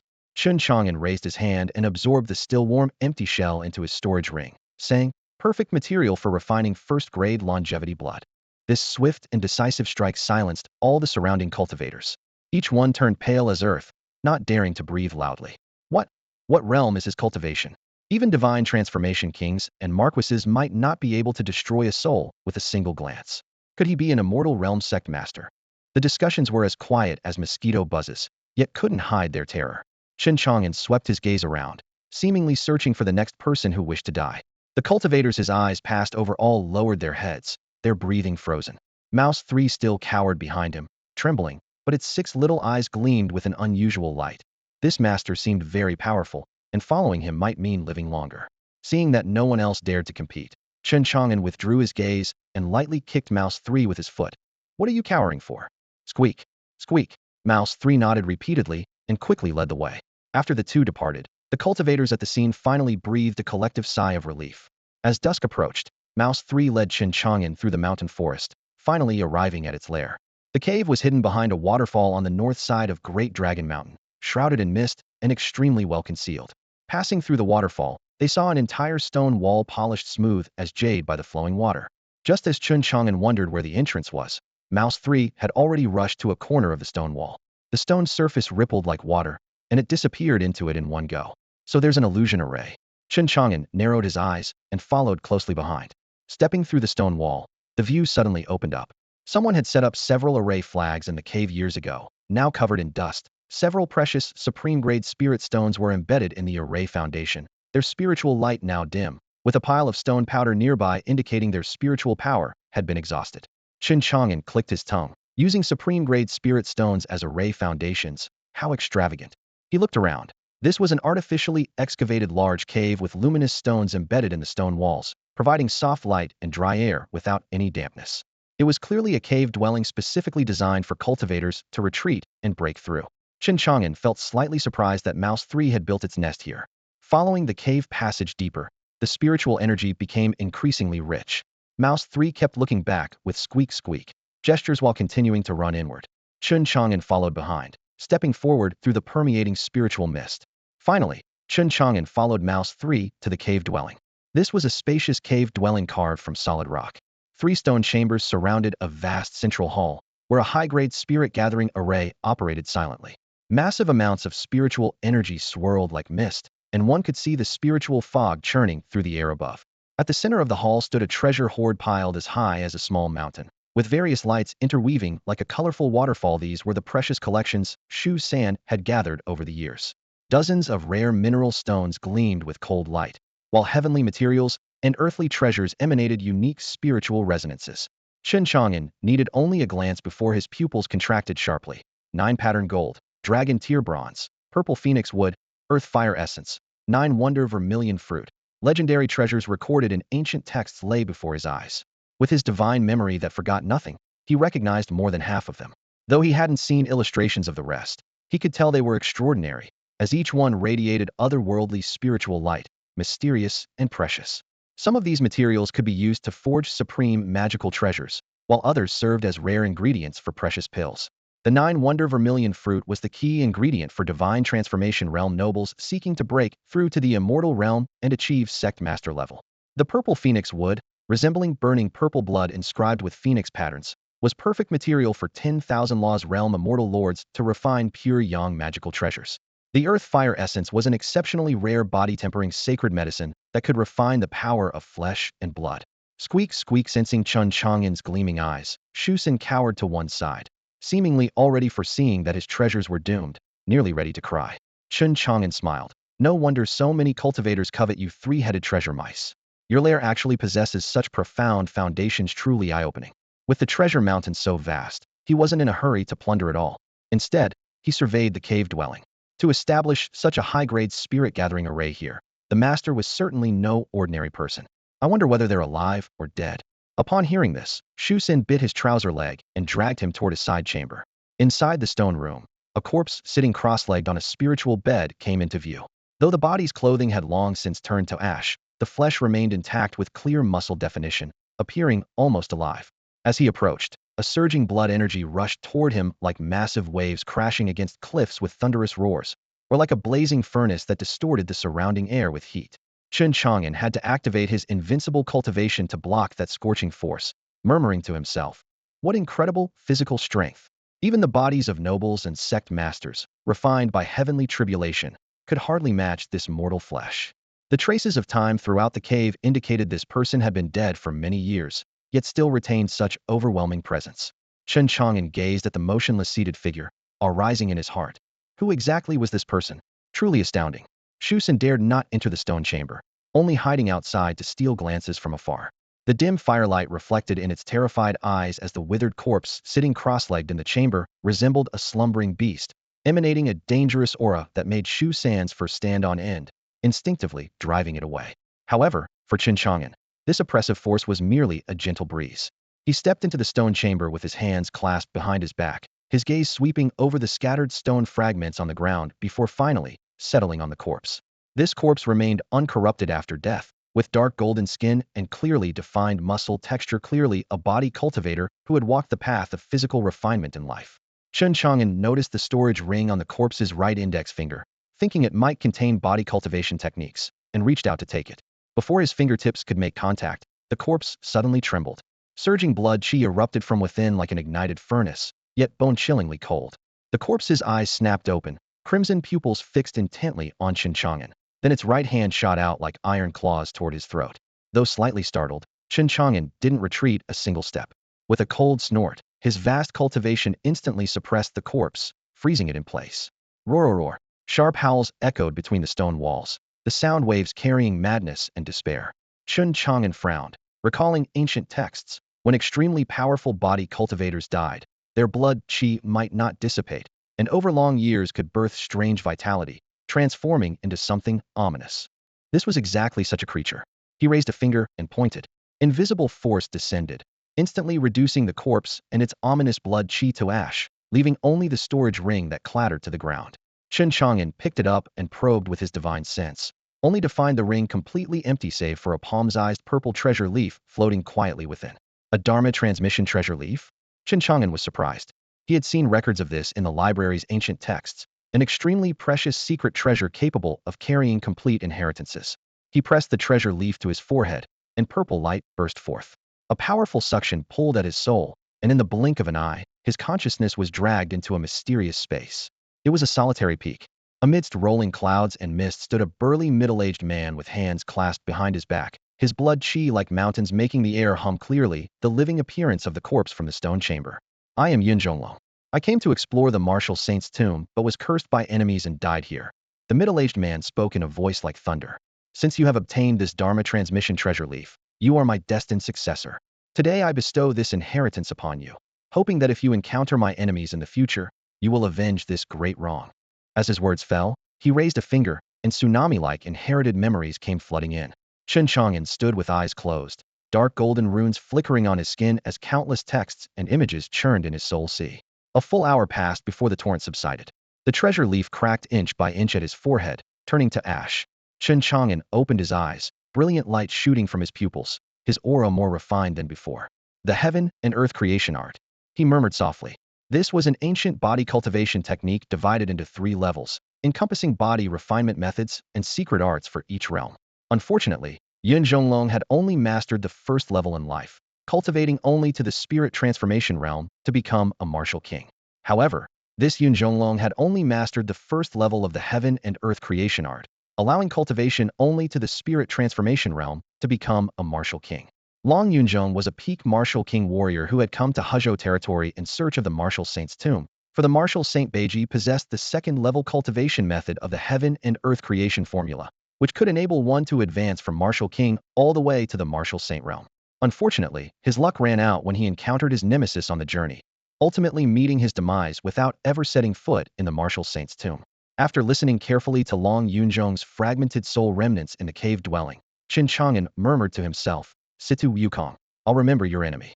Should I encounter him in the future, I will surely avenge this blood debt to repay your kindness in transmitting this technique.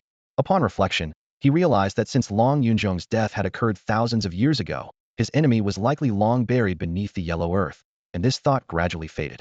The transmission leaf glowed with light that harmonized with the great Tao, and the cultivation method instantly merged into Chen Chang'an's consciousness without deliberate study. He had already mastered all the essentials, needing only quiet cultivation. The only thing that made him frown was that each breakthrough in the heaven and earth creation formula required corresponding body-tempering treasure pills for that realm. The higher the realm, the more complex the pill formula and the rarer the materials. To advance from the blood-nourishing realm to the mortal transcendence realm required refining the blood-spirit treasure pill, which needed a full 373 medicinal ingredients. Fortunately, most weren't particularly rare. I'll have Honging gather these for me when I return, then I can begin pill refinement, Chen Chang'an planned silently. At the same time, he opened another possibility for his life, the path of body cultivation. With his magical cultivation path capped by his invincible cultivation, he was filled with anticipation for this new direction. I hope body cultivation won't disappoint me. He glanced at Shu San nearby, his mood greatly improved. Though this fellow is ugly, he looks much more pleasing today. Squeak. Shu San tilted his head, clearly unable to understand human speech. Chen Chang'an paid him no more attention and turned to examine the other stone chambers in the cave dwelling. The remaining rooms were empty except for some white bones left by spirit pets.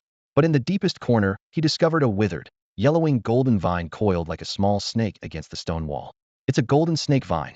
Chen Chang'an's eyes lit up. The annotations in the heaven and earth creation formula clearly stated that upon reaching martial king, the essential main ingredient was the golden snake fruit produced by this vine. Such vines were rare, and missing this opportunity would be regrettable. Without delay, he channeled his invincible cultivation to infuse spiritual energy into the vine. In mere moments, the vine transformed from dull yellow to emerald green, its branches and leaves unfurling as it regained vitality. Only then did Chen Chang'an breathe a sigh of relief, carefully transplanting it into his storage ring, planning to plant it in the herb shop's backyard for careful cultivation. During cleanup, he swept up all the spirit stones, mineral materials, and demon cores that Shu San had collected over the years in the main hall, stuffing them into his ring. Shu San watched helplessly as his treasures were cleared out, his little heart bleeding, yet not daring to squeak loudly. Chen Chang'an smiled casually. Shu San, you're my spirit pet now. What's yours is mine, and what's mine is still mine. But don't worry, I won't treat you poorly. Next, Chen Chang'an employed his invincible cultivation, intending to bestow upon Shu San an immaculate spirit body like he had done for Zhong Linger and Yi Hongying. But under the baptism of Chen Chang'an's invincible cultivation, Shu San squeaked frantically as his bloodline actually began to transform. Under the baptism of Chen Chang'an's unmatched cultivation, Shu San's bloodline underwent a profound transformation. Golden flames erupted from its body, burning away its once dull gray fur and replacing it with a radiant golden sheen. A surge of wild and pure demonic energy roared, and surged within, signaling its metamorphosis. According to ancient texts, demonic beast bloodlines are divided into 5 tiers: mortal demon, earth demon, celestial demon, true demon, and immortal demon.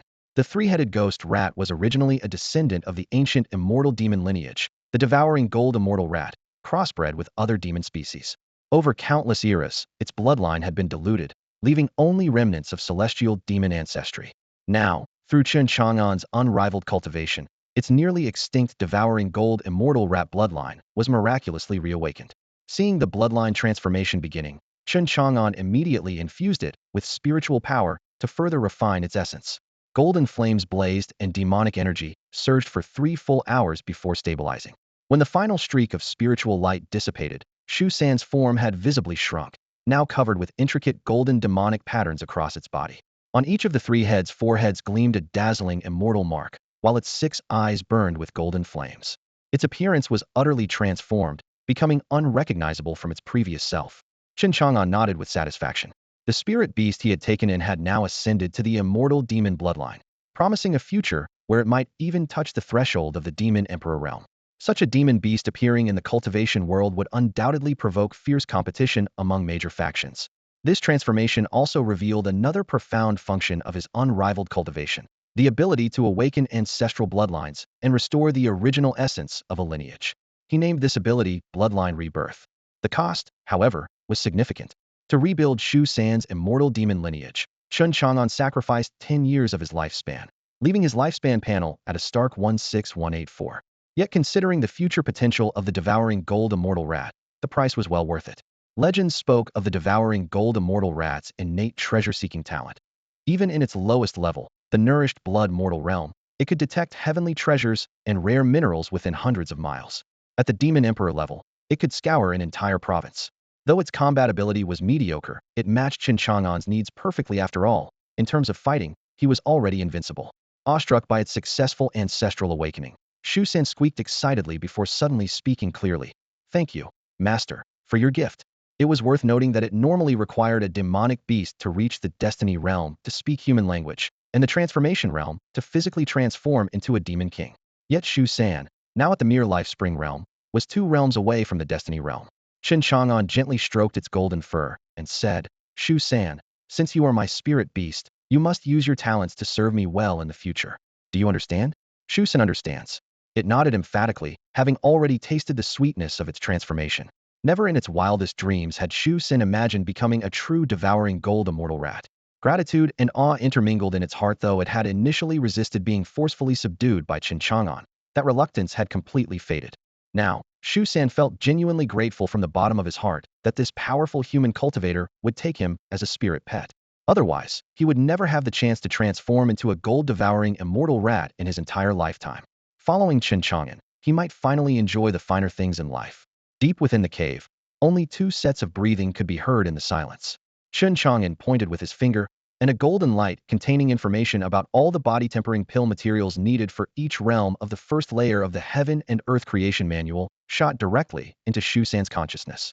The images, auras, and locations of those heavenly treasures instantly became crystal clear, making Shu San shiver with excitement. "Shu San, I need these heavenly treasures. Use your innate divine abilities to find them for me." Chen Chang'an's tone was steady, yet carried an undeniable authority. "Yes, Master." Shu San nodded frantically, his eyes gleaming with excitement. After giving his instructions, Chen Chang'an walked toward the cave entrance without taking Shu San along. Considering Shu San's still weak cultivation, he implanted another life-death talisman before departing. The talisman's light sank into Shu San's body, forming a faint protective barrier. Should you encounter danger, this talisman can save your life. Chen Chang'an's voice faded into the distance, yet carried a note of care. With the life-death talisman's protection, plus the greatly enhanced speed and perception from his recent transformation into a gold-devouring immortal rat, Shu San felt much more confident. Watching Chen Chang'an's figure disappear, he surveyed the jagged stone walls of the cave dwelling. His eyes held no lingering attachment, only desire for treasures. "Now, I'll search diligently for heavenly treasures for my master." Night had fallen deep, and insect chirping echoed outside the cave entrance. Chen Chang'an swept out of Dragon Mountain, his robes fluttering in the wind. Without a moment's pause, he headed straight for Tianwu City. Along the way, he took out a communication talisman and infused it with spiritual power, sending a message to Yi Hongying with brief but clear instructions. Collect pill refining materials, the faster the better. Tianwu City was ablaze with lights, and warm yellow lanterns hung before the Jiukong medicine shop. Yi Hongying was already waiting at the entrance. Seeing Chen Chang'an arrive under the moonlight, she bowed slightly. Young master, you've returned. Chen Chang'an nodded and got straight to the point. The pill refining materials I asked you to help find in my message, how did that go? Yi Hongying took a storage pouch from her sleeve and presented it. Everything is inside. These materials aren't particularly rare, so collecting them wasn't difficult. Thank you for your hard work. Chen Chang'an swept the pouch with his divine consciousness, seeing spiritual herbs, minerals, and demon cores piled like mountains inside, their auras complex yet neatly organized. He smiled with satisfaction and put away the storage pouch. Yi Hongying looked up, her expression respectful yet tinged with quiet joy. Serving you, young master, is what I should do. Shortly after, Chen Chang'an compiled a list that recorded nearly tens of thousands of rare treasures and precious medicinal materials. The densely packed writing filled almost the entire page. Yi Hongying glanced over it and felt her scalp tingle, involuntarily swallowing hard. Young master, these? Keep an eye out for them. I need them all, Chen Chang'an instructed casually. I'll do my best. However, many items on this list, like the dragon rock fire lotus, are said to have been extinct in the cultivation world for tens of thousands of years, so I'm afraid. Just do your best. Don't force it, Chen Chang'an waved his hand. After confirming the business matters, he looked up and asked, Hongying, what level has your cultivation reached now? Yi Hongying felt warmth in her heart and replied, thanks to the immaculate spirit body you bestowed upon me, young master, I've reached the peak of the life spring realm during this time. I'm only one step away from the longevity wheel realm. At this pace, I should be able to break through within a year. As she spoke, the corners of her mouth unconsciously curved upward. Chen Chang'an raised his hand, and 5 lustrous, translucent pieces of thousand-year jade essence fell into her palm. Take these to help with your breakthrough. Thousand-year jade essence. Yi Hongying's heart shook violently. She certainly knew how rare these treasures were, formed deep in spiritual mountains over thousands of years. With her talent, even pushing forward with all her might, it would take a year to enter the longevity wheel realm. But if she refined these 5 pieces of jade essence, it might only take a month. Shu San's treasure collection was truly abundant, with over 20 pieces of such cultivation treasures alone. Chen Chang'an casually pulled out 5 pieces, but Yi Hongying was already flustered. Young master, these are too precious. I can't accept them. You're working for me. This is the reward you deserve. They're just small trinkets, Chen Chang'an said calmly. Small trinkets? Worthless. Yi Hongying's mouth twitched slightly, feeling she didn't understand the world of the powerful. Seeing her still hesitating, Chen Chang'an simply flipped his hand again, and over 10 pieces of jade essence clinked as they fell onto the table, their pure spiritual light illuminating the room like snow. Yi Hongying's eyes went wide as she gasped. So many. Chen Chang'an sighed lightly. Shu San really gave me quite a gift this time. Things that are useless to me might as well be rewarded to those around me, rather than expecting the horse to run without feeding it grass. He was about to give her a few more pieces when Yi Hongying quickly waved her hands. Enough, enough. These 5 pieces are sufficient for a long period of secluded cultivation. Though her heart was tempted, she ultimately wasn't greedy, secretly vowing to herself, I must find all the materials on young master's list when I return. After discussing a few more trivial matters, Yi Hongying departed. Chen Chang'an looked at the remaining 18 pieces of jade essence and picked out 6 to place in front of Zhong Ling'er's door, where she was cultivating. These should be enough for her cultivation to advance by leaps and bounds. The remaining 12 pieces he had already planned, 6 for Lei Zi, 6 for Fat Su. As night deepened and the back courtyard fell silent, Chen Chang'an raised his hand and tossed 6 pieces of jade essence, which transformed into streams of light and shot through the air, landing precisely in Lin Lei's courtyard. Bang, bang, bang, bang, bang, bang. 6 crisp sounds instantly woke Lin Lei, who had been sleeping while holding Han Xiaolu. Yawning, he pushed open the door to investigate. At his doorstep, 6 pieces of jade essence emitted dazzling spiritual radiance, illuminating the night like day. Lin Lei instantly lost all sleepiness, his eyes widening as he rubbed them repeatedly. Holy crap, this looks like thousand-year jade essence. I'm not dreaming, am I? In his room, Chen Chang'an emptied the contents of his storage pouch one by one. The various blood spirit treasure pill ingredients that Yi Hongying had purchased for him were laid out piece by piece on the floor. The emerald green of herbs, the dark red of minerals, and the deep brown of demon beast blood essence formed alternating rows, emanating a faint medicinal fragrance. Finally, he pulled out a small black furnace from the bottom of the pouch, the pill refining cauldron that Yi Hongying had specially prepared. The blood spirit treasure pill was merely a first-grade pill, yet it was crucial for cultivators in the blood-nourishing realm. Chen Chang'an had absorbed considerable foundational pill refining techniques from the alchemy texts in the ancient demonic cultivator storage ring in his early years, and now was the perfect time to test his knowledge with this batch of pills. Since he lacked fire control spells, he lit several flame stones in sequence, and crimson tongues of fire spread along the cauldron's base with crackling sounds. By the firelight, he followed the pill formula's proportions, adding the spiritual materials one by one. First, the tiger marrow grass that nourished blood chi, then the profound ice marrow that stabilized the medicine's properties, followed by demon wolf essence blood and crushed spirit stone powder. The sequence was flawlessly precise. As the spiritual materials melted, delicate spiritual patterns appeared on the cauldron's exterior walls, and the medicinal fragrance grew increasingly rich. A night passed. When dawn broke outside the window and morning light filtered into the room, Chen Chang'an finally completed the final pill condensation hand seals. Before the cauldron lid was even lifted, waves of crisp medicinal fragrance had already dispelled the night's weariness, invigorating his spirit. Clap! The lid fell to the ground, revealing 6 perfectly round and full blood spirit treasure pills lying quietly in the cauldron's heart, each the size of a longan fruit, with crimson radiance flowing across their surfaces. Success! Chen Chang'an exhaled softly, succeeding in refining first-grade pills on his first attempt meant he had officially crossed the threshold to become an alchemist. Though it seemed effortless, this was actually due to the pill refining techniques that had been refined to perfection through countless simulations in his divine brain, making failure the least likely outcome from the start. He took out one pill and placed it in his mouth, sitting cross-legged to circulate the heaven and earth creation art.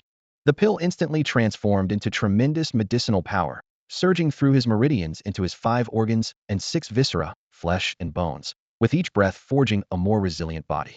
After about 1 incense stick's time, the first pill was completely refined. Chen Chang'an opened his eyes to examine himself carefully, feeling his blood chi had become several times more vigorous.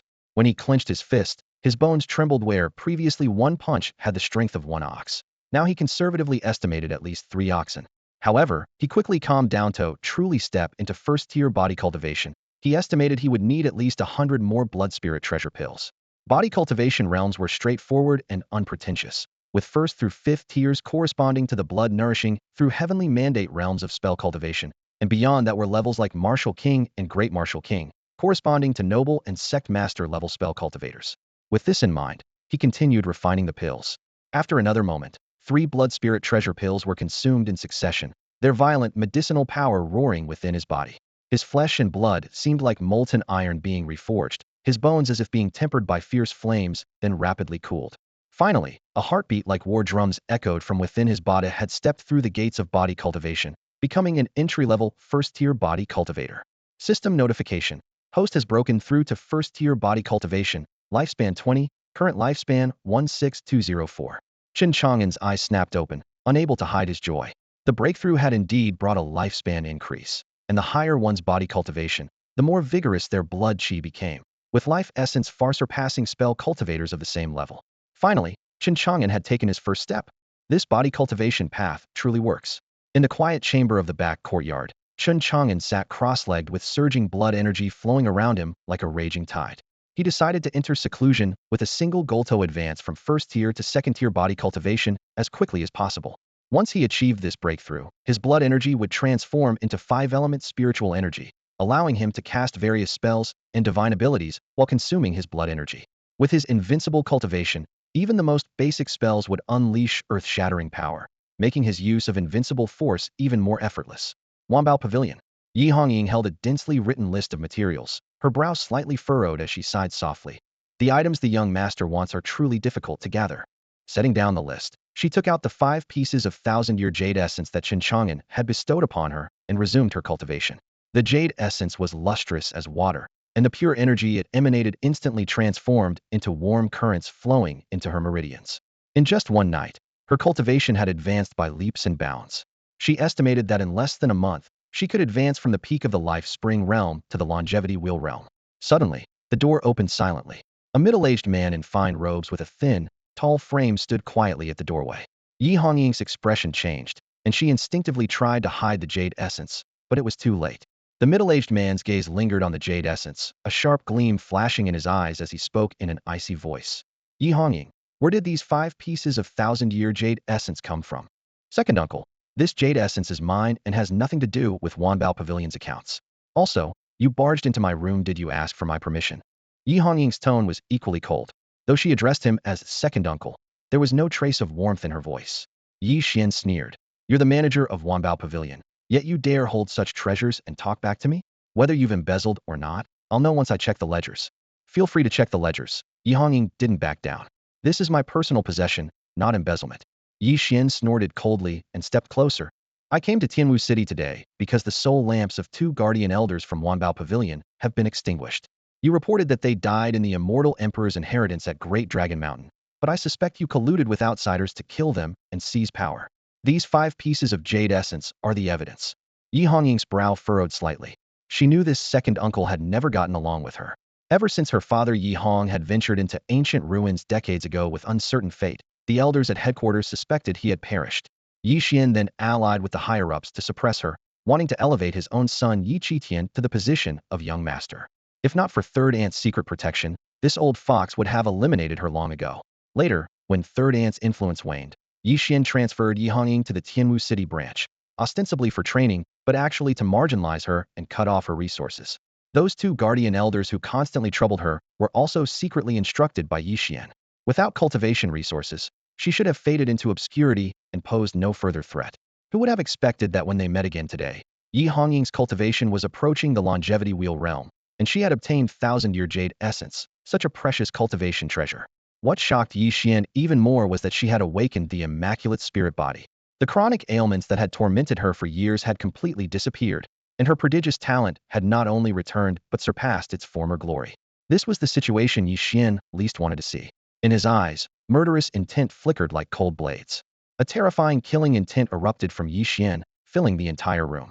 The scorching pressure hit like a tangible force.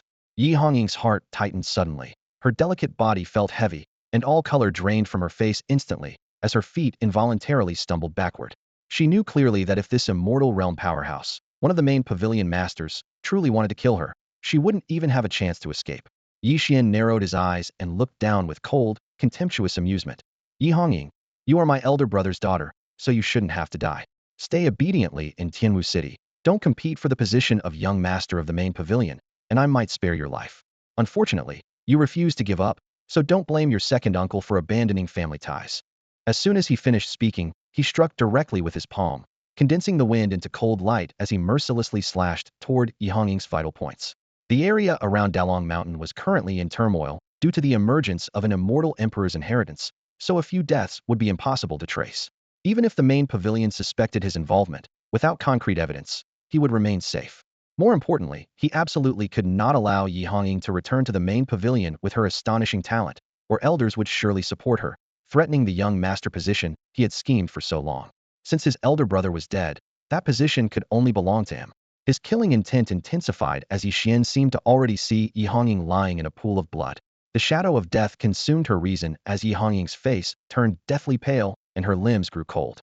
She wanted to draw out the talisman Chen Chang'an had given her that could instantly grant invincible cultivation, but the killing strike came too fast, robbing her even of the time to raise her hand. She was too weak, like an ant before the immortal realm. Yi Xian could crush her with a casual gesture. Buzz. In that split second, a long-dormant talisman suddenly blazed to life in her consciousness. Boundless, terrifying power surged out from within her body like a flood. Yi Xian let out a piercing scream as his body was struck heated by that force, sent flying through the air, smashing through the thick wall, and crashing into the courtyard outside. The violent impact nearly pulverized his internal organs. He clutched his chest as blood flowed uncontrollably through his fingers, his eyes bloodshot as he stared at Yi Hongying in shock and disbelief. This power. Even my mid-stage immortal realm cultivation couldn't withstand it. Could this be a trump card Yi Hongying left for her before his death? As this thought flashed through his mind, his face turned paler than blood, cold shivers running down his spine. If Yi Hongying could control this power, only death awaited him. Run! Almost instinctively, he transformed into a streak of rainbow light, tearing through the sky as he fled in panic from the Wanbao Pavilion. The dust in the courtyard slowly settled. Only then did Yi Hongying come back to her senses, shocked and bewildered by the terrifyingly boundless power that had suddenly erupted from within her body. But soon she remembered this was the life-death talisman that Chen Chang'an had deliberately implanted in her body, claiming it could save her life. She immediately looked inward and saw the life-death talisman bursting with brilliant radiance in her sea of consciousness, like a sun in the twilight, inch by inch dispelling the bone-chilling cold that had shrouded her soul. Warm currents surged through her meridians to every limb and bone, instantly restoring her vitality. It truly was the precious talisman bestowed by the young master that saved my life. Yi Hongying secretly rejoiced. Had she not faced this life-and-death crisis today, she would have almost forgotten about this talisman hidden within her body, never believing that a mere talisman could block the sect leader's fatal strike. Yet reality far exceeded expectations. The life-death talisman not only blocked Yi Xian's killing move, but even rebounded to severely wound him. Just as joy began to surface on her brow, Yi Hongying restrained her smile and locked her gaze on the direction of Yi Xian's retreat. This moment presented an unseen-a-lifetime opportunity to eliminate him. Though Yi Xian was her second uncle, he was ruthless and merciless, showing no compassion for blood relations. Being so, she would no longer speak of familial bonds either. Second uncle, you cannot escape, she murmured to herself, then activated a precious talisman. Her form transformed into a bolt of lightning, tearing through the air as she shot out of the treasure pavilion in direct pursuit. Half an hour later, mountains towered outside Tianwu City with rolling cloud shadows. Two streaks of light swept over the peaks one after another, moving so fast they left only afterimages. Ahead, Yi Xian continuously poured healing elixirs into his mouth.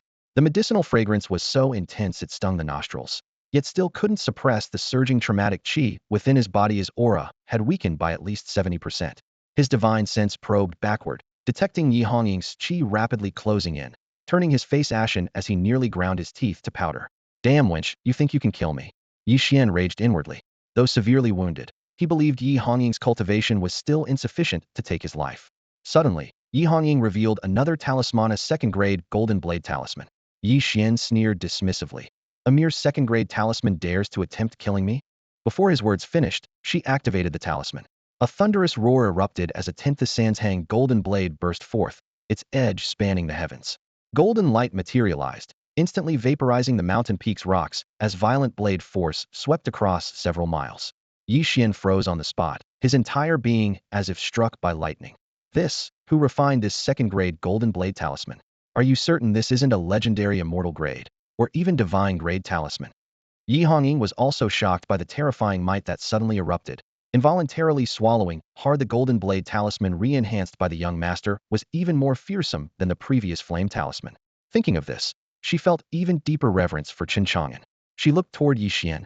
Second uncle, didn't you want to flee? Go ahead and run. I'll graciously allow you to escape a few thousand zhang first. Boom! The colossal blade formed by the second-grade golden blade talisman crashed down, instantly annihilating everything in its path. The blade's radiance descended like a falling curtain, tearing through the very fabric of space itself.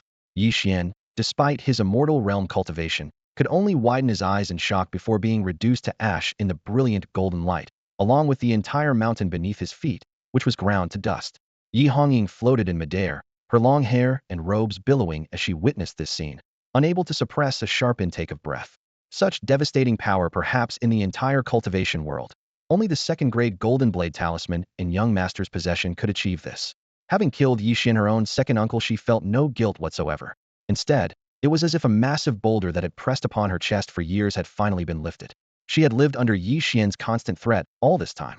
Without young master's life-death seal and this life-saving, enemy-slaying golden blade talisman, she never could have killed an immortal realm expert. At this moment, she felt as if she were dreaming, even pinching herself to confirm this wasn't an illusion.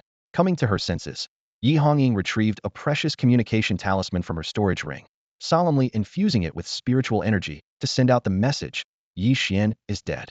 Moments later, she received a reply confirming the main headquarters response, and her heart finally relaxed. To be cautious, she activated another communication talisman to report to Chen Chang'an. Tianwu City, Jiukong Medicine Shop. Chen Chang'an, who had been meditating, opened his eyes as the communication talisman in his palm flickered with light. After a quick glance, he learned that Yi Hongying had killed Yi Xian, one of the main headquarters pavilion masters. His expression remained calm as he sent a simple reply. If he's dead, he's dead. Don't worry about it. With me here, no one dares bully you. Upon receiving the reply, Yi Hongying's lips curved into a smile. Chen Chang'an was now the person she trusted most. With these words, she no longer worried about the main headquarters giving her trouble. She murmured to herself, with Yi Xian dead, his son Yi Qitian simply can't shoulder the burden of being the young master. The main headquarters will surely recall me soon. The cultivation resources and intelligence network there far exceed what Tianwu City can offer. If I reclaim the position of young master, I can gather the heavenly treasures young master needs much faster. Chen Chang'an had just put away the communication talisman when Lin Lei hurriedly pushed through the door, his brow furrowed with worry. Lei, my friend, Chen Chang'an smiled. For a deputy commander of the law enforcement guard, you certainly have plenty of free time, coming here every day. This time is different. Lin Lei glanced around, pulled Chen Chang'an to a corner, and lowered his voice. Chang'an, I encountered something strange last night. Oh, what kind of strange thing? I was sleeping soundly in the middle of the night when I suddenly heard noises outside. When I went out to look, guess what I saw? Lin Lei's eyes showed both shock and complexity as he spoke. Chen Chang'an feigned curiosity. What? 6 pieces of thousand-year jade marrow. Lin Lei exhaled deeply. This material is a cultivation treasure if one uses it for practice. Advancing by leaps and bounds in a single day wouldn't be an exaggeration. Sounds like a blessing from heaven. Why do you look so anxious? Lin Lei smiled bitterly. It would be good fortune if I had found these in some dangerous, secret forbidden zone filled with perils and mysteries. But Chang'an, don't you find it strange? How could those thousand-year jade essences just innocently land at my doorstep? It's like pie falling from the sky. I can't help feeling there's more to this. The setting sun cast slanted rays as shadows of trees swayed in the courtyard. Lin Lei stared at the bundle of jade stones, smooth as cream, in his hands, his brows furrowed deeply. When he spoke in a low voice, his eyes were full of wariness and unease. Chen Chang'an sat on the stone bench and burst into laughter at his words. He raised his hand in an exaggerated gesture of speculation. Perhaps some wealthy matriarch from a noble family has taken a fancy to you and is secretly sending gifts. He waved his folding fan. These thousand-year jade essences aren't common pebbles by the roadside. You should seize this opportunity. Lin Lei didn't know whether to laugh or cry. Chang'an, be serious. I just want to figure out what to do with these 6 jade essences. Chen Chang'an snapped his fan shut and spread his hands. I wonder if you've heard a certain saying, lazy? What saying? When young, one fails to appreciate wealthy matrons, mistakenly treasuring young maidens instead. Lin Lei rolled his eyes. What's all this about wealthy matrons and young maidens? I'm really not in the mood for jokes. You've always been clever, help me think of something. If outsiders learn that my family suddenly has 6,000-year jade essences, given how Tianwu City has been teeming with all sorts lately, I fear even 100 lives wouldn't be enough. Chen Chang'an shrugged. If you're afraid, you could choose to throw them away. Throw them away? Lin Lei's eyes widened as he clutched the jade essences tightly. These are supreme treasures. How could I just throw them away? Chen Chang'an tapped the table lightly. If you won't throw them away, then keep them and make good use of them. With these 6 jade essences and your talent, breaking through to the spirit transformation realm won't be difficult. By then, you'll be able to stand shoulder to shoulder with nobles like Chu Yongtian. His tone was casual, yet it struck Lin Lei's heart like a hammer. Since they've landed at your doorstep, they're your fortune. Cherish it well. Lin Lei was silent for a moment before finally nodding heavily, determination flashing in his eyes. You're right. No matter why these 6 jade essences came to me, since they've entered my home, I'll seize this opportunity. With that, he untied the bundle, selected 3 translucent, lustrous jade essences, and held them out to Chen Chang'an. Chang'an, take 3.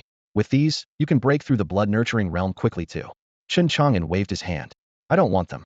Lin Lei frowned. Why not? These are treasures for cultivation. Even if your aptitude is somewhat lacking, you can use them to compensate. He stared at Chen Chang'an, concern in his voice. I feel like your cultivation hasn't progressed at all lately. Don't tell me you've given up and stopped cultivating? Chang'an, cultivation is never easy, you absolutely mustn't give up. If you do, your whole life will be ruined. Chen Chang'an gently rested his fan on his leg, his gaze calm. I haven't said I'm giving up. I've just found a path more suitable for me. A path more suitable for you. Lin Lei was puzzled. The path of body cultivation. Chen Chang'an spoke these 4 words in a gentle tone. Lin Lei was stunned. You have a body cultivation technique? Obtained by chance. Lin Lei recalled the rumors about the hardships of body cultivators, and his brow tightened. I've heard that body cultivation is extremely difficult to break through. Unlike Dharma cultivation, where each advancement brings baptism from heaven and earth that naturally strengthens the body, body cultivators must temper their muscles, bones, blood, and flesh, enduring pain that ordinary people cannot bear. Do you really want to take this path? Chen Chang'an looked up, facing the glow of the setting sun, a faint smile on his lips. I want to give it a try. Lin Lei saw the unwavering determination in Chen Chang'an's eyes, clearly indicating he had made up his mind to see this path through to the end. He sighed inwardly and stopped trying to dissuade him. Chen Chang'an was right. If the path of magical cultivation proved impassable, switching to body cultivation was indeed an alternative, though the difficulty was staggering. Throughout history, magical cultivators naturally developed strong physiques when breaking through realms, as their bodies were baptized by heaven and earth, allowing them to focus solely on cultivating external power. Body cultivators were the complete opposite, relying entirely on the strength of their own muscles and bones. Each realm required tempering flesh and blood, with the pain and time investment often being several times, even dozens of times greater than that of magical cultivators. Many body cultivators would exhaust their lifespan halfway through and pass away in meditation, which was the root cause of body cultivation's gradual decline. However, if one could truly persevere to the end, a body cultivator of the same rank would absolutely crush a magical cultivator in physical prowess, and once they closed in for combat, magical cultivators would have virtually no chance of turning the tables.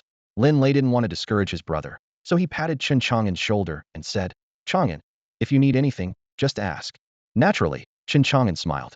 "You're the deputy commander of the law enforcement guard. Who else would I turn to if not you?" Lin Lei rolled his eyes at him and reminded, "Body cultivation requires vast amounts of body tempering treasures. Don't expect to rely solely on cultivation techniques. I'll keep an eye out for you." "Good, then I'll begin cultivating." The two bid farewell, and Lin Lei left Jiukong medicine shop with 6 pieces of thousand-year jade marrow. Lin Lei's words also reminded Chen Chang'an that the body tempering pills in the Heaven and Earth Creation Manual were far from sufficient. If he could combine them with genuine body tempering treasures, breaking through to the second rank would be much faster.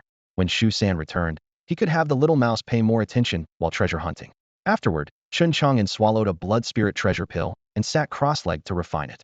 As his blood energy surged, he felt his bones crackling throughout his body. He found cultivation not boring at all. Rather, it was like adding seasoning to an invincible life, with clear goals and full of anticipation. Meanwhile, deep within Dalong Mountain, the imperial palace gates thundered open, and an intense battle was raging. From within that ancient city, black mist billowed as countless ghostly soldiers and generals charged forth with earth-shaking battle cries. Blocking all intruders, not a single cultivator could break through their defensive line. Dongfang Linyue and Gu Haixing flanked left and right, protecting Qin Zhaoyan as they charged fastest and reached the imperial palace first. They had thought that once inside, they could proceed unobstructed, but the danger far exceeded their expectations. Bone-chilling cold surrounded them, as if they had fallen into the underworld itself, with ghostly soldiers and generals everywhere they looked, impossible to kill completely. Despite advancing step by step with careful planning, the group remained trapped in the outer corridors. "Zhaoyan, try the compassion sword. Can it suppress them?" Dongfang Linyue suggested. Qin Zhaoyan nodded and summoned the compassion sword. Buddhist light radiated from the blade, but it had no effect whatsoever on the ghostly soldiers, instantly hindering the trio's progress. Gu Haixing frowned and said in a low voice, "It seems it's not yet time to truly unleash the compassion sword. This is neither the compassion Immortal Emperor's palace nor a place of Immortal Emperor inheritance.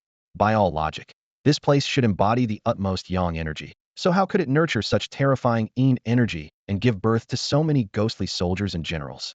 Dongfang Linyue raised his hand to destroy the attacking ghostly soldiers and generals, then replied, "I'm not sure, but it seems we'll have to eliminate all these ghostly soldiers and generals before we can truly enter the imperial palace." As soon as he finished speaking, Su Dafu, Su Yuanba, and others hurried over. Seeing the dark mass of ghostly soldiers and generals charging toward them, Su Dafu's scalp tingled with fear. "So many ghostly soldiers and generals?" Su Yuanba said in a deep voice. "The people from the longevity sect are blocked here." Everyone looked up and found themselves at the outskirts of the imperial palace. Ahead, a jade stairway that pierced the clouds descended from the heavens, with 2 towering golden gates standing majestically at its end. Countless ghostly soldiers and generals were swarming down the jade stairway. If they wanted to reach the gates, they would have to carve out a bloody path. "Your Highness, what should we do next?" Su Dafu asked. Su Yuanba gazed at the jade stairway, his tone resolute. "This is the only path available. We must join forces with the longevity sect and fight together." Agreed. After the imperial palace's seal was broken, cultivators from all sides gradually arrived. Their first sight of the battlefield before them was shocking, but they quickly joined the fray. No one could enter the imperial palace without clearing out these ghostly soldiers and generals. The jade stairway was divided into 3 levels, each with a massive platform. As everyone fought their way up the stairs, when they reached the first platform, the ghostly soldiers and generals temporarily retreated, allowing the cultivators to catch their breath. Looking back at the path they had taken, corpses were piled high and blood covered the steps. In such a short time, thousands of cultivators had perished, creating an atmosphere of utmost gravity. Some were already considering retreat, but at that moment, rumble, the sky behind them suddenly twisted, and an ancient teleportation gate appeared. The portal opened, and 12 bronze war chariots thundered across the clouds, descending directly upon Mount Dalong. The terrifying aura emanating from within the chariots shook the entire platform. "It's the Great Sun Dynasty," someone in the crowd whispered. The most powerful force in Hezhou had revealed its true strength, actually constructing a temporal teleportation array and deploying their strongest warriors. Who would dare to compete? Dongfang Lingyue frowned. The Great Sun Dynasty has arrived after all, Gu Haixing said bitterly. With them joining, breaking into the imperial palace might be easier, but it will be much harder for Chaoyan to obtain the Immortal Emperor's inheritance. Dongfang Linyue's gaze was determined. It's still an opportunity. Chaoyan has the compassion sword we already gained the advantage. At the same time, Su Dafu stared intently through his rat-faced mask at the leading war chariot. Su Yuanba whispered a reminder. Your Highness, the Great Sun Dynasty is here. We must conceal our identities. Su Dafu didn't respond, his gaze fixed on the young man in python robes. With flowing black hair, a calm expression, and profound eyes, this was Su Teng, crown prince of the Great Sun Dynasty. One of Hezhou's top prodigies, a dual cultivator of law and body, whose very existence made countless young powerhouses feel suffocated. Su Ting seemed to sense something and cast a condescending glance downward. Su Dafu and Su Yuanba's hearts tightened, and they quickly suppressed their auras, but then heard Su Teng speak indifferently. Little brother, so this is where you've been hiding. Killing intent erupted. From one of the war chariots, a dynasty powerhouse struck out, instantly changing heaven and earth as he attacked Su Yuanba and Su Dafu. Simultaneously, two cultivators wearing identical rat-faced masks appeared, unleashing equal combat power and desperately blocking the dynasty powerhouse. Everyone expected a great battle to ensue, but the two cultivators executed only one move before decisively fleeing. Go! Su Yuanba grabbed Su Dafu and fled in the same direction. The dynasty powerhouse was about to pursue when Su Teng raised his hand to stop him. Seizing the Immortal Emperor's inheritance is more important right now. They're just a couple of jumping clowns, we'll deal with them later. Understood. On the bronze war chariot, Su Teng gazed indifferently at the two golden gates at the end of the jade stairway. Without uttering a single word, he turned and waved his hand, leading the powerful experts of the Great Sun Dynasty as they stepped onto the jade stairs that gleamed with cold light. On the first platform, the rogue cultivators who were still resting all looked up in unison. Those who had already lost heart and were preparing to leave suddenly brightened when they saw the banner of the Great Sun Dynasty with this dominant force clearing the path. They could fish in troubled waters, and even just following behind for a sip of the leftovers would be profitable. Upon the jade stairs, dark mist surged like a tide. Before Su Teng and his group could reach the golden gates, they clashed fiercely with the ghostly soldiers and generals that came charging at them. Amid the flashing blades and sword shadows, the members of the Great Sun Dynasty maintained steady steps, taking only an hour to eliminate all the ghostly soldiers and generals blocking the path to the second platform. The experts didn't pause for a moment, immediately charging toward the third level with unstoppable momentum, displaying the terrifying strength of Hezhou's overlord. In the shadows of a hidden elevated platform, Su Dafu and Su Yuanba kept their eyes fixed on Su Teng's every move. Su Teng is surrounded by skilled experts. Assassinating him won't be easy, Su Yuanba whispered. Su Dafu clenched his fists. He's arrogant and conceited, he'll eventually show an opening. We'll wait patiently, and once we seize the opportunity, we absolutely cannot let him obtain the Immortal Emperor's inheritance. We might as well use his strength to clear out the dangers in the Imperial Palace. Before the two finished speaking, an aged, hoarse voice suddenly rang out behind them. The Immortal Emperor's inheritance in the Imperial Palace, how could it be so easily obtained? If they break through those golden gates, they'll likely face 9 deaths and 1 survival. Su Dafu and Su Yuanba spun around sharply, only to see a wrinkled, old woman standing behind them without their notice. She was none other than Tianwu City's most enthusiastic matchmaker, Granny Rong. Granny Rong grinned, her face creasing into layers of wrinkles. Su Dafu, Su Yuanba, what are you two doing hiding here? Though the two wore masks, she saw through them at a glance. Those cloudy, aged eyes now gleamed with an eerie light, making both men's hearts skip a beat. They knew that Su Yuanba, as a sect master of the immortal realm, had already spread his divine consciousness around the area, yet Granny Rong had managed to approach silently. Her strength was clearly not as ordinary as she appeared. Since they were exposed, the two simply removed their masks. Su Dafu scratched his head with an awkward smile. Granny Rong, how did you know it was me and 7th uncle? Granny Rong snorted lightly. Little fatty, you didn't even bother hiding that round belly of yours. You think a mask could fool me? Su Dafu looked down and patted his stomach, smiling bitterly.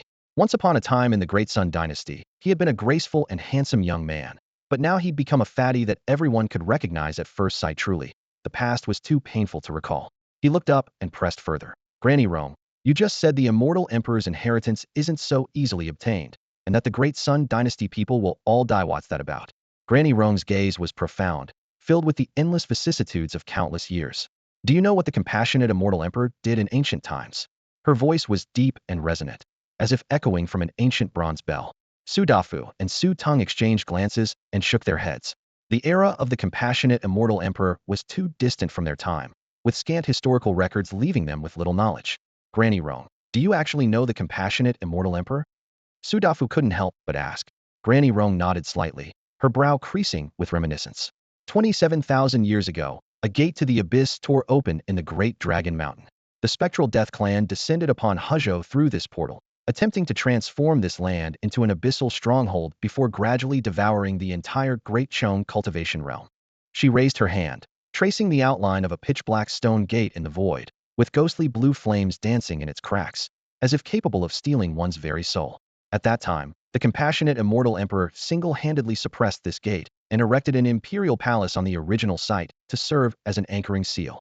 As her words fell, both Su Dafu and Su Tung were struck with horror. The Abyssal Gate, the spectral Death Clan. They had long heard that the Abyss was a wasteland from another realm, inhabited by the sinister ancient clan known as the Spectral Death Clan, who fed on life force and were recognized as one of humanity's greatest threats. Fortunately, they were separated from the Great Chong realm by an insurmountable chasm, making cross-dimensional travel extremely difficult. Who would have thought that 27,000 years ago, someone had already built a gateway for them?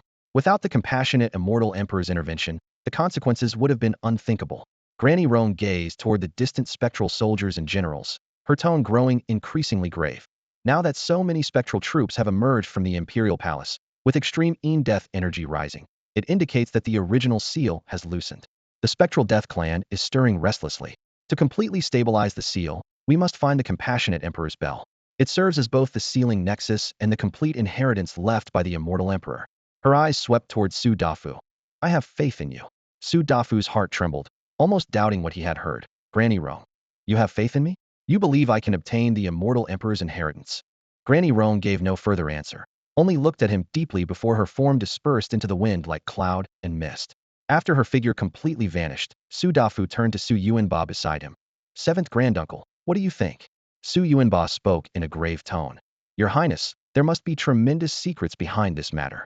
Granny Rong's sudden approach to you must have a reason. Even with my mid-stage indestructible realm divine consciousness, I cannot fathom the depths of her cultivation, which shows how unfathomable she truly is. Since she knows the compassionate immortal emperor's past affairs so thoroughly, she likely has deep connections with the immortal emperor. Su Dafu nodded, his eyes flashing with sharp light as he looked up at the golden gate at the end of the jade stairway. As long as we find the compassionate emperor's bell, we can inherit the immortal emperor's legacy. But where exactly is that imperial bell hidden? Let's wait a bit longer and find the best opportunity to act. His gaze swept over the rolling dark mist above the imperial palace, his brow furrowing slightly. If the seal has truly loosened and the spectral Death Clan has infiltrated this place, should the situation spiral out of control, the Great Chong realm will face catastrophe. If this is truly the case, Su Tung is likely to suffer a major setback this time. Jukong Medicine Shop. Chen Chang'an stood behind the counter, a barely perceptible golden light flashing deep within his eyes, the divine eyes he had just activated. After entering the first stage of body tempering, he once again mobilized his sealed 999 trillion years of invincible cultivation, wanting to test his physical body's carrying capacity. The result exceeded his expectations. His lifespan was barely consumed, and the alarming lifespan decreased notification no longer echoed in his mind. This discovery thrilled him. As long as he persisted in body tempering, the stronger his physique became, the more invincible cultivation it could bear. Not only would he avoid losing lifespan, but he would even gain longevity rewards with each breakthrough. Compared to constantly relying on life-extending herbs, this was the true path to longevity. Just as he was examining his physique with his divine eyes, the direction of the imperial palace suddenly entered his field of vision. Su Yuanba from the Great Sun Imperial Dynasty had already struck at Su Tung and retreated in embarrassment. As his sight drew closer, a hunched figure burst into frame. Granny Rong. She had silently infiltrated the shadows, appearing behind Su Yuanba and Su Dafu. The two were completely unaware, their faces turning pale when they suddenly looked back. Chen Chang'an narrowed his eyes. Seventh Elder's cultivation was already formidable, yet Granny Rong could approach them soundless. Life must be even stronger. He had been pressured by her daily to go on blind dates, yet had never noticed how deeply she had concealed her power. Thinking of this, he couldn't help but smile bitterly. If he hadn't tested his divine eyes today, he truly wouldn't have discovered that Granny Rong was actually a hidden powerhouse. He focused again, penetrating through her withered skin and flesh, only to see that within that frail shell lay power, so immense it nearly tore through space, absolutely terrifying. The two then conversed in low voices. Though the image was clear, the sound was blocked by spatial barriers. However, this couldn't stump Chen Chang'an. he activated a higher level of his invincible cultivation omniscient hearing. As his sight and hearing extended simultaneously, it was as if he had donned holographic equipment, every movement and word as clear as if they were right beside him. During their conversation, he caught several key phrases: Gate of the Abyss and Spectral Death Clan. Granny Rong seemed to be probing, yet also warning. After a moment, she turned and left. Only then did Chen Chang'an disperse his invincible cultivation, his eyes and ears returning to normal. The imperial palace was actually built by the merciful Immortal Emperor 30,000 years ago to seal the gate of the abyss. If the seal loosened, the nearest Great Dragon Mountain region, with Tianwu City at its forefront, would bear the brunt. Thinking of this, he suddenly recalled his master often saying, the merciful Immortal Emperor was a pitiful person. Could this be connected to the gate of the abyss? At this thought, Chen Chang'an felt another chill in his heart. The old man knew so much about the merciful Immortal Emperor. Could he, like Granny Rong, also be hiding his cultivation? After all, how many people in the world could speak so casually about the merciful Immortal Emperor who stood at the pinnacle of the great Chong cultivation world? In both Granny Rong's and the old man's words, there seemed to flow a sense of intimate understanding with the merciful Immortal Emperor. Before, Chen Chang'an had always thought the old man was just talking casually, but now he had a different perspective. He vaguely sensed that the old man, like Granny Rong, was likely a hidden master who concealed his true strength. However, until the old man returned, he absolutely dared not use his divine eye to track the man's whereabouts in Shazhadoing, so it would be like turning on the faucet of his lifespan, draining him dry in the blink of an eye. At this moment, he kept his divine eye's range strictly limited to the area around the Great Dragon Mountain Imperial Palace. With his first-tier body cultivator's physical strength, he could finally withstand the operation of his invincible cultivation level, and his lifespan barely diminished. But if his vision extended even a fraction further, he could clearly feel his life force gushing out like water. He didn't dare even think about it. If he truly cast his gaze toward Shazhou, he'd probably be dead within seconds of looking. Therefore, continuing body cultivation was the right path. The benefits of becoming a body cultivator were immediately apparent. His 999 billion years of invincible cultivation was fully unleashed for the first time. Moreover, if the old man truly was a master, he had nothing to worry about and could simply stay put at the Jiukong medicine shop. With this thought, Chen Chang'an settled into meditation and continued his cultivation. 3 days passed in a flash. With the help of the 1,000-year jade marrow, Zhonglinger successfully broke through to the late blood-nourishing stage. In his leisure time, Chen Chang'an would lie on the bamboo chair in the back courtyard, having Zhonglinger stir-fry a couple of dishes and boil some peanuts, while he activated his divine eye and divine ear to watch the fierce battles erupting in the imperial palace like a movie. Now that his physical body could handle such farsight, he naturally wouldn't waste these 1,000-mile eyes and wind-following ears. The battle situation over these 3 days was exactly as Granny Rong had predicted. The Great Sun Dynasty, led by Su Tong, charged into the Golden Giant Gate and almost immediately fell into desperate straits. They faced monsters from the abyss, skeletons clad in tattered armor, wielding bone blades, small and withered yet possessing tremendous strength. They had no flesh whatsoever and could only be completely destroyed by treasures or divine abilities of the most rigid and yang nature. In just 3 days, the interior of the Golden Giant Gate was stained into a hellish slaughterhouse with blood and severed limbs, filled with screams and terror. Chen Chang'an kept his gaze locked on Su Tong. This was the first body cultivator he had ever seen. The ancient body cultivation technique the man practiced was extremely domineering, with blood chi so intense it could burn abyssal skeletons to ash alive. Even when injured, his powerful regenerative ability allowed him to recover instantly. Even more formidable was that Su Tong's spellcasting was equally fiercely advanced in both body and spell cultivation simultaneously, making his combat power unmatched. Based on Chen Chang'an's assessment, Su Ting's physical body had probably reached the 3rd or even 4th tier. Chen Chang'an was deeply interested in Su Tong's body cultivation method, wanting to obtain this technique and cross-reference it with his own heaven and earth creation formula to achieve further progress. However, the strangeness of the abyssal monsters exceeded everyone's expectations, and the Great Sun Dynasty suffered heavy casualties. Su Tong decisively withdrew his troops, driving his bronze war chariot and leading his forces back outside the Golden Giant Gate. The other surviving cultivators were all terrified and retreated as well. Once safe, Su Tong immediately sent a message to the dynasty requesting reinforcements and detailing the abyssal monsters. The news of abyssal skeletons appearing in the imperial palace was momentous and would soon affect all major forces in Huzhou. Meanwhile, Chen Chang'an received a voice transmission from Yi Hongying. Young Master, the Jin family's ancestor Jin Juri and the corpse-carrying sect's supreme elder, Zhao Tao have arrived in Tianwu City. After Yi Hongying sent the message to Chen Chang'an, she put away the communication talisman and murmured to herself, with the young master's strength, Even if the Jin family and the corpse carrier sect's two supreme true lords join forces, they surely cannot harm him, right? A hoarse female voice suddenly interrupted. Girl, do you think your backer has any chance of survival against two supreme true lords? As the words fell, an elderly woman with snow-white hair and a face full of wrinkles appeared beside Yi Hongying. Though slightly hunched, she emanated an overwhelming presence like a towering mountain. Yi Hongying's heart trembled as she quickly bowed respectfully. Hongying greets the ancestor. The old woman was named Yi Min, a supreme elder of the Myriad Treasures Pavilion's main branch, with cultivation at the 10,000 Laws Realma, true supreme, true lord. Yi Hongying had originally thought only an ordinary elder would come to receive her, never expecting to alarm Yi Min herself. Yi Min spoke indifferently. Ancestor Mingi has emerged from seclusion. He personally ordered me to bring you back to the main branch to seek justice for you.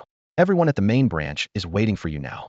Upon hearing the words, Ancestor Mingi, Yi Hongying's eyes flickered with shock as she nodded in agreement.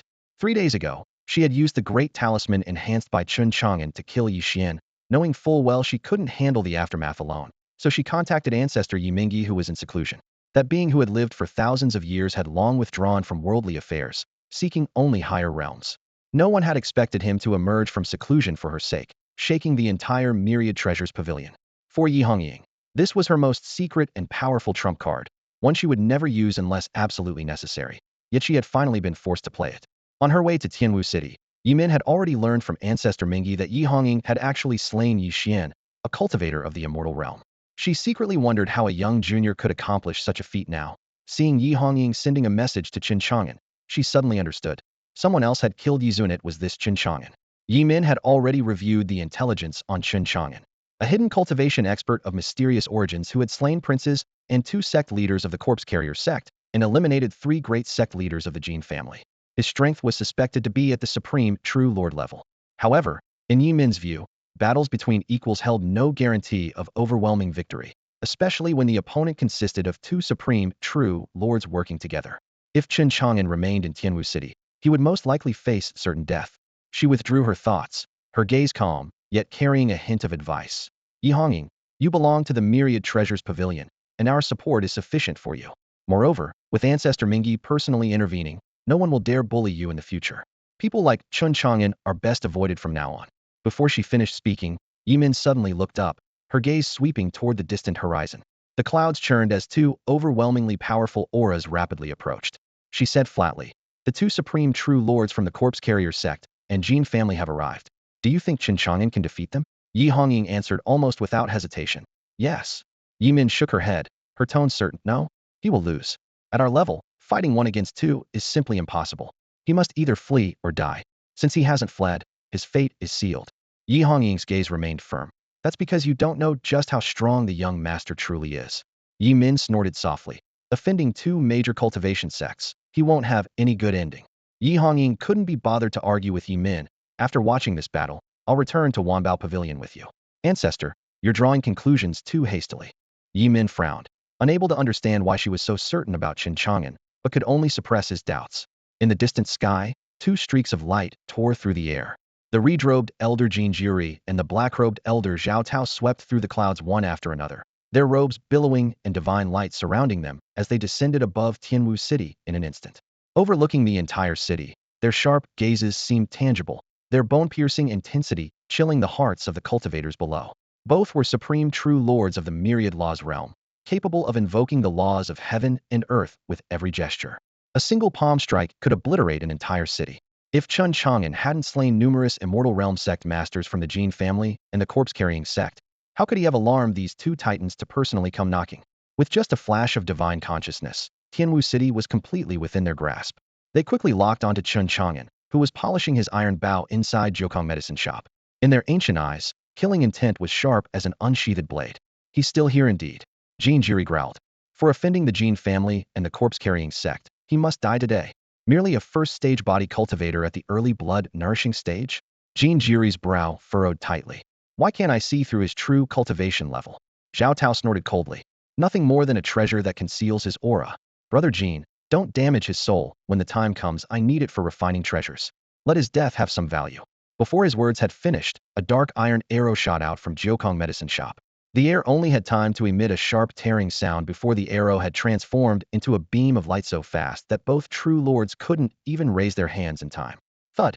The iron arrow struck Zhao Tao squarely in the chest, and terrifying power exploded instantly. Before Zhao Tao could even scream, his entire body burst into a blood mist in midair. The thunderous explosion scattered flesh and blood everywhere, splashing the nearby Jin Jiri with crimson gore. A living person just exploded from a single arrow? Jin Jiri's eyes widened, his mind buzzing and blank. The moment he regained his senses, cold dread shot from his feet to the crown of his head, and he almost instinctively turned to flee frantically. The dignified supreme true lord of the myriad laws realm now fled in panic like a stray dog. Inside Jiukong medicine shop, Chen Chang'an drew his iron bow to full draw, channeling his invincible cultivation into a second iron arrow through his fingertips. The arrowhead flickered with dark light, like condensed world-destroying lightning. He activated his divine eye, firmly locking onto the fleeing figure in the sky. Zhonglinger moved to the window, blinking curiously. Brother Chang'an, what are you shooting at? I only saw you casually release an arrow, and then it disappeared in a flash. Two old birds were flying in the sky, so I tried shooting them down. Chen Chang'an smiled faintly. I accidentally used too much force and blew one up a bit cruel. Zhonglinger opened her mouth. There's still one left. I'll try to be gentler. As Chen Chang'an spoke, he released the bowstring. The arrow didn't aim for Jin Jiri's head, but swept past his scalp, shooting straight toward the mountain peak ahead. Boom. The entire mountain peak crumbled in the thunderous roar, dust soaring skyward. The moment the arrow wind brushed past, Jin Jiri felt his scalp being sliced by a sharp blade. Cold sweat and blood droplets rolled down together. His lower body went cold, and his heart nearly stopped beating. He clearly sensed that the arrow had forcibly changed direction at the last moment. It wasn't that Chen Chang'an's archery was poor, but that he was toying with him. Terror overwhelmed his entire body, and he knew escape was impossible. Jin Jiri turned direction, kneeling toward Tianwu City and repeatedly smashing his forehead against the ground. His temples were instantly bloody as his wailing cries echoed through the clouds. Senior, spare my life. Spare me, spare me. I'll never dare again. I'll never dare again. Please show mercy and spare this lowly one's life. Jin Jiri prostrated himself on the ground, kowtowing frantically, his entire body trembling as tears streamed down his face in terror. The supreme true lord of the myriad laws realm, who once dominated Huzhou and looked down upon all beings, now groveled like a stray dog. If outsiders witnessed this scene, countless jaws would drop in shock. Meanwhile, in the depths of the myriad treasures pavilion, Grand Elder Yimin stood in the dim hall, holding a crystalline ancient mirror, a mirror of flowers and moon reflected in water. As the mirror's light swirled, she witnessed everything happening outside. Zhao Tao, the Grand Elder of the Corpse-Bearer sect, was scattered into a mist of blood by Chen Chang'an's casual arrow. Jin Jiri fled in panic, utterly disheveled, as each arrow Chen Chang'an shot grazed past his scalp before piercing through mountains, detonating peak after peak in succession, raining down debris. Then, Jin Jiri's mental defenses completely collapsed as he wept bitterly, kneeling and begging for mercy. This scene was captured crystal clear in the mirror of flowers and moon reflected in water. Yi Hongying stood beside Yi Min, her eyes blazing with fervent awe. Young master's strength penetrates heaven and earth, absolutely terrifying. Though she had previously judged that Jin Jiri and Zhao Tao combined would be no match for Chen Chang'an, she never imagined the outcome would be this shocking. The two supreme true lords hadn't even truly approached Chen Chang'an before being crushed to dust with casual ease. What stirred her heart even more was that those mountain-splitting arrows were merely ordinary iron arrows, yet in Chen Chang'an's hands, they erupted with vast divine might. Because of this, her trust and reliance on Chen Chang'an instantly reached its peak. With such a powerful being backing her, who in this world would dare bully her even slightly? She secretly glanced up, wanting to see old ancestor Yi Min's reaction at this moment. Yi Min's consciousness, however, had long been shocked blank by the scene in the mirror. He actually shot and exploded the Grand Elder of the Corpse-Bearer sect with one arrow? How is this possible? Her aged face was filled with terror as she swallowed a bitter mouthful of saliva. Even her dignity as a Grand Elder completely vanished. Though those arrows weren't aimed at her, they were enough to make her hair stand on end and her limbs turn ice cold. She dared not imagine if it were her facing Chen Chang'an's casual arrow, would she also turn into a blood mist? The answer was self-evident. After a long while, Yimin finally turned to Yi Hongying, her voice trembling. Hongying, this senior treats even supreme true lords as ants, killing them with a single arrow. Just how strong is he? Every word dripped with reverence, no longer showing any trace of her previous contempt and disdain. Previously, though she had come to receive Yi Hongying on old ancestor Mingyi's orders, she had always relied on her seniority, treating this junior as nothing. But now, having witnessed Chen Chang'an's terror with her own eyes, she even became pleasant toward Yi Hongying, her withered old face straining to squeeze out a chrysanthemum-like kindly smile. Yi Hongying snorted inwardly. Now you see young master's power, don't you? Dare to underestimate young master when he acts. He'll scare you to death. Of course, Yi Hongying had her own calculations when she decided to let Yi Min witness Chen Chang'an's prowess before returning to the main headquarters with him. She understood clearly that once those old foxes at headquarters knew Chen Chang'an stood behind her, they wouldn't dare bully her so easily anymore. While Ancestor Mingyi was willing to help, the other two ancestors might not necessarily favor her. In comparison, the sense of security Chen Chang'an provided was more direct and reliable. Now that Yi Min had witnessed Chen Chang'an's strength firsthand, he would surely report truthfully upon his return. If the headquarters truly wanted to avenge the deceased Yi Xian, they would first have to consider whether Chen Chang'an was someone they could afford to provoke. Yi Min suppressed his shock and probed tentatively. Ancestor, I actually don't know how strong the young master is. What do you think? Yi Hongying smiled ambiguously. I'm also unclear about the young master's limits. What's your assessment, Ancestor? Yi Min swallowed hard, his mind rapidly organizing the known intelligence. Within the supreme true lords of the myriad laws realm, they were similarly divided into 6 heavenly decree ranks based on the number of domain laws mastered: Lesser True Lord, Greater True Lord, Earth True Lord, Heaven True Lord, and Supreme True Lord, each level vastly different from the others. True Lords comprehended the mystery of immortality. Even with just a breath left, they could regenerate from a drop of blood. They established their own domains, wielding laws within them to continuously perfect the heavenly way. As far as I know, both Jin Jiri and Zhao Tao are currently only lesser true lords. Yi Min took a deep breath. Yet the senior could destroy Zhao Tao with a single arrow must be at least an earth true lord, possibly even a heaven true lord. At this thought, he looked toward Yi Hongying, his eyes filled with envy and complexity. Yi Hongying had originally been a high-ranking direct descendant of the Myriad Treasures Pavilion, but with her father absent for years, she was suppressed by her second uncle Yi Xian and exiled to serve as a minor manager at the Tianwu City branch.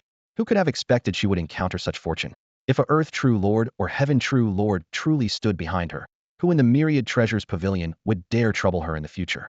According to the internal intelligence Yi Min possessed, the 3 strongest ancestors of the Myriad Treasures Pavilion, including Yi Mingyi, had been stuck at the Greater True Lord level of the Myriad Laws realm for a full 1,000 years, yet none could perfect additional heavenly laws to advance to Earth True Lord. This showed how difficult each stage of the Myriad Laws realm was. Yi Min himself had remained at Lesser True Lord for over 200 years, with only 100-odd years of lifespan remaining. Knowing it would be extremely difficult to reach Greater True Lord in this lifetime, he couldn't help but sigh deeply. Looking across Hezhou, according to the Myriad Treasures Pavilion's intelligence network, in the past 5,000 years, among countless millions of cultivators, fewer than 100 had ultimately stepped into Greater True Lord or Earth True Lord, each one a great figure renowned throughout the state. Perhaps there were hidden powerhouses the intelligence network hadn't discovered, but their numbers certainly wouldn't be many. If Yi Hongying truly had an Earth True Lord or even Heaven True Lord backing her, this value was simply immeasurable. Yi Min secretly resolved to curry favor with Yi Hongying as well, hoping to establish some connection with Chen Chang'an through her. Yi Hongying's heart burned with equal fervor. If the young master is so formidable, perhaps it's truly as the ancestor said. Being able to serve the young master is my greatest opportunity. I must grasp it well. This trip back to headquarters with Yi Min should ensure they no longer dare trouble me. Instead, I can use this chance to mobilize headquarters resources to find what the young master needs. I absolutely cannot disappoint him. Yet her expression remained calm as she said indifferently to Yi Min, Ancestor, regardless of whether my young master ultimately spares Jin Jiri, this battle's outcome is decided. Let's go. Yi Min hesitated momentarily. Should you inform the senior before returning to headquarters? If he disagrees, you're completely free not to return. I believe headquarters will handle matters fairly and won't let you suffer any grievances.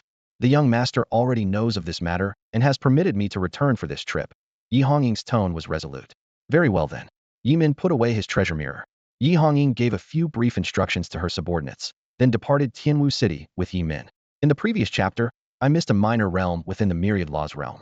The 6 decree titles of the Myriad Laws realm are, in order, Lesser True Lord, Greater True Lord, Earth True Lord, followed by Heaven True Lord, Sacred True Lord, and Supreme True Lord. Jin Jiri was now kneeling on the ground, his forehead striking the broken bluestone surface again and again. Blood trickled down from his temples, staining the ground crimson.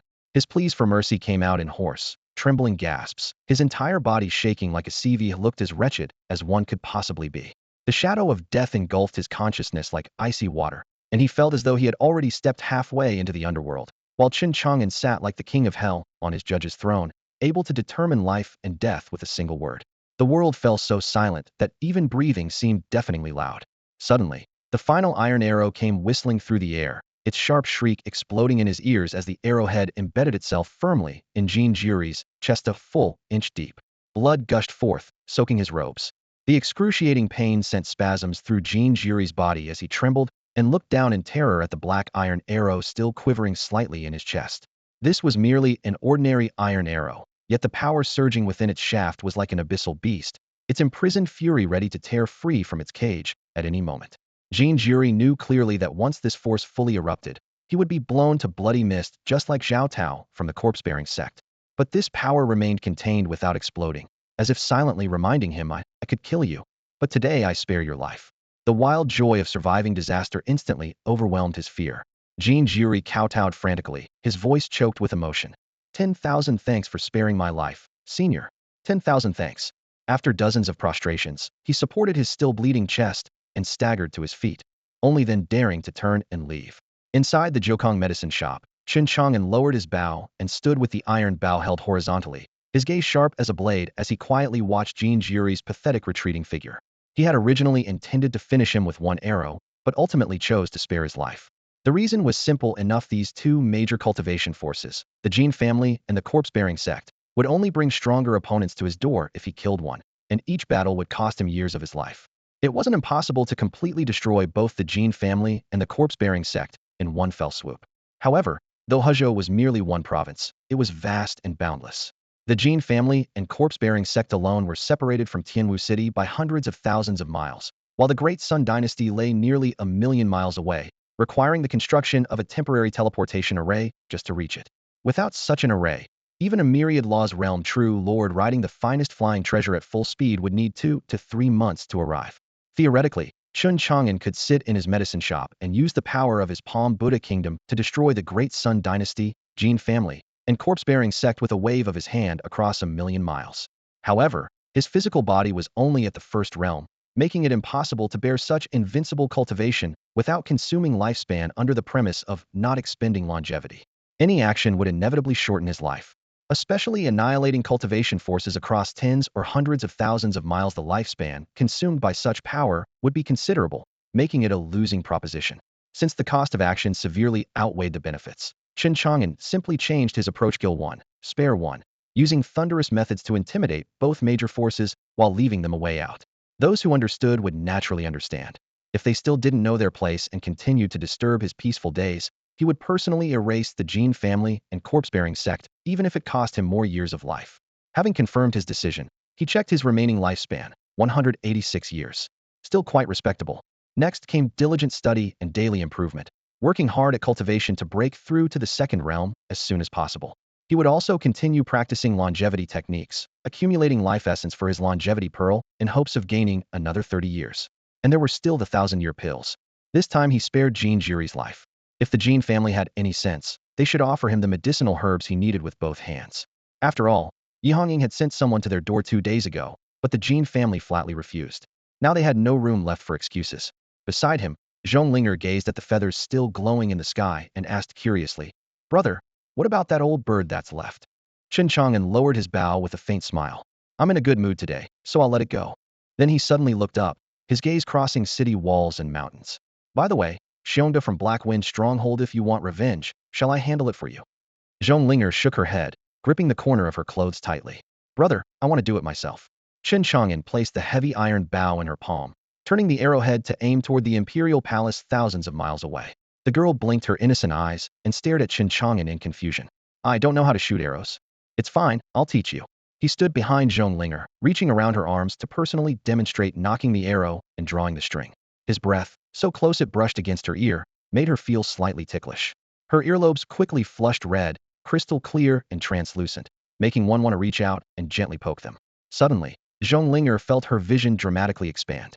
Though she was clearly inside the Jokong medicine shop, her sight pierced through mountains and rivers, reaching directly into the depths of Dalong Mountain, to the Imperial Palatium, the platform outside that golden giant gate. Thousands of cultivators had gathered. Some sat cross-legged healing their wounds, spiritual energy flowing around them. Some were missing arms or legs, howling in pain. Some spoke in low voices, exchanging information. Finally, she saw her enemy Xiongda from Black Wind Stronghold. At that moment, Xiongda was talking with a bald, burly man, his face grim and his body bearing multiple wounds, clearly having suffered serious injuries while breaking through the Golden Gate. The moment that face appeared, cold light flashed in Zhong Linger's eyes, killing intent surging, yet she was also shocked by this long-distance meeting across thousands of miles. She knew this must be her brother's doing. Do you see him? Chen Chang'an's voice was gentle, yet carried unquestionable certainty. I see him. Zhong Linger took a deep breath and clumsily drew the bow, but with Chen Chang'an's divine sight assisting her, the target seemed within arm's reach. There was simply no possibility of missing. Chen Chang'an infused the iron arrow with the vast power of his invincible cultivation, ensuring this shot would definitely take Xiongda's life. Whoosh, the bowstring vibrated. Zhong Linger released her fingers.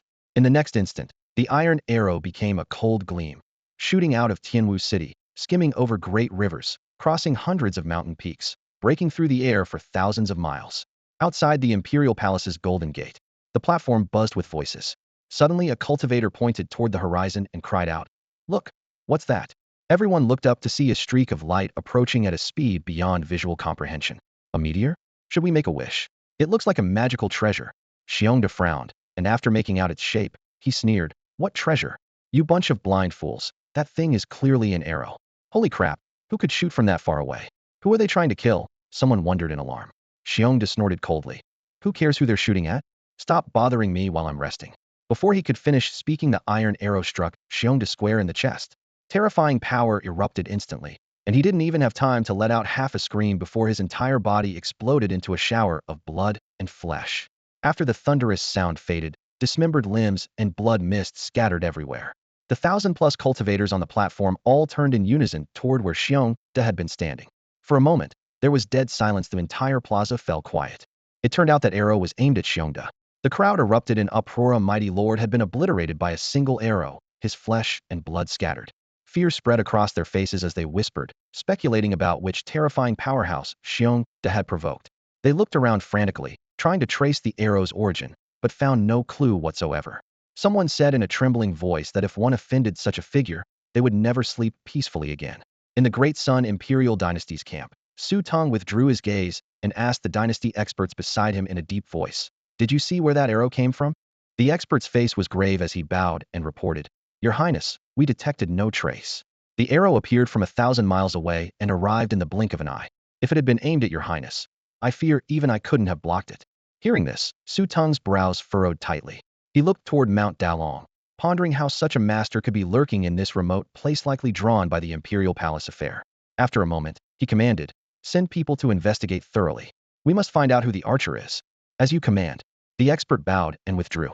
Meanwhile, deep within the Imperial Palace, Su Dafu and Su Yuanba had also witnessed Xiongda's death. Su Yuanba's expression was heavy. "Seventh granduncle, that arrow was too powerful. It instantly annihilated a lord. Could you block it?" Su Dafu shook his head, his tone unusually solemn. "I probably couldn't." After a moment's contemplation, a cold gleam flashed in his eyes. "Send 8th granduncle to find this person. If we can recruit this mysterious expert, no matter the cost, have him shoot an arrow at Su Tong for me. Let's see if he still dares to act arrogantly before me." "Understood. I'll instruct 8th uncle immediately." Su Yuanba turned and strode away. Deep in the Mount Dalong forest, Zhong Linger slowly lowered the black iron longbow in her hands, her fingertips trembling slightly. The murderer who had slaughtered Zhong family fort and killed her parents had fallen to her arrow just like that. As her hatred dissipated, she felt an overwhelming sense of unreality. The next moment, she threw herself into Chen Chang'an's embrace, tears quickly soaking his clothes. "Brother, thank you." Chen Chang'an gently stroked her hair, his voice warm. "Your enemy is dead. Live well from now on. Jiukong Medicine Shop, is your homie? No one here dares to bully you." Zhong Linger nodded gently, a long-lost smile blooming through her tears. In the following days, Jiukong Medicine Shop returned to its peaceful routine. Whenever Chen Chang'an had free time, he devoted himself to cultivating the heaven and earth creation technique, while activating the longevity pearl to absorb spiritual energy from heaven and earth, converting it into life essence. At his current pace, he would obtain a mature longevity pearl in 3 months at most, adding 30 years to his lifespan. The peaceful days weren't without their liveliness. Neighbors often came to buy medicine and chat along the way, whose wife was having an affair, whose husband was straying, which stunning young ladies had arrived at Tianxian House and Zame Pavilion on Guilin Street. Every afternoon after lunch, the old locust tree across the street would be surrounded by elderly folks cooling off in the shade, chatting enthusiastically. Granny Rome, usually known as the gossip sect leader, hadn't shown up lately, but the group of old women and men still chattered away noisily, their laughter rising and falling continuously, disturbing Chen Chang'an's cultivation so much that he felt quite helpless. As for Granny Rome, Chen Chang'an had observed her with his divine sight and found she was still lurking around Mount Dalong, acting suspiciously, though her intentions remained unclear. In just a few short days, Tianwu City had become increasingly bustling. Cultivators poured in from all directions, and the city seemed to have been turned upside down overnight. On every street corner, everyone was seeking information about the Abyss Gate behind those two golden doors of the Imperial Palace, as well as the latest movements of various factions throughout Huzhou. 5 days ago, news of the Abyss Gate spread and shook all of Huzhou. Led by the Great Sun Dynasty, the 10 major cultivation forces of Huzhou quickly formed an alliance, calling themselves the Abyss Suppression Alliance. Within just a few days, countless smaller and larger forces pledged their allegiance, with hundreds already joining, and the alliance announced they would establish a stronghold in Tianwu City. The abyssal skeletons feared objects of pure yang energy, so the Abyss Suppression Alliance offered high prices for skeleton, soul bone fragments, with greater rewards for greater battle achievements. 3 days ago, a prince broke into the second floor of the Imperial Palace and found a breakthrough pill left behind by the compassionate Immortal Emperor. He swallowed it on the spot, immediately breaking through to the immortal realm and ascending directly to the sect master level. That same day, someone else discovered sealed treasures in the palace and comprehended ancient inheritance. The Imperial Palace was filled with treasures and opportunities everywhere. One of Huzhou's 10 major forces, the Vajra sect, arrived, led by none other than a supreme elder of the Myriad Laws realm. Yesterday, Su Tong led the Abyss Suppression Alliance to forcibly occupy the second floor of the Imperial Palace, preparing to set up sealing formations while comprehensively searching for treasures. 2 days ago, a Life Spring Realm cultivator dug up a completely golden abyssal skeleton on the second floor. This skeleton had remained incorruptible for 10,000 years, with every part being a treasure. It was purchased at great expense by an elder of the puppet sect, who planned to refine it into a battle puppet. Last night, cultivators on the second floor were ambushed by the Spectral Death Clan. Several princes perished, and a lesser true lord was severely injured, forcing them to retreat to the first floor to regroup. The Imperial Palace saw daily fierce battles, with some rising to great heights while others became mere bones. But this only drew more and more cultivators toward Mount Dalong. The once remote Mount Dalong had now become the true center of attention for all cultivators in Huzhou. The people in the city had also figured out why the Imperial Palace was built in this location. The compassionate Great Emperor had used it to suppress the Abyss Gate in ancient times. Now that the seal had loosened and the Imperial Palace was being corrupted, to reseal the abyss or even obtain the compassionate Great Emperor's imperial inheritance, one must venture deep into the Imperial Palace and reclaim the most powerful imperial artifact that was suppressing its compassionate Emperor Bell. When this news first spread, Tianwu City had fallen into panic, with ordinary citizens fleeing en masse. But with the emergence of the Abyss Suppression Alliance and the continuous stream of cultivators entering the palace to eliminate the abyssal clans, the situation seemed to improve greatly, and those who had fled gradually returned. At this moment, whether major forces or independent cultivators, all regarded resealing the Abyss Gate as their top priority, absolutely refusing to give the Spectral Death Clan any opportunity, for otherwise Huzhou would face great calamity. For Chen Chang'an, however, all of this was like wind passing by his ears. Eating, sleeping, and cultivating continued without interruption, and the storm surrounding the Imperial Palace and Abyss Gate seemed unable to touch him in the slightest. 6 days had passed since he killed Zhao Tao and spared Jin Juri's life. Jin Juri, who had fled Tianwu City, finally returned to the Jin family, but the once high-spirited man was now gaunt and aged, appearing as if decades of his lifespan had been drained away in just a few short days. Even after returning home, his terror of Chen Chang'an had not diminished in the slightest. When the Jin family elders came out to welcome this ancestor who had returned home in such a disheveled state, they were all stunned speechless. Ancestor, how did you end up looking like this? At the Jin family's council of elders, elders from the spirit transformation, immortal, and even myriad laws realms had all gathered, standing densely packed in the spacious hall. The air seemed to have been sucked dry, with all their gazes fixed uniformly on Jin Juri's pal man ordinary iron arrow that couldn't be more mundane. The iron arrow appeared utterly unremarkable, yet deep within its shaft lay destructive power capable of overturning seas and mountains. Even the slightest leak in a single breath would make every elder's heart race wildly and break out in cold sweat. Jin Juri's expression still carried the lingering terror from several days past. He spoke in low tones, recounting without reservation his encounter with Zhao Tao of the corpse-bearing sect upon arriving at Tianwu City. Zhao Tao was obliterated by Chen Chang'an's single arrow. He himself was toyed with by Chen Chang'an like an ant. Had Chen Chang'an not shown mercy, he would already be a corpse. At this point, Jin Juri's voice grew hoarse, his eyes reflecting both fear of Chen Chang'an and gratitude for surviving the ordeal. If he hadn't spared my life, I would have died without even an intact corpse. The elders gasped in shock. Someone broke the silence with disbelief. This Chen Chang'an, he's truly that formidable? Juri, you're a lesser true lord of the myriad law's realm, just one step away from greater true lord, yet you couldn't withstand even one of his arrows. Another elder added with a trembling voice.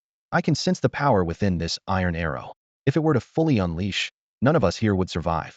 This is clearly ordinary mortal iron, one elder observed with unsteady gaze. How did he manage to seal such terrifying power within it? It's truly turning the mundane into the miraculous.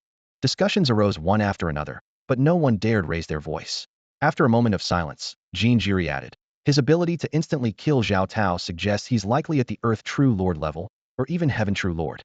If it comes to conflict, the Jin family has no chance of victory. Terror spread rapidly as everyone speculated whether Chen Chang'an would come after the Jin family. Finally, Jin Jiri took a deep breath. Since the senior spared me, it indicates there's still room for negotiation. If the Jin family wishes to survive, we'd best apologize in person. With that, he looked toward Jin Wu seated at the head position.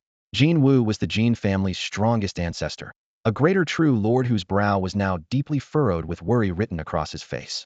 He slowly nodded, his voice hoarse. The gap between minor realms within the myriad law stage is like heaven and earth.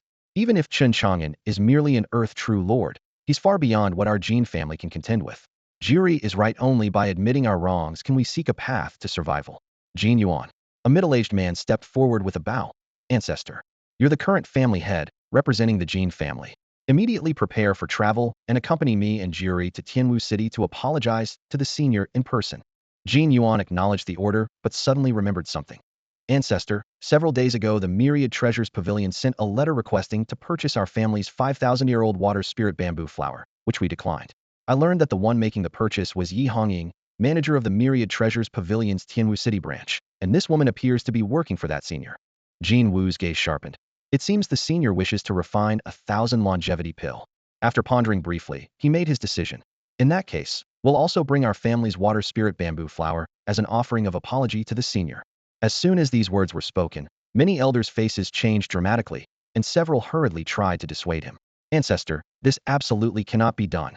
Ancestor, our Jin family depends entirely on you now, yet you have less than a century of lifespan remaining.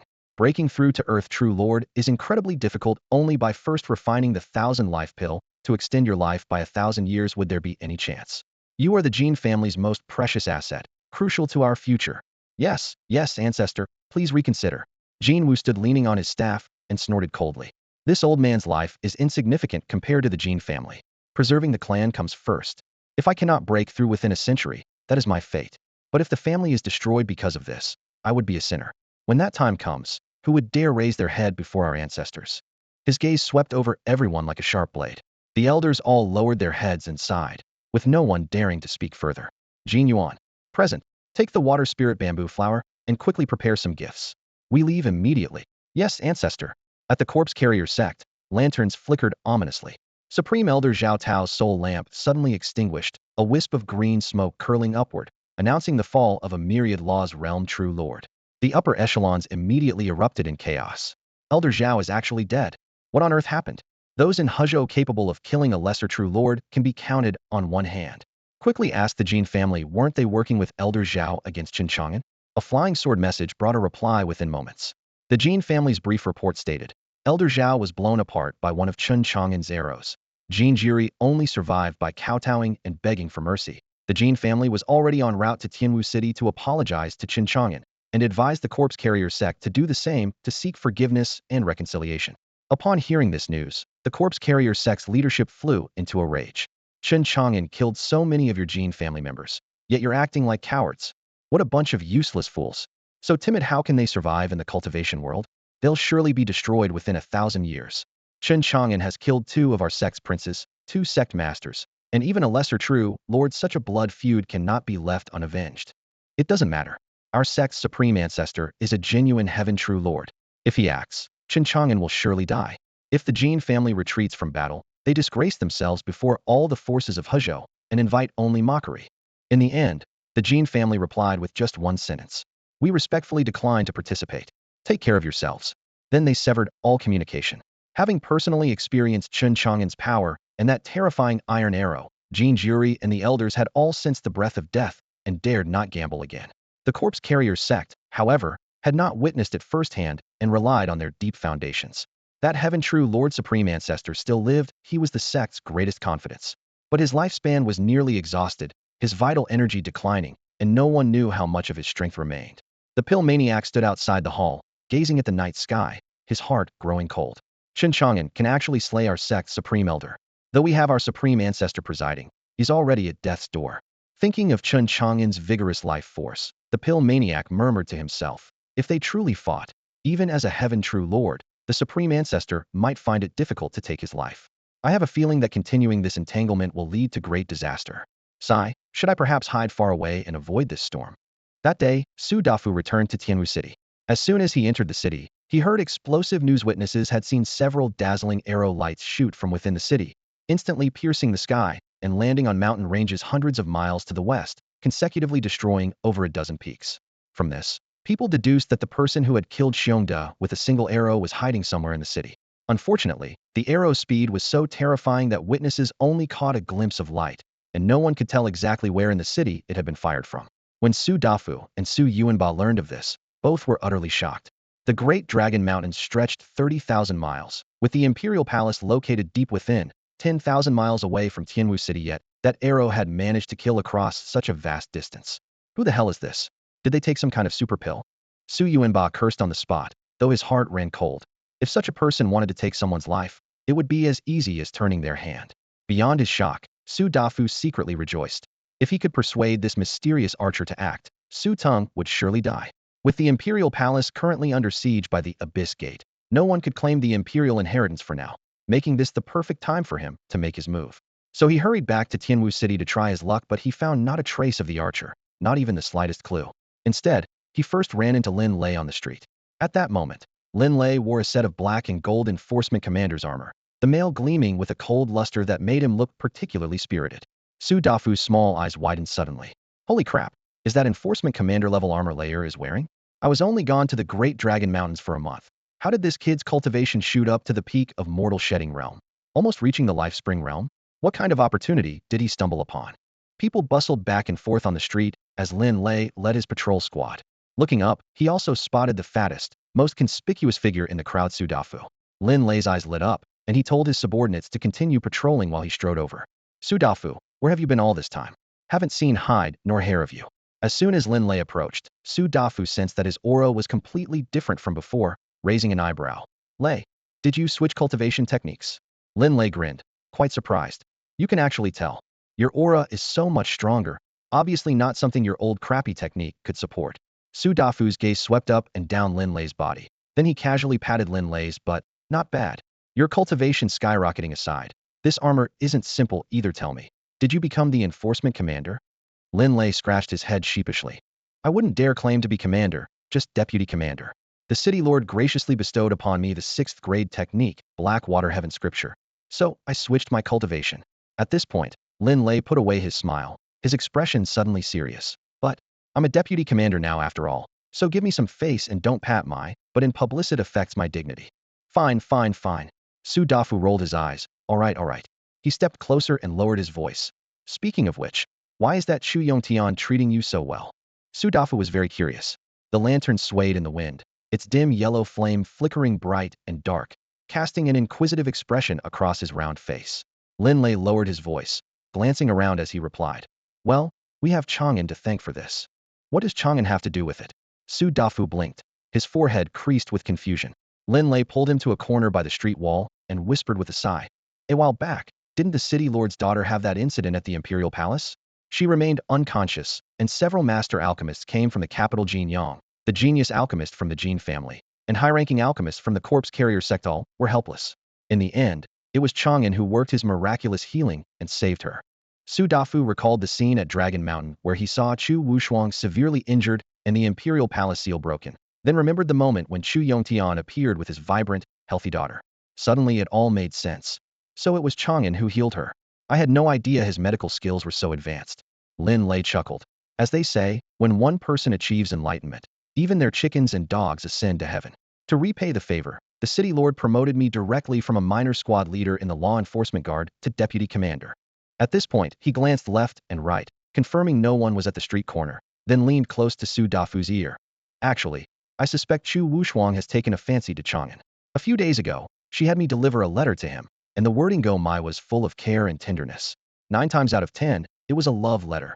Their gossip flames instantly blazed. Su Dafu's chubby ears perked up high. And then? Did Chang'an agree? Did they sleep together? Lin Lei shrugged. There is no then, that's all I know. That's it. Su Dafu stared wide-eyed. I've already taken my pants off, and this is what you give me. Just as Lin Lei was about to retort, Su Dafu suddenly had a flash of inspiration. Lei, help me with something. Call me Daddy. Daddy. Lin Lei smugly patted Su Dafu's shoulder. My fat son, what do you need Daddy's help with? Getting cocky over being a deputy commander? If you don't speak up, I'm leaving. Su Dafu's expression turned serious. Since you're the deputy commander of the law enforcement guard, you know all the intelligence in Tianwu City. A while back, over a dozen arrows were shot from the city, destroying more than 10 mountain peaks, and killing a noble outside the Imperial Palace at Dragon Mountain. That mysterious archer is in Tianwu City. Can you help me investigate? Lin Lei nodded. I received that information too.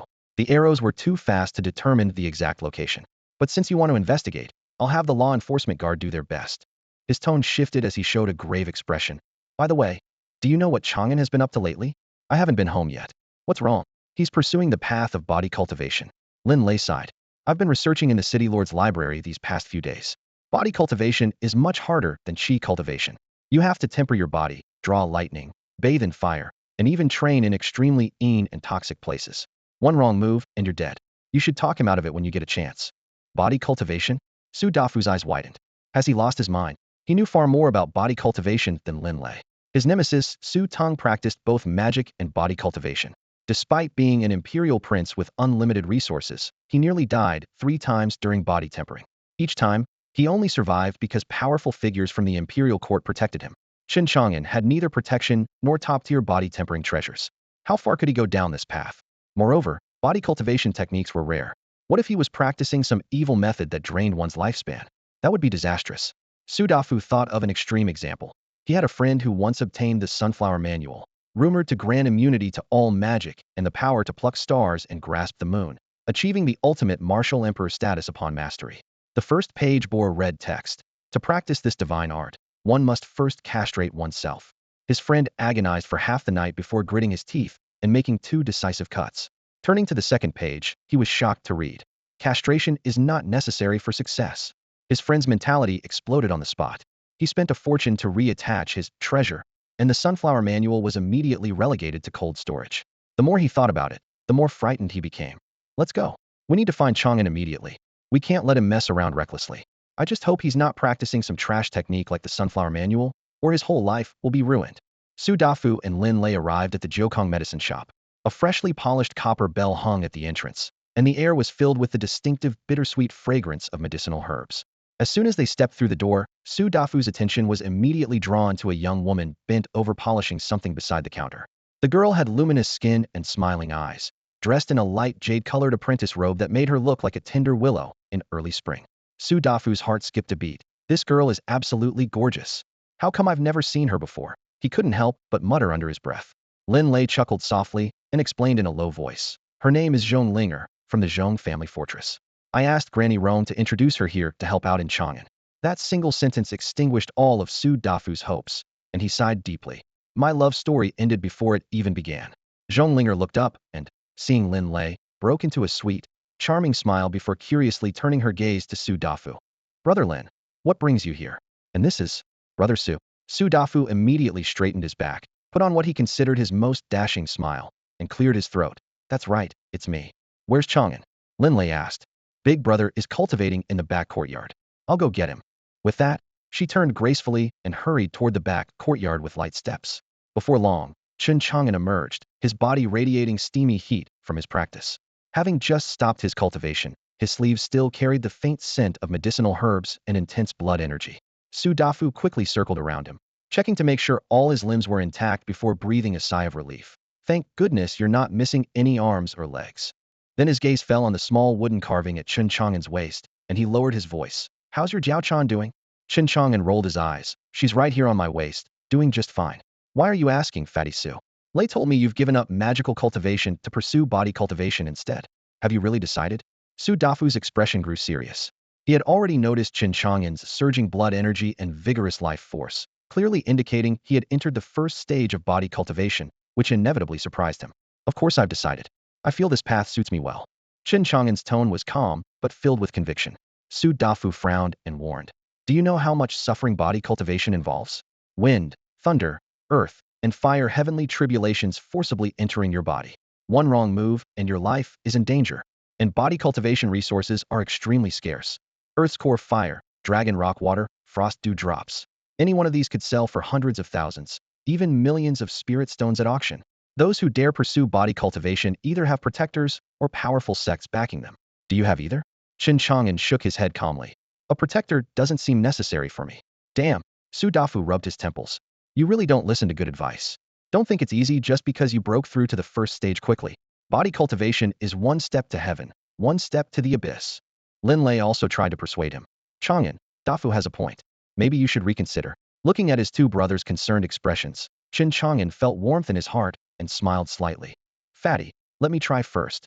If it doesn't work out, it won't be too late to give up. Su Dafu wanted to say more, but was silenced by Chen Chang'an's smiling yet determined gaze. Those eyes showed not the slightest wavering. He would not give up. After all, this was a path Chen Chang'an had to take.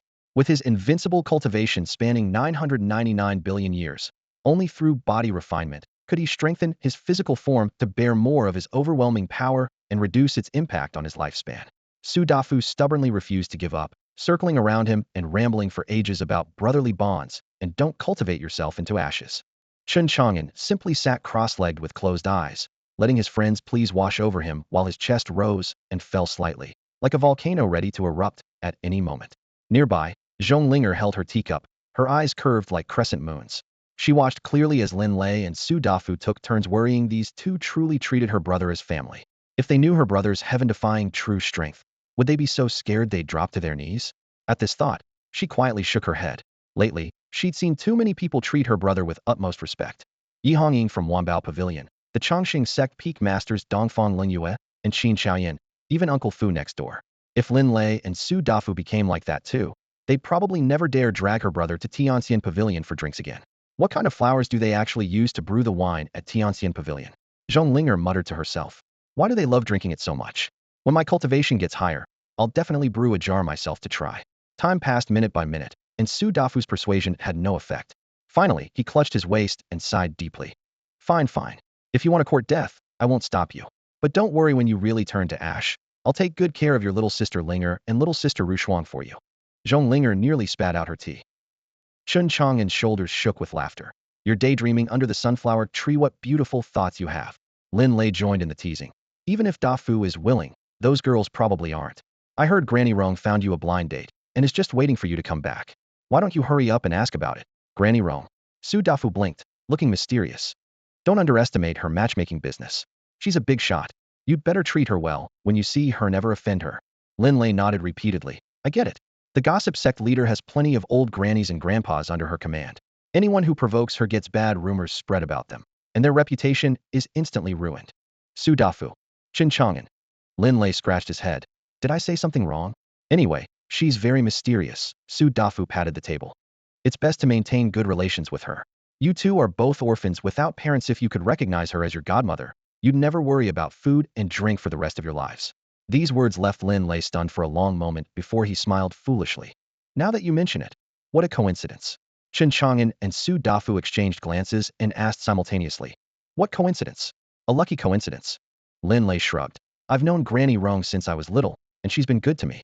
I was already planning to recognize her as my godmother, especially since I'm planning to marry Xiao Lu, and it wouldn't look good without family present. Su Dafu's eyes widened. Holy crap. And Granny Rong agreed. Why wouldn't she agree? Lin Lei proudly patted the token at his waist. I'm the deputy commander of the city Lord's Enforcement Guard. She was so happy at the time, she kept asking if the enforcement guard needed wives, and said she could arrange matches with any family I fancied. Chen Chang'an was also secretly amazed. Lei randomly recognized a godmother and ended up with a hidden master. What heaven-defying luck. Su Dafu slapped Lin Lei's shoulder hard. Lei, when you rise to glory and success, don't forget Chang'an and me. Lin Lei felt puzzled. Su Dafu had just been praising Granny Rong to the skies, claiming she wasn't just an ordinary matchmaker, but also served as the leader of the gossip sect. Lin Lei was skeptical. Dafu, is she really as incredible as you say? Isn't she just a regular matchmaker? Su Dafu chuckled, his voice brimming with certainty. If you don't believe me, go ask Granny Rong yourself sometime. She probably won't hide it from you anymore. Changing the subject, he turned to Chen Chang'an. Chang'an, do you want to latch onto this powerful connection? Chen Chang'an rolled his eyes, not interested. Actually, my legs are pretty thick too. Why don't you hug mine first? Neither of your legs is thick enough. How could I hug them? Su Dafu scoffed. Chen Chang'an glanced at him coolly and retorted. Su Toothpick, what did you say? Nonsense. You're the toothpick. Su Dafu exploded. Lin Lei said so, he added. He said that one day, when you were relieving yourselves together, he accidentally glimpsed. Lazy. Damn you, stop making things up. Chen Chang'an glared at him. Aren't you a toothpick too? Lin Lei blinked and said seriously. You also took a peek at me that time. You should know mine is quite large. Chen Chang'an. Su Dafu. Zhong Linger nearby was full of question marks. What's a toothpick? What does quite large mean? After enough fooling around, Su Dafu couldn't be bothered to argue with Lin Lei anymore. He turned serious and asked Chen Chang'an. Chang'an, which body cultivation technique are you practicing? The heaven and earth creation art, Chen Chang'an answered. Impressive name. How effective is it? Not bad. Why do you ask? Without much explanation, Su Dafu brushed off some dust and pulled out an old manual from his chest, handing it over. This is for you. Chen Chang'an opened the cover, and four ancient, bold characters struck his eyes. Sunflower Emperor Canon. The first page began arrogantly. This is the supreme body cultivation method. Those who master it can pluck stars and seize the sun and moon from above, split the heavens and crack the earth to capture true dragons from below, ascending to the throne of Immortal Emperor, unrivaled under heaven. Chen Chang'an's heart skipped a beat. That powerful? However, the next line displayed 8 characters. To practice this art, one must first castrate oneself. His entire face froze, and he jerked his head up. Su Fatty, are you trying to end my bloodline? Su Dafu was prepared for this and sneered. Why the rush? Turn to the second page. Don't be like a friend of mine who only read the first page before chopping off his precious parts. A friend of mine? This familiar phrase made Chen Chang'an suspicious, but he still turned to the second page. Another 8 characters, castration unnecessary, success still possible. He let out a long breath. The creator of this technique really knows how to joke around. If someone impulsively chopped off their manhood and then saw the second page, wouldn't they faint from crying on the spot? Su Dafu. Lin Lei beside them scratched his head and asked. Dafu, would castration hurt a lot? Su Dafu nodded thoughtfully, then came to his senses. Why ask me? How would I know? That was my friend, not me. Lin Lei smiled innocently. Su Dafu's mouth twitched. I imagine it must have been very painful for him. Suddenly, Su Dafu regretted giving this Sunflower Emperor canon to Chen Chang'an to cultivate. He quickly changed the subject and said to Chen Chang'an, my body cultivation technique is definitely more powerful than your heaven and earth creation formula. You should take a good look at it later. If you find it more suitable for cultivation than your heaven and earth creation formula, it's not too late to switch since you've just started on the path of body cultivation. Chen Chang'an nodded slightly, quite interested in this body cultivation technique called the Sunflower Emperor Manual. Recently, with the help of his divine brain, he had repeatedly analyzed and comprehended the heaven and earth creation formula. Although he had thoroughly grasped its essence, he also noticed several flaws: slow cultivation progress and the scarcity of materials needed for certain key body refining pills. To compensate for these deficiencies, he continuously deduced subsequent chapters, but relying on just one solitary manual was ultimately insufficient for perfection. He needed more similar techniques for reference, to learn from their strengths and compensate for weaknesses, then integrate them into the heaven and earth creation formula. All right then, since you're fine, I'll head out first. Su Dafu closed the jade slip and called to Lin Lei, preparing to leave. Before his words had finished, the pharmacy floor suddenly bulged with a fist-sized mound of earth, with dust and debris falling. The two men looked at each other, somewhat puzzled. In the next instant, a palm-wide golden rat burst from the ground, its fur gleaming like silk and its eyes bright and clear, obviously extraordinary. What a huge rat! Lin Lei exclaimed. Su Dafu's expression changed dramatically, his pupils contracting sharply as he whispered in disbelief. Good heavens! Could this be the legendary gold-devouring immortal rat with celestial demon bloodline? Before his amazed words had finished, the gold-devouring immortal rat was already kicked flying by Chen Chang'an with a bang, hitting the wall and becoming dizzy and disoriented. Chang'an, what are you doing? This is a gold-devouring immortal rat, extremely precious. What if you damaged it? Su Dafu stamped his feet anxiously. Chen Chang'an waved his hand dismissively. It's not that fragile. Rat 3, who told you to dig holes in my pharmacy? Hurry up and fill the hole properly. Master, this subordinate was digging in Tianwu City for the first time. My apologies, I'll fix it right away. The gold-devouring immortal rat whooshed back into the hole, its forepaws rapidly scraping earth. In no time, it had smoothed the ground flat, and even obediently jumped up to stomp on it a few times, ensuring the gaps were tightly sealed. Su Dafu watched in stunned amazement, swallowing hard. Chang'an, are you saying this gold-devouring immortal rat is your spirit pet? Is there a problem? Chen Chang'an raised an eyebrow in response. Zhong Linger's eyes lit up as she bounced over to Chen Chang'an's side. Big brother, can I pet it? Go ahead. Chen Chang'an nodded. The girl carefully stroked the golden fur, finding it soft and warm. The gold-devouring immortal rat squinted with enjoyment, looking adorably cute. This is a gold-devouring immortal rat. Where on earth did you encounter it? Su Dafu still wore an envious expression. Chen Chang'an thought for a moment. A while ago, I went to the mountains near Orchid Village to treat Uncle Fu's son's illness and caught it along the way. What incredible luck! Su Dafu beat his chest in frustration. Lin Lei, curious from their reactions, asked, what exactly is the background of this gold-devouring immortal rat? Su Dafu immediately explained. In the demon hierarchy, they possess the highest level of celestial demon bloodline with enormous potential, and they're naturally gifted with amazing treasure-hunting instincts. More than 90% of all heavenly materials and earthly treasures in the world cannot escape their perception. In the cultivation world, one gold-devouring immortal rat equals a walking treasure vault. It's just that they were rumored to be extinct long ago. Who would have thought Chang'an actually caught one? After hearing this, Lin Lei was completely shocked. The gold-devouring immortal rat was so flattered its tail nearly reached the sky, yet it pretended to be modest as it spoke in human language. Keep it low-key, low-key. Being a gold-devouring immortal rat isn't important. I'm just Master's humble little spirit pet. However, the pride in its small eyes couldn't be concealed. Since its transformation into a gold-devouring immortal rat, it had been ordered to infiltrate the demon territory to search for heavenly materials and earthly treasures for Chen Chang'an. Countless female demons had sent flirtatious glances its way. Since it hadn't yet taken human form, it had to suppress these thoughts for now, waiting for future opportunities for deeper exchanges.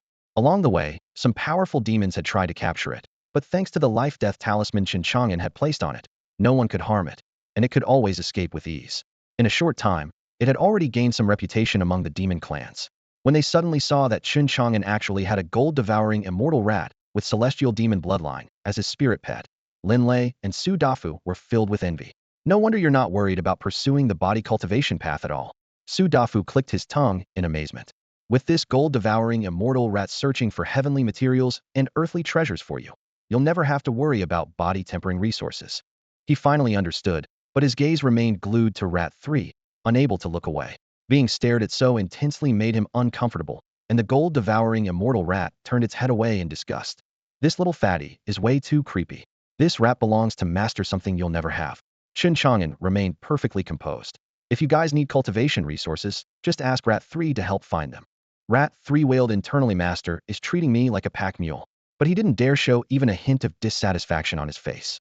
Instead, he quickly straightened his rodent spine and declared loudly, Master is brilliant and mighty, unmatched under heaven. Whatever you command, this subordinate will accomplish with every ounce of strength.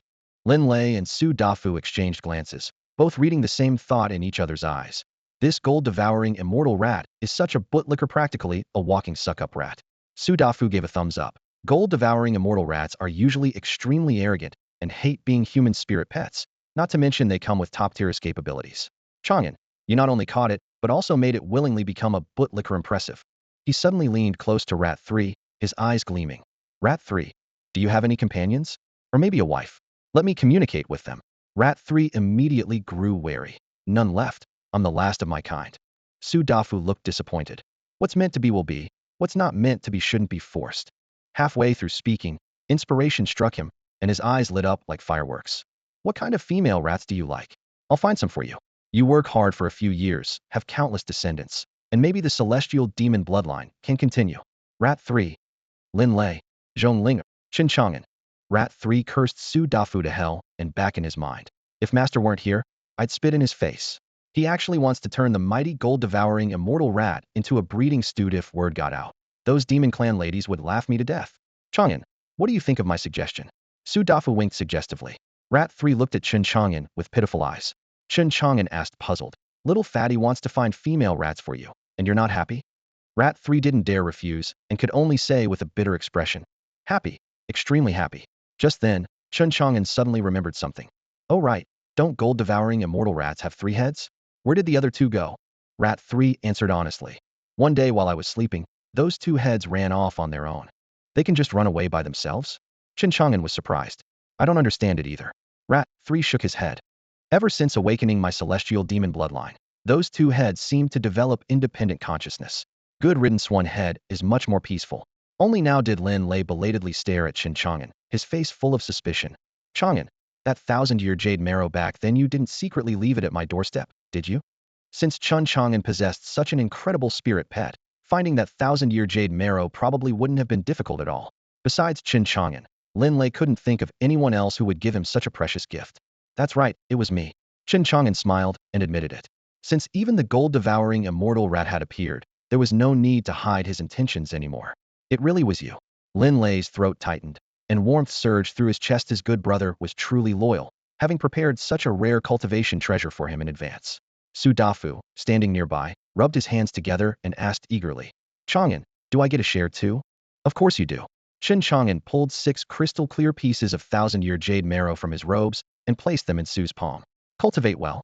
Wouldn't it be wonderful if we all grew stronger together? 6 pieces of 1,000-year jade marrow, my goodness. Su Dafu gasped sharply. Then remembering the gold-devouring immortal rat's miraculous treasure-hunting abilities, he found it reasonable. His expression grew serious as he lowered his voice in warning. But Chang'an, you must be careful. The news about the gold-devouring immortal rat must never leak out.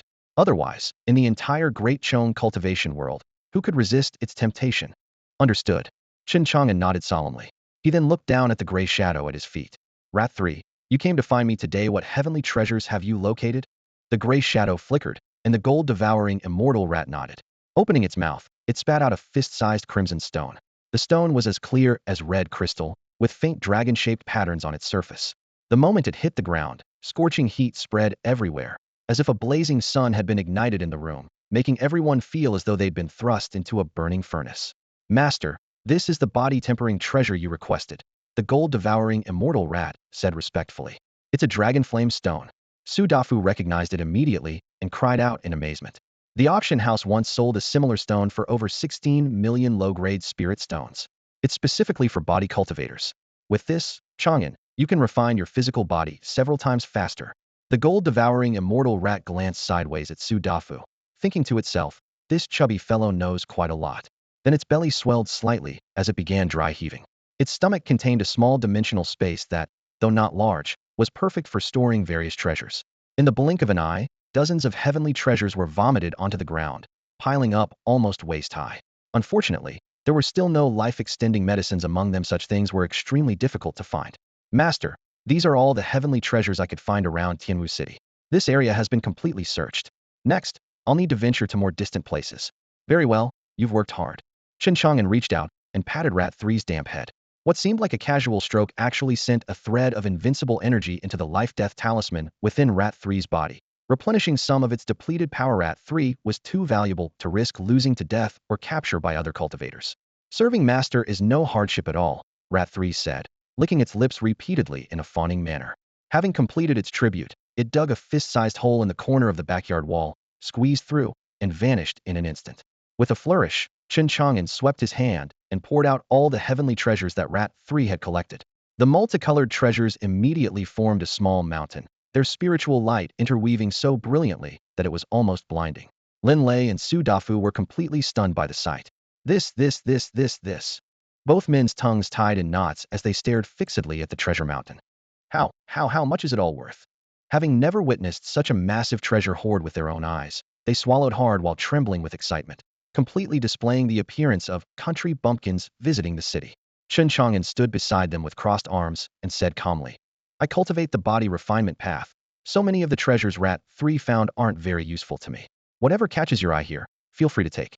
What's mine is yours, don't be polite with me. Su Dafu gazed at these heavenly treasures, practically drooling. Chang'an, you said it yourself, so I won't hold back. He rubbed his hands together and selected several items in succession, storing all the treasures most suitable for his current cultivation into his storage ring.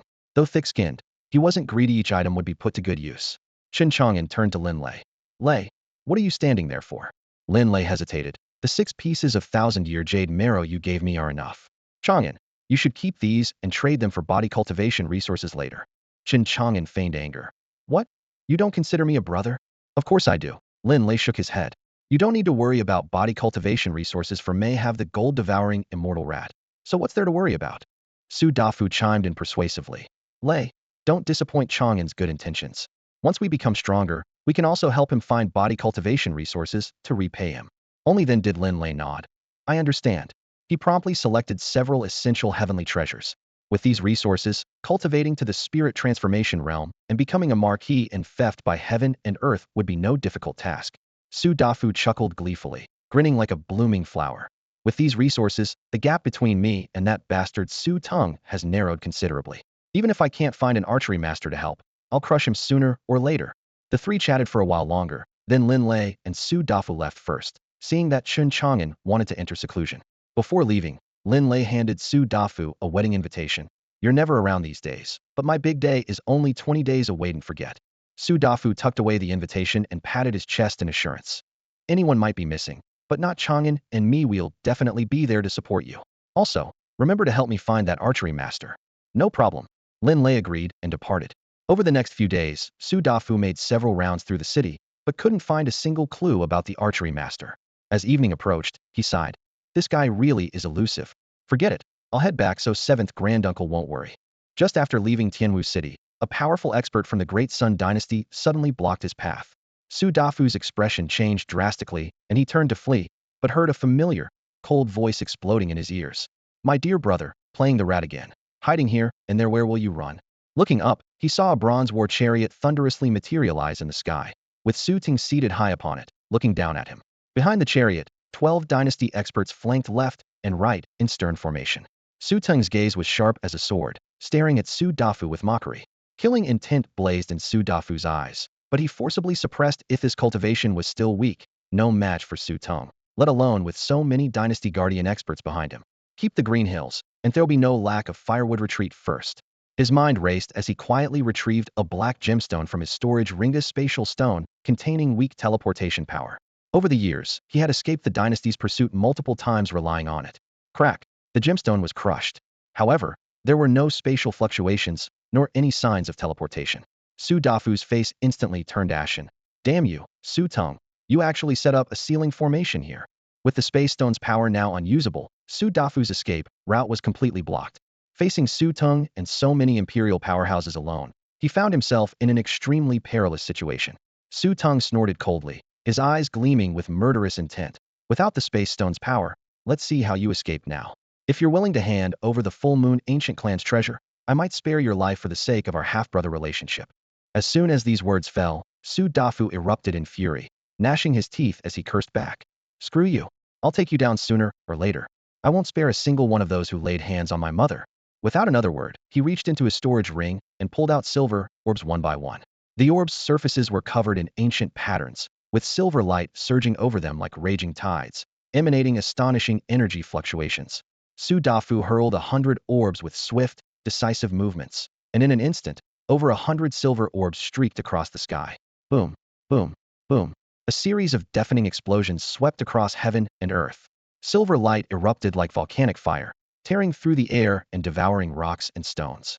The ground shook and mountains trembled as debris flew everywhere, as if the apocalypse had arrived.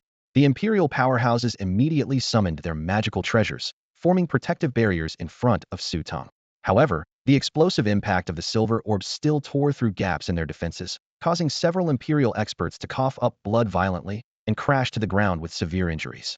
This demonstrated the terrifying power of the silver orbs.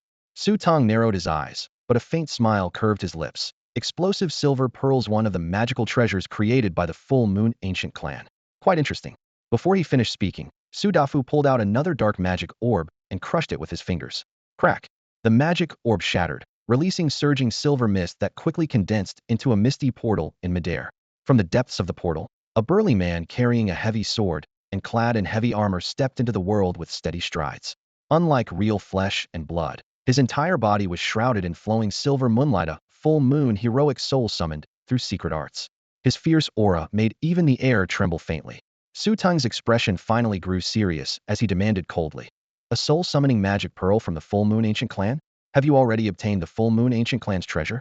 The Full Moon Ancient Clan was the family of Su Dafu's mother, Princess Full Moon. In ancient times, they worshipped the moon goddess and received her blessings, producing countless experts and creating many extraordinary treasures. But when the moon goddess no longer bestowed her grace, the ancient clan declined and had to form a marriage alliance with the Great Sun Dynasty. Princess Full Moon became an imperial consort, only to be secretly murdered by the Great Sun Emperor and the Empress's faction working together, leading to the complete annihilation of the entire Full Moon Ancient Clan. To seize the treasure, the dynasty's pursuers had never ceased their hunt. Su Dafu's mother also died at Su Ting's hands, forcing him to hide and wait for his chance at revenge. At this moment, he offered no explanation, simply commanding, "Kill." The burly man shot forward like silver lightning, his heavy sword sweeping horizontally with explosive winds carrying moonlight's sharp edge. Several imperial powerhouses hadn't even seen the blade clearly before being swept away by a single strike, spitting blood as they crashed into boulders, severely injured and wailing. Immediately after, the heavy sword struck towards Su Tung with the force of splitting mountains. Su Tung remained seated calmly on his bronze war chariot, showing no fear. Just as the heavy sword was about to fall, a gaunt old man in crimson robes appeared silently, raising his right palm lightly. Boom! Explosive force like a tsunami erupted, dust flew, and space trembled, yet the gaunt old man remained completely motionless. Without even a flutter of his sleeves, he blocked that deadly strike. He smiled faintly. A full moon heroic soul comparable to a lesser true lord. Unfortunately, before this old man who is an earth true lord, it's still too weak. This person was Su Teng's guardian. He formed hand seals with one hand while a long sword of blazing flames materialized in his left palm. The sword light fell gently, yet like dawn's first light, it instantly erased the full moon heroic soul into nothingness. In the next moment, he stepped before Su Dafu, his eyes cold as if looking at a corpse awaiting slaughter. "Your Highness, how shall we deal with him?" Su Ting spoke indifferently. "Kill him. This king only needs his soul." "Very well." The Earth True Lord's terrifying pressure descended upon him, making it impossible for Su Dafu to breathe as death's shadow enveloped him. The gaunt old man raised his hand, about to kill Su Dafu and devour his soul. Beyond the heavens suddenly trembled as a colossal palm seemed to tear through the sky, sweeping across the battlefield. SL polite as swatting a mosquito, yet containing world-destroying power. The arrogant old man didn't even have time to scream before exploding into a bloody mist under the palm's shadow, his body and soul completely annihilated. In an instant, heaven and earth fell deathly silent. Su Ting shot to his feet, losing his composure for the first time, his eyes filled with shock. Elder Hua was a mighty earth true lord, yet he was slapped to death with a single palm? How was this possible? Su Dafu's mind went completely blank, left with only one thought. What a fierce giant hand. The dynasty's powerhouses were all dumbstruck, collectively bursting out. Holy shit. Inside the Jokong medicine shop, Chen Chang'an sat regally behind the counter like a supreme being ruling the heavens. One arm extending into the void. The giant palm was his manifestation. Through his divine sight, he coldly observed the battlefield, confirming that the one just slapped to death was indeed Elder Hua, an earth true lord-level expert. He had clearly heard the conversation between Su Dafu and Su Tung through his divine sight and hearing, knowing they were mortal enemies. Seeing Su Dafu in mortal danger, he acted without hesitation, would never stand by and watch Su Dafu die. At this moment, Su Dafu was obviously terrified, still in a daze. The giant palm hung in the sky, striking terror into everyone's hearts. Just the wisps of aura it leaked made everyone's breathing labored and souls tremble. This was an existence that could slap an earth true lord to death with one palm if it truly wanted to slaughter everyone present. None could resist. But just who was this peerless expert? Chen Chang'an gazed indifferently, releasing boundless pressure through the giant palm. The dynasty's experts and Su Tung felt as if the sand-pound mountains pressed on their shoulders, making even lifting their hands difficult. However, Chen Chang'an didn't kill the others since the Great Sun Dynasty was Su Dafu's enemy. He would leave them for Su Dafu to deal with personally. After a brief stupor, Su Dafu came to his senses. With the Earth True Lord dead, his first instinct was to pull out his spatial gem and flee, but he suddenly realized something was wrong. The giant palm hung there like a mountain range, motionless, while Su Tung and the dynasty's powerhouses were firmly suppressed, their faces deathly pale and unable to move. Strangely, he himself was completely unaffected. Su Dafu was first startled, then burst into laughter. "Heaven helps me." He bowed deeply toward the giant palm, his voice booming. "I don't know who you are, senior, but thank you for saving my life." Su Tung's face was pale and ugly, his heart filled with inexplicable terror toward the mysterious giant hand that had appeared. He watched Su Dafu bowing respectfully to the sky-covering giant hand, completely bewildered by what was happening. Why hadn't Su Dafu been affected? After finishing his bow, Su Dafu glanced at Su Teng briefly, then fixed his gaze on the imperial powerhouses protecting Su Teng. He spread his 5 fingers and hurled several thumb-sized explosive silver orbs that flashed with brilliant light. Bang! Bang! Bang! Silver light erupted, blood mist churned, and the screams of the imperial powerhouses were instantly drowned out by the thunderous explosions as they were all killed on the spot. Su Teng could only watch helplessly as his elite warriors fell one after another, his face turning from pale to dark with rage nearly bursting from his chest. Weapons withdrawn, Su Dafu strode forward menacingly, his long blade flashing with cold light thud. Su Teng's head was cleanly severed, rolling to the ground with droplets of blood. The head wasn't completely dead yet, staring coldly at Su Dafu with a hoarse voice. If not for that mysterious giant hand saving you, you'd already be a dead soul. Let's see if you'll have such good luck next time. Su Dafu wasn't surprised at all, snorting coldly. So you've mastered the external avatar technique, no wonder you're so arrogant. He understood clearly that the external avatar was a 4th-tier body cultivation divine ability recorded in the Sunflower Imperial Manual, requiring one to extract a third of their soul to forge a separate spirit. Once successful, it granted an extra life. However, the external avatar shared consciousness with the main body. If the avatar was killed, the main body would also suffer damage, with soul wounds and realm regression. In a flash of thought, Su Dafu wasted no more words. Runic patterns lit up in his palm as he unleashed his divine ability, sending needle-like spiritual light drilling into Su Teng's skull. Crack! The avatar's soul was shredded, and Su Teng finally fell silent, his head completely losing all vitality. Thus ended the fierce battle, with Su Dafu single-handedly sweeping away Su Teng and his entire group. His chest heaved, but he couldn't suppress the wild joy and confidence in his heart. He then bowed deeply once more to the sky-covering giant hand in gratitude before sweeping through like a whirlwind, thoroughly looting all the storage bags and weapons from the Imperial experts. Particularly noteworthy was the storage ring worn by Su Teng's external avatar. When he probed it with his divine sense, he found mountains of precious materials and spirit pills that made Su Dafu's eyes gleam with excitement. Senior, do you want any of these items? He held up the ring toward the giant hand, but seeing no response whatsoever, he could only smile awkwardly, stuff the spoils into his robes, and flee. Within Tianwu City, countless cultivators gazed from afar at the giant palm that had appeared outside the city. The massive hand stood like a dark mountain peak in the sky, blocking out the sun and radiating terrifying pressure that made people tremble even from dozens of miles away. Ordinary mortals prostrated themselves in streets and alleys, treating it as a divine miracle, with sounds of kowtowing and prayers rising everywhere. In the back courtyard of Jiukong Medicine Shop, Chen Chang'an observed the entire situation through a small spatial rift. Seeing Su Dafu retreat safely, he smiled slightly and withdrew his hand from the crack. In the next instant, the sky-covering giant hand outside the city silently dissipated as if it had never existed. Meanwhile, millions of miles away in the secret realm of the Great Sun Divine Dynasty's Imperial Palace, a golden-robed young man, Su Teng's main body, who had been cultivating in meditation, suddenly shuddered and let out a piercing scream. He felt his soul being torn apart, the pain so intense his features contorted. Who was it? Whose hand was that? Su Dafu. Just you wait, I will never let you go. As for Su Dafu at this moment, he had returned to Su Yuanba and the others, excitedly recounting the thrilling events. 7th Granduncle. Have you ever heard of palm techniques that descend from heaven and slap people to ash with one strike? If not for that sky-covering giant hand, I'm afraid I wouldn't have made it back alive today. Su Yuanba listened with cold sweat pouring down, repeatedly expressing relief. Fortunately, Your Highness survived this great calamity.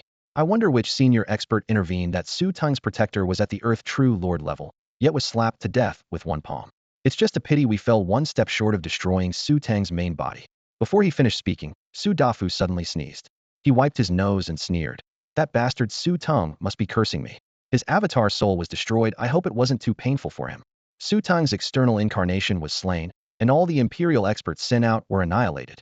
This bombshell news swept through the Great Sun Dynasty like thunder. The Earth True Lord responsible for protection died a gruesome death on the spot, which was like a sharp blade directly severing Su Teng's future.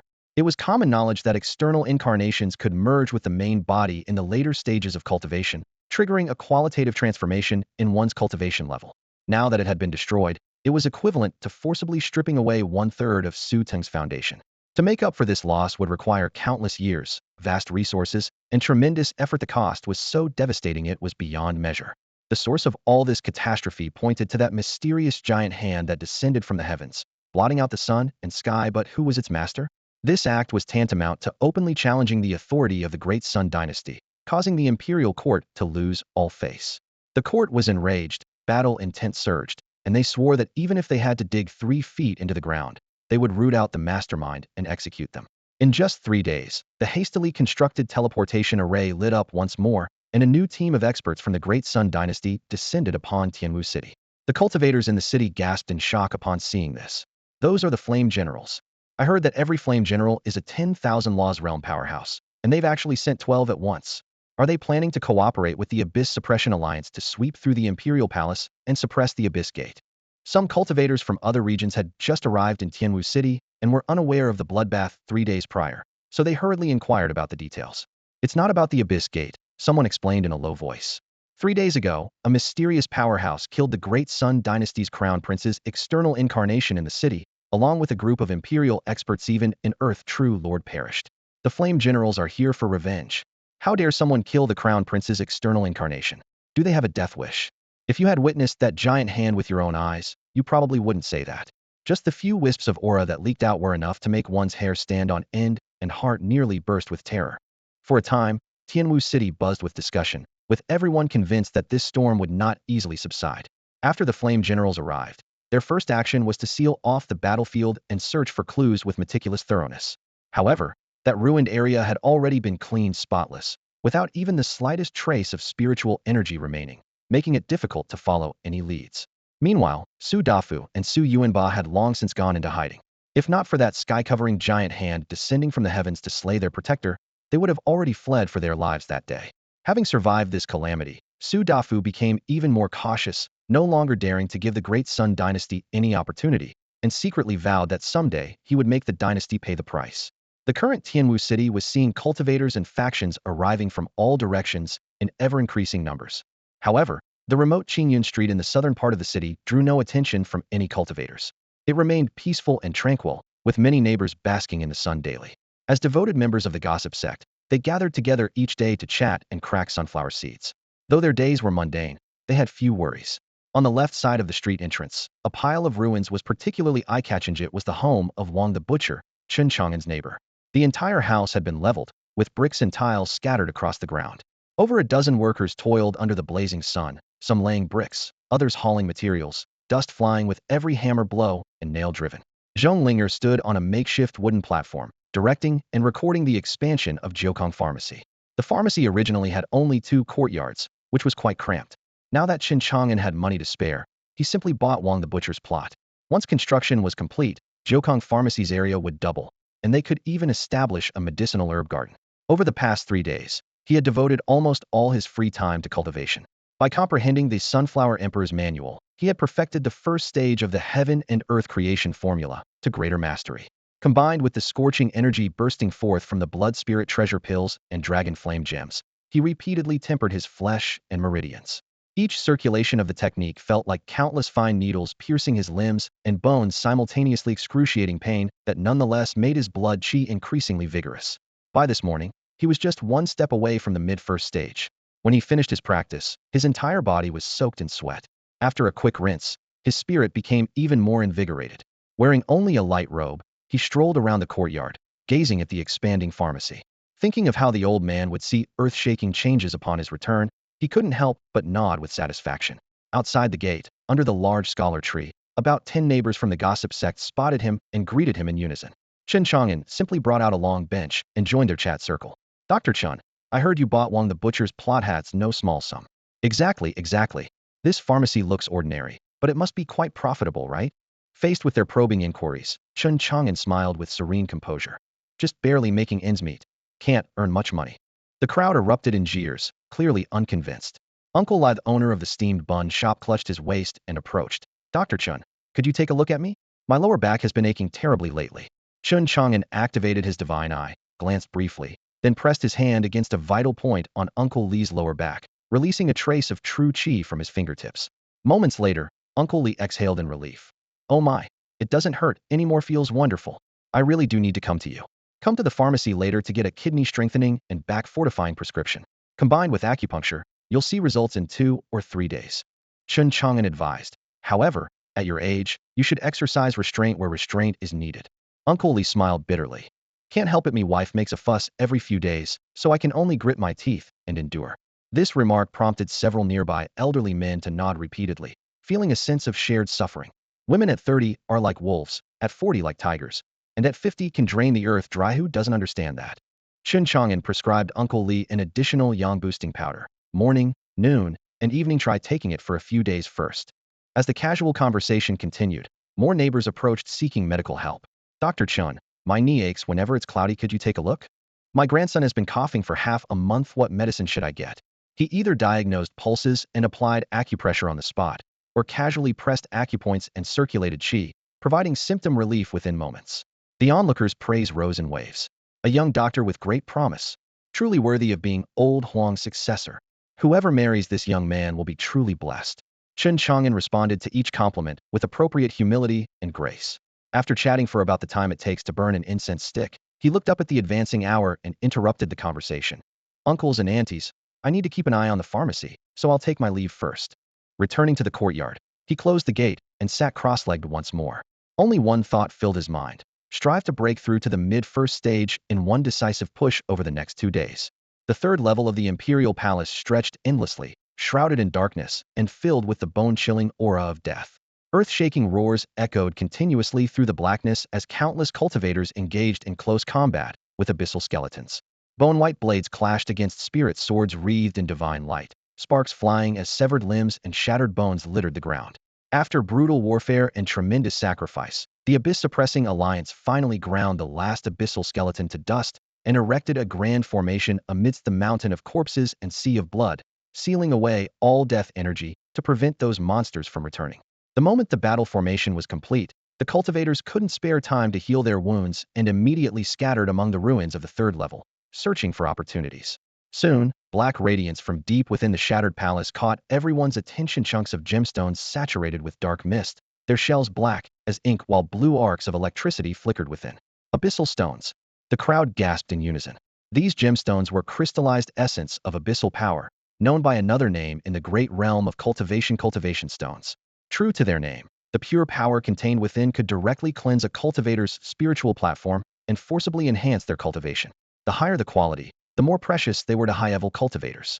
For powerhouses like Spirit Transformation Kings, Immortal Sect Masters, and 10,000 Arts True Lords, advancing even a minor realm was like ascending to heaven. With enough abyssal stones stockpiled, breakthrough would no longer be beyond reach. As word spread, the third level erupted into chaos. They're really abyssal stones? Heaven favors me. Elderly cultivators wept tears of joy, their knees buckling. This old man's lifespan is nearly exhausted, and I traveled 10,000 miles to the Imperial Palace seeking just a thread of hope. Now I've finally bet correctly. With several abyssal stones, I can surely extend my life and continue on the immortal path. By all logic, abyssal stones should only originate from the abyss. Yet here they appeared in the Imperial Palace. The reason remained a mystery, but undeniably, this unexpected windfall drove all cultivators completely mad. They wished they could turn the Imperial Palace upside down and scavenge every last abyssal stone. In mere moments, multiple deadly fights had erupted over the stones, with many corpses still warm. If left unchecked, internal strife would only benefit the abyssal clans lurking in the shadows. Finally, the Abyss-suppressing alliance intervened forcefully, issuing an Imperial Palace decree that swept across the third level. 1. All who enter the Imperial Palace, regardless of sect origin, must obey the Abyss-suppressing alliance and are forbidden from killing each other. 2. Whoever discovers an abyssal stone first owns it. 3. Those who violate these orders shall be executed without mercy. The Abyss-suppressing alliance, united with major powers from various states, commanded mountain-like prestige, and the cultivators dared not defy them, each seeking their own opportunities. Yet greedy fools still existed who didn't know death from life, secretly venturing into the far more dangerous fourth level, hoping to claim more abyssal stones. Fourth level. Boundless black mist rolled like thick ink. Chu Yongtian and Chu Wushuang, faces pale and spiritual energy in chaos, raced through the sea of fog toward the third level in retreat. Not far behind, sharp, eerie laughter rose and fell as 5 twisted black shadows pursued them through the mist with arrogant swagger, drawing closer step by step, their cruel aura piercing their very souls. Whoosh, whoosh, whoosh. Suddenly, countless demonic vines burst through the fog like black venomous serpents, shooting straight toward Chu Wushuang. Chu Yongtian quickly stepped in front of Chu Wushuang, drawing his treasured sword to slash at the sinister vines. As the blade swept through, The iron-blue vines lashed out like steel cables, sparking and ringing with piercing metallic sounds. In an instant, a strange force crept up the vines into the sword, rapidly dimming its light and draining its spiritual essence. The next moment, a vine as thick as an arm shot forward like a dark green spear thud piercing straight through Chu Yongtian's chest as blood sprayed everywhere. In agony, Chu Yongtian could only manage a scream before more vines coiled around him like demonic serpents, wrapping him into a pitch-black cocoon. "Father!" Chu Wushuang cried out desperately. "Daughter, don't worry about Marin." Chu Yongtian's muffled voice came from within the cocoon, his final words. The cocoon was immediately swallowed by black mist and vanished with a whoosh. As the dark fog churned around her, Chu Wushuang searched frantically, but couldn't find even a trace. Before she could recover, a new wave of sinister vines surged forward, writhing toward her. At this critical moment, a brilliant sword light shot from the distance, severing the attacking vines at their roots. A piercing shriek echoed from deep within the black mist as the unknown entity fled with Chu Yongtian, never looking back. Chu Wushuang wanted to pursue, but suddenly heard a woman's cold voice behind her. That was a tree-vine demon from the abyssal ratio dare adventure to the 4th level of the Imperial Palace. Don't think about rescuing him. You'd only be throwing your life away. She turned to see two women approaching through the mist, Dongfang Linyue and Chen Chang'an from the Longevity sect. The pair had also been seeking opportunities on the 4th level, and with Dongfang Linyue's profound cultivation, Chen Chang'an could follow safely by her side. Recognizing them, Chu Wushuang's eyes reddened as she immediately knelt and pleaded. "Fairy Linyue, please save my father." Dongfang Linyue's gaze darkened slightly as she sighed. "Who knows how many tree-vine demons lurk on the 4th level, even I dare not venture deep. Your father is merely a marquis, yet he dared enter this place. It was far too reckless. Wait for the Abyss Suppression Alliance to clear the 4th level. If he's lucky, there might still be a chance." She had already done her best by severing the vines. Venturing deeper would only doom herself as well. Chu Wushuang felt as if struck by lightning. The Abyss Suppression Alliance had just established their foothold on the 3rd level. With everyone busy collecting abyssal stones, they couldn't possibly organize forces to clear the 4th level anytime soon. Seeing Chu Wushuang's devastated expression, Chen Chang'an felt sympathy and said gently, "The three of us alone certainly can't manage it. You should find reliable help. My master and I will continue exploring, and if we truly encounter your father, we'll naturally help if we can." Dongfang Linyue nodded. "Within my capabilities, I will act." Chu Wushuang kowtowed repeatedly in gratitude before hurrying back to the 3rd level. Upon arrival, she immediately sought out a Chu family elder serving as a protector in the Abyss Suppression Alliance and recounted everything that had happened. The elder frowned. "Chu Yongtian went to the 4th level? Don't you know that the closer to the abyssal gate, the more dangerous it becomes? He's only a marquis, yet dared venture there recklessly, truly gambling with his life. Elder, please save my father." Chu Wushuang pleaded desperately. For the Chu family, even a marquis was a pillar of strength. The elder pondered for a moment. The Abyss Suppression Alliance's united forces are meant to deal with the abyssal races. They won't venture deep into the 4th level for one marquis. I can only immediately send word to several Chu family elders currently searching for abyssal stones in the Imperial Palace and make the attempt with them. Chu Wushuang was moved to tears. "Thank you for your help. Elder Wushuang is eternally grateful." The elder waved dismissively. "We're all Chu family. How could we stand by and watch someone die? But prepare yourself mentally. The chances of rescuing Chu Yongtian from the abyssal races are extremely slim." On the 4th floor of the Imperial Palace, Chu Wushuang led 3 Chu family elders, Chu Weixian, Chu Qin, and Chu Xinjiang, as they quietly appeared and followed traces to search for Chu Yongtian's whereabouts. Among the 3 elders, Chu Weixian was a powerful expert at the Immortal Realm sect master level, while Chu Qin and Chu Xinjiang were both spirit transformation realm nobles. Together, they formed a formidable force not to be underestimated. Shortly after setting foot on the 4th floor, several thumb-thick green vines shot through the air, followed by 2 tree-vine demons launching a sneak attack. Chu Weixuan's sword flashed, instantly cutting the tree-vine demons into pieces, while the remaining vines were shattered by Chu Qin and Chu Xingyong with a wave of their hands, turning the ambush into nothing in an instant. Chu Wushuang led the way as the 4 continued deeper. After about an hour, a dark misty forest blocked their path. Cold fog churned with a faint sweet and fishy fragrance, emanating an abyssal aura. When Chu Weixian extended his divine consciousness to probe, it felt like being trapped in a quagmire, unable to advance. He frowned. "This place is strange. Don't be careless." He looked up toward the depths of the fog sea. "The abyssal aura is so intense here. The tree-vine demons are most likely gathered in this area. If Chu Yongtian is still alive, he must be inside." Chu Qin and Chu Xingyong exchanged glances, both sensing the enormous danger lurking in the shadows. However, to rescue their clansmen, they gritted their teeth and followed Chu Wushuang into the misty forest. Rolling mist obscured their vision, and the surroundings were so quiet it seemed even breathing was swallowed up, with visibility less than 5 meters. Everyone stepped extremely lightly, even deliberately suppressing the sound of their robes rustling. Suddenly, Chu Weixian, who was walking at the front, raised his hand to signal a stop. Through the white fog, everyone could see 2 tree vine demons leaning against trees, snoring in sleep, with green vine tendrils hanging all over the ground. Chu Weixian gave them a look. The message was clear: move stealthily. Everyone understood immediately, restraining their auras and gliding past silently. As they went deeper, more and more treevine demons lay scattered on the ground, most of them ordinary demon soldiers. But occasionally, a powerful aura would surge forth, with one demon's strength matching that of the 3 elders, making the 4 even more tense. Their breathing compressed to thin threads. If all the demons awakened, it would surely be a catastrophic disaster. Moving cautiously, they finally discovered Chu Yongtian near a bizarre, giant tree several zhang tall. More than 10 thick vine cocoons hung upside down from the branches, swaying slightly, each containing flowing life force. Clearly a group of cultivators who had entered the 4th floor of the Imperial Palace searching for abyss stones, but were captured. Still alive, Chu Weixian secretly breathed a sigh of relief. Before his words faded, his figure flashed into a shadow, and the moment he landed under the great tree, his sword light exploded. The treevine demons guarding this place didn't even have time to react before they all perished.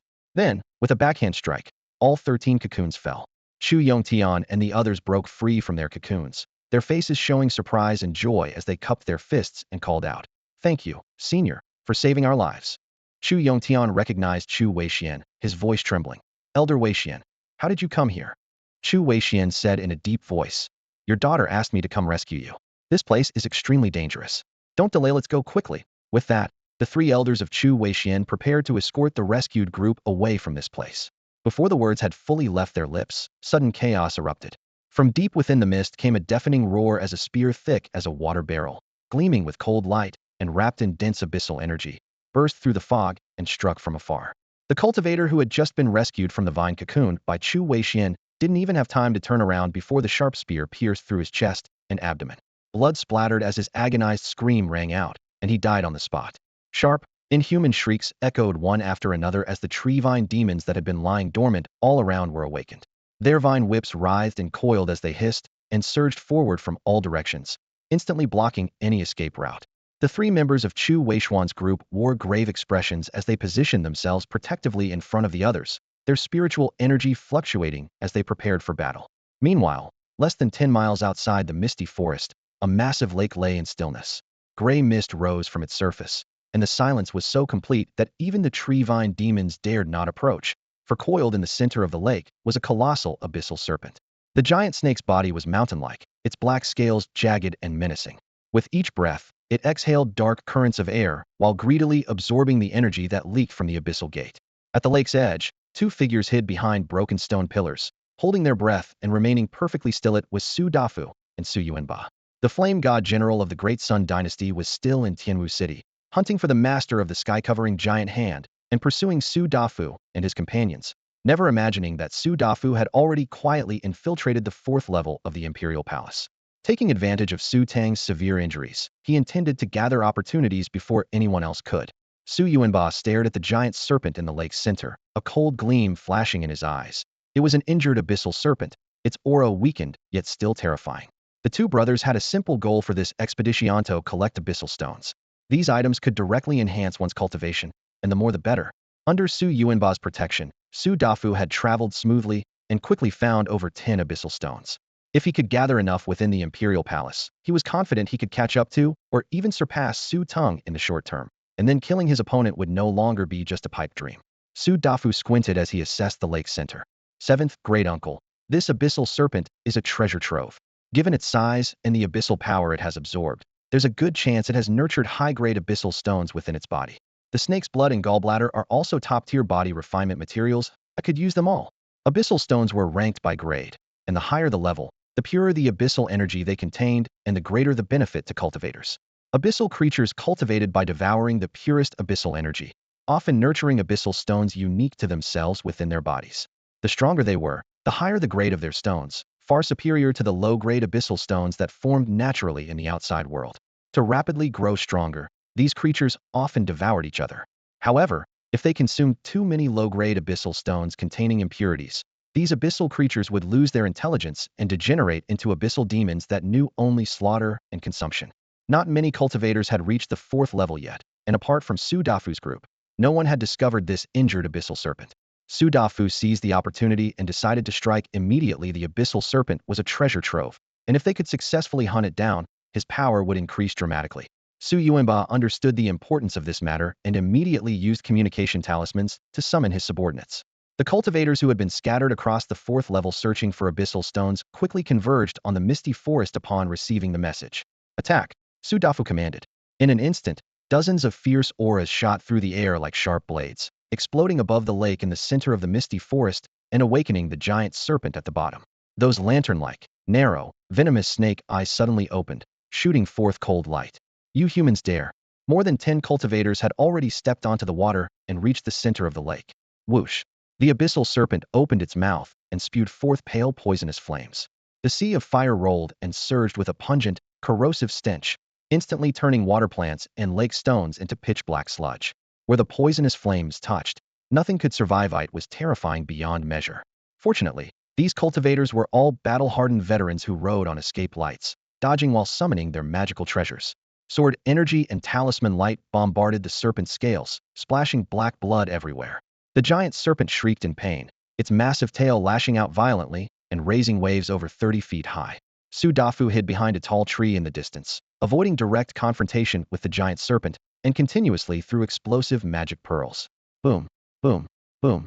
Each magic pearl that struck the serpent's body was accompanied by blinding fire and the sound of tearing flesh, blasting the tough scales until blood and flesh flew everywhere. The abyssal serpent gradually felt overwhelmed, terror and panic filling its heart. It had paid an enormous price to crawl out from the abyssal gate, hoping to devour humans to restore its spiritual power, only to face death here. It suddenly twisted its body, its serpentine form like a black bridge smashing through the lake water as it attempted to escape. Su Dafu shouted coldly, "Seventh uncle, use the full moon demon hammer. Don't let it escape." "Right." Su Yuanba responded and drew out a massive hammer radiating cold light, frost condensing on its handle. Boom. The hammer's shadow crashed down, releasing extreme cold energy. The lake's surface instantly froze into thick ice, trapping the abyssal serpent and the surrounding 100-jong radius of water in a transparent ice layer. Want to escape? Dream on. Su Yuanba struck again with tremendous force. Crack. The sound of cracking ice mixed with breaking bones as the abyssal serpent's massive body was shattered into pieces, dying on the spot. Working together, everyone split open its skull and extracted a crimson crystal stone the size of an adult's fist. Red. Su Yuanba's eyes blazed with excitement. A 3rd-grade abyssal stone. All the cultivators present were thrilled. The cultivation world had already identified 5 grades of abyssal stones: white, black, red, purple, and gold. 1st grade greatly beneficial for the blood-nourishing, mortal-shedding, and life-spring realms. 2nd grade could assist the heavenly mandate, spirit transformation, and immortal realms. 3rd grade was already considered high-level, especially precious for the myriad laws realm, and could allow lower realm cultivators to advance rapidly. An accompanying cultivator exclaimed excitedly, "Your Highness, with this 3rd-grade abyssal stone, you'll surely catch up to Su Tung quickly and avenge your mother." Su Yuanba was overjoyed and respectfully presented the crystal stone with both hands. After Su Dafu accepted the 3rd-grade abyssal stone, he said, "7th Elder, please collect this abyssal serpent's precious blood, gallbladder, and flesh for me. I have use for them." "As you command." The black-armored cultivators immediately set to work. Amid flashing cold light, the nearly 100-jong corpse of the abyssal serpent was dissected. 1. Dark green scales were pried off piece by piece and piled to one side, thick as shields and suitable for forging armor. 2. Sharp fangs and thick bones were cut into neat sections for crafting top-grade magical treasures. 3. Dark red blood was collected in jade bottles, the fist-sized gallbladder sealed in jade boxes, and the remaining flesh stored in large temperature-controlled jade cabinets. Once refined, this flesh could directly enhance one's physical body, serving as one of the shortcuts for cultivators' body tempering and holding extremely high value. In mere moments, the massive demon corpse was processed completely clean. After finishing this task, Su Dafu led everyone to sweep through the misty forest. He and Su Yuanba had already scouted earlier and found no greater threats besides this abyssal serpent, making it perfect timing to plunder all the abyssal stones in the forest for a hefty profit. However, while they were busy looting, intense sounds of battle erupted from deep within the forest, with spiritual energy fluctuations sending treetops flying. "Let's go take a look," Su Dafu said, and everyone followed him as he leaped forward. Ahead lay a charred clearing. 20 to 30 cultivators were surrounded by dense clusters of tree-vine demons, with several corpses already scattered across the ground. Further away, a tree-vine giant over 10 feet tall continuously hurled spear-thick sharp projectiles, specifically targeting weak points in sneak attacks.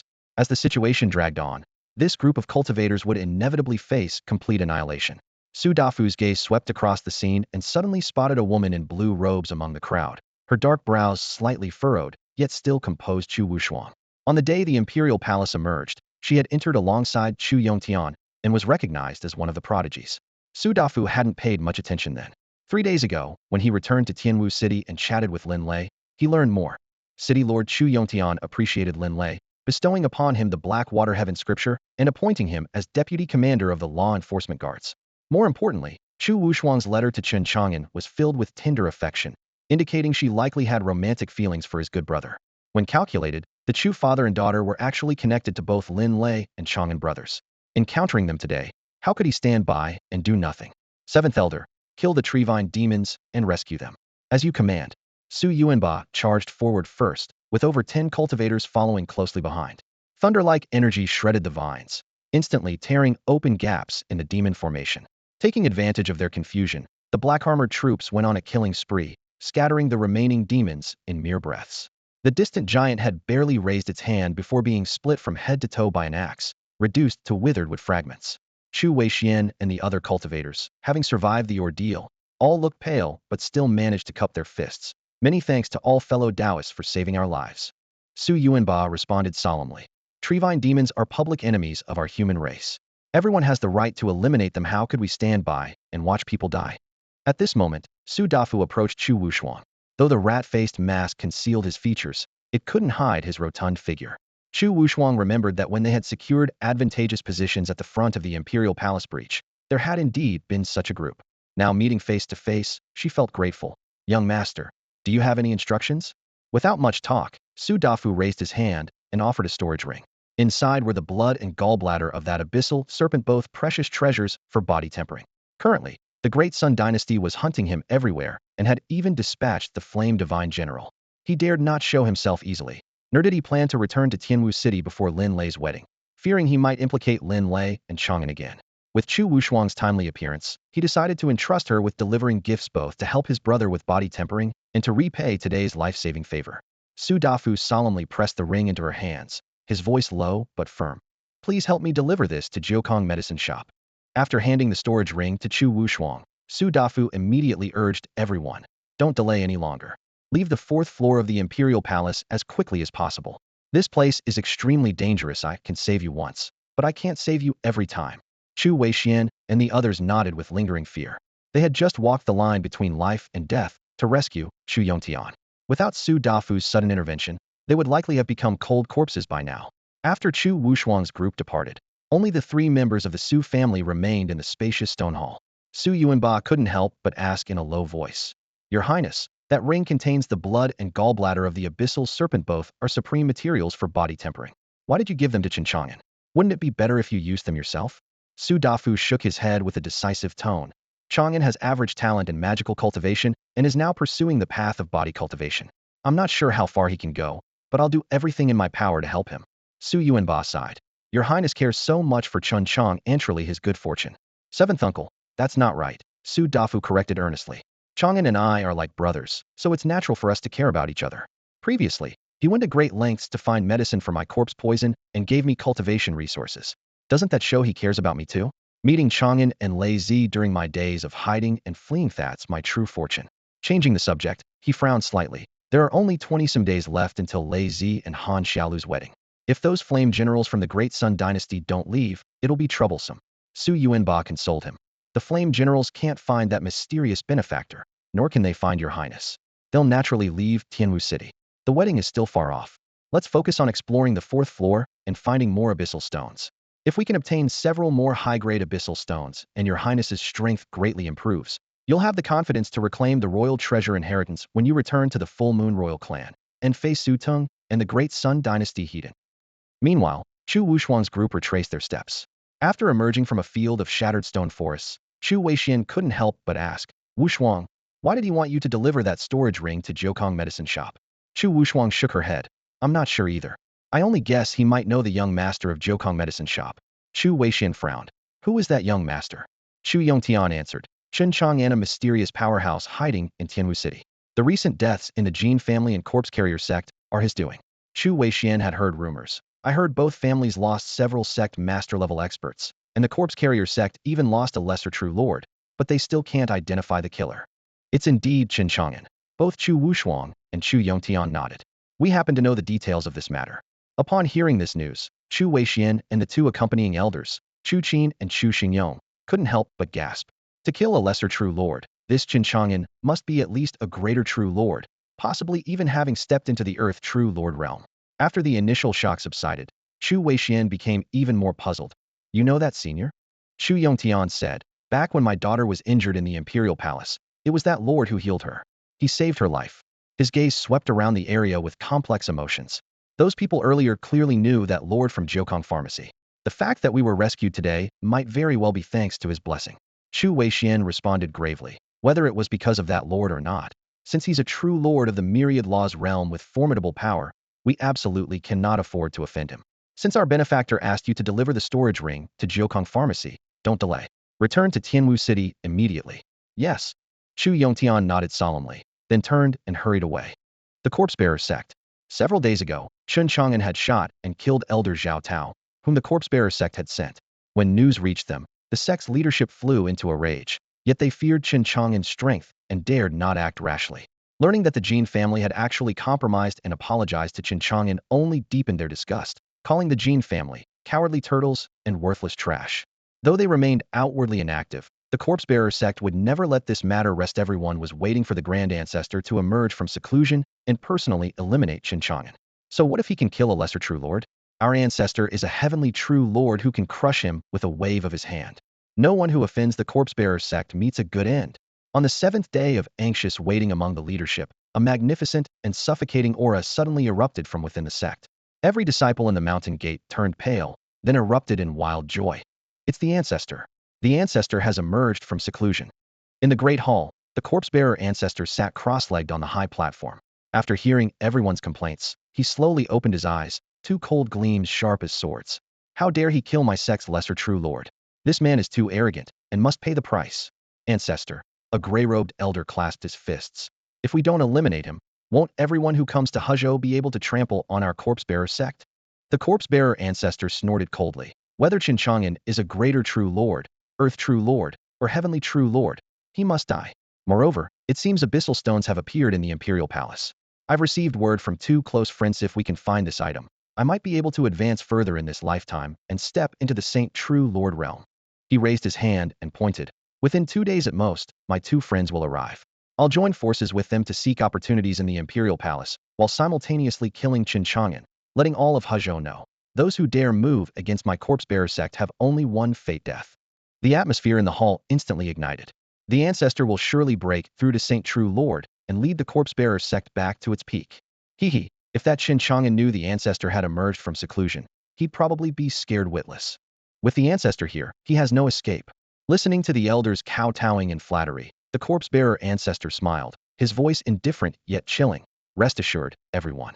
Since I've declared I'll kill him, how could he possibly survive? Even if he kneels before me weeping and begging for mercy, I absolutely won't spare his miserable life. After a moment, he snorted coldly again. The Jin family. A bunch of cowardly, worthless bastards. Once I eliminate Chen Chang'an, let's see what the Jin family has to say then. A few days later, the Jiukong Pharmacy had completed its expansion. The entire shop was nearly twice its original size, with a spacious courtyard newly carved out in the back. Chen Chang'an personally worked alongside Zhong Linger to cultivate medicinal fields in the soft soil, carefully transplanting the rare Tintasandier spiritual ginseng to the center and scattering several packets of equally precious spiritual herb seeds, their fragrance quietly permeating the air. That evening, Chen Chang'an returned alone to his room to continue tempering his body with the dragon flame gem. The fist-sized gem hovered above his dantian, continuously erupting with scorching and fierce energy like a true dragon breathing fire, which he absorbed inch by inch. Suddenly, with a crisp crack, the dragon flame gem crumbled to dust, its entire essence merging completely into his flesh and blood. He sat cross-legged in meditation, his skin glowing like warm jade under the firelight, radiating brilliant luster. The crimson energy transformed into flowing light that coursed through his organs, and with each heartbeat, it felt like true dragon flames burning within his body. Any ordinary person would have been incinerated to ash by such intense heat, but Chen Chang'an practiced the heaven and earth creation formula, allowing him to refine it all for his own use. As the internal force surged powerfully within him, his body suddenly trembled, and a magnificent aura shot skyward. Chen Chang'an opened his eyes, his gaze sharp as lightning. First year middle stage. A system notification immediately echoed in his mind. System notification. Host has broken through to first tier middle stage. Lifespan 20. Remaining lifespan, 204. Breaking through the 200 mark brought a slight smile to his face. Body cultivation is indeed the most satisfying. Only with a stronger physical form can one bear more invincible cultivation. With a thought, he activated his divine eye. Now, without consuming lifespan, he could clearly see landscapes 70 to 80,000 li away, though greater distances would require using lifespan to supplement his physical limitations. He naturally turned his gaze toward the imperial palace entrance within Mount Dalong, but could only make out the outline of the gate's lintel. After all, that was merely the entrance. The true imperial palace formed its own realm, consisting of 9 levels like 9 overlapping worlds. The 9th level suppressed the Abyss Gate and housed the compassionate Immortal Emperor's inheritance. The Abyss-suppressing alliance had only conquered the first 3 levels so far. The deeper they went, the stronger the abyssal alien races became, making complete sealing of the Abyss Gate no easy task. Withdrawing his gaze, Chen Chang'an directed his sight toward Tianwu City. Among the 12 flame divine generals, 6 still remained in the city, searching for traces of him and Su Dafu. Each was clad in crimson flame armor, their presence intimidating. He happened to want to test his limits after the breakthrough, so he immediately activated his divine hand and flicked his finger lightly at one of the flame divine generals from afar. The general was just releasing his divine consciousness to carefully search every corner of the city when he suddenly felt a shock to the back of his head, his skull buzzing as he screamed and was sent flying several zhang. Still shaken, he turned to look back but saw nothing except the howling night wind. However, his expression grew grave, because in the instant his head was struck from behind. The flame general's divine consciousness clearly sensed a hand appearing out of nowhere behind him, flicking him on the head. The sudden, excruciating pain nearly split his skull open. A burning sensation shot up his spine to his scalp, and in the blink of an eye, a fist-sized red bump swelled on the back of his head, so grotesquely shaped that he couldn't even make out its original contours. Terrified, he hastily used a secret communication technique to summon the other 5 flame generals in the city. Within moments, his fellow flame generals tore through the air and landed, their flaming robes stirring up dust. They first surveyed their surroundings, then all stared at the massive bump on 7th Brother's head. 7th Brother, what did you discover? Your head. Did you crash into some high-grade magical treasure? Even with a grand true lord's physique, you shouldn't be banged up this badly, right? 7th Brother rubbed the swollen bump on his head and gravely recounted his encounter. I was using my divine consciousness to search for clues about the traitor and that mysterious giant hand when suddenly a hand appeared behind me. With just a light flick of its index finger, it nearly shattered my skull. I suspect that hand is very likely the same force that attacked His Highness the Prince earlier. But when I scan the entire city, I can't detect even the slightest fluctuation, as if it appeared from thin air and vanished instantly. To flick you into this state with just one finger, this person's strength is definitely on par with ours and must still be hiding in the city, another general said grimly. Call Big Brother and the others back immediately. We're searching the city again. Meanwhile, under the eaves of the Jiukong medicine shop, Chen Chang'an stood with his hands behind his back, his divine eyes cold and indifferent, as if watching a group of pitiful insects through the air. He flicked his finger, unleashing the ultimate technique of his divine hand, the brain flick. Bang, bang, bang, bang, bang, bang. 6 crisp explosive sounds rang out like bronze bells clashing. All 6 flame generals simultaneously clutched their heads and screamed in agony, each sent flying several zhang backward, fresh red bumps sprouting on the backs of their heads. 7th Brother suffered the worst, having already had one bump. This time it stacked into a double layer. The generals looked terrified, forming a circle and roaring furiously. Who is it? Come out. We are generals of the Great Sun Dynasty. Dare to aid court traitors and oppose our Great Sun Dynasty. You will pay the price. Their only response was a continuous bang, bang, bang. Chen Chang'an raised his hand again, firing finger flicks in rapid succession. Screams echoed through the streets and alleys, alarming countless cultivators.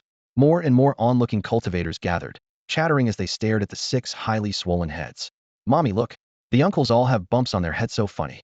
That mysterious senior is incredible. He beat the flame generals like this without even showing himself.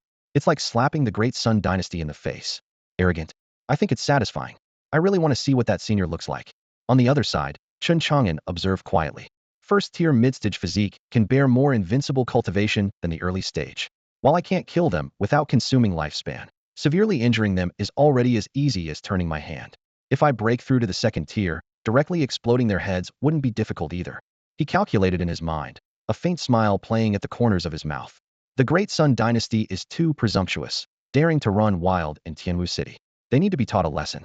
He extended his right palm, preparing to activate even stronger invincible cultivation while estimating how much lifespan killing all six would consume. Just then, a clear female voice came from outside. "Big brother, time for lunch. I made your favorite braised pork." Hearing the words braised pork, Chen Chang'an's eyes immediately lit up. Coming, coming. His gaze swept over the group of flame generals who had already fled outside the city. He casually slapped out with his palm across the void, too lazy to even look at how many he had killed. To him, these people were like ants by the roadside. No one would care if he stepped on a few. These flame generals weren't even as important as a serving of braised pork made by Zhong Ling. Chu Wushuang made her way back from the imperial palace, carrying the storage ring that Su Dafu had given her. Along the way, she happened to witness 6 flame divine generals fleeing in terror and panic. In the next moment, a colossal hand descended from the sky with crushing force. Boom. The mountains trembled, dust and stones flew everywhere, and a mountain peak was struck with a palm-shaped crater so deep its bottom couldn't be seen. The 6 flame divine generals fell into the pit. 5 died instantly, while the last one lay with shattered bones throughout his body, barely breathing, clearly not long for this world. Chu Wushuang was so frightened that her heart pounded wildly. Her throat went dry, and she secretly swallowed hard. These were the flame divine generals of the Great Sun Dynasty, each one a true 10,000 laws realm master, yet they had no power to resist against this mysterious giant palm, and died so miserably. As the daughter of Tianwu City's lord, she had heard several days ago about the mysterious giant hand that appeared outside the city and crushed Prince Su Ting's avatar.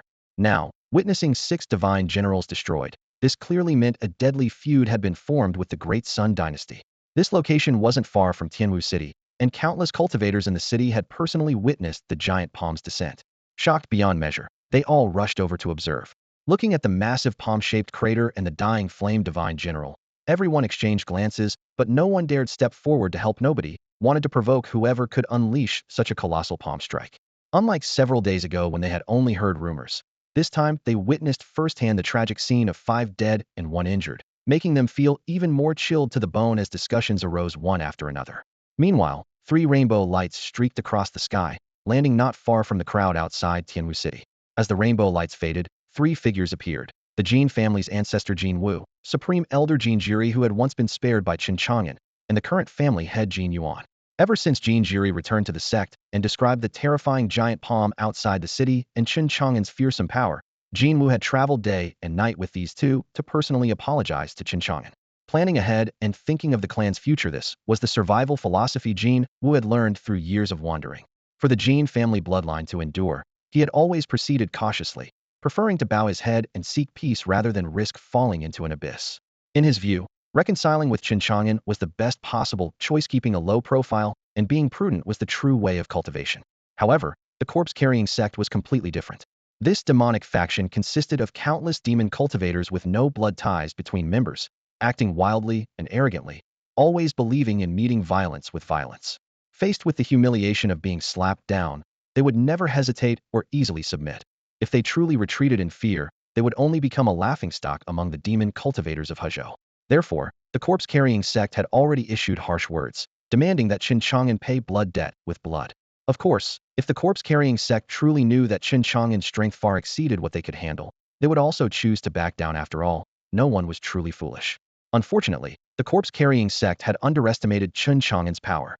After all, Chen Chang'an's power transcended the corpse-carrying sect and even surpassed the understanding of everyone in the cultivation world. In the face of Chen Chang'an, who dared claim invincibility? Who dared claim to be undefeated?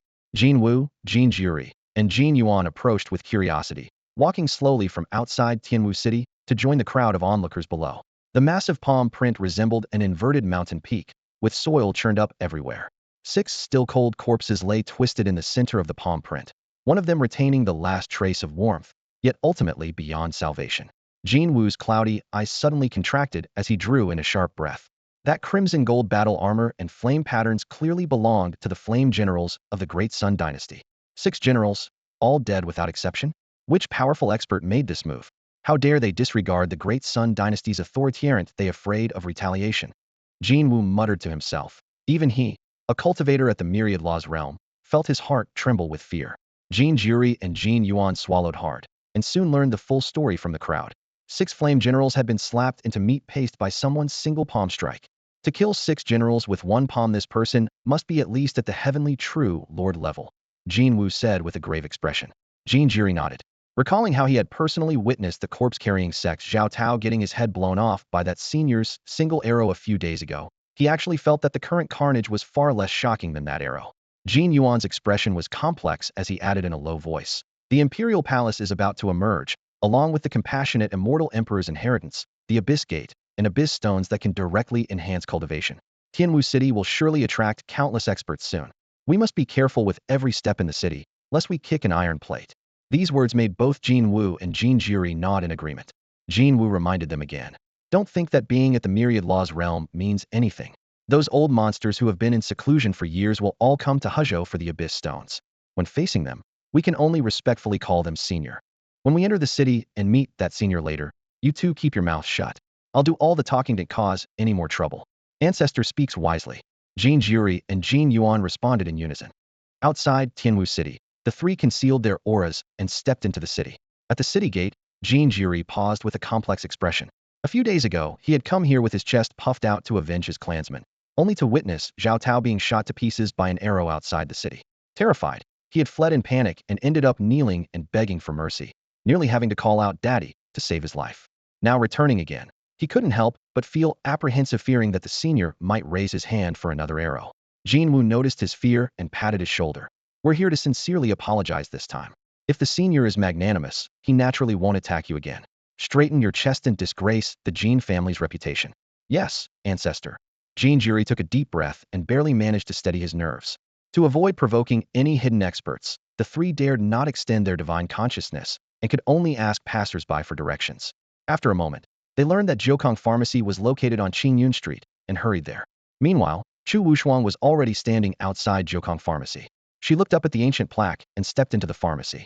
Entering the Jiukong Pharmacy, Chu Wushuang met Chen Chang'an once again. The pharmacy was lined with medicine cabinets, and the air was filled with the bitter fragrance of dried herbs. She bowed respectfully, her voice soft yet clear. Wushuang greets you, young master. Chen Chang'an stood beside the counter, flipping through a medicinal manual. Hearing her voice, he looked up and asked indifferently, "What brings you here?" Chu Wushuang raised her hand, revealing a storage ring in her palm that gleamed with a dark luster and faint spiritual light. On the 4th floor of the underground palace, we were surrounded by tree-vine demons and rescued by a group of mysterious people. One of our benefactors instructed me to deliver this storage ring to you, young master. Who? Chen Chang'an's gaze flickered slightly. I don't know his name. Chu Wushuang recalled the burly figure. I only remember he wore a rat-faced mask and had a rather stout build. It seems to be that fellow Sudafu. Chen Chang'an sighed inwardly and reached out to accept the ring. Thank you for your trouble, Miss Chu. This is what I should do. Chu Wushuang quickly shook her head, her tone remaining respectful. Chen Chang'an toyed with the ring, wondering what good things Su Dafu had sent this time.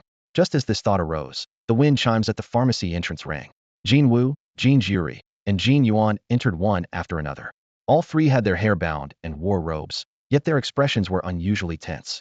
Jin Wu walked at the front, bowing deeply with his voice kept extremely low. I am Jin Wu, ancestor of the Jin family. I pay my respects to you, senior. Jin Jiri pays respects to senior and expresses 10,000 thanks for senior's mercy in sparing my life. Jin Jiri followed closely behind, his face full of terror. Jin Yuan, head of the Jin family, pays respects to senior. Jin Yuan also bowed deeply, beads of sweat visible on his forehead. Chu Wushuang was no stranger to the Jin family, especially Jin Wu, who was a renowned grand true lord powerhouse in Huzhou. She had originally thought the Jin family would seek revenge against Chen Chang'an, but seeing the 3 men now with lowered brows and submissive attitudes, she felt bewildered. Young master killed someone from the Jin family. Yet not only did they not retaliate, they came to apologize instead. Jin Wu and the others quietly observed Chen Chang'an. He appeared to be a youth of 16 or 17, with an aura so faint he seemed like an ordinary person. Had they not witnessed it firsthand, they could never have imagined that this young man before them was that peerlessly powerful and terrifyingly formidable supreme expert. Chen Chang'an's gaze remained calm, as if seeing through their respectful facade to everything beneath. Traveling thousands of miles to apologize at my door, your Jin family's sincerity is quite commendable. The three men smiled awkwardly. Jin Wu spoke first. Senior, previously our Jin family was ignorant and blind, accidentally offending you. Senior's magnanimity in sparing our family elder fills the Jin family with endless gratitude. With that, he presented a silver-gray storage ring with both hands. Senior, this is the Jin family's apology gift. We heard you need a water spirit bamboo flower. Our family happens to have one, which we've placed inside. Please accept it. A grand true lord-level figure bowing to present an object, his demeanor utterly submissive. Chu Wushuang drew in a sharp breath. If even such a powerful expert must bow so low, just how strong was young master? If the Chu family were to conflict with him, their fate would likely mirror that of the Jin family.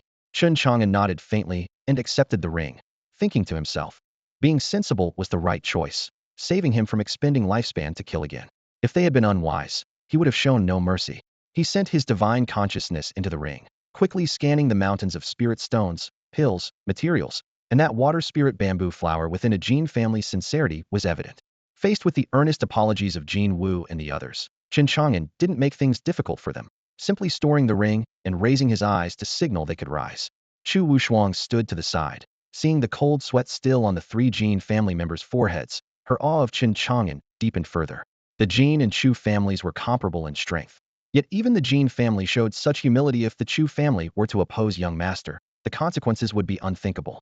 The pharmacy fell quiet for a moment, with only the medicinal fragrance from the wooden cabinets and the soft breathing of those present. Chen Chang'an was quite satisfied with the Jin family's sincerity. When Jin Wu and his two companions saw that Chen Chang'an had accepted their compensation, the weight that had been pressing on their hearts finally lifted, and they felt relieved.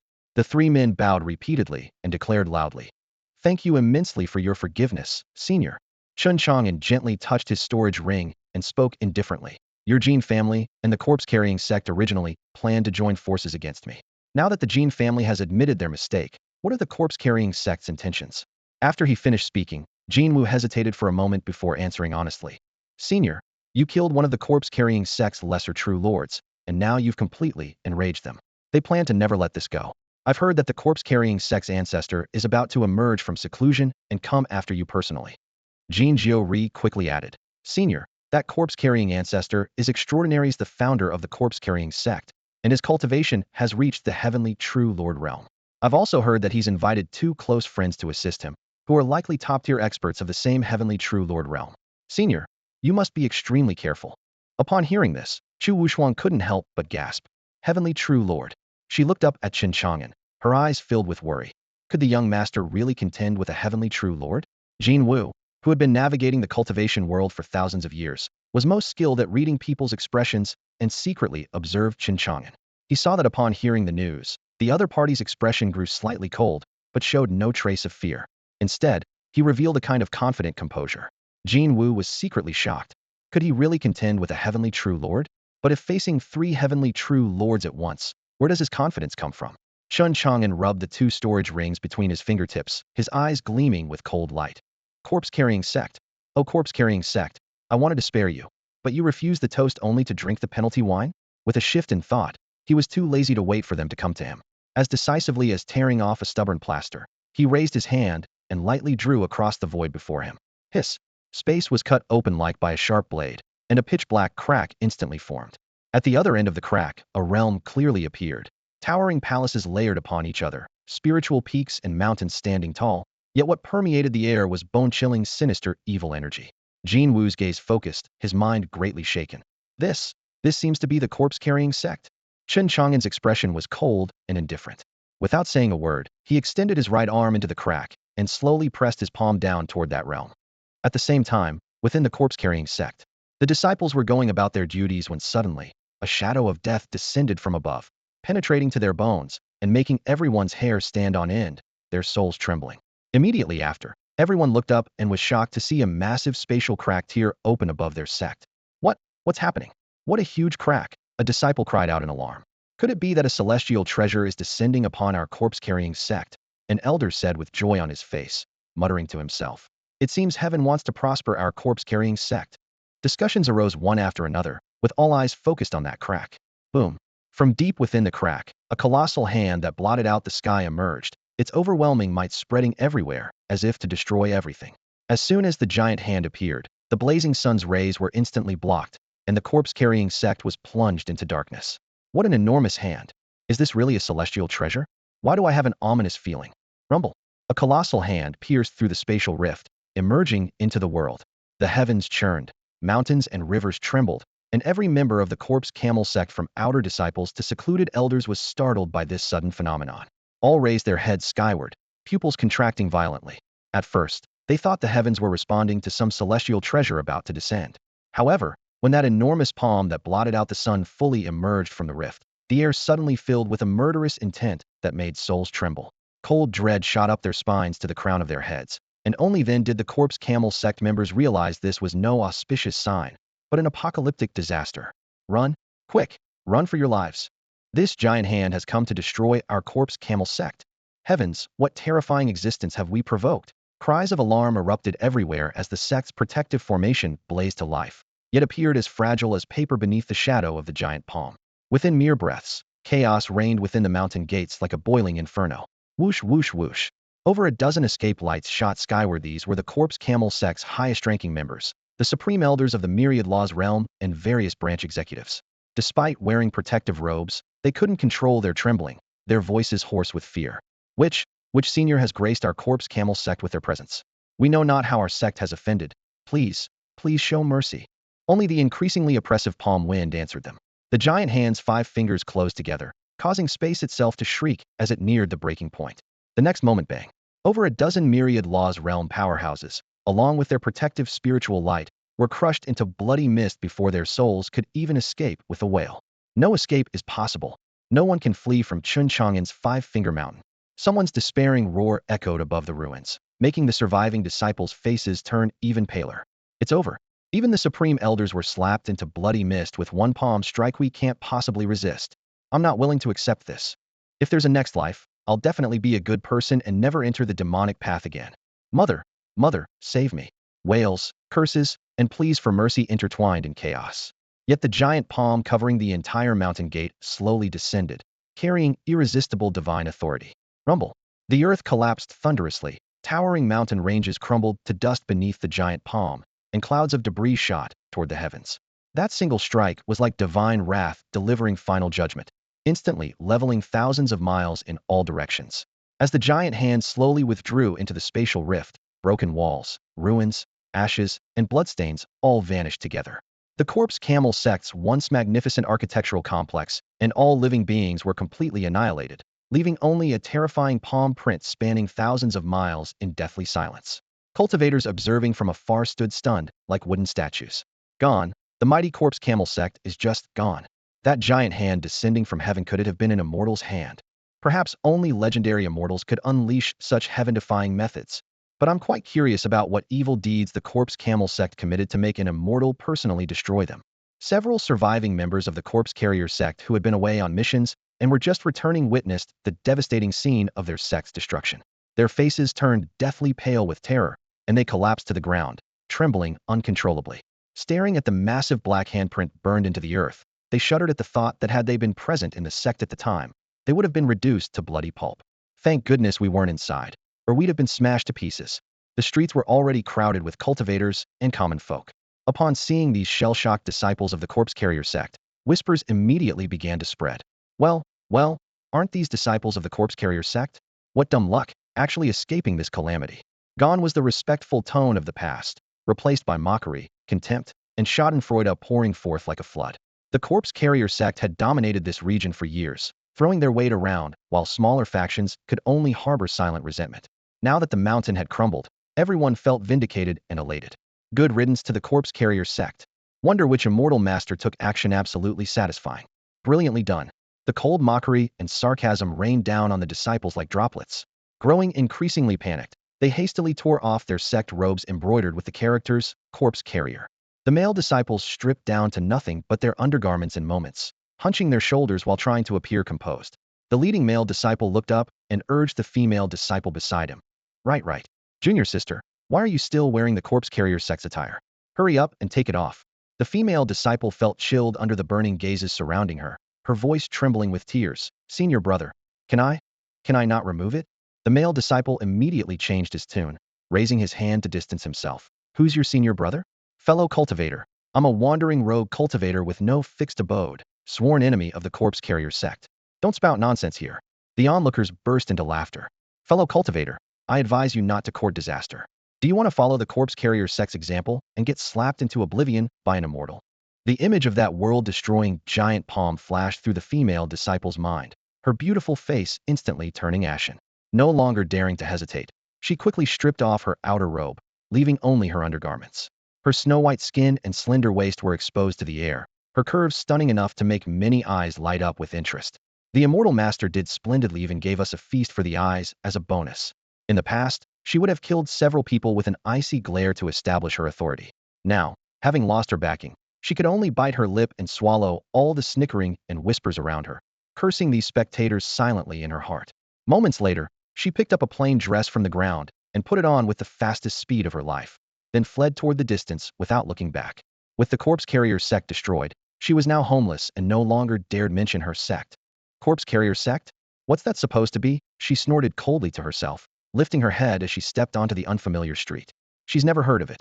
Tens of thousands of miles away from the corpse-bearing sect, outside a teleportation array, Ancestor Shirtaw stood with his hands clasped behind his back, his gray-white Taoist robes fluttering in the gentle breeze. His two old friends Zhang Shun and Tai Mufeng were approaching through the air from beyond the array.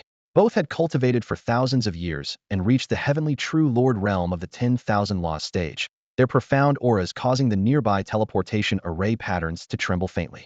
Zhang Shun got straight to the point. The Imperial Palace has recently emerged. After years of seclusion, it's time we venture out to seek our fortunes. This time we'll accompany Brother Sure, watching each other's backs and securing some valuable treasures. Tai Mufeng nodded. The Imperial Palace offers both opportunities and dangers. With three of us traveling together, our chances of success are much greater.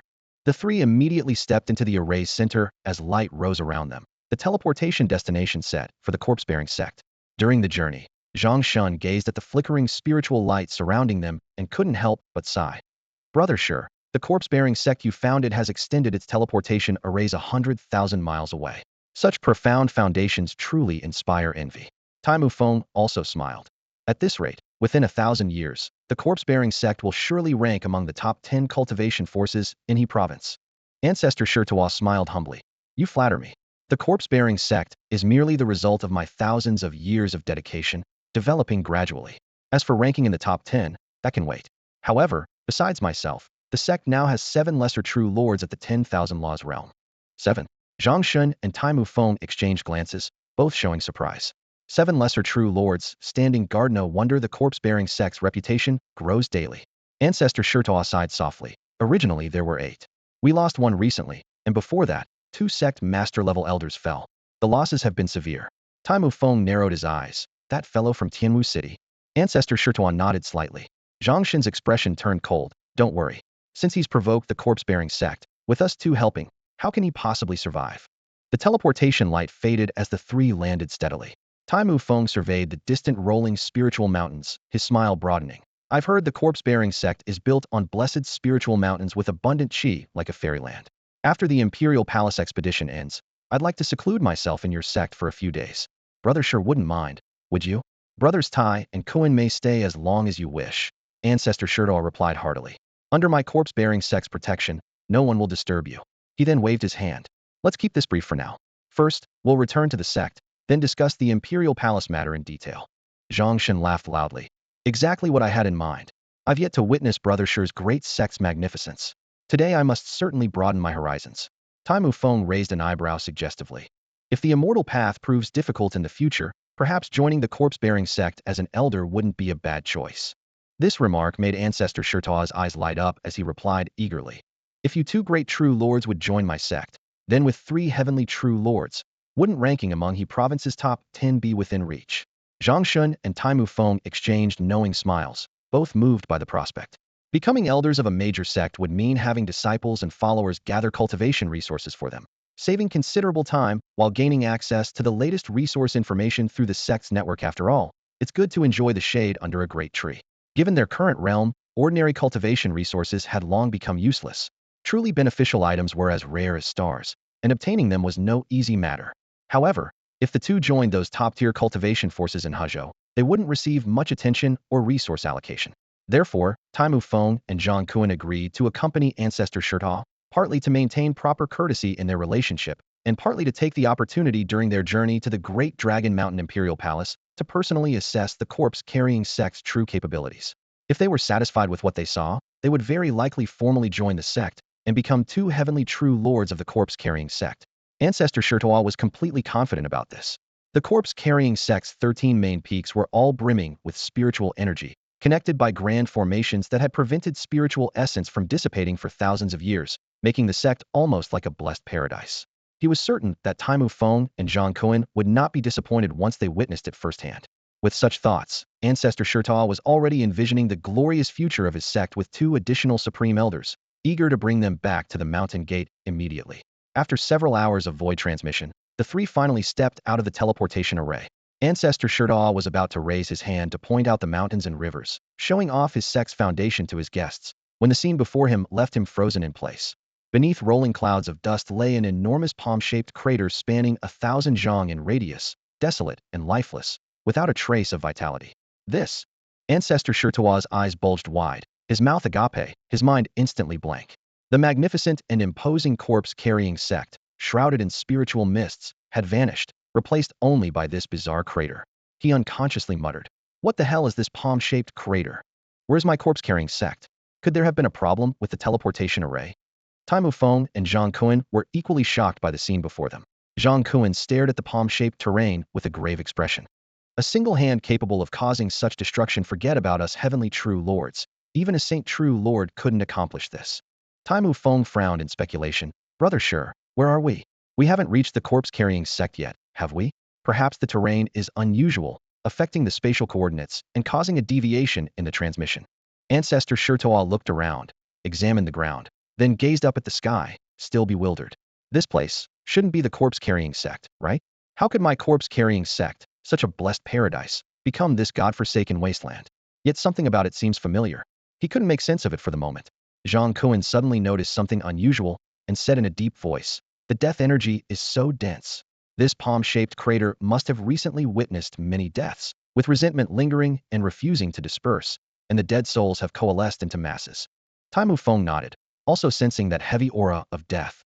Upon hearing the two mentioned death energy, Ancestor Shirtawa's confusion gradually faded, and his eyes actually lit up with delight. Such rich death energy and vengeful souls, many of whom were powerful in their previous lives, what rare materials for refinement. After speaking, he raised his hand, demonic energy surged, and a black cauldron materialized in midair.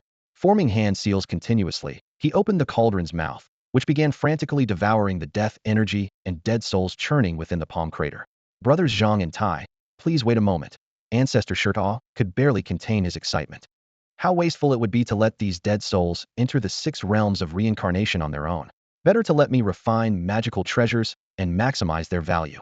If he could refine all the death energy and dead souls in this place, his demonic cauldron would surely advance by 1 tier, giving him even greater confidence when venturing into the Imperial Palace. This unexpected windfall made Ancestor Shirtawa grin from ear to ear, his aged face beaming with uncontainable joy. Just as Ancestor Shirtawa was using his palm to refine the death chi and souls from the great crater into magical treasures, a dazzling rainbow light suddenly streaked across the sky, like an arrow piercing through the air, shooting straight toward this devastated land. Ancestor Shirtawa raised an eyebrow and looked up with cold eyes. These death chi and souls were precious treasures, and he would show no mercy to anyone who dared covet them. As the rainbow light dispersed, 2 figures were revealed. One of them was the familiar sect master of Ghostfire Sect. Ghostfire Sect was merely a third-rate power near Corpse Carrier Sect, and this sect master was only at the minor true lord level, hardly a threat. However, his sudden appearance still puzzled Ancestor Shirtaw. What was his purpose here? On the other side, the Ghostfire Sect master's heart was in complete turmoil. He had witnessed with his own eyes that terrifying giant hand descending from the heavens, obliterating Corpse Carrier Sect with a single palm strike. Everything he had seen along the way was scorched earth and deathly silence. Now, looking down at this palm-shaped crater hundreds of zhang deep beneath his feet, he still trembled with fear and felt deep reverence for that mysterious powerful being who had struck. Yet beside this chilling crater, he unexpectedly discovered 3 cultivator siege with profound auras, all at the heavenly true lord level, with the leader being none other than Ancestor Shirtawa himself. Ancestor Shirtawa actually survived? The Ghostfire Sect Master thought in disbelief. Given the power of that giant hand, even a heavenly true lord would have been reduced to dust. Ancestor Shirtoa must have been away from the sect at the time to have luckily escaped this calamity. Then he watched as Ancestor Shirtoa expressionlessly manipulated death chi and souls, refining the remnant spirits of his own disciples and elders into magical treasures. Such cold methods sent chills down the Ghost Fire sect master's spinny. A demonic ancestor was truly ruthless indeed. Not daring to think further, he quickly descended and bowed respectfully. Greetings to Ancestor Shirtoa. Ancestor Shirtoa questioned in a deep voice. Ghost Fire sect master, why have you come here? The Ghost Fire sect master noticed that the ancestor's expression showed neither grief nor sorrow, as if the destruction of Corpse Carrier sect had nothing to do with him, which puzzled him even more. But he still replied with a bitter smile. That mysterious giant hand was too terrifying. It flattened Corpse Carrier sect with a single slap. I rushed here hoping to rescue one or two survivors, but alas, everything along the way had become a dead zone with no one left alive. Now seeing that you are safe and sound, my heart is finally at ease. With you here, Corpse Carrier sect has not truly perished and will surely rise again in the future. Upon hearing these words, Ancestor Shirtoa was stunned. What do you mean the ancestor is fine? What do you mean Corpse Carrier sect hasn't been destroyed? Even Zhang Kuan and Tai Mufeng beside him looked completely confused. How could a first-rate power like Corpse Carrier sect be destroyed just like that? Seeing everyone's expressions, the Ghost Fire sect master suddenly understood and lowered his voice to remind them. Ancestor, don't you know that the location of this palm-shaped crater is exactly where Corpse Carrier sect used to stand? He looked around at the scorched earth, black smoke, and pervasive death chi. Such devastation was hard to associate with the once glorious Corpse Carrier sect. Had he not witnessed it with his own eyes, even the Ghost Fire sect master would not have dared believe that Corpse Carrier sect had been destroyed by a mysterious giant hand. Ancestor Shirtoa furrowed his brow deeply, a strong sense of unease rising in his heart. He immediately stopped using the death chi and souls from this place to refine his magical treasures and spoke in a grave voice. Are you saying that this palm-shaped crater before us is exactly where my corpse-carrying sect was located? My corpse-carrying sect was destroyed by a mysterious giant hand. The Ghost Fire sect master nodded, sighing with helplessness. Yes, Ancestor, it seems you didn't know yet, and all this happened just moments ago. Many nearby cultivators witnessed it with their own eyes. How could I dare deceive you? With those words, he raised his hand to form seals, and a layer of water-like light spread through the void. The mirror flower water moon technique. In an instant, shocking scenes appeared before the three men. In the distance above the corpse-carrying sect, a pitch-black crack first tore open the sky, space seeming to be ripped apart by an invisible blade. Then, from the depths of that fissure emerged a terrifying giant hand that blotted out the sun. As the giant hand descended, the sun was completely obscured, and the corpse-carrying sect fell into deathly darkness. Even through the mirror image, Ancestor Shirtoa, Zhang Kuan, and Tai Mufeng could still feel that crushing pressure that could pulverize all things, chilling them to the bone. The next moment, the giant hand pressed down gently. The several supreme elders of the corpse-carrying sect didn't even have time to scream before they turned to dust along with the sect's mountain ranges. Halls, formations, cultivators, everything that remained in the sect was gone without exception. After the giant palm lifted, the earth was left with this bottomless palm-shaped crater. The vision dispersed, and heaven and earth returned to silence. Ancestor Shirtoa's eyes widened, his lips trembling, and he seemed to age decades in an instant. Shock, disbelief, horror, and terror intertwined on his face. Impossible. How could this be possible? How could my corpse-carrying sect be destroyed? This isn't real. I don't believe it. I must be dreaming. He collapsed to the ground incoherently, clutching his hair with both hands, seeming half-mad. Zhang Kuan and Tai Mufeng were equally horrified, yet secretly relieved. They had originally planned to join the corpse-carrying sect. If they had truly been in seclusion deep within the sect, they would likely have been reduced to ashes along with that giant hand. The two men swallowed hard. To tear open space with just one hand, could this be the legendary methods of an immortal? Even Saint True Lords or Supreme True Lords couldn't do this. Ancestor Shirtoa, which senior did your corpse-carrying sect defend? As they spoke, they unconsciously distanced themselves from Ancestor Shirtoa, fearing they might be caught up in undeserved disaster. Ancestor Shirtoa's eyes were bloodshot, first bewildered, then gnashing his teeth. How would I know? An existence that could destroy the corpse-carrying sect with one palm. Could my sect afford to offend such a being? Zhang Kuan consoled him. Perhaps it was just an undeserved disaster. Fortunately, you weren't at the sect, otherwise. Tai Mufeng agreed. As long as there's life, there's still hope. Ancestor Shirtoa suddenly stood up, clenching his fists. No matter who it was, and no matter their motive, I cannot swallow this humiliation.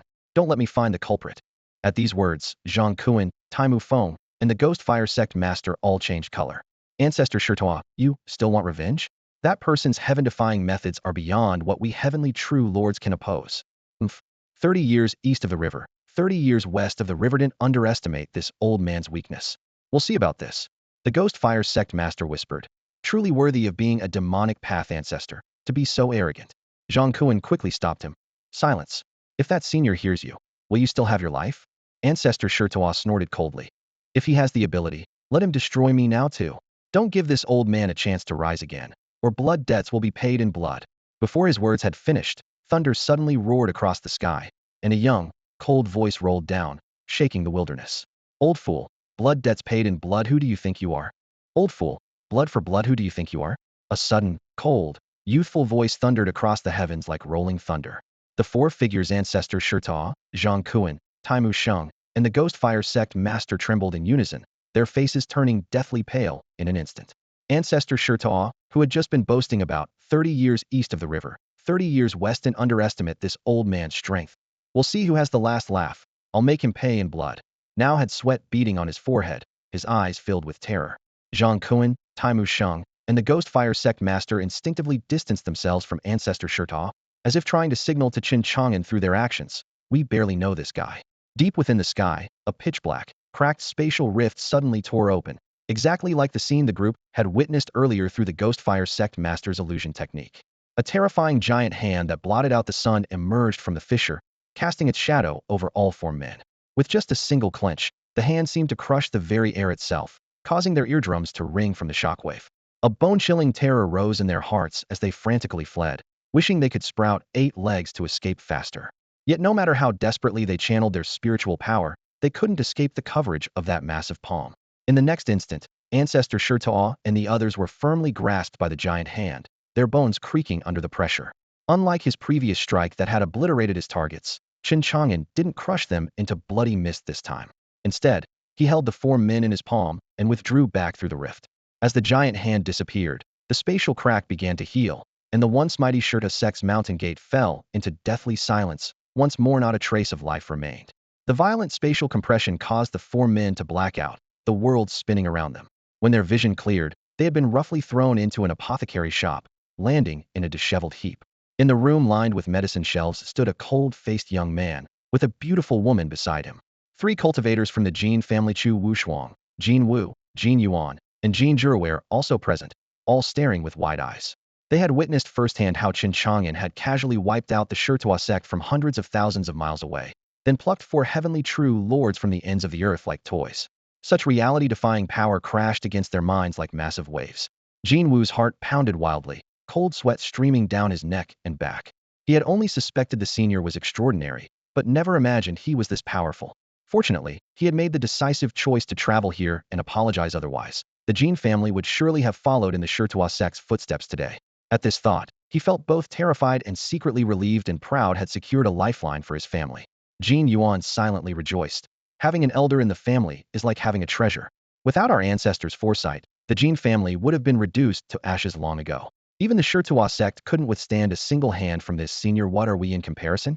Jin Zhiwei was so excited he nearly shouted aloud. The senior is mighty and domineering, invincible under heaven. Chu Wushuang stood frozen in place, her eyes shining with an extraordinary brightness, unable to utter a single word. The shocking scene replayed repeatedly in her mind. No language could express the astonishment she felt in her heart. The 4-figure Shurtua ancestor, Zhang Kuan, Taimu Sheng, and the Ghost Fire sect master trembled in terror as Chen Chang'an cast his cold gaze upon them. The young man stood motionless, his tall silhouette imposing. His eyes seemed like billions of volcanoes erupting simultaneously, unleashing scorching pressure that crashed down like an avalanche. The 4 men's legs gave way instantly, collapsing to their knees with foreheads pressed to the ground. All color drained from their faces as their chests heaved violently, yet they lacked even the courage to lift their heads. Senior, this has nothing to do with us. Zhang Kuan's voice quavered as he frantically kowtowed. Taimu Sheng and the Ghost Fire sect master followed suit, bowing repeatedly. We barely know Shurtua ancestor, not at all. Please spare our lives, senior. But the most terrified was Shurtua ancestor himself. His cloudy old eyes shook wildly as he forced out words with all his strength. Who are you? Has my Shurtua sect ever offended you, your excellency? Chen Chang'an stepped forward, his boots striking the stone pavement with dull thuds. Each footfall hammered against their hearts. Without wasting words, he approached Shurtua ancestor, raised his foot, and stomped down hard. Bang! Shurtua ancestor was crushed flat, his face pressed against the cold stone, humiliation and terror intertwining. Chen Chang'an looked down at him, his voice as cold as winter wind. Didn't you boast about personally coming to Tianwu City to kill me? And you don't even know who I am. Shirtuwa ancestor's pupils contracted sharply, as if struck by lightning, his breathing completely frozen. Could it be? Your Chen Chang'an? The answer was obvious. He finally understood why the Shirtuwa sect had been reduced to ashes overnight. Regret and despair flooded his heart as the old ancestor kowtowed frantically, his voice breaking with sobs. Senior, spare me. I know I was wrong. You've already destroyed my Shirtuwa sect. Please show mercy and spare my life. I'll serve you like an ox or horse. Chen Chang'an's expression remained unmoved as the foot pressing on the old ancestor's skull slowly applied pressure. Splat. Blood and brain matter splattered, mixing red and white as Shirtuwa ancestor's head burst like an overripe watermelon. Simultaneously, his soul was torn apart under the terrible force, stripped even of the right to enter the cycle of reincarnation, completely dissipating between heaven and earth. Chen Chang'an glanced down at the corpse and spoke indifferently. At least you knew who your enemy was before dying. That's my final mercy to you. Witnessing this scene, Zhang Kuan, Taimu Sheng, and the Ghost Fire sect master felt their scalps tingle and every hair stand on end. The three kowtowed frantically, their foreheads already bleeding, their throats producing only terrified pleas. Please don't let them be next. In their hearts, they cursed Shirtuwa ancestor a million times. If you're going to die, don't drag us down with you. Yet they couldn't help but shudder. This is called mercy? And this is mercy? Crushing someone's head with one stomp. Senior, you're so ruthless. Ancestor Shirtuwa was dead, reduced to nothing more than a cold corpse. This was the price of provoking Chen Chang'an. Whether a mere demonic sect ancestor, lowly mortal demons, or even the gods and Buddhas of the heavens, anyone who offended him would meet only one fate: death.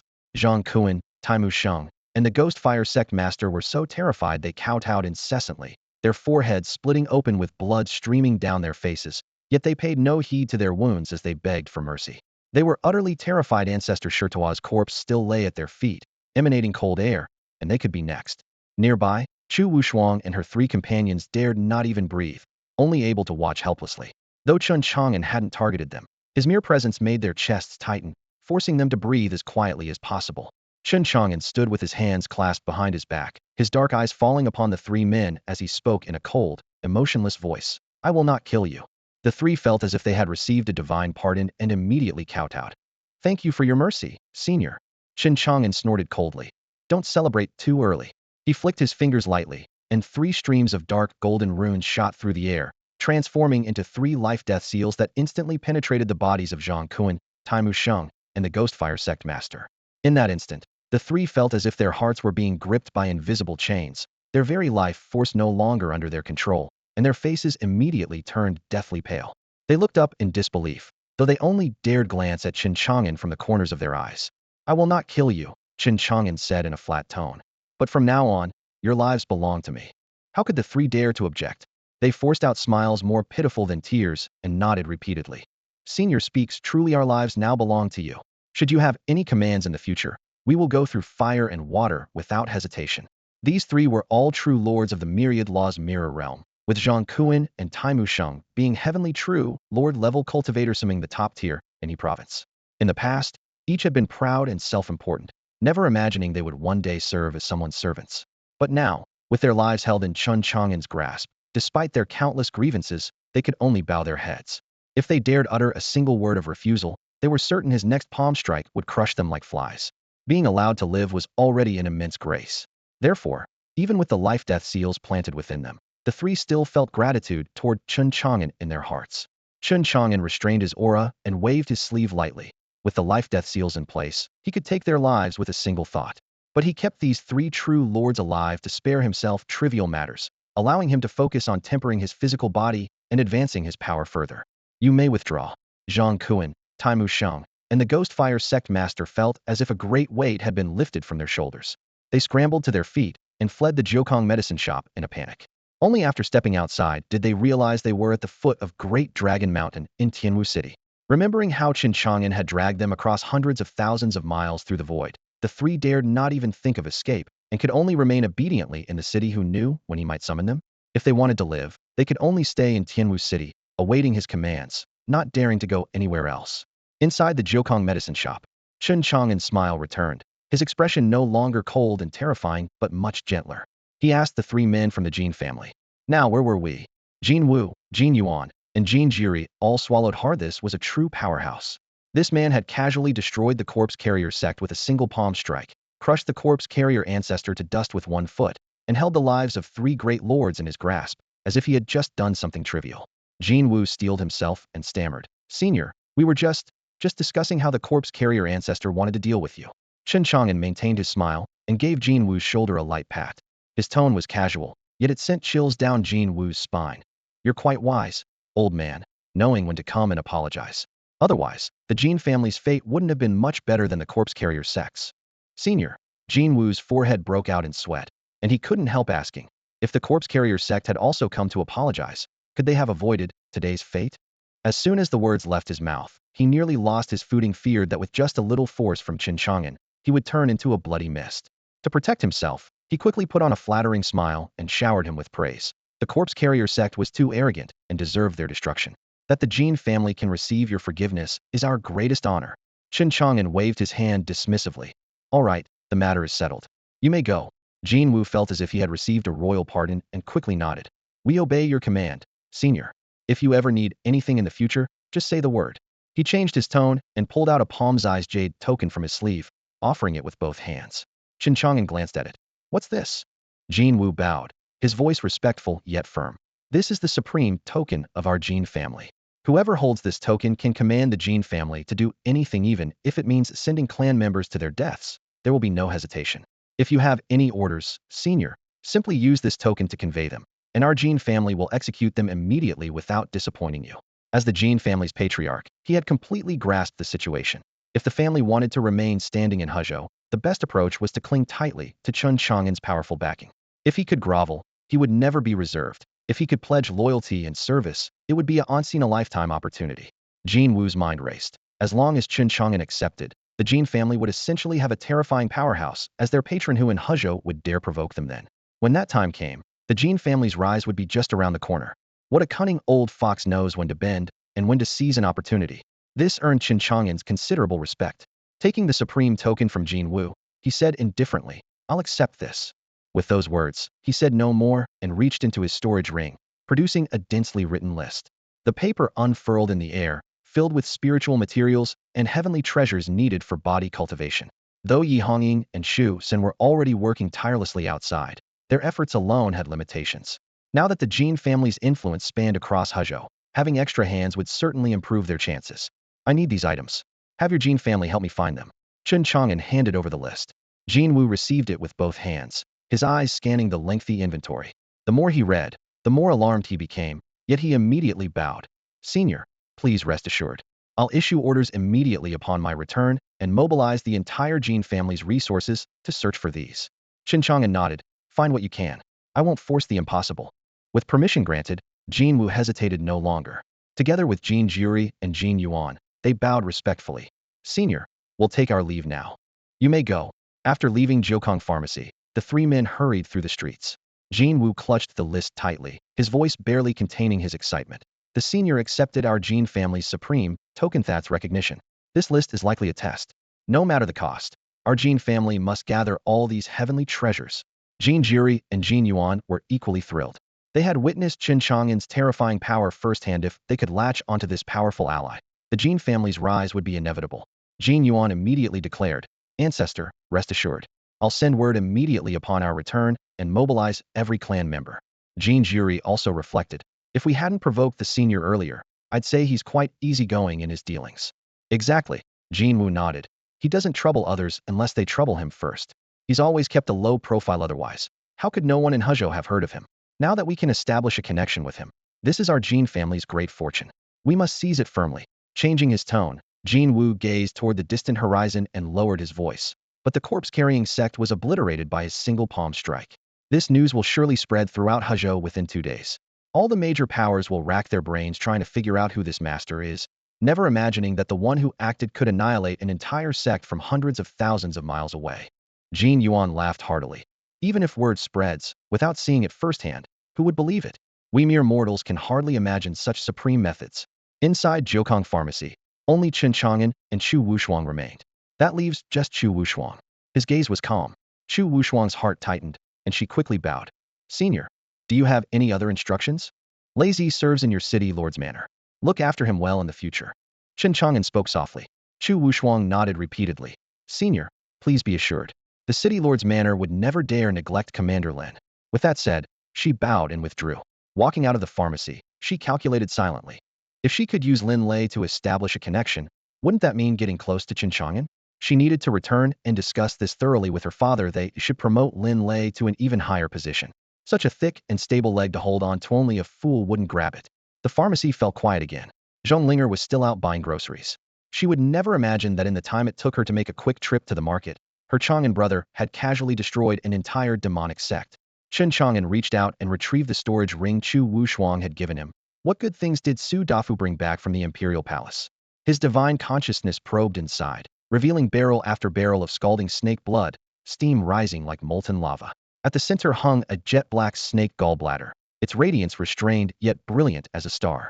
Such concentrated energy, Chen Chang'an exclaimed with delight, sensing the tremendous vitality within the blood. It seems Su Dafu slayed quite an extraordinary giant serpent in the imperial palace. He laughed heartily. With this snake blood and gallbladder for body cultivation, reaching the second stage of body refinement shouldn't pose much of a problem. 6 flame generals were slain. Their soul lamps in the divine lamp hall of the imperial palace were extinguished all at once, like 6 brilliant flames suddenly snuffed out, causing the entire Great Sun dynasty to erupt in chaos. The flame generals were the dynasty's 12 sharpest war blades, and the breaking of even one would be enough to shake military morale. Yet this time, 6 were shattered in one fell swoop. No one could say exactly what they had encountered. Soon, intelligence was gathered and sent to the imperial capital. The 6 had been stationed in Tianwu City, secretly hunting for the mysterious person who had rescued the dynasty's traitor that day. Right there in the city, they were ambushed. All they heard were crisp, crack, crack sounds as a finger flicked their foreheads repeatedly, shattering their skull bones, blood streaming down, screams rising one after another. The 6 true lords of the myriad law's realm fled Tianwu City in disgrace. And just as they caught their breath, a giant palm that blotted out the sky descended from outside the city, crushing them along with their magical treasures into bloody mist with a single strike. When the news reached the imperial palace, there was first rage, then grave concern. From just those few finger flicks and that final palm strike, the enemy's strength was revealed, even if only the tip of the iceberg, killing myriad law's realm cultivators as easily as swatting flies. Had it been the other 6 flame generals in Tianwu City that day, they likely would have met the same fate. More troubling still, no one knew where this mysterious person was hiding in the city. Open attacks are easy to dodge, hidden arrows hard to guard against. No one could predict where he would strike next. Therefore, the remaining 6 flame generals dared not set foot in Tianwu City again. On the surface, the dynasty seemed to retreat, recalling them to the imperial palace and sending them instead to seek opportunities and treasures in the royal family's secret realms. But those in the know understood that the Great Sun dynasty wasn't backing down. They were first investigating the enemy's true nature, then planning to strike with lethal precision, avoiding further meaningless losses. Let that person cling to life for now. Once they pinpointed his whereabouts, his death would be certain. However, just as the dynasty was secretly laying its trap, another earth-shattering piece of news spread across Huzhou with the speed of a flying swan. The corpse-bearer sect had been annihilated. No one dared believe it. The corpse-bearer sect was one of Huzhou's most formidable demonic powers. With 7 or 8 true lords of the myriad law's realm guarding Itho, could it turn to dust overnight? The streets and alleys erupted in discussion. Did you hear? The corpse-bearer sect is gone. What? I was only in closed-door cultivation for a few days. How did such a major event happen? Who was responsible? TSK. I saw it with my own eyes. A pitch-black spatial rift tore open the sky. A giant hand reached out and slammed down heavily, pressing the entire mountain gate into a palm-shaped crater. Sect members, buildings, protective formations all flattened. Really? Isn't that a bit too fantastical? If you don't believe me, teleport over there right now and see for yourself. Not even debris remains, just that palm print. I was completely stunned on the spot. It seems the corpse-bearer sect offended some incredible powerhouse to meet such an end. By the way, what about the corpse-bearer ancestor of the corpse-bearer sect? He became famous over 1,000 years ago, and I heard he's now a heavenly true lord. Is he still alive? Not sure. A cultivator in the crowd lowered his voice. But with the corpse-bearer sect destroyed, he's probably met a grim fate too. Otherwise, there's no way we wouldn't have heard anything. Another person immediately followed up. To be able to annihilate the corpse-bearer sect with a single palm strike, what level has the attacker's cultivation reached?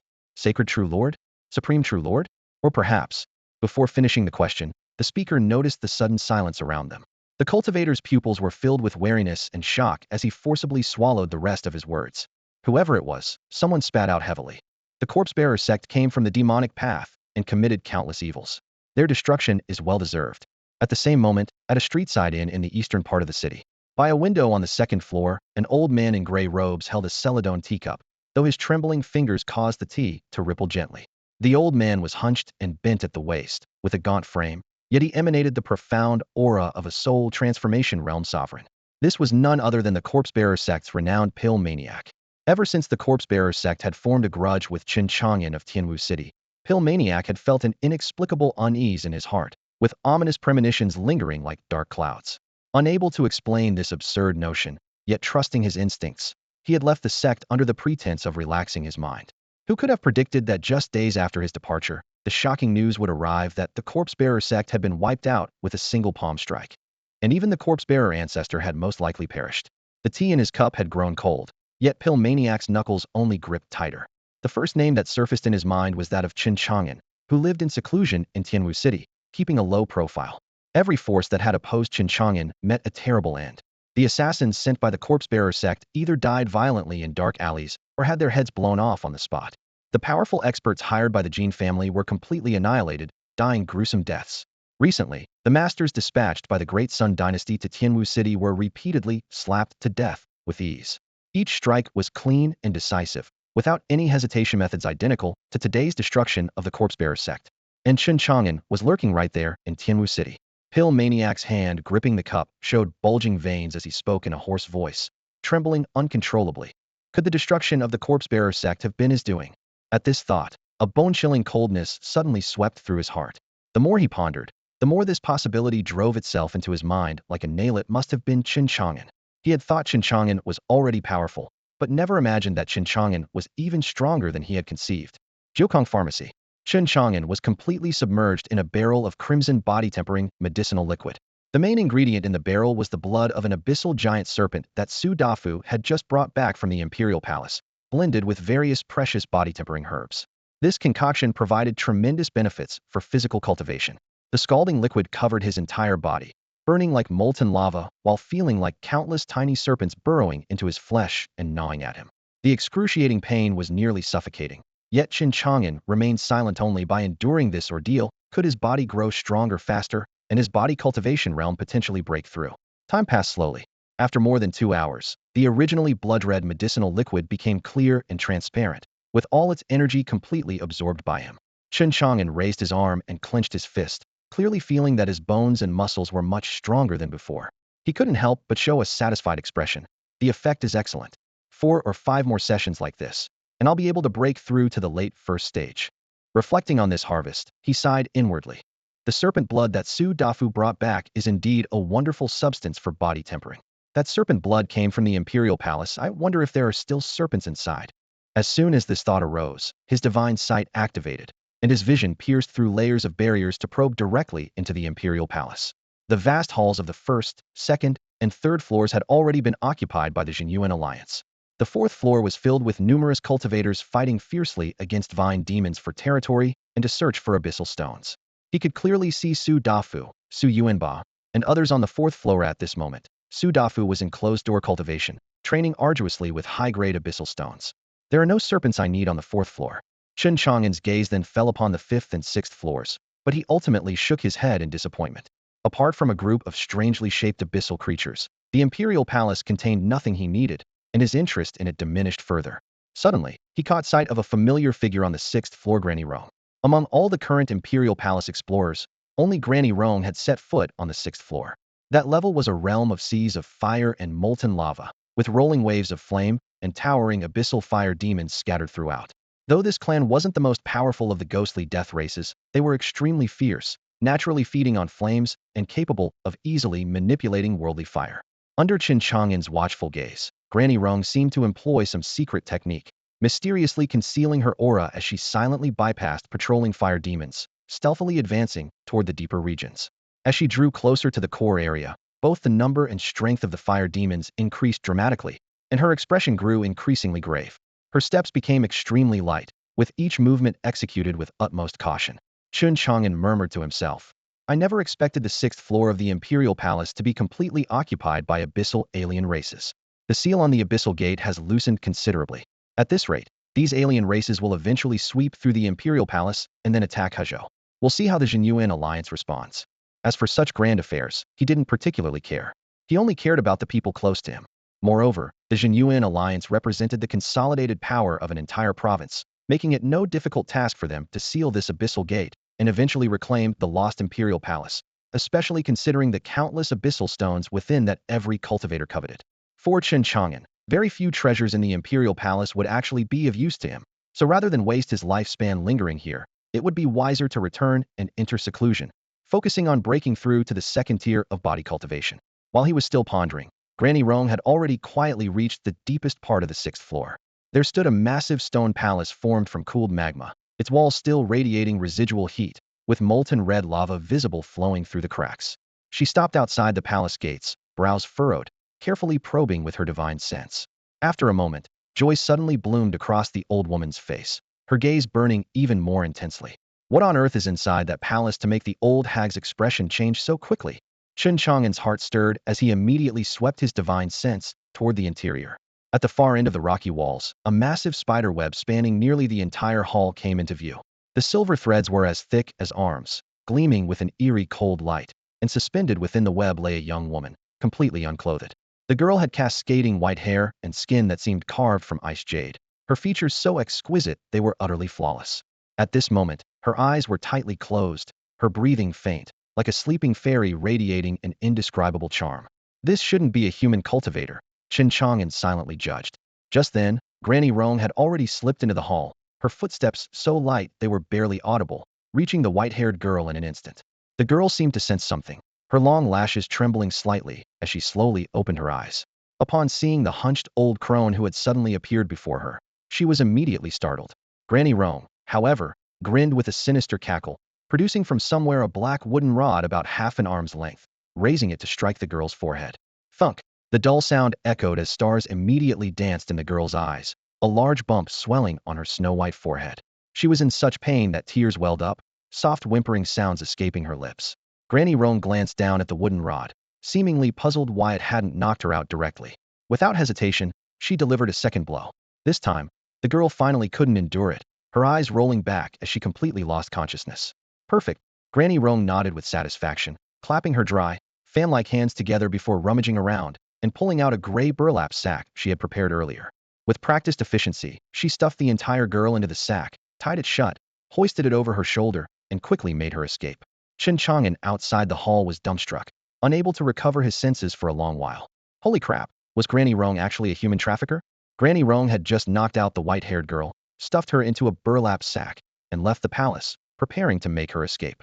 Rumble, the ground on the sixth floor of the imperial palace cracked open, scorching magma surged forth, and over a dozen hideous flame dragon worms burst out violently, raising their bodies several feet high and shrieking menacingly. Upon discovering the white-haired girl was missing, they immediately spewed blazing flames from their mouths, turning the entire dome crimson red. Despite her advanced age, Granny Rong moved as swiftly as a ghost. A gray shadow flickered left and right, weaving through the sea of fire without even singeing an inch of her robes, escaping from the sixth floor to higher ground in the blink of an eye. From a distance, Chen Chang'an observed with his divine sight, secretly alarmed. One wrong move would mean certain death. As for why Granny Rong risked kidnapping the white-haired girl from the palace, he was equally puzzled. After all, they were neighbors of sorts, and if it truly came to a life-or-death situation, he was prepared to intervene. As it turned out, his concerns were unnecessary. The flame dragon worms pursued her for a long time, but couldn't catch Granny Rong. Though she stumbled along the way, she narrowly avoided the scorching waves and quickly rushed out of the magma zone, with only 100 zhong remaining to the palace gate of the fifth floor. Suddenly, the void trembled, and a gray-black spatial portal appeared silently.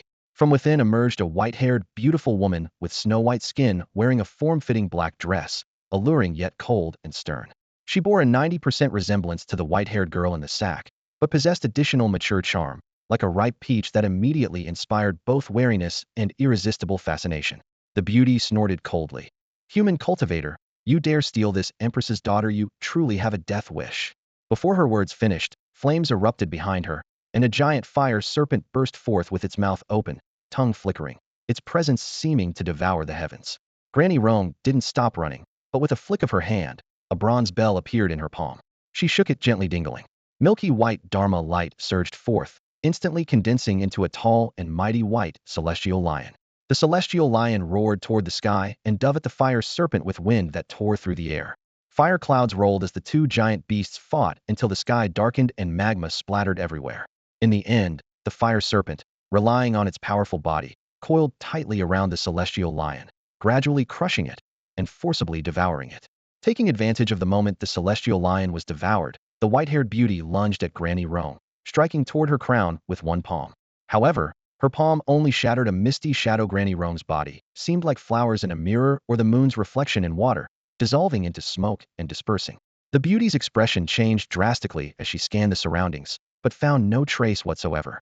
She clenched her fists and growled, "Cunning human cultivator! Detestable!" Her voice rolled with murderous intent, but she could only withdraw her hand in frustration.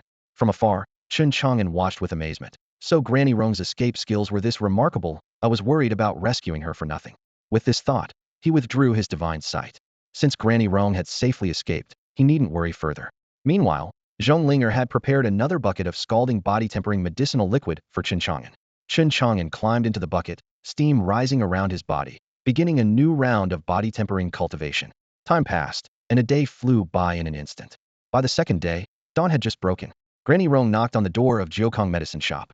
The wooden door creaked open with a squeak, revealing Zhonglinger wrapped in an outer robe, her eyes still misty from sleep. Seeing Granny Rong standing at the doorstep, her eyes immediately lit up with a sweet smile. "Granny Rong, what brings you here?" Morning light streamed through the doorway, illuminating Zhonglinger's skin like fine jade. Granny Rong looked her up and down, nodding with satisfaction. "Look at you, so radiant. You seem much more spirited than a few days ago. It appears that boy Chang'an is treating you well." "Yes, yes." Zhonglinger nodded eagerly. "Big brother is very good to me." Granny Rong raised her eyebrows suggestively and lowered her voice. "How good?" "The kind of intimate communication good." "Granny, what do you mean by intimate communication?" Zhonglinger blinked, looking completely puzzled. Granny Rong leaned close to her ear and whispered a few quick words. Zhonglinger froze at first, then as realization dawned, her delicate ear tips flushed red all the way down to her neck.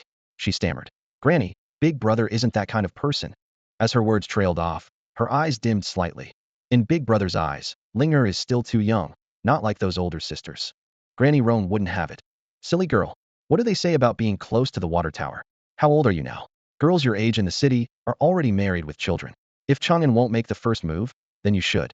That boy is decent. You need to act fast and get intimate communication going."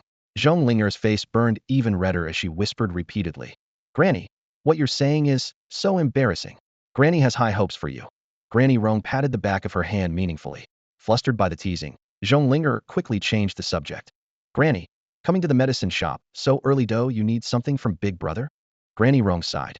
"Yes, I want Chang'an to help me with a small favor. Is that boy awake yet?" "Big Brother is cultivating in his room. I'll go call him right away." In his room, Chen Chang'an sat cross-legged practicing body cultivation. Hearing Zhonglinger's call, his eyelid couldn't help but twitch.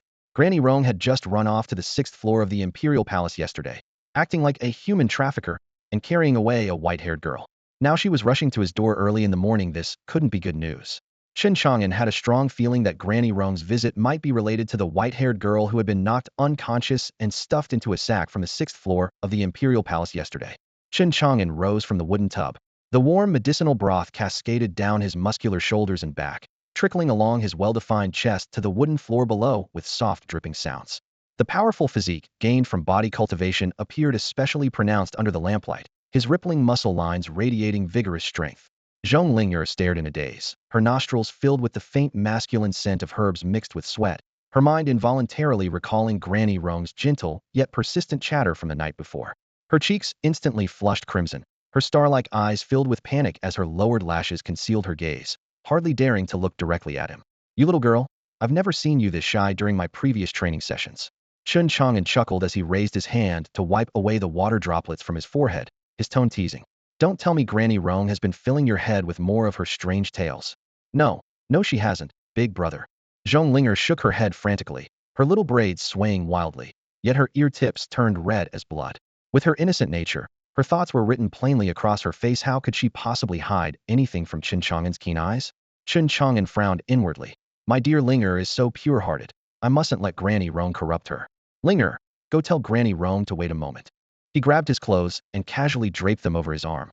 "I'll come over once I'm dressed." Yes. Zhong Linger felt as if she'd received a royal pardon and ran out the door.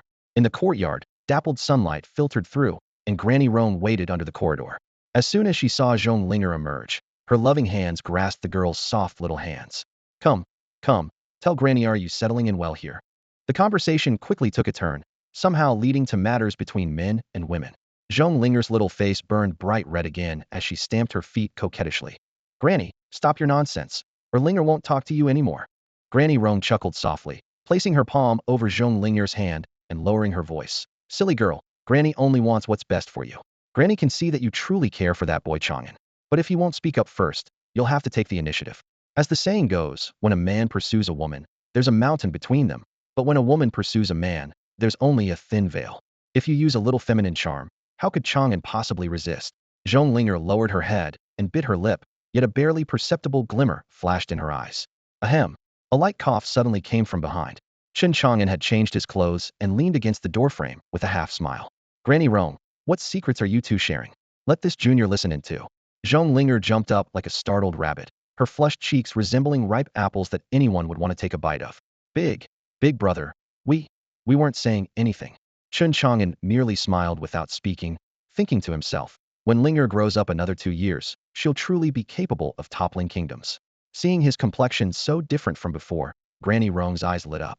Chang'an, my boy, you look so energetic, and tell me you've started body cultivation? Granny Rong has keen eyes.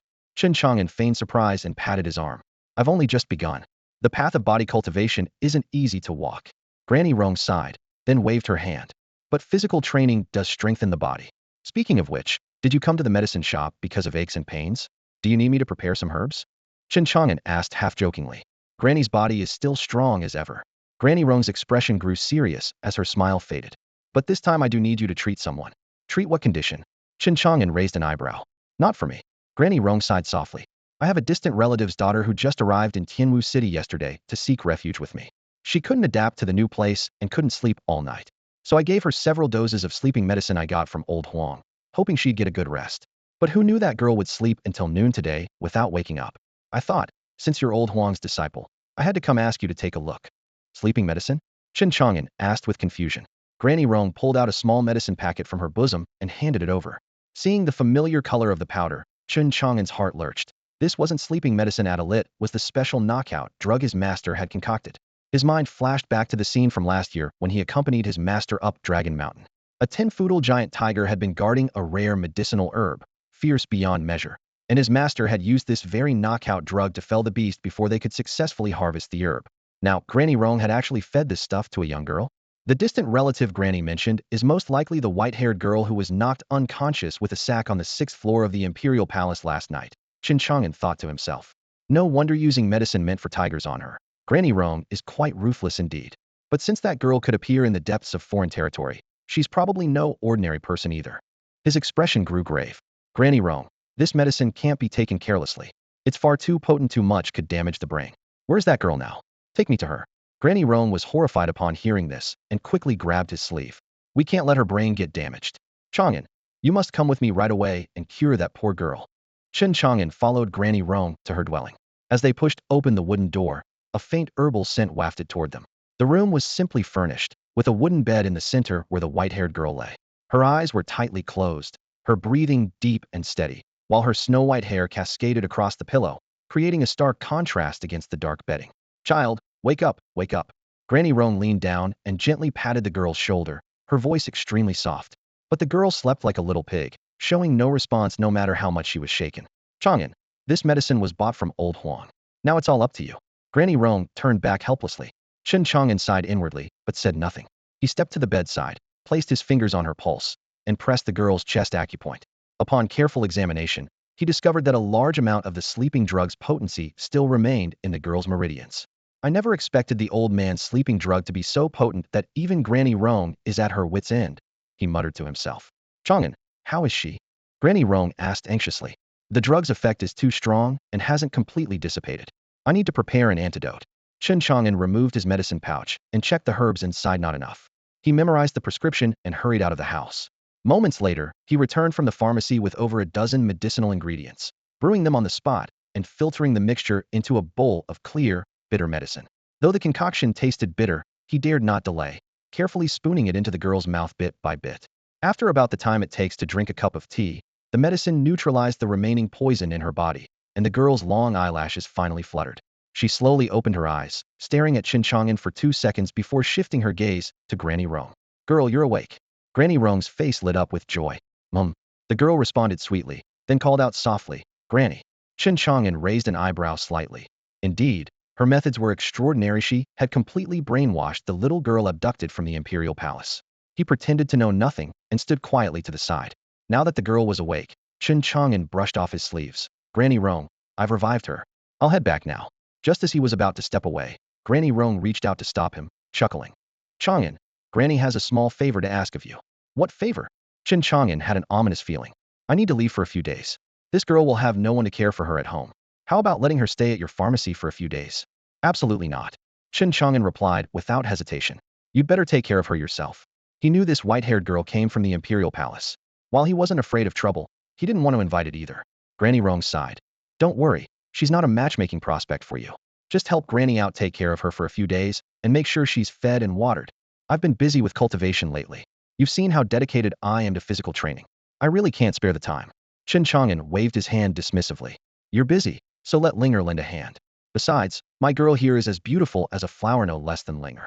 I wouldn't feel comfortable entrusting her to anyone else, but I trust you completely. Granny Rong spoke rapidly, launching a verbal assault with her silver tongue. Chang'an, surely you won't refuse such a small favor? Then Granny has truly misjudged you. Sigh. Her long sigh left Chen Chang'an speechless. Finally, he could only nod reluctantly. Fine, I'll help you take care of her for a few days. But Granny, you must return soon. If she gets lost, don't blame me. Having gained Chen Chang'an's agreement, Granny Rong was delighted and nodded in response. I knew you were a righteous young man, Chang'an. Granny wasn't wrong about you. Don't worry, I'll be back in a few days. As she spoke, Granny Rong pulled over the white-haired girl who still looked bewildered, gently pushing her toward Chen Chang'an. Xiao Bai, call him Big Brother. The girl paused for a moment, then spoke in a crisp, clear voice. Her two calls of Big Brother sounded like jade beads falling onto a plate, so melodious that even the wind seemed to quiet down. Chen Chang'an studied the girl before him. Her pristine white hair cascaded to her waist, and her eyes were pure and ethereal. He couldn't help but reach out to ruffle her soft hair, thinking to himself that Xiao Bai was probably just a name Granny Rong had come up with on the spot. After a few pleasantries, Granny Rong seemed to have urgent business. She waved goodbye and prepared to leave. Chen Chang'an watched her retreating figure, his divine sight quietly opening to see her slender form heading straight toward the imperial palace before quickly disappearing into the bustling crowd. Come with me, Chen Chang'an said, taking Xiao Bai's delicate hand. The girl nodded obediently, still speaking little. As they walked through the streets, her eyes constantly surveyed their surroundings, the high walls with vermilion tiles, the vendors' calls, the crowds and carriages. Everything filled her with obvious curiosity. Chen Chang'an silently compared what he knew. Yesterday on the 6th floor of the Imperial Palace, he had witnessed Granny Rong breaking through enemy lines with her, as powerful warriors from the abyssal races tried to stop them, indicating that Xiao Bai's identity was far from simple. Yet strangely, he couldn't sense even the slightest cultivation fluctuation from her body. She seemed as weak as any ordinary young girl. This contradiction puzzled him greatly, but since he couldn't figure it out, he decided not to dwell on it. Before long, they arrived at the Jiukong medicine shop. Medicinal fragrances filled the air, and behind the counter, Zhong Linger looked up and gave Chen Chang'an a sweet smile. Linger, Chen Chang'an said, pushing Xiao Bai forward. This is Xiao Bai, the daughter of one of Granny's distant relatives. Granny has some business to attend to for the next couple of days, so I'd appreciate it if you could look after her. Of course, Big Brother, Zhong Linger readily agreed, her personality as generous and cheerful as always. She took Xiao Bai's hand and said gently, Come on, let's sister show you around. The two went to a quiet corner and began chatting softly. Soon, Xiao Bai's tense shoulders relaxed considerably, her eyes showed more life, and occasionally, she could be heard responding quietly. Seeing this, Chen Chang'an nodded with satisfaction. It looks like I don't need to worry about this. I should continue with my body cultivation training. The Great Sun Dynasty. After losing 5 flame generals in that battle, the dynasty seemed to have its edge stripped away, falling into sudden silence. They no longer sent people across the realm to hunt for Su Dafu and Chen Chang'an, turning their full attention to the imperial palace instead. At the foot of Dragon Mountain, a teleportation array hastily assembled from runes roared day and night. The dynasty continuously sent masters into the imperial palace, instantly boosting the overall combat strength of the Jinyuan alliance. Within just a few days, the alliance had expanded the imperial palace territory to the 4th level. Now they only needed one final push to sweep away the abyssal creatures entrenched on that floor, and claim it completely. Meanwhile, the abyssal stones constantly unearthed throughout the imperial palace drove countless cultivators into ecstasy. With the aid of these miraculous stones, many saw their cultivation soar and their strength double in an extremely short time. On this day, the teleportation array blazed with light once more, and a figure slowly stepped out from the pillar of light, none other than Prince Su Teng of the Great Sun Dynasty. The moment his feet touched the ground, he raised his head, his icy gaze piercing through the peaks and pointing directly at the distant Tianwu city, silent as a blade. Immediately after, a purple-robed, short and thin elderly man emerged from the teleportation array. His eyes were black as an abyss, appearing calm yet unfathomable at first glance, his entire being shrouded in an inscrutable aura of oppression. The purple-robed elder spoke in a hoarse voice. "Your Highness, are you certain that mysterious person is hiding in this land?" Su Teng nodded, his tone respectful. "Elder Jiang, that person has repeatedly targeted our dynasty. I wonder if he's in league with the traitor. Should he dare to act again, I'll trouble Elder Jiang to handle it." Elder Jiang responded indifferently. "Her Majesty commanded this old man to keep you safe. If he shows himself, this old man will ensure he never returns." With this promise, Su Teng's lips curved upward, then he suppressed all traces of his smile, his eyes turning fierce. "That traitor is hiding in the imperial palace, searching everywhere for abyssal stones. Let's see where he runs this time. Elder Jiang, let's go." With those words, the two took to the air, heading straight for the imperial palace. At the same time, a treasure ship sailed through the sky toward Tianwu City. On the deck, Yi Hongying stood gracefully in red robes against the railing, with the elderly woman, Yi Min, behind her, the same one who had escorted her back to the main branch that day. Though Yi Min was a true lord of the Myriad Laws realm, she now showed utmost respect to Yi Hongying, who was merely at the Life Spring realm. Ever since Chen Chang'an's shadow had appeared behind Yi Hongying, no elder at the main branch dared to look down on her. She had smoothly reclaimed the resources and privileges that originally belonged to her, receiving priority cultivation once again, with Yi Min assigned to accompany and protect her. During her stay at the main branch, Yi Hongying had heard the shocking rumor of the corpse-bearing sect being slapped into ash by a giant hand, causing an uproar throughout He province. Though the Myriad Treasure Pavilion had searched everywhere to no avail, she vaguely sensed that the mysterious powerhouse might be connected to her young master. Using her position and authority, she had gathered a batch of heavenly materials and earthly treasures that Chen Chang'an urgently needed. Additionally, the main branch had given her a new mission to seize a share of the profits while abyssal stones were abundant in the imperial palace. The treasure ship descended upon Tianwu City. Yi Hongying didn't return to the Myriad Treasure Pavilion, but instead led Yi Min directly to the Jiukong medicine shop. Pushing open the door, she bowed respectfully. Chen Chang'an looked up with a smile.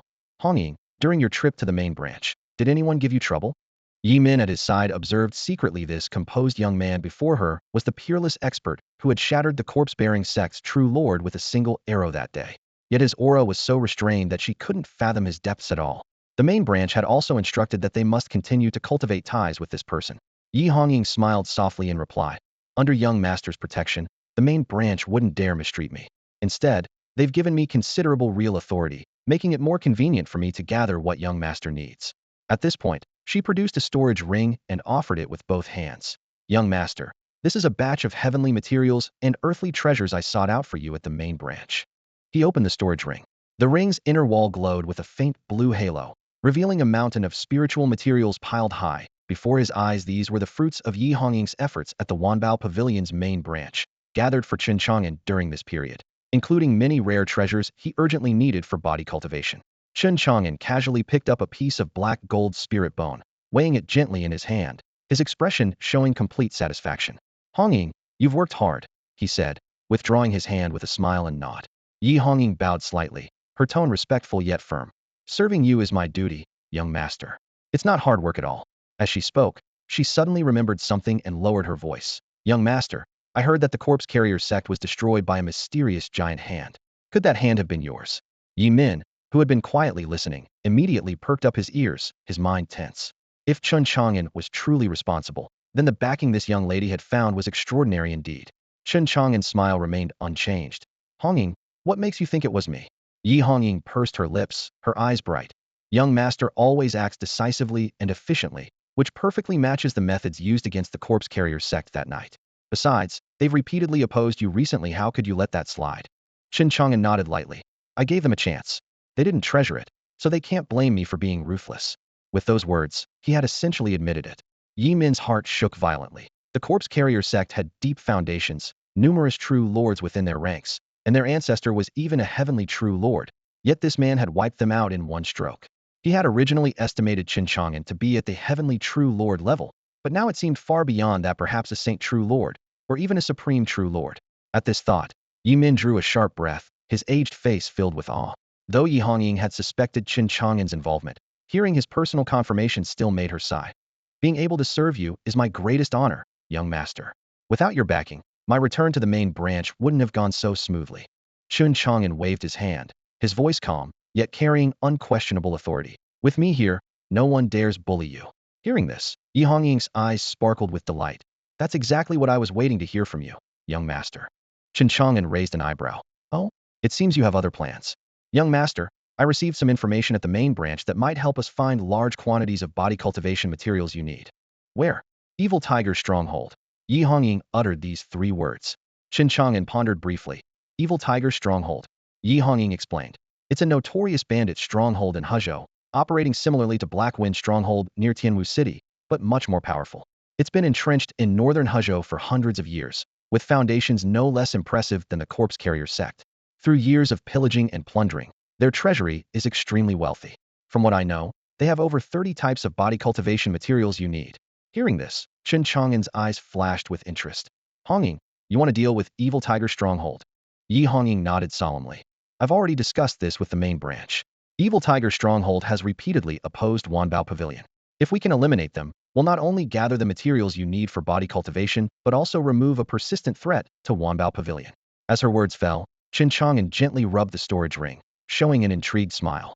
Yi Min watched the two of them exchange words, secretly amazed.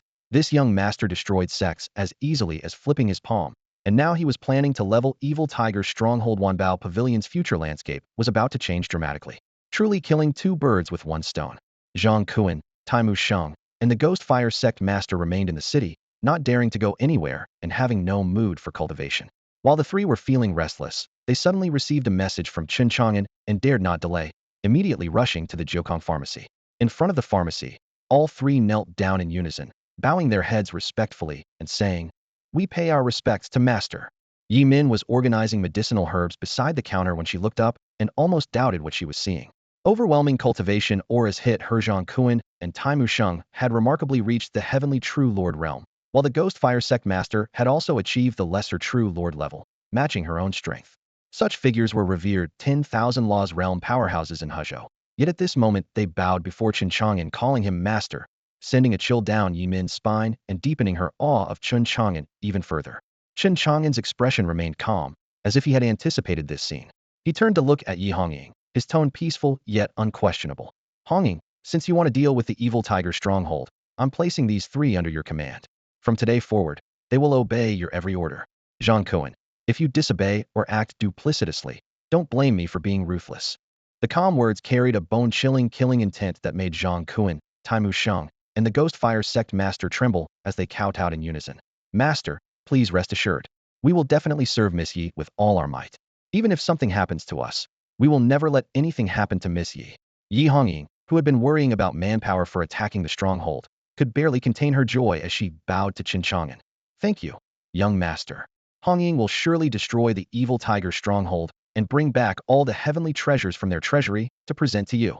With 3 true lords assisting her, the destruction of the Evil Tiger stronghold was merely a matter of time. Yi Hongying immediately left with Zhang Kuan and the other 2, and the pharmacy returned to its quiet state. Another morning arrived, and Lin Lei walked briskly into the Jiukong pharmacy, his eyes brimming with high spirits. Chen Chang'an immediately noticed his extraordinary demeanor and asked with a smile, "Lei, what good news have you encountered again?" "Hee, Chang'an, congratulations are in order for me." Lin Lei lowered his voice but couldn't hide his excitement. "Congratulations for what?" Chen Chang'an raised an eyebrow. Lin Lei raised his hand in a gesture indicating elevation and said proudly, "The young lady promoted me as soon as she returned to the city.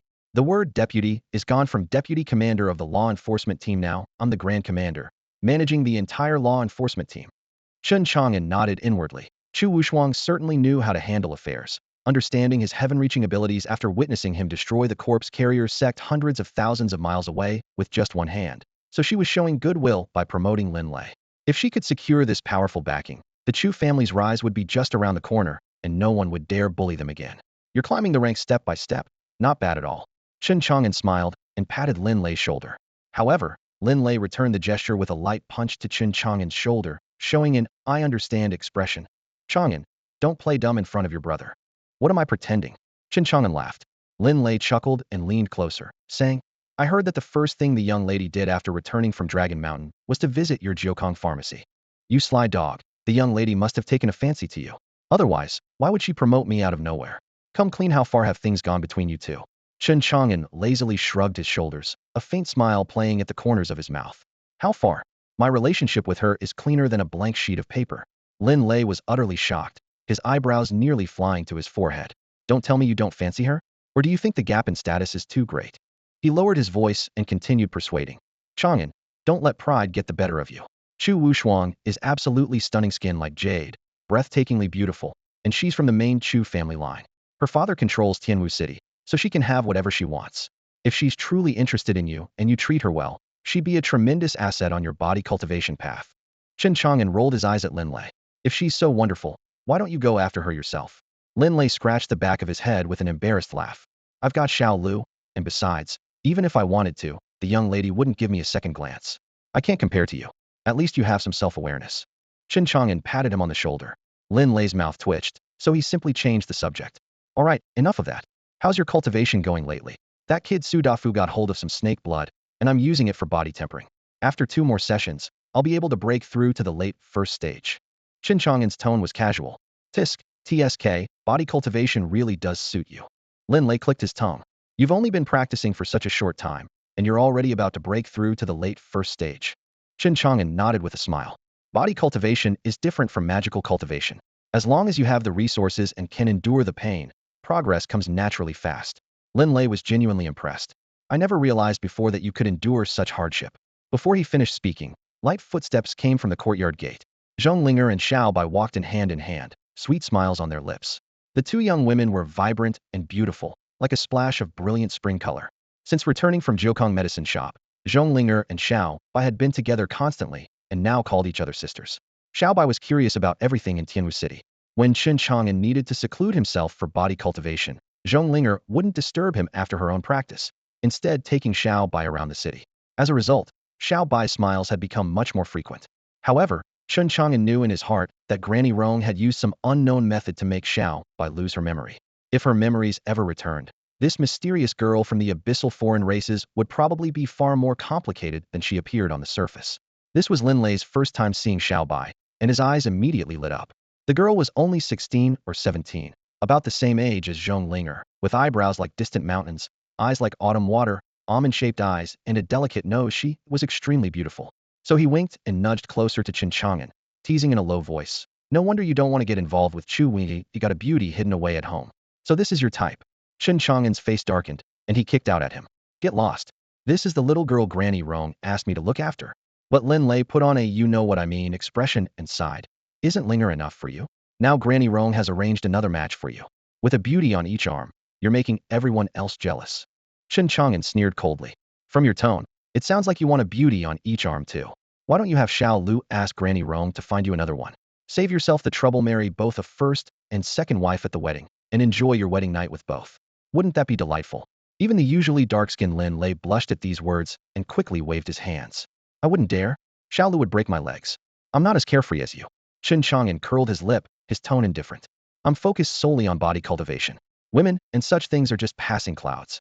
Chen Chang'an called Zhonglinger and Xiao Bai over.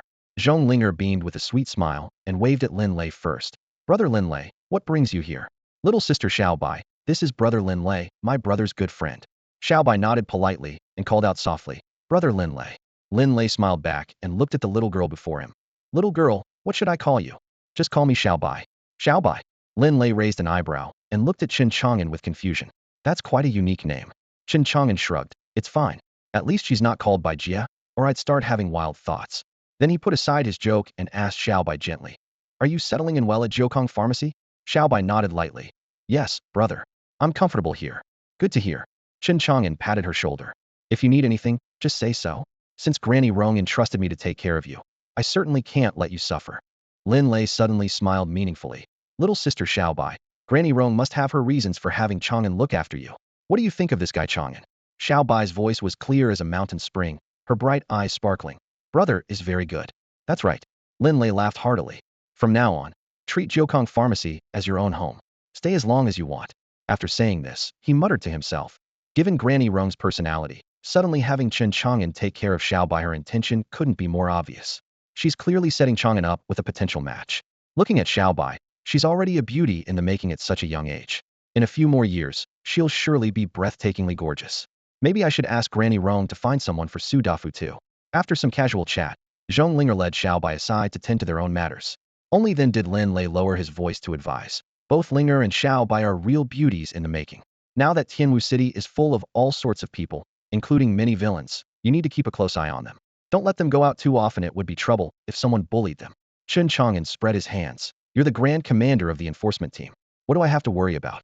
Lin Lei scratched his head awkwardly. My commander title only holds up because of your support. If Chu Wushuang hadn't taken a liking to you, how could I have gotten this position? I'm only at the peak of the mortal shedding realm. Without help from the city lord and others, I can't even command those enforcement guards properly. He sighed. Once I break through to the life spring realm and have more confidence, maybe then I can truly establish myself. But Chang'an, don't put all your hopes in the enforcement team. The Imperial Palace matter isn't over, and with treasures like the Abyss Stone appearing in the world, powerful figures from all over are flocking to Tianwu City. Even the Jinyuan Alliance has established itself in the city. The Jinyuan Alliance is too powerful for the enforcement team to handle, and there are many strong individuals causing trouble in the city that we can only turn a blind eye to. Since ancient times, beauty brings trouble. It's better to avoid complications until the Imperial Palace matter is resolved. It's best if Linger and Xiao Bai stay indoors as much as possible. Lin Lei's concerns weren't unfounded. After all, in his understanding, whether it was him, Chen Chang'an, or Su Dafu, they were all just bottom-tier cultivators with no backing and limited strength they needed to keep a low profile. In contrast, this city was filled with countless powerful cultivators. Any one of them could easily deal with his group and take their lives without breaking a sweat. Inside the medicine shop, a faint herbal fragrance drifted through the air. Chen Chang'an stood before the medicine cabinet, gently patting a wooden drawer with his hand, a smile playing at the corners of his lips. You don't need to worry about that. With me here, no one can bully them. Yeah, right. Lin Lei rolled his eyes and stuffed a stack of invitations into his robes. I'm not going to argue with you about this. I've been running around like a headless chicken preparing for my wedding lately. And you, my dear brother, haven't lifted a finger to help. Are we even friends anymore? Chen Chang'an snorted coldly and raised an eyebrow teasingly. Well, Layer, showing your true colors now, aren't you? I suppose this is the real reason you came today. Spill it. What do you need me to do? Lin Lei chuckled awkwardly and scratched the back of his head. Chang'an, you know my place's tiny and run down. I can practically touch the ceiling just by reaching up. How could I possibly hold a wedding there? Chen Chang'an paused, glancing around his spacious shop. Don't tell me you've got your eye on my medicine shop and want to hold your ceremony here. No way, no way. Lin Lei waved his hands frantically. A medicine shop is still a medicine shop, no matter how big it is. If I actually held my wedding ceremony here, the whole city would laugh themselves silly. So what's your plan? Chen Chang'an leaned casually against the counter. Lin Lei's eyes lit up immediately, and he spoke rapidly. Buy a house. The two said in unison, creating an unexpectedly harmonious moment. Not a bad idea. Chen Chang'an followed up naturally. Got anywhere in mind? I want to buy a small courtyard near the city lord's mansion. Lin Lei spread his hands helplessly. I work at the city lord's mansion, so it would be convenient for commuting. But the properties there are way too expensive. When I took Xiao Lu to look a few days ago, even a small courtyard cost over 10,000 spirit stones. We nearly ran away in shock. And you're still planning to buy? Chen Chang'an chuckled softly. Can't afford it. Lin Lei shook his head with a bitter smile. I need to accompany Xiao Lu back to her hometown in the next couple of days, so time is tight. I can only ask you to keep an eye out around Qingyan Street for me. See if there are any small courtyards with good locations and reasonable prices. Leave it to me. Chen Chang'an patted his chest confidently. If you really want to be near the city lord's mansion, I can make that happen too. No need, just somewhere around here is fine. Lin Lei waved dismissively. Being neighbors with you and Su Dafu would be nice. We could get together regularly. All right then, consider it done, young Master Lin. Chen Chang'an agreed. Good brother. Lin Lei clasped his fists gratefully, only to be promptly shooed away by Chen Chang'an, who told him to make a graceful exit. He waved goodbye to Zhong Linger and Xiao Bai before leaving the medicine shop with light, cheerful steps. The shop returned to quiet, but Chen Chang'an wasn't in a hurry to search for properties. He sat cross-legged and circulated his cultivation technique, sinking his consciousness into his body. Breaking through to the late stage of body refinement first order was the urgent priority once his cultivation stabilized. Helping Lin Lei find a house could wait. A gleam flickered in Chen Chang'an's eyes as he could sense that he was getting closer and closer to the late stage of the first order. Chen Chang'an sat cross-legged in a wooden barrel filled with serpent blood, circulating the heaven and earth creation art. The crimson, eerie snake blood churned like a living entity, its mysterious power continuously seeping into his muscles, tempering his bones and purifying his flesh. As this force washed over him repeatedly, his physique became increasingly crystalline, his skin resembling warm jade that emanated a faint radiance. His blood chi roared within his body like ocean waves crashing against rocks, deafeningly loud, accompanied by an astonishing aura that spread outward. As he opened his eyes, two beams of divine light burst forth from Chen Chang'an's pupils. Still a bit short, he murmured, taking out the ink-black serpent gallbladder and immediately swallowing it whole, using the heaven and earth creation art to refine it.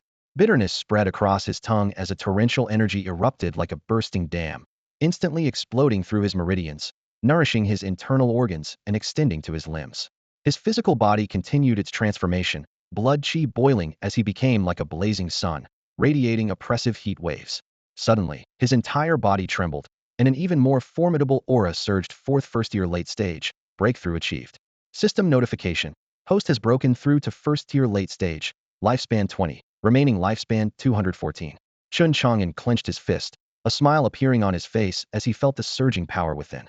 Excellent, reaching first-tier late stage so quickly. He glanced at the barrel, where the serpent blood had been refined by 70 to 80%. The snake blood Su Dafu scent is truly a treasure, even stronger than blood spirit treasure pills. As he stood up, his bones crackled pleasantly. Having achieved his breakthrough, it was time for a brief rest. He planned to take Linger and Xiao Bai to select a residence for Linlei. How does Dr. Chen find this residence on Twin Fish Street? Asked the green-robed man leading the way, his face full of eagerness. The small courtyard was adjacent to Azure Cloud Street, with an open view and abundant sunlight, perfectly suitable for a young couple. After Chen Chang'an toured the front and back courtyards with Zhong Linger and Xiao Bai, and carefully examined the layout of the side rooms, he asked the two, "What do you think?" Zhong Linger nodded sweetly. "Brother, it's quite nice." Xiao Bai also nodded repeatedly. "The layout and environment are both good. Lazy should like it," Chen Chang'an concluded. The green-robed man hastily declared, "If you buy it, I'll give you the lowest price." Price was merely a string of numbers to Chen Chang'an. What he truly valued were life-extending treasures and body-tempering materials. Other wealth, he could have as much as he wanted. Thus, he nodded, "I'll take this residence." The green-robed man was overjoyed, repeatedly expressing his agreement. Zhong Linger paid with spirit stones, and he solemnly handed over the property deed. From now on, this small courtyard belonged to Chen Chang'an, or more precisely, to Linlei. Chen Chang'an's own medicine shop was sufficient for him. "Linger, when you have time, find some servants to thoroughly clean the courtyard. After all, this is your brother Lin Lei's wedding chamber," he instructed. "All right." Zhong Linger obediently agreed. Xiao Bai beside them suddenly asked curiously, "Brother, what's a wedding chamber?" "It's a joyous dwelling where a man and woman live together after marriage, marking the beginning of a new life," Chen Chang'an patiently explained. "I want a wedding chamber too," Xiao Bai said earnestly, blinking her eyes. Zhong Linger laughed softly. "Little sister Xiao Bai, do you have a sweetheart then?" "Sweetheart? What's that?" Xiao Bai looked completely puzzled, like a blank sheet of paper. "It means someone you like. Without someone you like, what's the point of talking about wedding chambers?" Chen Chang'an ruffled her hair. "You're still young, these matters are far off." Xiao Bai nodded with half understanding. As evening approached, Chen Chang'an clapped his hands and said, "We won't cook at home today. I'll take you both to a restaurant for a good meal." At the mention of food, Xiao Bai's eyes immediately lit up like stars, nearly drooling. Chen Chang'an felt secretly sympathetic. This girl probably hadn't eaten many decent things in the abyss before. Just 2 days ago, when Linger brought back red bean buns and small fried dough sticks from the bakery, she had stuffed herself until her belly was round. With no cultivation matters today, he wanted to show Xiao Bai what truly constituted the finest flavors of the mortal world. Walking down the bustling street, traffic flowed like water and pedestrians moved like surging tides, creating a lively scene. Compared to before the Imperial Palace's emergence, Tianwu City now clearly possessed more of the warmth of everyday life, especially with cultivators whose figures could be seen everywhere. In the past, this remote small city could never have gathered such prosperity. Candied hawthorns. Sweet and fragrant candied hawthorns. Fresh baked flatbread. Hot from the oven. Rouge and powder. Fine rouge and powder. "Young lady, would you like to take a look?" The vendors' calls rose and fell in waves, as warm air carried the aroma of food toward them. Xiao Bai had once strolled with Zhong Linger near Qingyan Street, but that area was ultimately close to the city outskirts and couldn't compare to this main street in the city center. At this moment, she curiously observed her surroundings, her eyes full of wonder. Suddenly, her eyes lit up as she pointed toward a stall ahead, her throat moving slightly. Chen Chang'an followed her gaze and saw candied hawthorns neatly arranged on the vendor's small wooden rack, colorful like strings of little lanterns. Would you like some? He asked with a smile. Xiaobai nodded vigorously. Linger, what about you? Zhong Linger's pretty face flushed slightly as she nodded gently. Wait here for me, Chen Chang'an instructed, then strode toward the stall. A few copper coins fell into the vendor's hands, and he selected 2 of the largest candied hawthorn strings before turning back, only to suddenly see. A plain-looking man in gray robes had somehow positioned himself behind Xiaobai and was reaching out to take her away.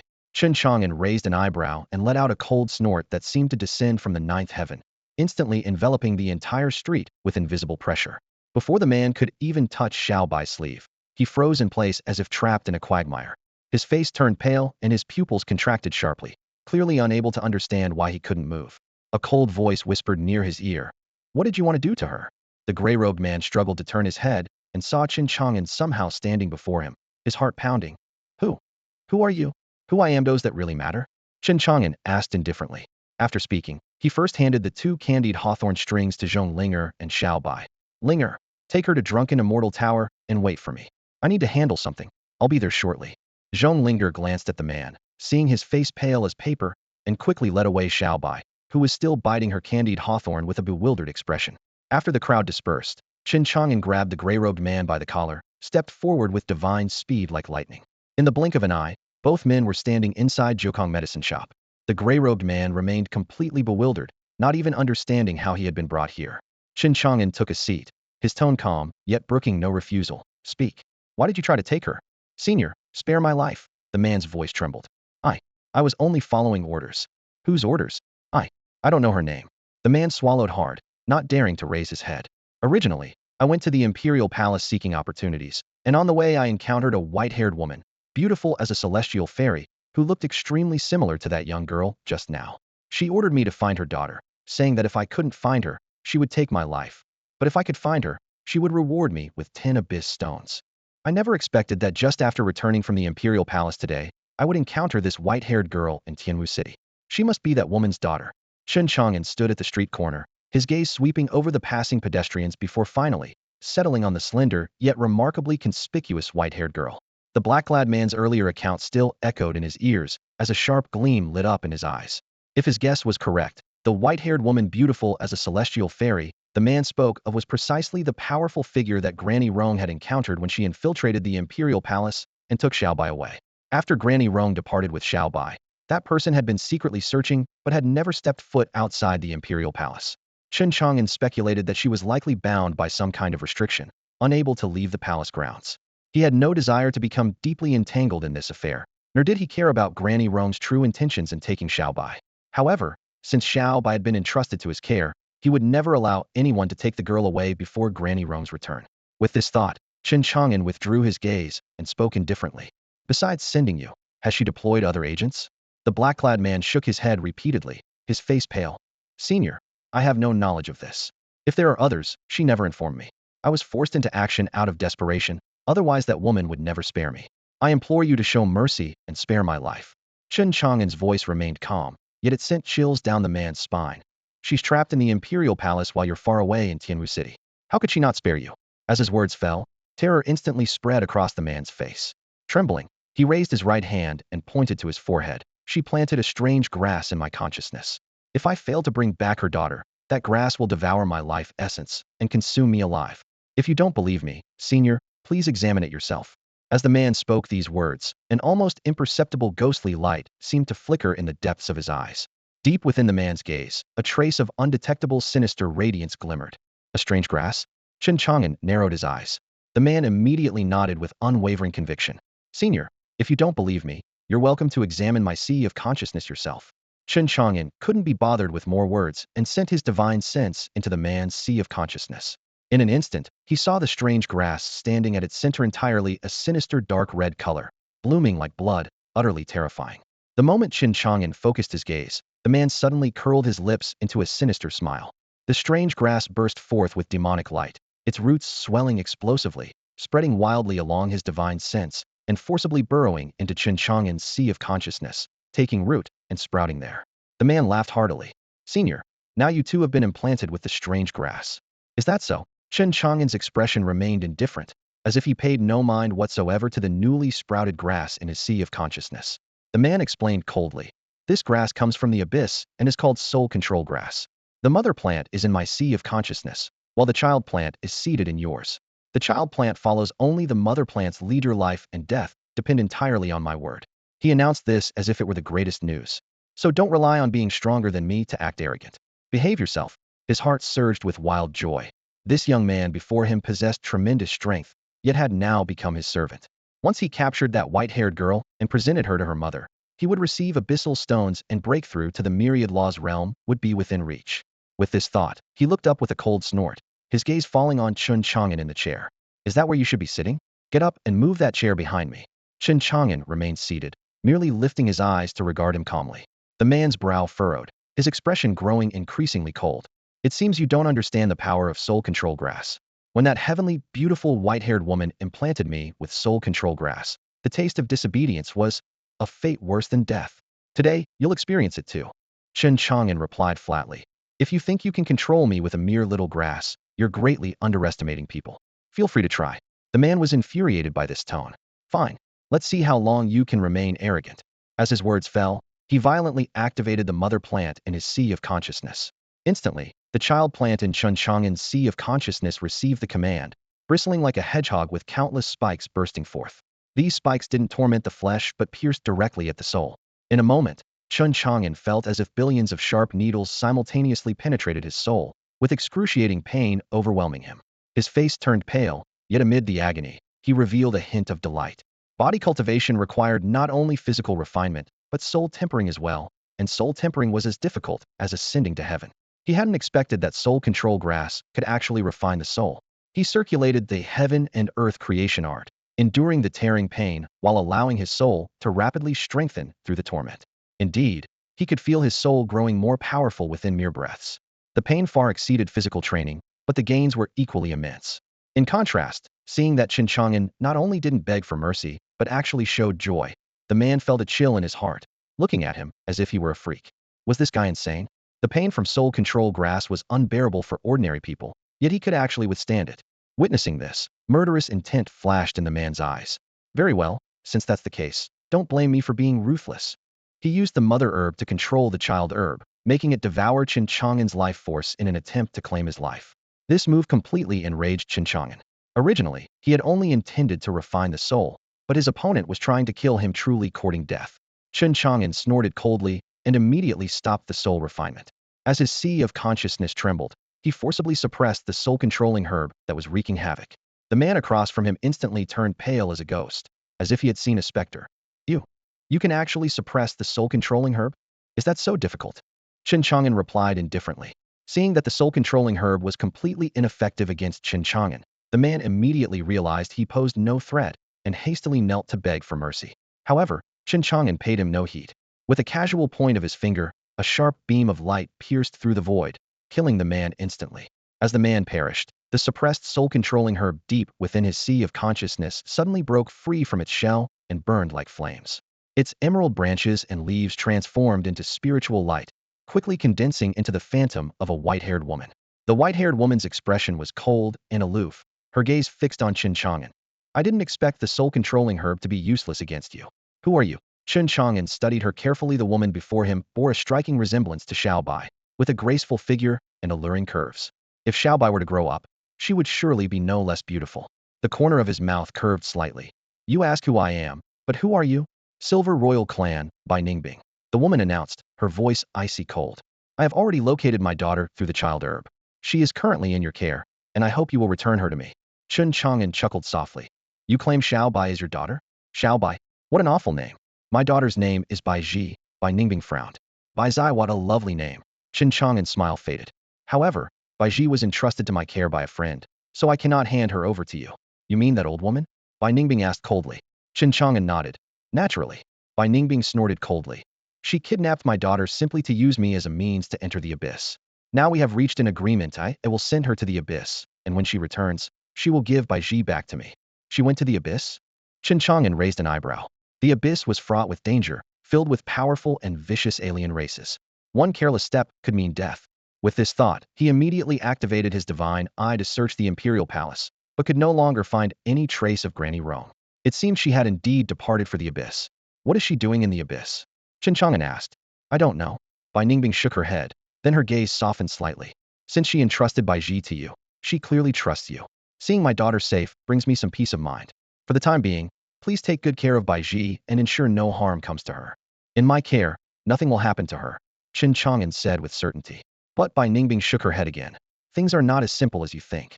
The ghostly Death Clan has been searching for Bai Ji's whereabouts, which is why I brought her out of the abyss and hid her in the Imperial Palace. Now the ghostly Death Clan has obtained information about her and is sending people everywhere to search for her. This matter concerns her life and death since you refuse to return Bai Ji to me. You must protect her well, Bai Ningbing said solemnly. Chen Chang'an hadn't expected that Bai Ningbing's appearance was merely to tell him these words. The night wind stirred, and Bai Ningbing's ethereal figure stood in the darkness, her silver hair shimmering with the moonlight, her gaze crystal clear. She reminded him once more. If anything happens, you can contact me through the soul-controlling grass in your sea of consciousness.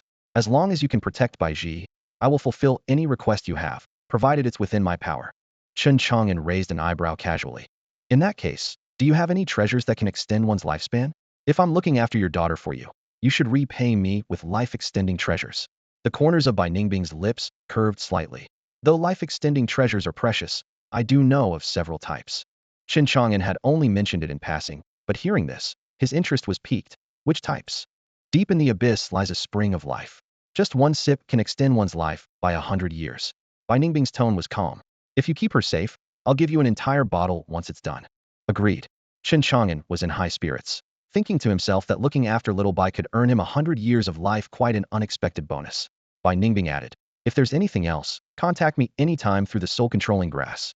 As her words faded, her ethereal form scattered with the wind. Heaven and earth returned to silence. Chen Chang'an raised his hand, and black flames swirled up, instantly reducing the corpse before him to ash. Suddenly, a hoarse yet vigorous voice exploded in his sea of consciousness. My lord, why didn't you use the lifeblood divine art to refine that corpse into lifeblood? Don't you want to extend your life? The lifeblood demon lord, who had slumbered for many days, finally awakened after devouring the souls of several immortal realm sect master-level powerhouses. His voice was full, clearly having recovered most of his strength. Chen Chang'an said indifferently, you're awake. The lifeblood demon lord replied respectfully. Thank you for your grace, my lord. My soul is now much more stable. Recalling what he had witnessed in Orchid Village, Chen Chang'an effortlessly slaying multiple sect masters from the corpse-bearing sect and the Jin family. Then withstanding heavenly tribulation with his physical body alone, deep wariness arose in his heart once more. Being able to cling to such a powerful patron was his only hope for resurrection, so naturally, he dared not be negligent. Chen Chang'an explained, first-grade lifeblood can only extend life by 100 years. I've already used it to extend my life by 25 years, leaving 75 years remaining. No rush. Now that your soul is stable, have you recalled the methods for refining higher-grade lifeblood? The lifeblood demon lord hurriedly said, I've remembered the method for refining second-grade lifeblood. I'll transmit it to you right now.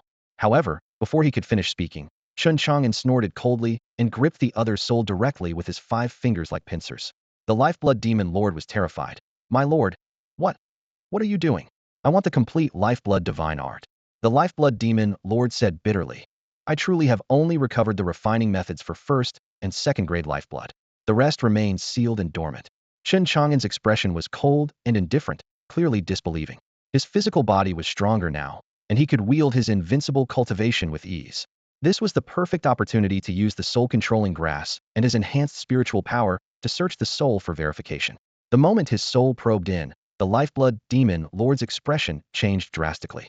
He suddenly transformed into a streak of blood light, charging straight at Chen Chang'an's sea of consciousness, attempting to possess his body. He shrieked, last time my soul was weak and I couldn't use many of my methods. Today my power has greatly increased, you forced me to this. Behold my heavenly demon soul-devouring great art. Blood light surged as the demon lord's soul transformed into a massive Taotai maw. Within the abyss-like mouth, demonic runes writhed as if to devour heaven and earth, swallowing Chen Chang'an whole. Chen Chang'an remained completely motionless, coldly observing this final death struggle. The last attempt at possession had failed. What use would this one be? The Taotai maw snapped shut, seemingly swallowing Chen Chang'an.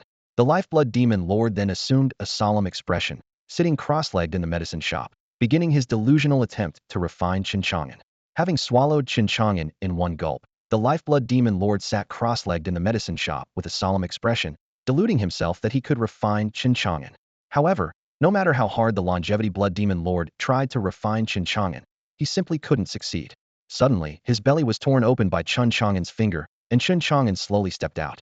The longevity blood demon lord was terrified, realizing that even though his soul had recovered considerably and he could employ various techniques, he was still powerless against Chen Chang'an.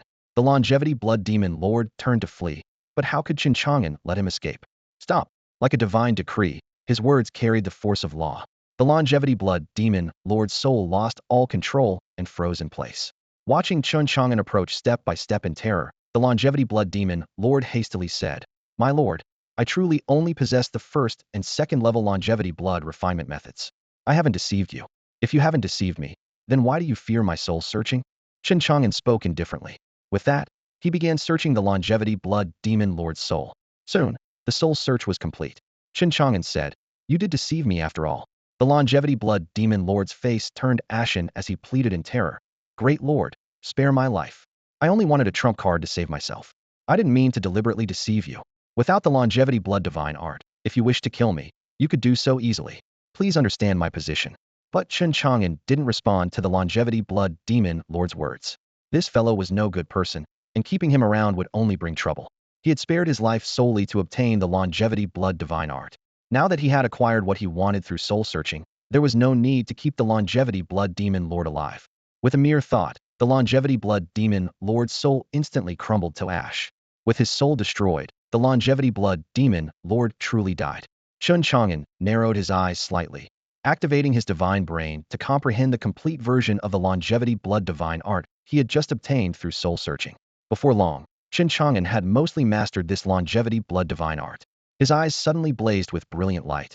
No wonder when I previously used my divine brain to explore the first level longevity blood method, something felt off. This fellow truly harbored ill intentions. Using cultivator's life force to refine longevity blood is merely the lowest technique of the longevity blood divine art, one that damages the physical body. The true longevity blood divine art refines longevity blood through the essential energy of mountains, rivers, and earth, bringing countless benefits without any harm. I should try the true methods of this longevity blood divine art when I have time. After completing all this, Chen Chang'an activated his divine steps. With one stride, he vanished from the Jiukong medicine shop. The next moment, Chen Chang'an appeared outside the drunken immortal tower. Entering the drunken immortal tower, he found Zhonglinger and Xiao Bai sitting obediently at a dining table, waiting for his arrival. Xiao Bai in particular was looking around eagerly, especially at the fragrant, perfectly prepared delicacies that the waiters kept bringing out, causing her to drool uncontrollably. Her little face reddened with embarrassment as she quickly wiped the drool from her mouth and asked Zhonglinger beside her, "Sister Linger, when will Big Brother arrive?" Zhonglinger replied softly, "Big Brother has some matters to handle, but he'll be here soon. If you're hungry, we can order some dishes first." Xiao Bai shook her head. "No, let's wait for Big Brother so we can eat together." At that moment, Chen Chang'an approached the two girls' table. Both Xiao Bai and Zhonglinger's beautiful eyes lit up. Chen Chang'an smiled and said, "Silly girl, what are you waiting for? Order whatever you want to eat, and don't be polite about it." Xiao Bai and Zhonglinger ordered a few dishes from the menu, though somewhat reservedly. Chen Chang'an said, "How is this little bit enough for you two to eat?" Both girls' pretty faces reddened again. Zhonglinger pouted, "Big Brother, we're not pigs. This is enough." "Not enough, not enough." Chen Chang'an picked up the menu. "Waiter, this one, and this one, bring one serving of everything I'm pointing to." The waiter was startled seeing Chen Chang'an order more than 10 signature dishes from the drunken immortal tower. This gentleman certainly has money, ordering so much. He respectfully reminded, "Sir, if it's just the three of you eating, won't these dishes be too much? I'm afraid you won't be able to finish them all." Chen Chang'an didn't mind, especially since his current body cultivation required far more food than before. "If we can't finish, we'll take it to go. Hurry up with the dishes, I'm hungry." "Right away, sir. Please wait a moment." While waiting for the food, Chen Chang'an asked Xiao Bai, "Xiao Bai, what do you still remember?" Xiao Bai blinked, seemingly not understanding Chen Chang'an's question. "Big Brother, remember what?" It seemed her memory hadn't returned yet. Chen Chang'an smiled and said, "Your Motherdo, you remember her?" "Mother," Xiao Bai murmured, seemingly trying hard to recall. But in the end, she couldn't remember and shook her head. "Big Brother, I don't know. I can't remember Mother at all." Chen Chang'an sighed. Granny Rong's methods are truly formidable.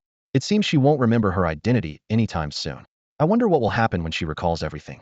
I'm curious about which people the Een Spirit Death Clan that Bai Ningbing mentioned will send to deal with her. On the 6th floor of the Imperial Palace, within a hall surrounded by molten lava, bubbling magma cast the entire chamber in a blood-red glow. Bai Ningbing suddenly opened her eyes, the molten light dancing in her pupils as she murmured to herself, Even the soul-controlling grass couldn't affect him. What level has his cultivation reached? Still, the stronger he is, the safer Baiji will be. Originally, she had planned to bring her daughter back to her side for personal protection, worried about her safety. However, the visions she glimpsed through the soul-controlling grass changed her mind. Chen Chang'an treated Baiji with gentle care, and his own strength far surpassed ordinary cultivators. Perhaps leaving Baiji by his side would be safer than keeping her close. Boom. Thunder-like roars suddenly erupted outside the hall. Lava exploded into waves of fire as 100 Zanglong white-boned serpent forcibly crushed through the sea of flames, violent heat waves surging toward the palace gates. Atop the giant serpent's head stood a black-robed man, Jiao, with his hands clasped behind his back, his cold gaze piercing through the heat waves directly into the hall. Bai Ningbing's brow furrowed as her figure transformed into a streak of cold light, flashing out to land before the palace gates, her icy gaze meeting the approaching threat. Bai Ningbing, so you've been hiding here. You've led me on quite a chase. Jiao let out a sinister cackle. As he spoke, his divine consciousness spread across the entire realm, probing for any trace of aura. His smile instantly vanished as he demanded coldly, "Where have you hidden the saintess? Hand her over." "Never." Bai Ningbing's response cut like an ice blade. Jiao's voice dropped to a low growl.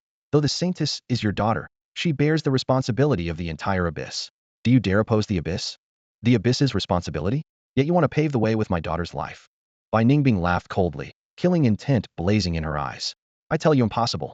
Jiao's gaze turned sinister, refusing the toast only to drink the penalty wine. "Once I suppress you, I'll search slowly she cannot escape." As his words fell, Jiao's entire body erupted with murderous aura, earth-shattering in its intensity. Bone-chilling sword chi gushed forth like waves, instantly condensing into tens of thousands of sword lights that blanketed the sky, slashing toward Bai Ningbing. Bai Ningbing raised her hand like clouds sweeping past the moon. An ancient rune suddenly blazed to life in her jade palm, sword intent surging within the symbol. 10,000 zhang of brilliance exploded forth as a jade-white flying sword burst from the rune through the void. Gripping the sword, she swept it in an arc, infinite sword chi colliding hidden with Jiao's sword lights. The thunderous clash of metal rang out continuously as violent sword radiance swept across, directly tearing apart the palace below.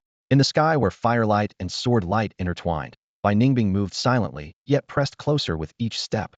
Every gesture carried lethal killing intent, her sword techniques swift as flowing light, sharp edges filling the heavens, forcing Jiao to retreat step by step. "With just your abilities, you think you can suppress me? Daring to harbor evil intentions toward my daughter today, I will surely slay you." Her voice was cold as ice and snow.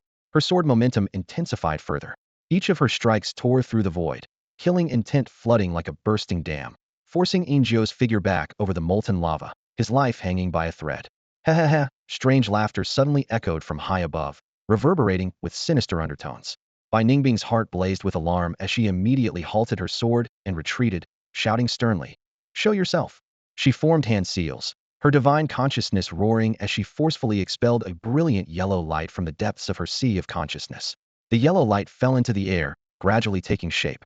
Upon closer inspection, the yellow luminous figure was actually a bizarre scarecrow without any facial features. Upon seeing this eerie scarecrow, Bai Ningbing's face turned ashen with horror. She had never imagined that this creature could hide within her consciousness so stealthily, undetected until it chose to reveal itself. Jiao's face was slightly pale, but he breathed a sigh of relief and wore a triumphant smile of successful scheming. "Bai Ningbing, you never expected this, did you?" Then, Jiao questioned the sinister scarecrow. "Ghost Straw, have you found the saint's whereabouts from her memories?" Ghost Straw replied, "Already found." This Ghost Straw was from the Straw people alien race of the Abyss, moving mysteriously and possessing the innate divine ability to infiltrate enemies' consciousness. Jiao asked urgently, "Where is she?" This made Bai Ningbing's beautiful eyes blaze with fury as she spoke in a trembling, angry voice. "Ghost Straw, if you dare speak, I will kill you and annihilate your entire Straw people race." With that, Bai Ningbing transformed into a streak of white light, attacking Ghost Straw. But Ghost Straw moved eerily and quickly escaped, avoiding Bai Ningbing's deadly strike. Ghost Straw sneered coldly. "Bai Ningbing, my Straw people race has the protection of the Spirit Death Clan. Your silver alien race can do nothing to us." Then Ghost Straw said to Jiao, "I have searched her memories. The saint is no longer in the Imperial Palace." Upon hearing this, Jiao frowned. "Not in the Imperial Palace? Then where is she? Could she have been secretly taken back to the Abyss?" Ghost Straw shook his head. "The saint is now in the Great Chong cultivation realm, in a city not far from the Imperial Palace, protected by a human cultivator." Jiao's expression changed dramatically. The saint actually went to the Great Chong cultivation realm, where the heavenly Tao was. But thinking of something, Injio felt relieved. The saint is different from us. She can indeed stay in the Great Chong cultivation realm, though she probably cannot use her powers from the abyss. Then Injio frowned. By Ningbing, I didn't expect you to be so clever, knowing to send the saint to the Great Chong cultivation realm. But if you think this leaves the abyss helpless, you're too naive. Bai Ningbing said nothing, but her beautiful eyes suddenly widened. All of you stay here. In an instant, killing intent filled the sky, pervading the entire world. Strange little grasses materialized in the void, each releasing boundless murderous aura that made Injio and Ghost Straw's souls tremble and feel suffocated. Both screamed in terror. Not good. This woman is using abyss forbidden magic. Run, run. The two used their fastest speed to flee.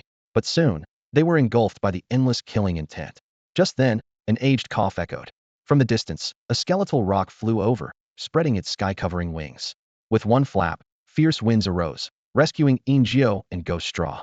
Bai Ningbing's expression changed as she looked at the skeletal rock, a trace of wariness appearing in her beautiful eyes. She could only glare at Injio and Ghost Straw with hatred and unwillingness before turning to leave. The skeletal rock watched Bai Ningbing depart without stopping her. Having survived the ordeal, Injio and Ghost Straw both knelt in reverence. We pay respects to Lord Pong. Thank you for saving our lives. The skeletal rock said indifferently. Do you have news of the saint's whereabouts? Ghost Straw hurriedly replied. Yes, yes, yes, Lord Pong. The saint has been taken to the Great Chong cultivation realm. The skeletal rock's eyes shot forth fierce light. No matter the cost, we must bring the saint back. Yes, sir. Injio and Ghost Straw responded respectfully. That's all for today. Thank you so much for watching. I hope you guys enjoyed. If you wish to have another part of this recap, please give us at least 1,000 likes. Please don't forget to comment and subscribe to our channel for more content like this. Until next time.